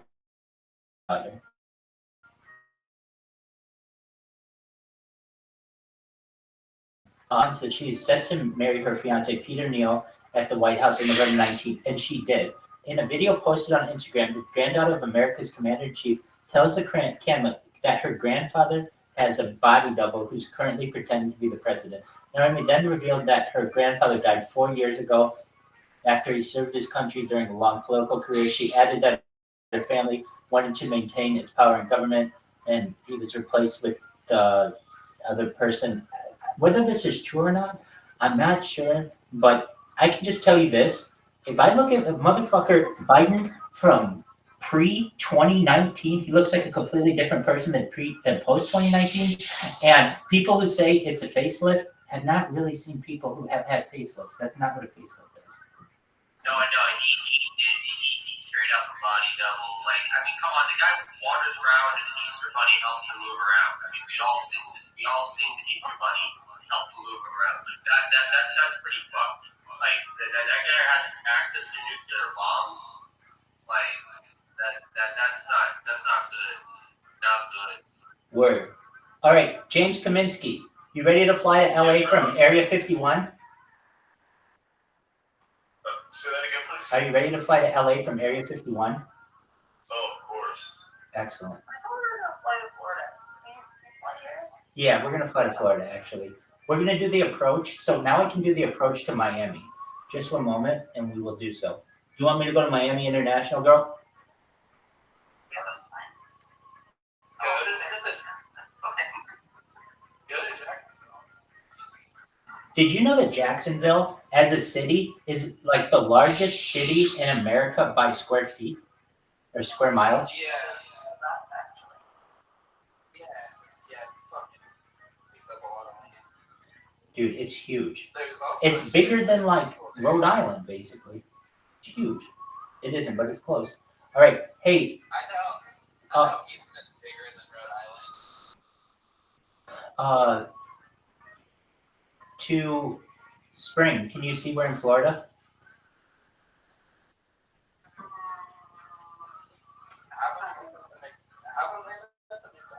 Right? I know.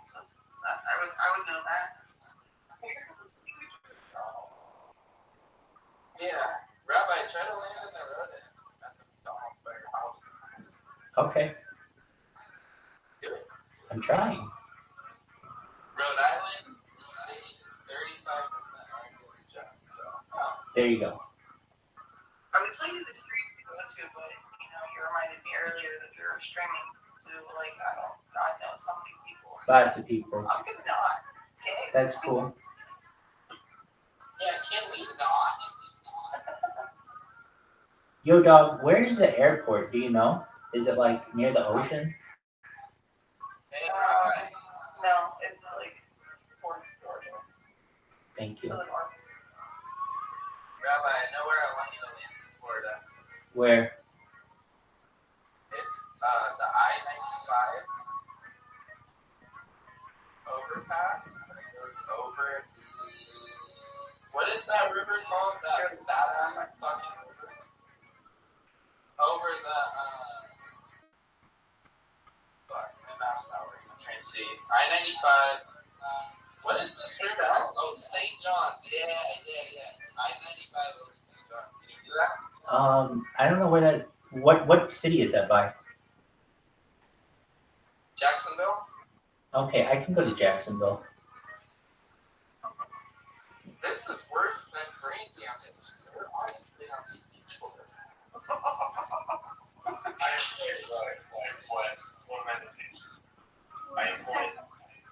Like, bro. Oh God!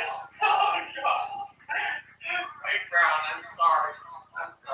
Listen to there.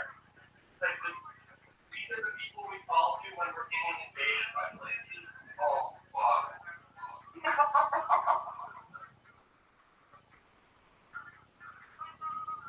I mean, like, if it was gonna buy me dinner and that's all I got from it, I might say, oh, wow, they did a very good job with you. I don't think I can muster up anything else than that. Yeah, I don't know. Yo, Doug, I'm not the only person who's going to tell you this, but the more obsessed you are with this, the more it looks like you have a secret, undying passion to get fucked by a transgender person. No, God, no, please. I have a brother that does this, and he goes by it and everything, and I have to tolerate it, which makes me, like, have, like, an interaction at home with it. And I have to vent my anger in a very safe place. This is my safe space. All right, you do you, baby. I'm glad you're aware of that. Hey, to Spring, we are flying in Jacksonville right now. We're about to approach the airport. Where do you want me to go? Some McDonald's? Yeah, you can find a McDonald's. We have like 7,000 of them. So. Dude, no way. Just find a corner. There will be a McDonald's. Yeah, she ain't lying. And a strip club. A strip club, a McDonald's, a fucking liquor store. Beautiful. Sometimes we have strip clubs that are also liquor stores. That's cool. We don't have that, but we have a liquor store that sells Japanese candy, which is amazing. Like, they have That's kind of cool. No, they do. They got everything over there. And, like, they got these Japanese cheese puffs that are like $8, but they're worth it. They're like the best fucking cheese puffs I've ever had. Great. Now, man, I really forgot those stuff. Oh, fine. I gotta go look. It's a man. You never know. You never know until you're sure. That's a man. She's so She's a lady to lady. She's really handsome.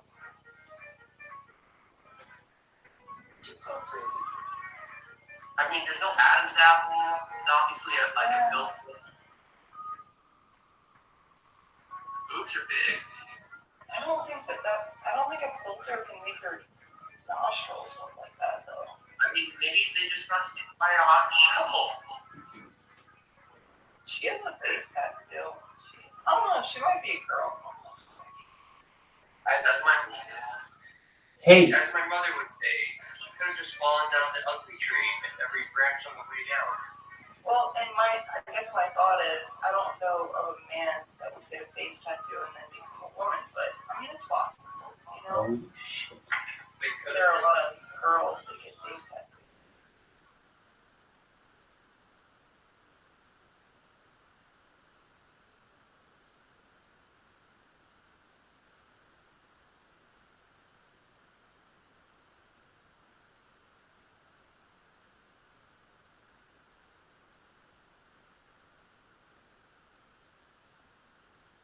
That is awesome. I'm watching Rabbi do the flyers plane and enjoying myself. Enjoy everything. Dog, we are taking out the fucking skyscraper right now. If you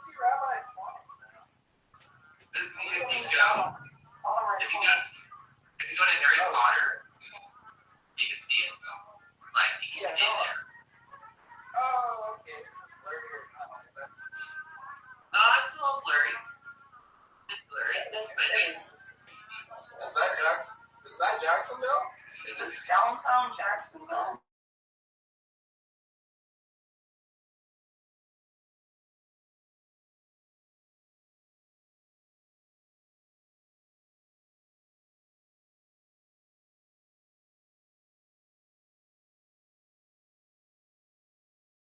Yeah. Okay, hold on. I'm gonna do Jacksonville right now. Flying Jacksonville, will you be able to notice buildings? Yeah. Okay. Especially downtown Jacksonville, yeah. All right, here we go. Jacksonville. It's not even real. We don't have it. They just keep these plans for the land. I don't even know. It fucking says Lex. I don't know what the fuck that shit says. No, it's not real. They just want it to be real. Why would anybody want that? Yeah. Yeah, no. I'm not really sure. You heard it, so. Well. Yeah. Hey. I think this is the scariest things man in evolution. Hey, there are buildings. Is that it?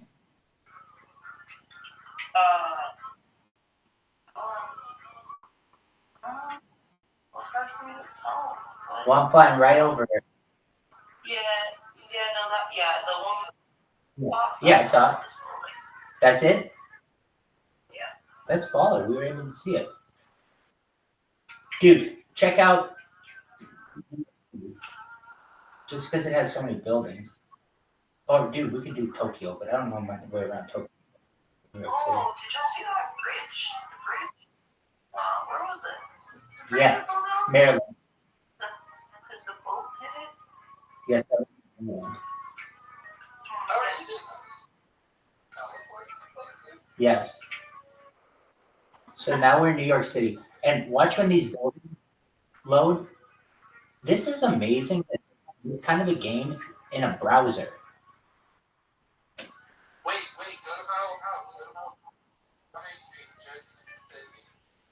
go to We can hit the Empire State Building. I'm going to hit this motherfucker. God damn it, I'm going to miss it. God damn it. No, I got it. I got this bitch. Right in that motherfucker. Boom. Well, there's One World Trade Center. Boom.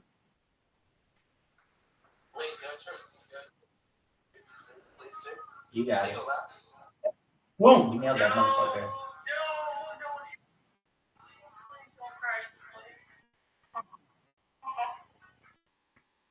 Dog, Jersey City's very nice now.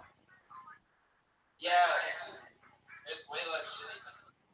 There's a lot of white people there. All right, go left.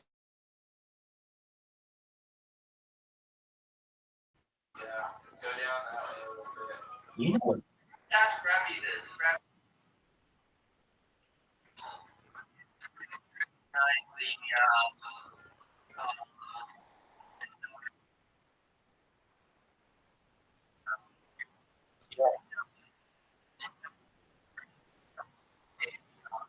False flag?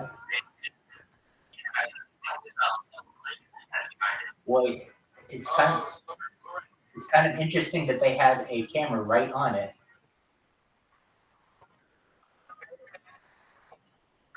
You're exactly right.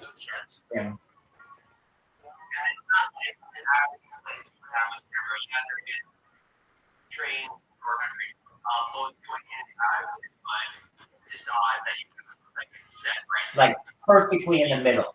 Not a little to the left, not a little to the right. This motherfucking thing was focused on it. We're flying right over Jersey City. You know what? Here's another thing I want to point out. We've also had like trade railway in the last couple of years. Like that's a lot.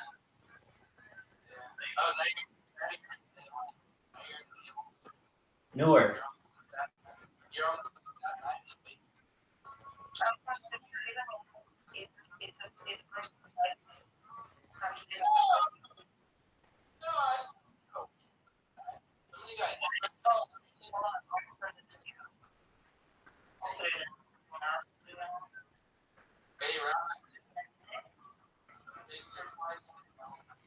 You're welcome, baby.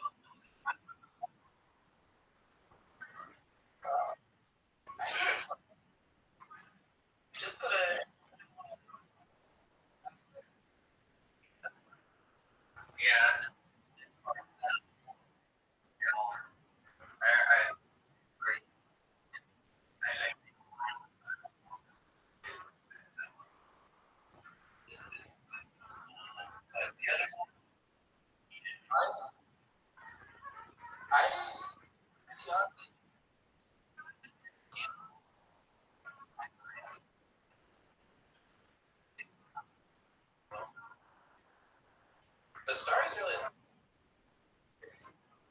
Maybe he thought.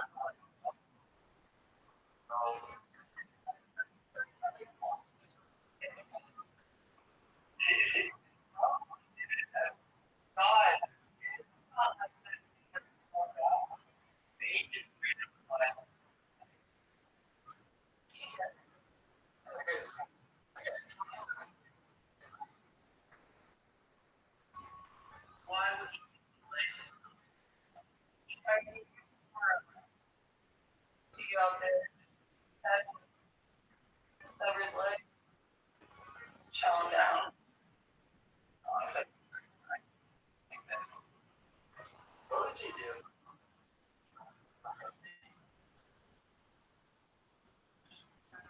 That's what there's.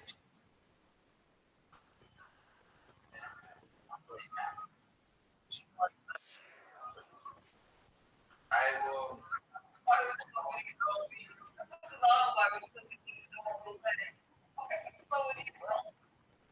Oh, and I.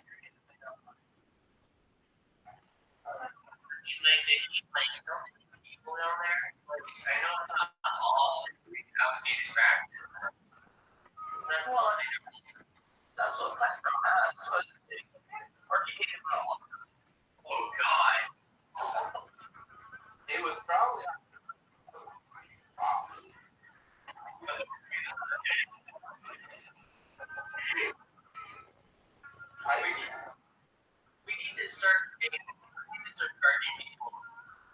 not hear the conversation because, you know, please, Rabbi, you guys, and like, team of great stuff, man, we have something here. We have a beautiful, beautiful.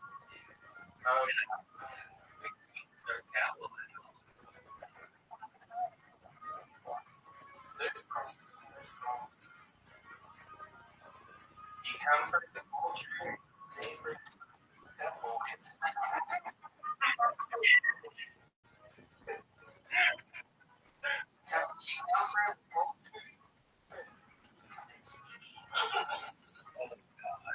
Come here, boy. Come here.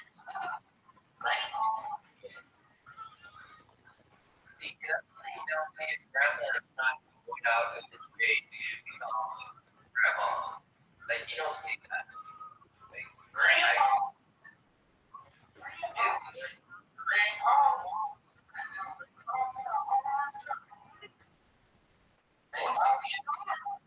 You were out late. Hysterical. Grandma. Oh, boy.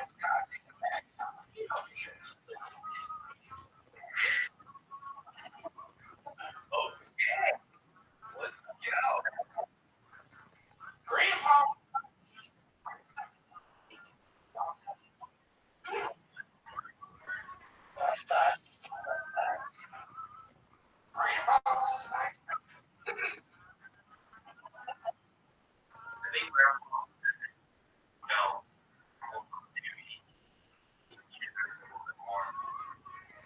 Well, Grandpa was on a naval vessel back in the Korean War. He was a seaman, right? There was this nice little kid around that phone. His name was Brandon. That's where that oh, dear Lord. God. We have this little app. It's called the Guinness app. You know, you put a little Guinness on the can on their pussy.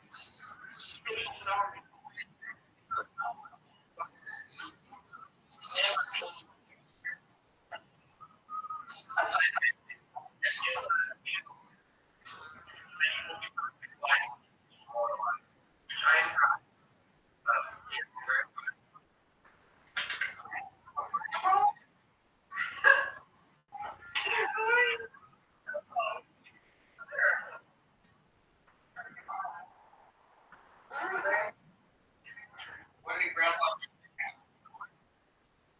Grandpa don't the soda.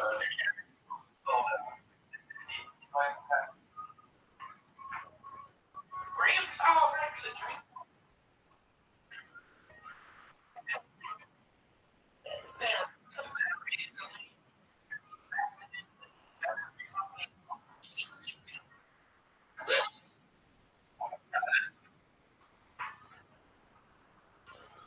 You know what? Grandpa.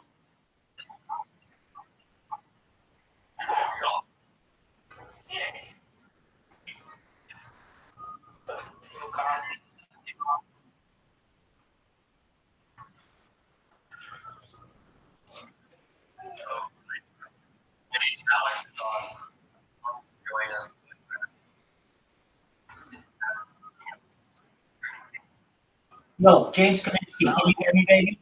James Kaminsky.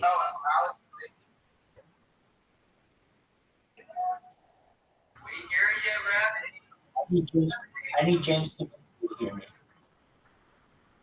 Dog. We are flying from New York to Lincoln. Oh, I don't know how long it's going to Nebraska's flight. fuck yeah.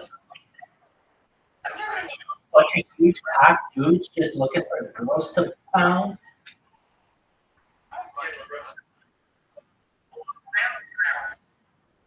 I fucking love it.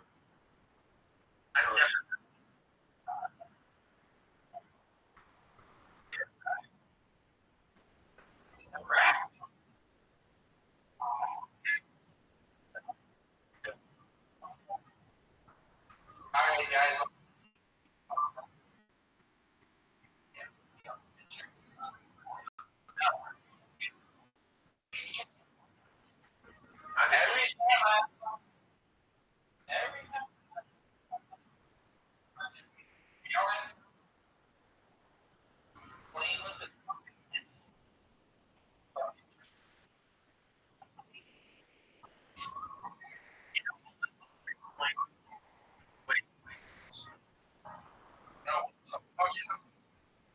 What up, Alex Sage, you little slut? How are you?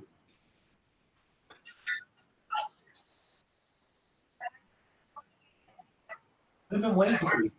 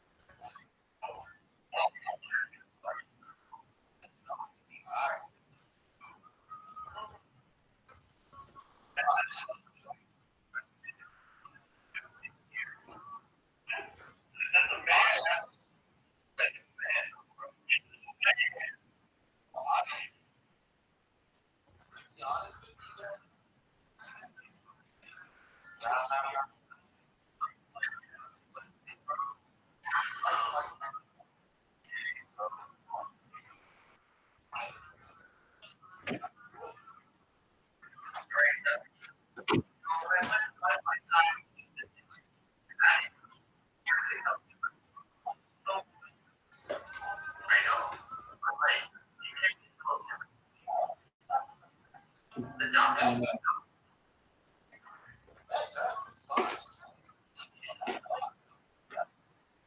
You like the duck. God knows what happened to that duck. You like the duck. Poor duck. Poor duck.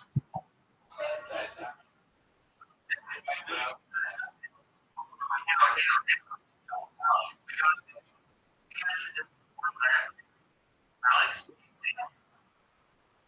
Oh. What? That's the.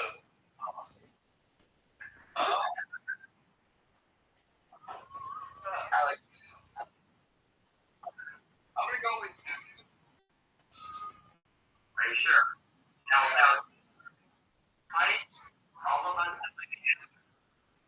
we want your. Look at him.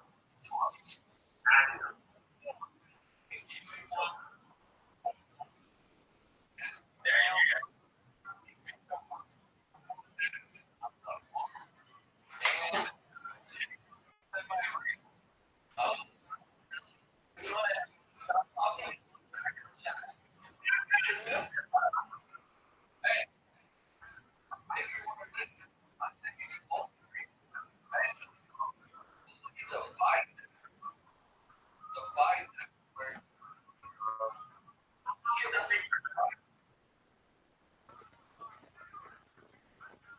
You see it?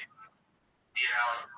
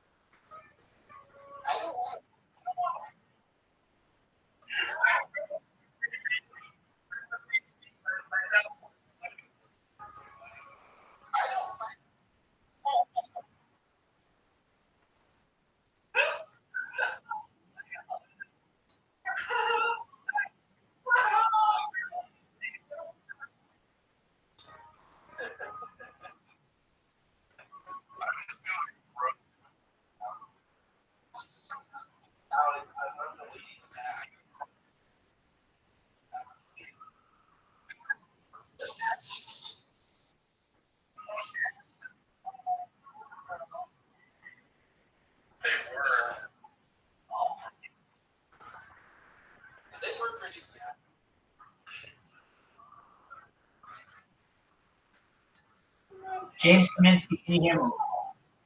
I'm not sure. Dog, do you just see we're just autopiloting this bitch over the Midwest? Yeah. Like,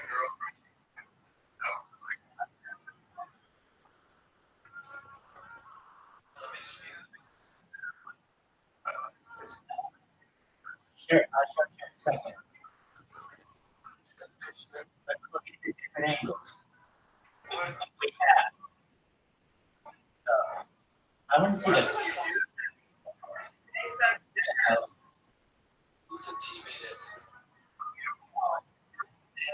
I agree. Dude, check this out. We have a free cam where you can like follow the plane or something. I don't know. I just lost it. I'm on the ground now. Jesus. All right, camera. Cockpit list. Free cam. Fixed cam. What did you say? I am. I'll show you. I am currently. You see, we're like a Bucks. We're like near Wilkes-Barre, Pennsylvania.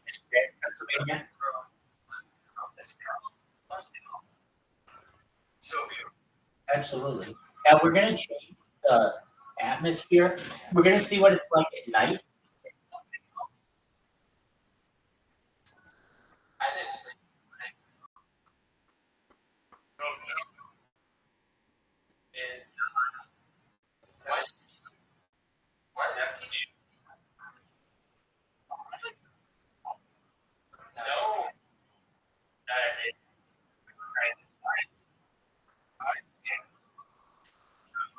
Yes, sir.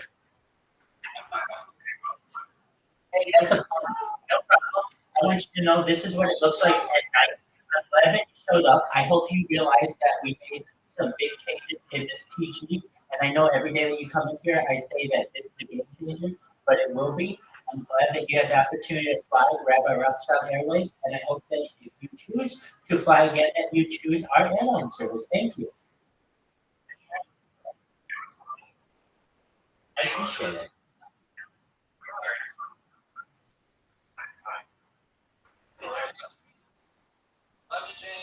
Take care, Rob. Yes.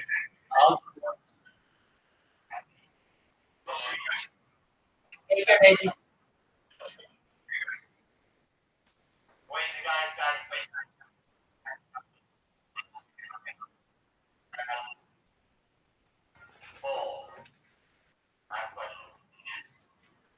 I would just like to say, I truly believe this. When I was 14 years old, this would be the most fun game for me in the entire world. And I don't know why it's not fun to me anymore, but it's not. Well,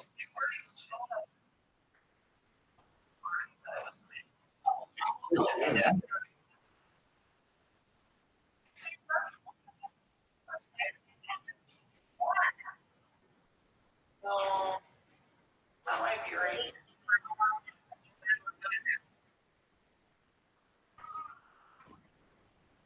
We now have. Oh wow. The game show. Look at this thing.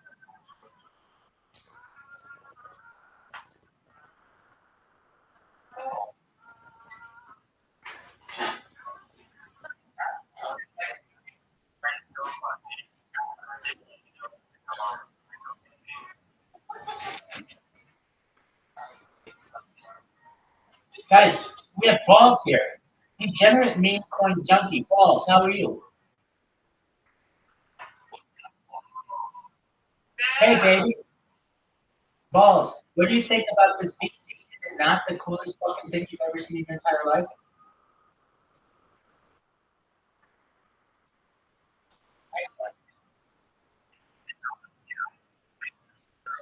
I think it's super relaxing. We got it.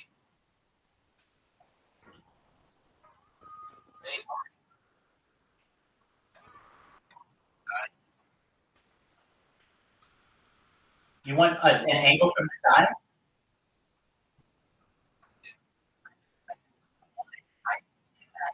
Doug, you have one.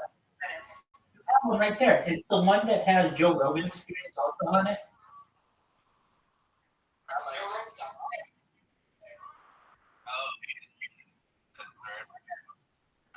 Yep.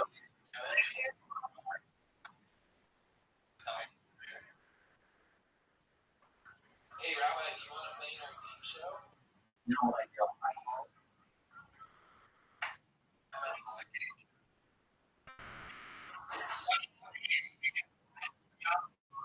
Or just a different appearance in the average movie.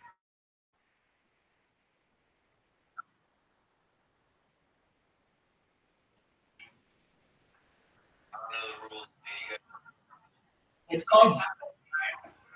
Just try it.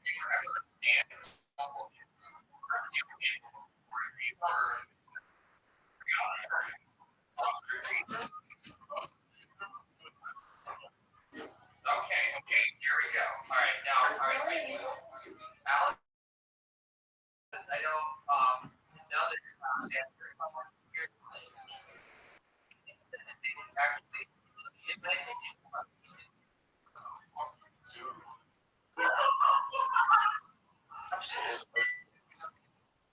we don't need the opinion. We don't need a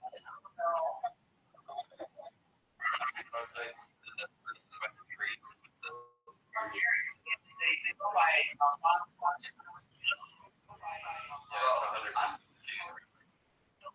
I'm gonna see girl.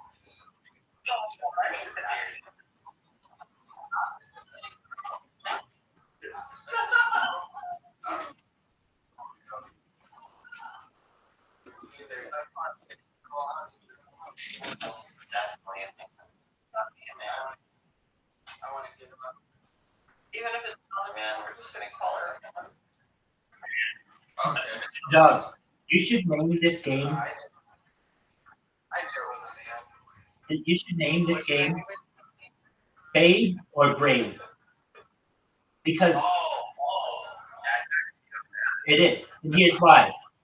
It's a compliment if you call her a babe, if she's really a babe, or if she just, he or she or whatever, has just done a lot of surgery so that they look like that. Or it's still a compliment saying that they're brave, that they tried. Yes, it is. That is not bad. I like it. That's Yeah. I would say, girl. I think I yeah. Also, hey, girl.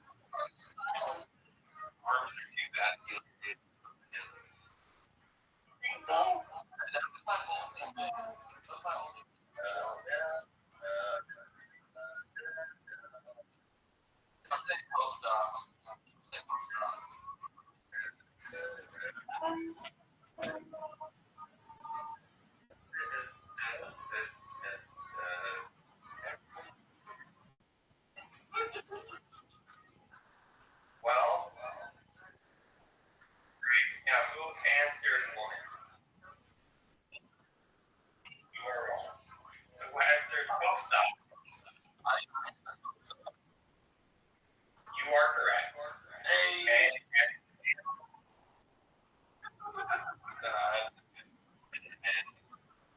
You are correct, sir. You get 5.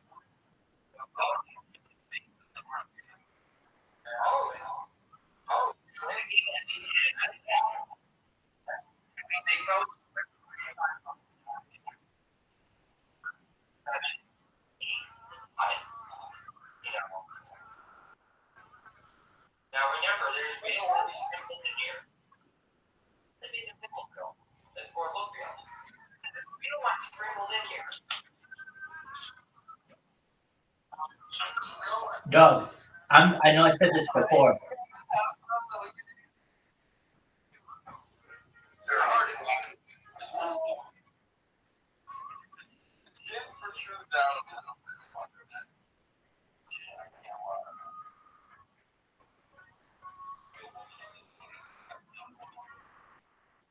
It looks like some fake stuff on the lid.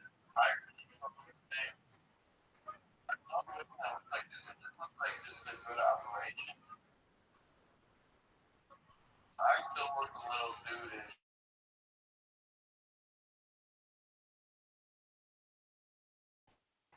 I don't grow. I don't know.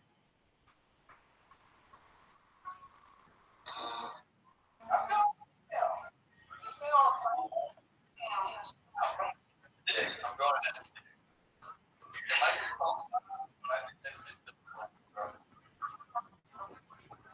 Don't stop me now. That is a man. That is a man. Or it wasn't. Now it's a beautiful, stunning woman, and I think that was Brave. all. Brave.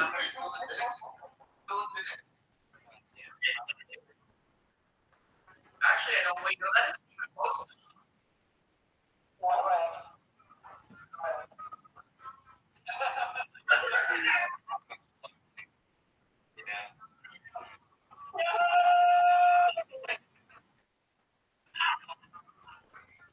Okay, now Instagram and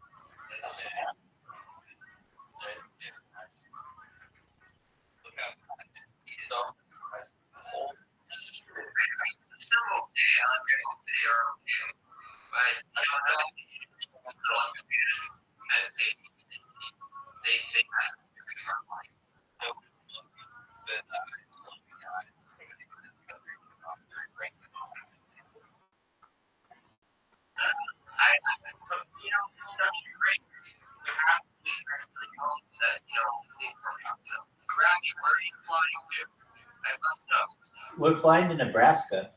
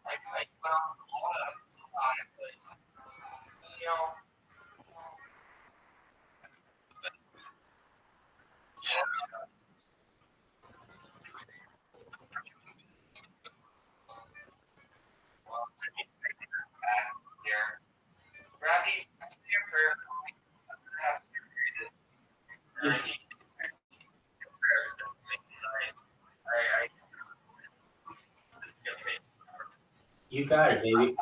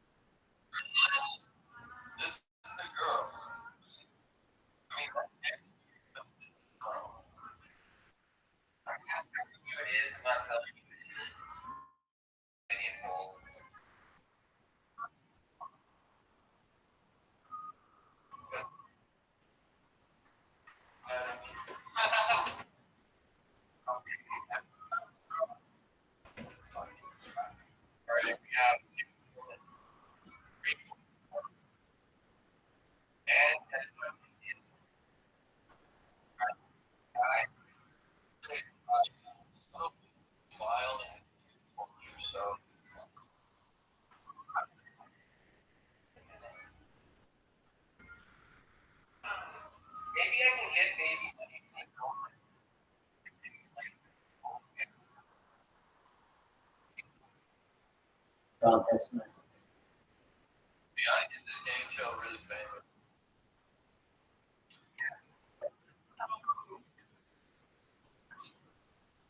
Unfortunately, I can't. That's true. That's true. This is not something we can watch. This would be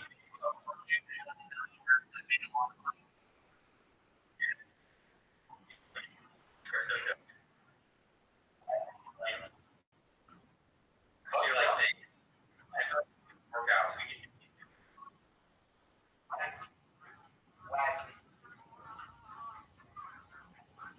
How do you belong to your destiny? We're in Pennsylvania.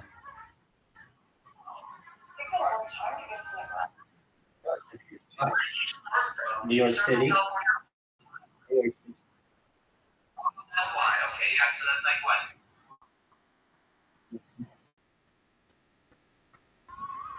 Wait, which one is Rabbi Rothschild?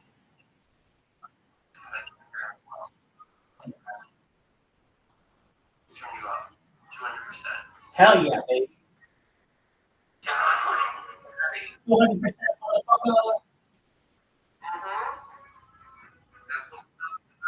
Word. All right.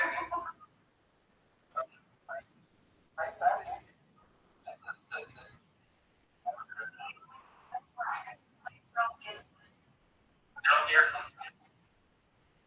Down here. I'm gonna. All right. You all.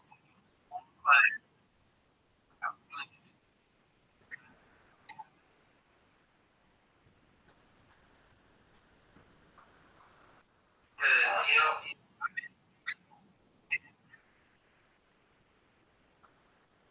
Fantasy camp.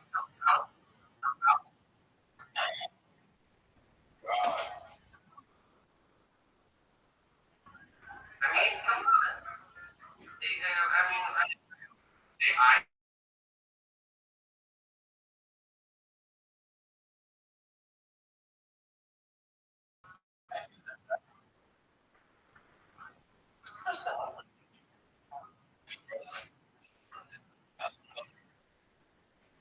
I can be the lead.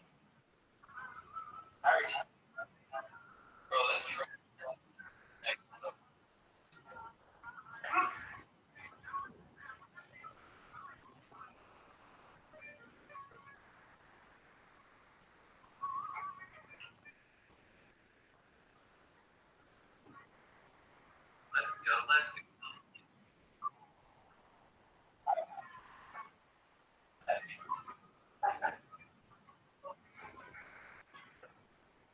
Dog.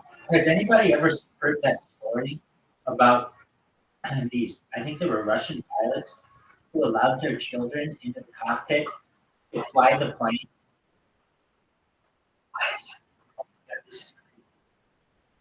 They crashed it. Check this out. I'll play it in a second. That seems totally like something Russian. It was okay. So I.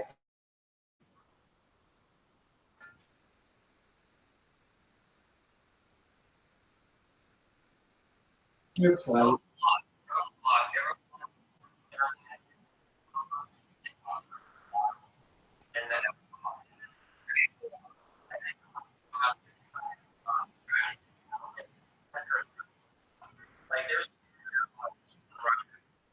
There you go.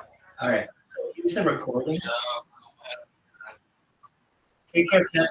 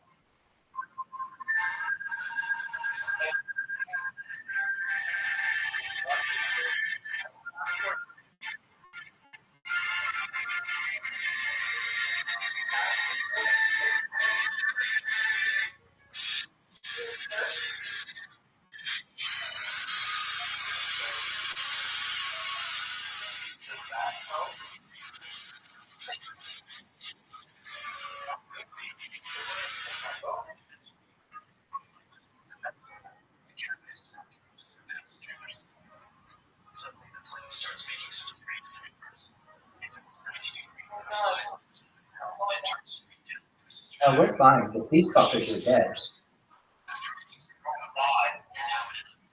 Free fall. If you didn't know better, the child was wildly playing with the controls. Unfortunately, in this case, this is the fatal breakdown of the Aero 593 crash.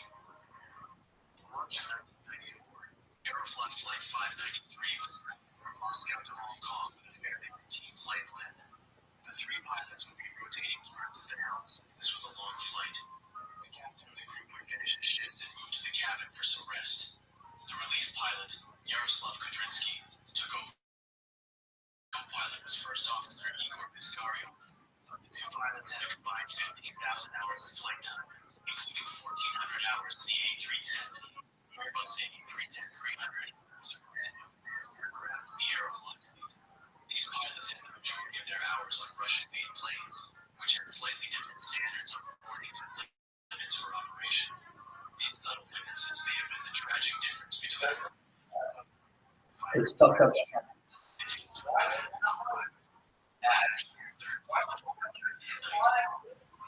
Makarov was a pilot riding as a passenger on this flight. He was allowed to stay in one of the jump seats behind the pilots.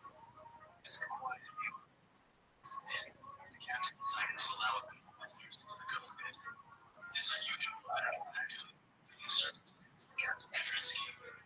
His children were on this flight since they were scheduled to have together in Hong Kong. The plane was flying on autopilot. The course was set. This was the uneventful portion of the flight for pilots.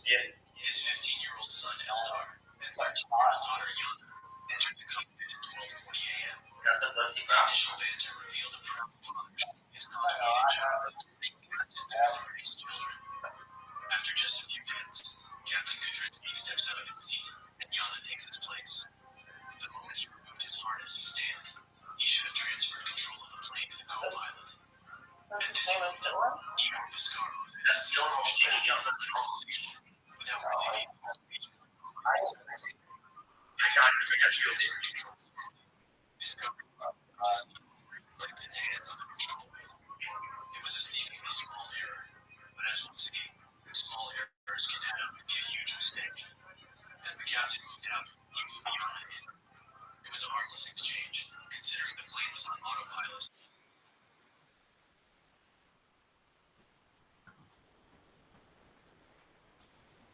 Her father suggested that she turn the wheel to the left and fly the plane. She did as he asked, and the plane quickly turned to the left. As a child, I'm sure the magical feeling of controlling this huge plane was thrilling. But Captain Kudrinsky had performed a little magic of his own.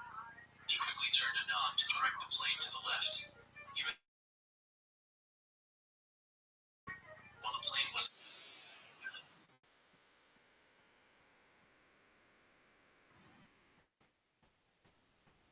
directed the plane to the left by 15 degrees. 15 degrees, causing the plane to roll towards the left. In his case, the autopilot was still controlling the speed. The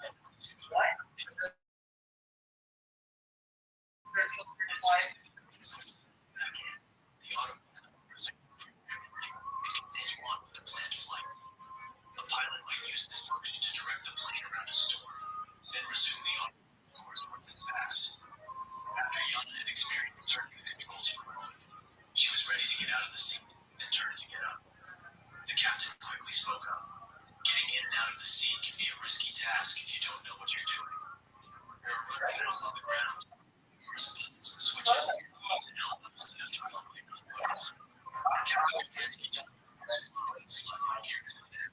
So far, it seems that the show and tell was going as expected. All attention and care was being directed to cockpit safety. Full control. Relaxed. At 12:51, it was Eldar's turn to take a closer look. He slid into the gate and saw the various buttons and readouts. After a few minutes at 12:54, Eldar asked if he could turn the plane, and the captain repeated the maneuver. So here's the real cockpit. And also, if you can see the plane, you can see what it actually does with like this simulation. and he just turns his plane right into the fucking earth. Like it nosedives. The guest pilot Makarov suggested that Captain Kudransky adjust the to show the horizon vision. Clark could see the angle on the screen. The time was 12:55, and the heading select knob was pushed back in. The autopilot was fully engaged as far as anyone could tell. At this point, Yana started asking her father if she could head back to her seat in the cabin. They were discussing that she should be quiet and not disturb the first-class passengers when Eldar spoke her with the question. Yo, dog, what in the fuck is this goddamn? Here we go.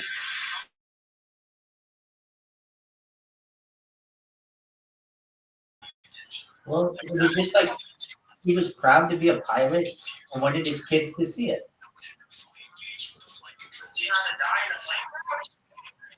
And 75 other people. This is a commercial plane. This isn't like a little Piper's Cessna. That's terrible. That's horrific. Everyone and children. On the instrument display, the previous straight line would have curved around in a U shape, showing the full turn that was planned in the programmed course. This known pattern was the only explanation for why the autopilot would be taking them around in a circle. The confusing part was that they were nowhere near an airport, so why the hold-in pattern? Over the 20 seconds they spent looking and discussing, the plane had banked more than 45 degrees. This exceeds the maneuvering capabilities of the autopilot, and the plane attempted to correct the speed and altitude in regards to this angled position. The changes were instantly alarming, and the pilots moved to resolve the issue.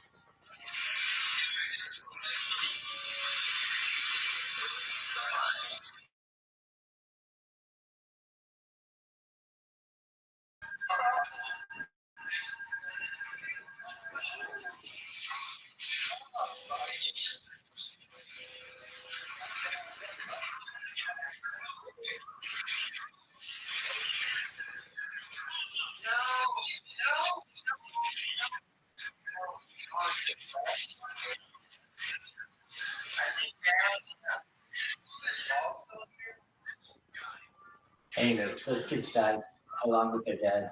Sad. Balls is here.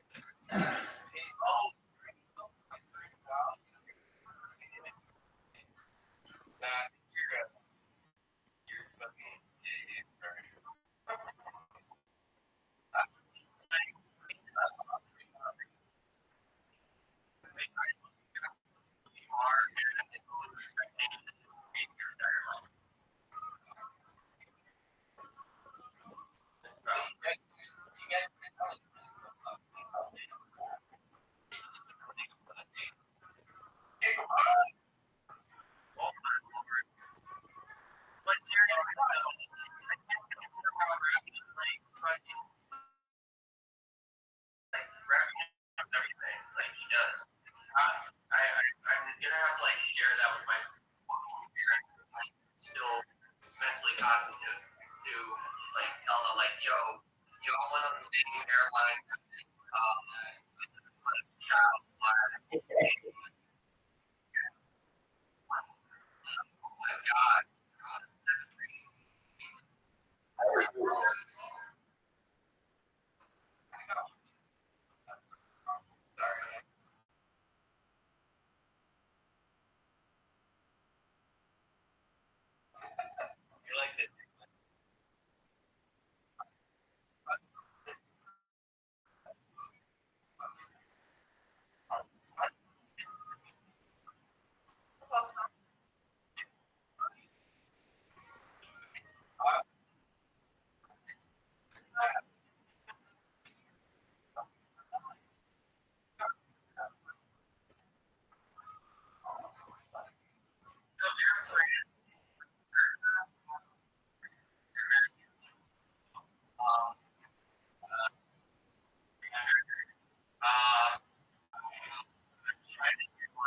Dude, stop. The best one of all time, Qantas. It's the Australian airline. It's never had a crash. Look it up, man. I know some random ass shit, and that's one of them. I know some random ass shit, and that is one of them.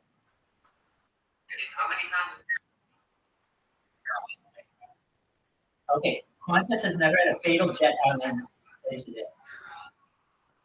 LL, I think it's had like uh, uh, terrorist issues in this air. I don't know if anyone ever died on it.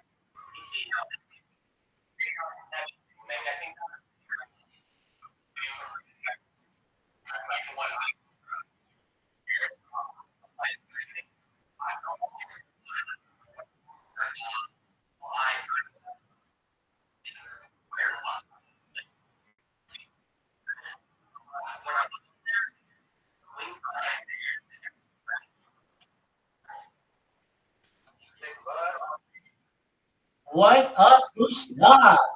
Okay, I gotta introduce Gustav to everyone. Gustav is my friend. He is from Yerevan, Armenia. He has a regular routine every day. He drinks coffee, smokes a cigarette, takes a poop, and we talk. And as you see, I have lots of friends for you today, Gustav. How do you like all these different angles? You like it? Oh yeah. Excellent. We got friends. So we have Spring is dead. She's amazing. We got Ass Munch. He's cool as fuck. Jody Bags, very nice person. Easy. We don't know about Easy, but I'm sure he's cool. All's is tight. Passport, amazing. And Passport likes to stream truck driver simulator in here. As of right now, I am streaming flight simulator. We're flying cross country.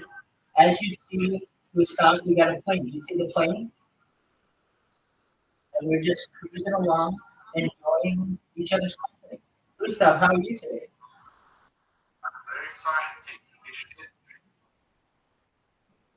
Wonderful. I'm going to give everyone a little too much information on Gustav. Gustav takes monstrous morning shits that are like a tube, but they're odorless. No smell. It's a beautiful, beautiful thing. And then he uses it for days and fast. I'm sure you all wanted to know that, and now you do.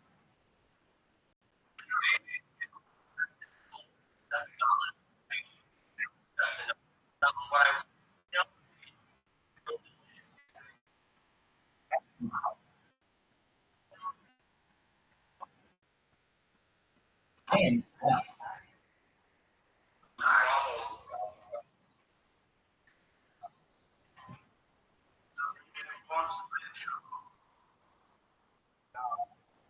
It is. It's perfectly natural. So Gustav comes in here every day, and I have something new for him. Today, I have a room full of people and a room full of cameras. Normally, it's just one camera and Gustav, and he's like, "Hey, you're awake, Rabbi, what's going on?" And we talk. But today, we had a whole surprise party for him. Hello.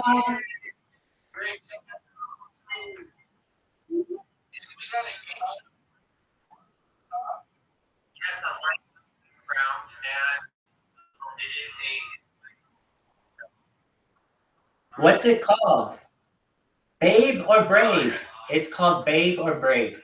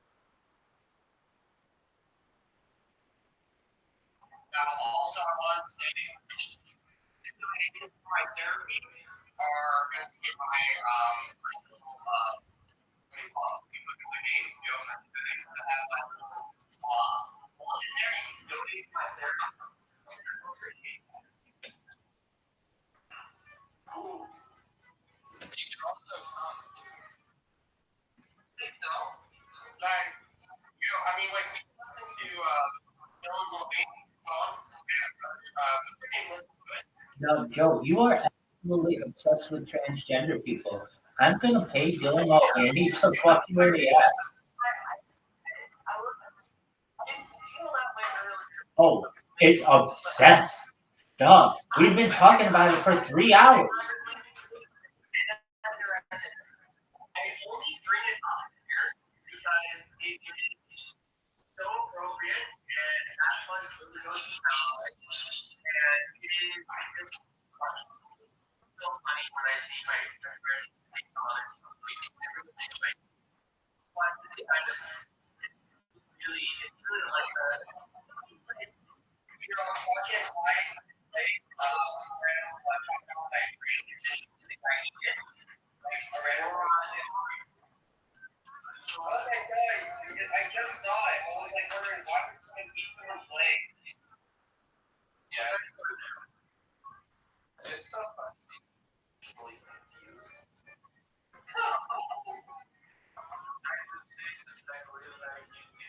Hey, you got that right.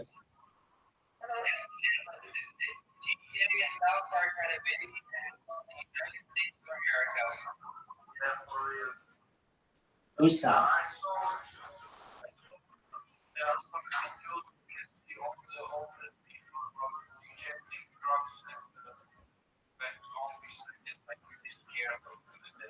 You're right. Well, there's that, and then there's that, and like parts of New York, and I guess maybe a smaller portion of Florida, they actually take care of that down there.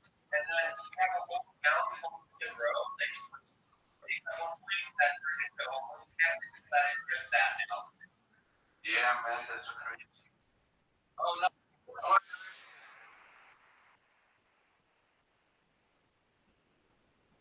Tom and I just think about the simple things in life. We don't let all of the worries of the world get to us. I like that. I think that's a smart way to handle things. Right. I appreciate your here and enjoy your time. And I'm ready for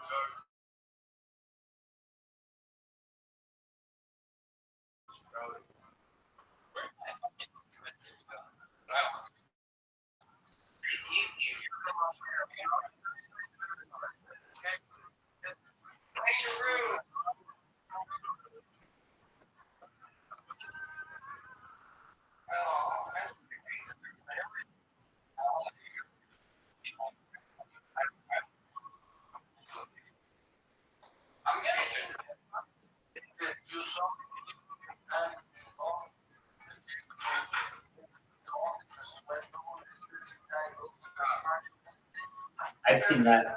Yeah.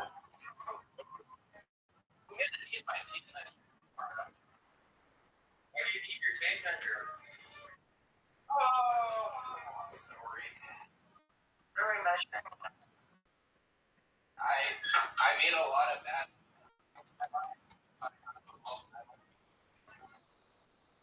It's okay.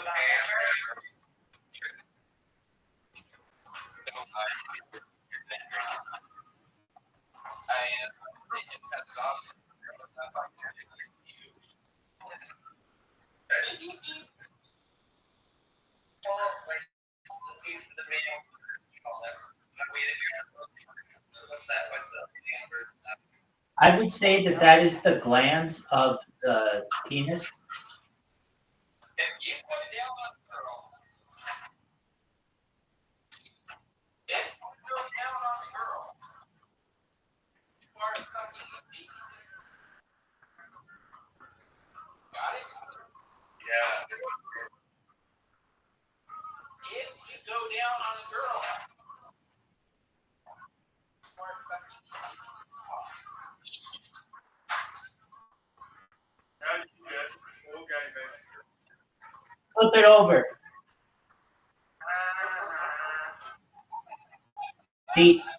The joke is, though, how do you get 4 gay guys to sit on a stool?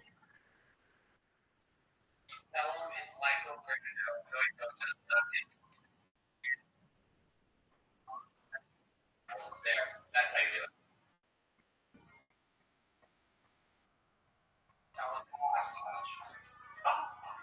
Now, question is that right now, okay, take the opinion poll, guys. Let's see opinion poll. What is it?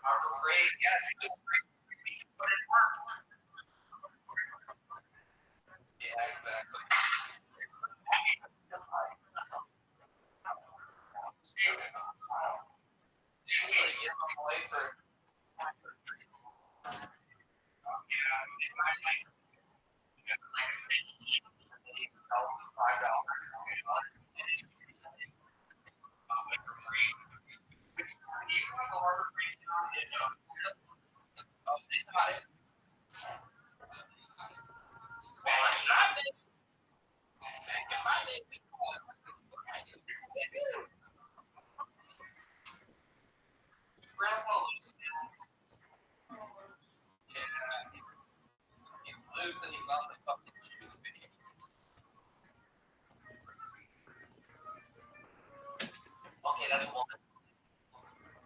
I'm not even. I was trying to write. Surprisingly, I think it's Adderall. The person takes no hours online, and I'm thinking that what we put on the list for games over. You're going to be on a bunch of lists. One of them is guys who secretly want to get fucked by transgender people. You are at the top of that list, dog. Dog, it would be like as if I came in here and just showed you a certain type of category of pornography and was like obsessed with it for 3 hours. And then it was like, oh yeah, but that's not my thing. And everybody's like, dog, we don't know anything else that is your thing. Like, honestly, you haven't said like, I like blondes or I like brunettes or I like MILFs. We've heard none of that. The only thing we've heard is like, this motherfucker puts ice cubes on their nipples. Like, you know some in-depth shit, dog.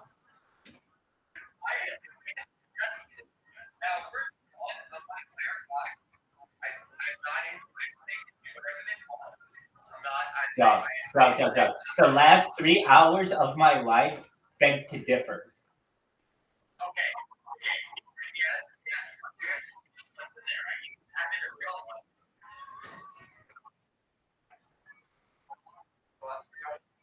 My man, Joby Prittenbags, has been showing us pictures of men, women, and or transgenders in the Bitcoin Ask Vision chat. And he's hosting his own game show where people guess whether it's a man, a woman, or a transgender. We call it Babe or Brave. Now, he's now trying to justify the fact that he's not absolutely obsessed with transgender people, but for the fact that for the last 3 hours, he's been hosting his own transgender game show. The only person I know who is at all more transgender than you are is RuPaul, and you are coming in hot on her or him or whatever.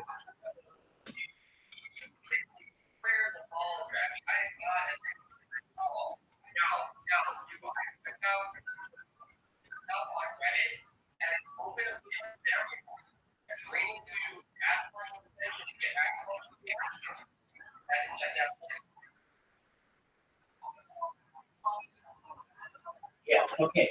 So Ask Munch. It's Ask Munch's fault that we just watched 3 hours of dudes and or dudettes and the Bitcoin Ask.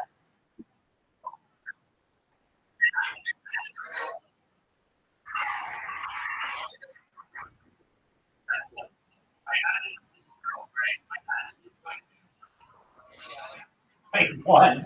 Yeah, exactly. Oh, he's not into transgender people anymore, guys.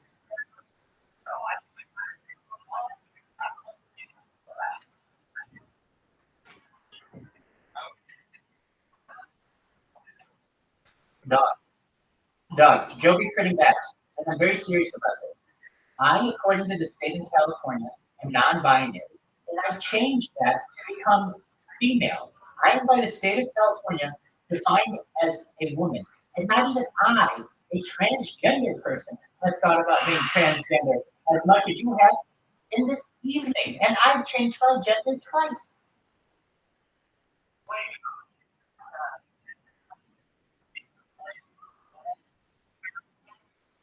Well, so that's the thing.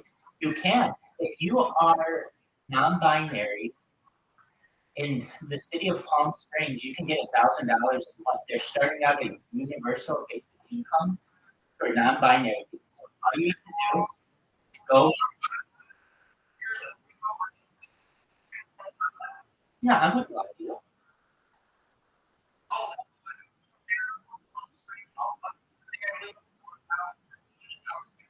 Dog, dog, I'll show you my ID. It has an X on it. Where it says my sex, where it says sex on my ID, M or F, it says X.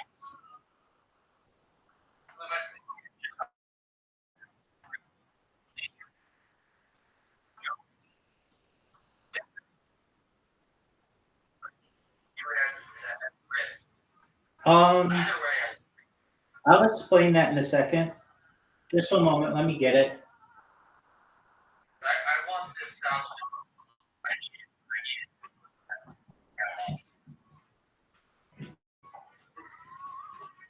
But we can always do favors. Donate to my charity.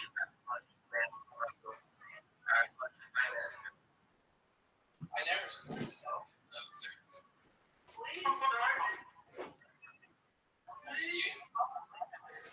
Yo, dog.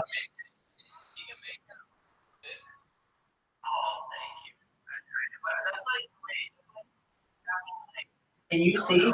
I can see it says sex X.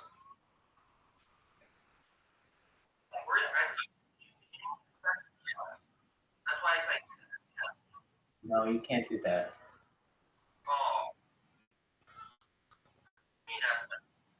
That's cool. Like, I guess it's like interesting. You got to add. Hell yeah. So you asked me a question. Why are you doing it?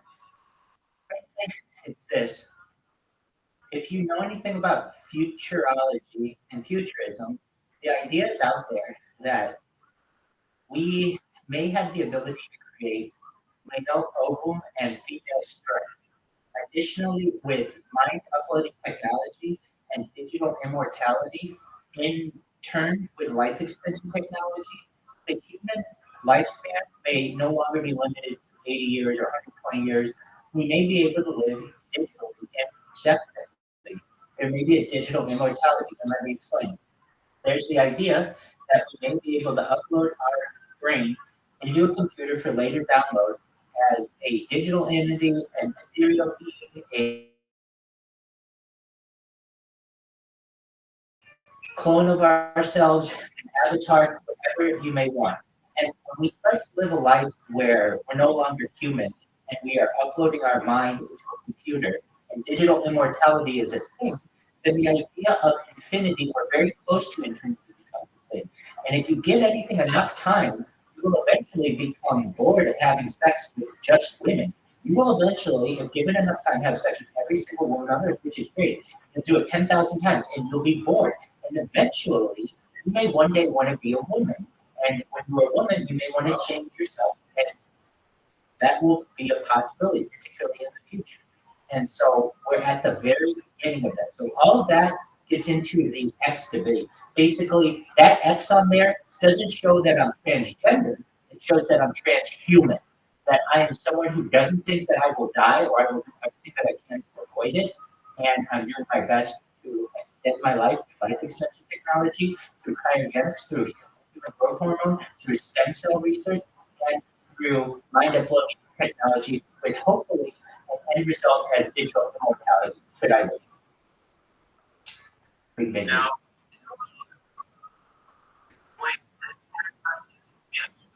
Yes. How did I get that?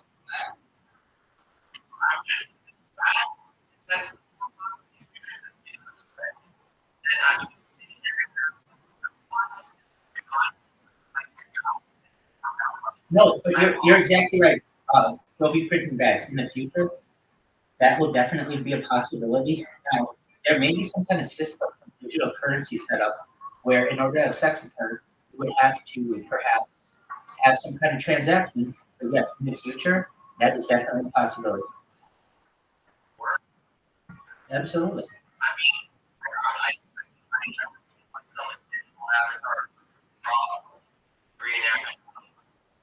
but like, You can do whatever you want, baby. It's your will. You just live in it. I appreciate Absolutely. this is exciting. I agree. Really?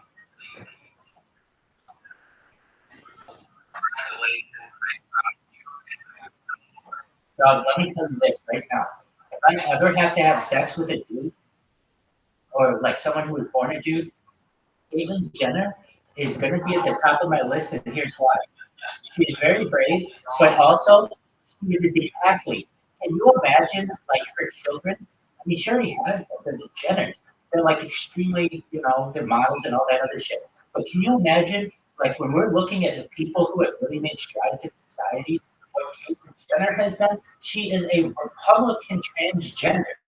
That doesn't happen.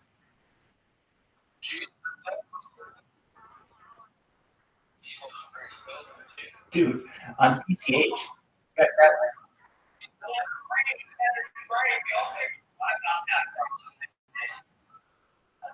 word and didn't do any time for it. She didn't do any time for it. Honestly, she should be in jail for murder. Any time for it. It's basically this.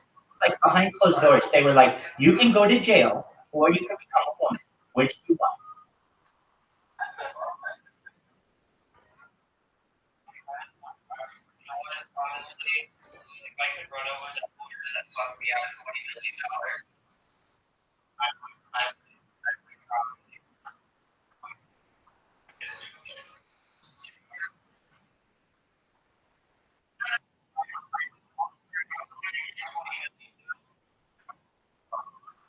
Who is your lawyer?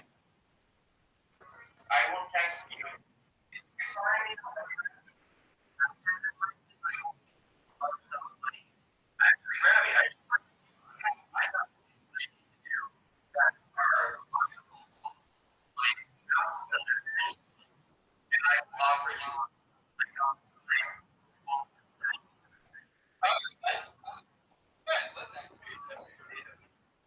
You do. We're just talking about it. All right, I mean, just if you need an attorney or attorney is still. You know, that's the thing.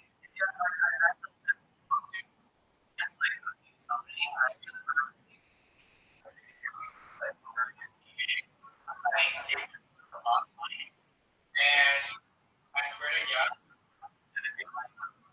million. And I got, yeah, totally.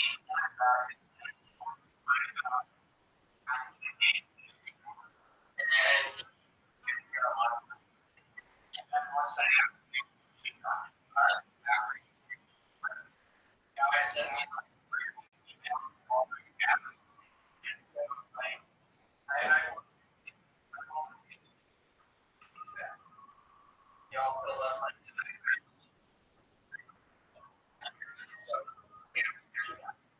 Well, you send me whatever kind of direct message you want. And we'll do our best to help you.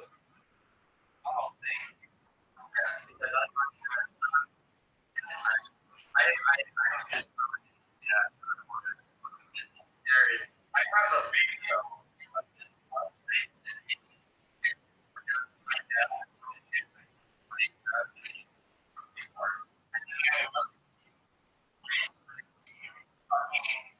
Having my dad,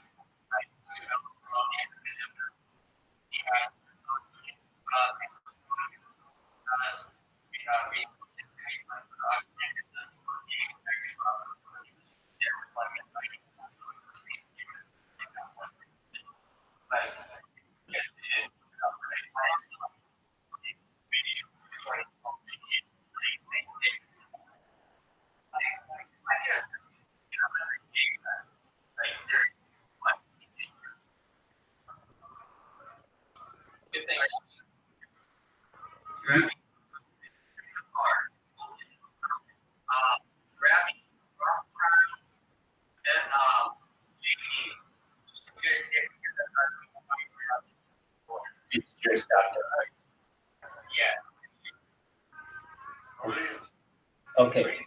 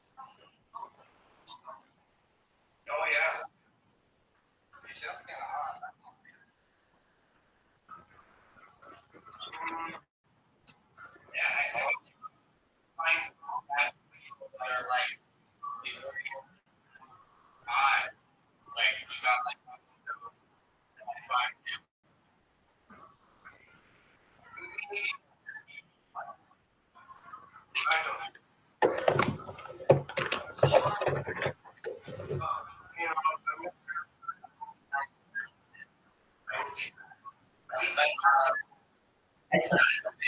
We're going to hold you to that. You'll be coming back to here, not back. Exactly 30 minutes, we're going to be on you. Under the plan.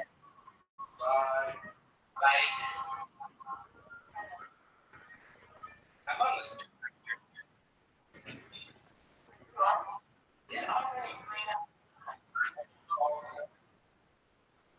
Let me see.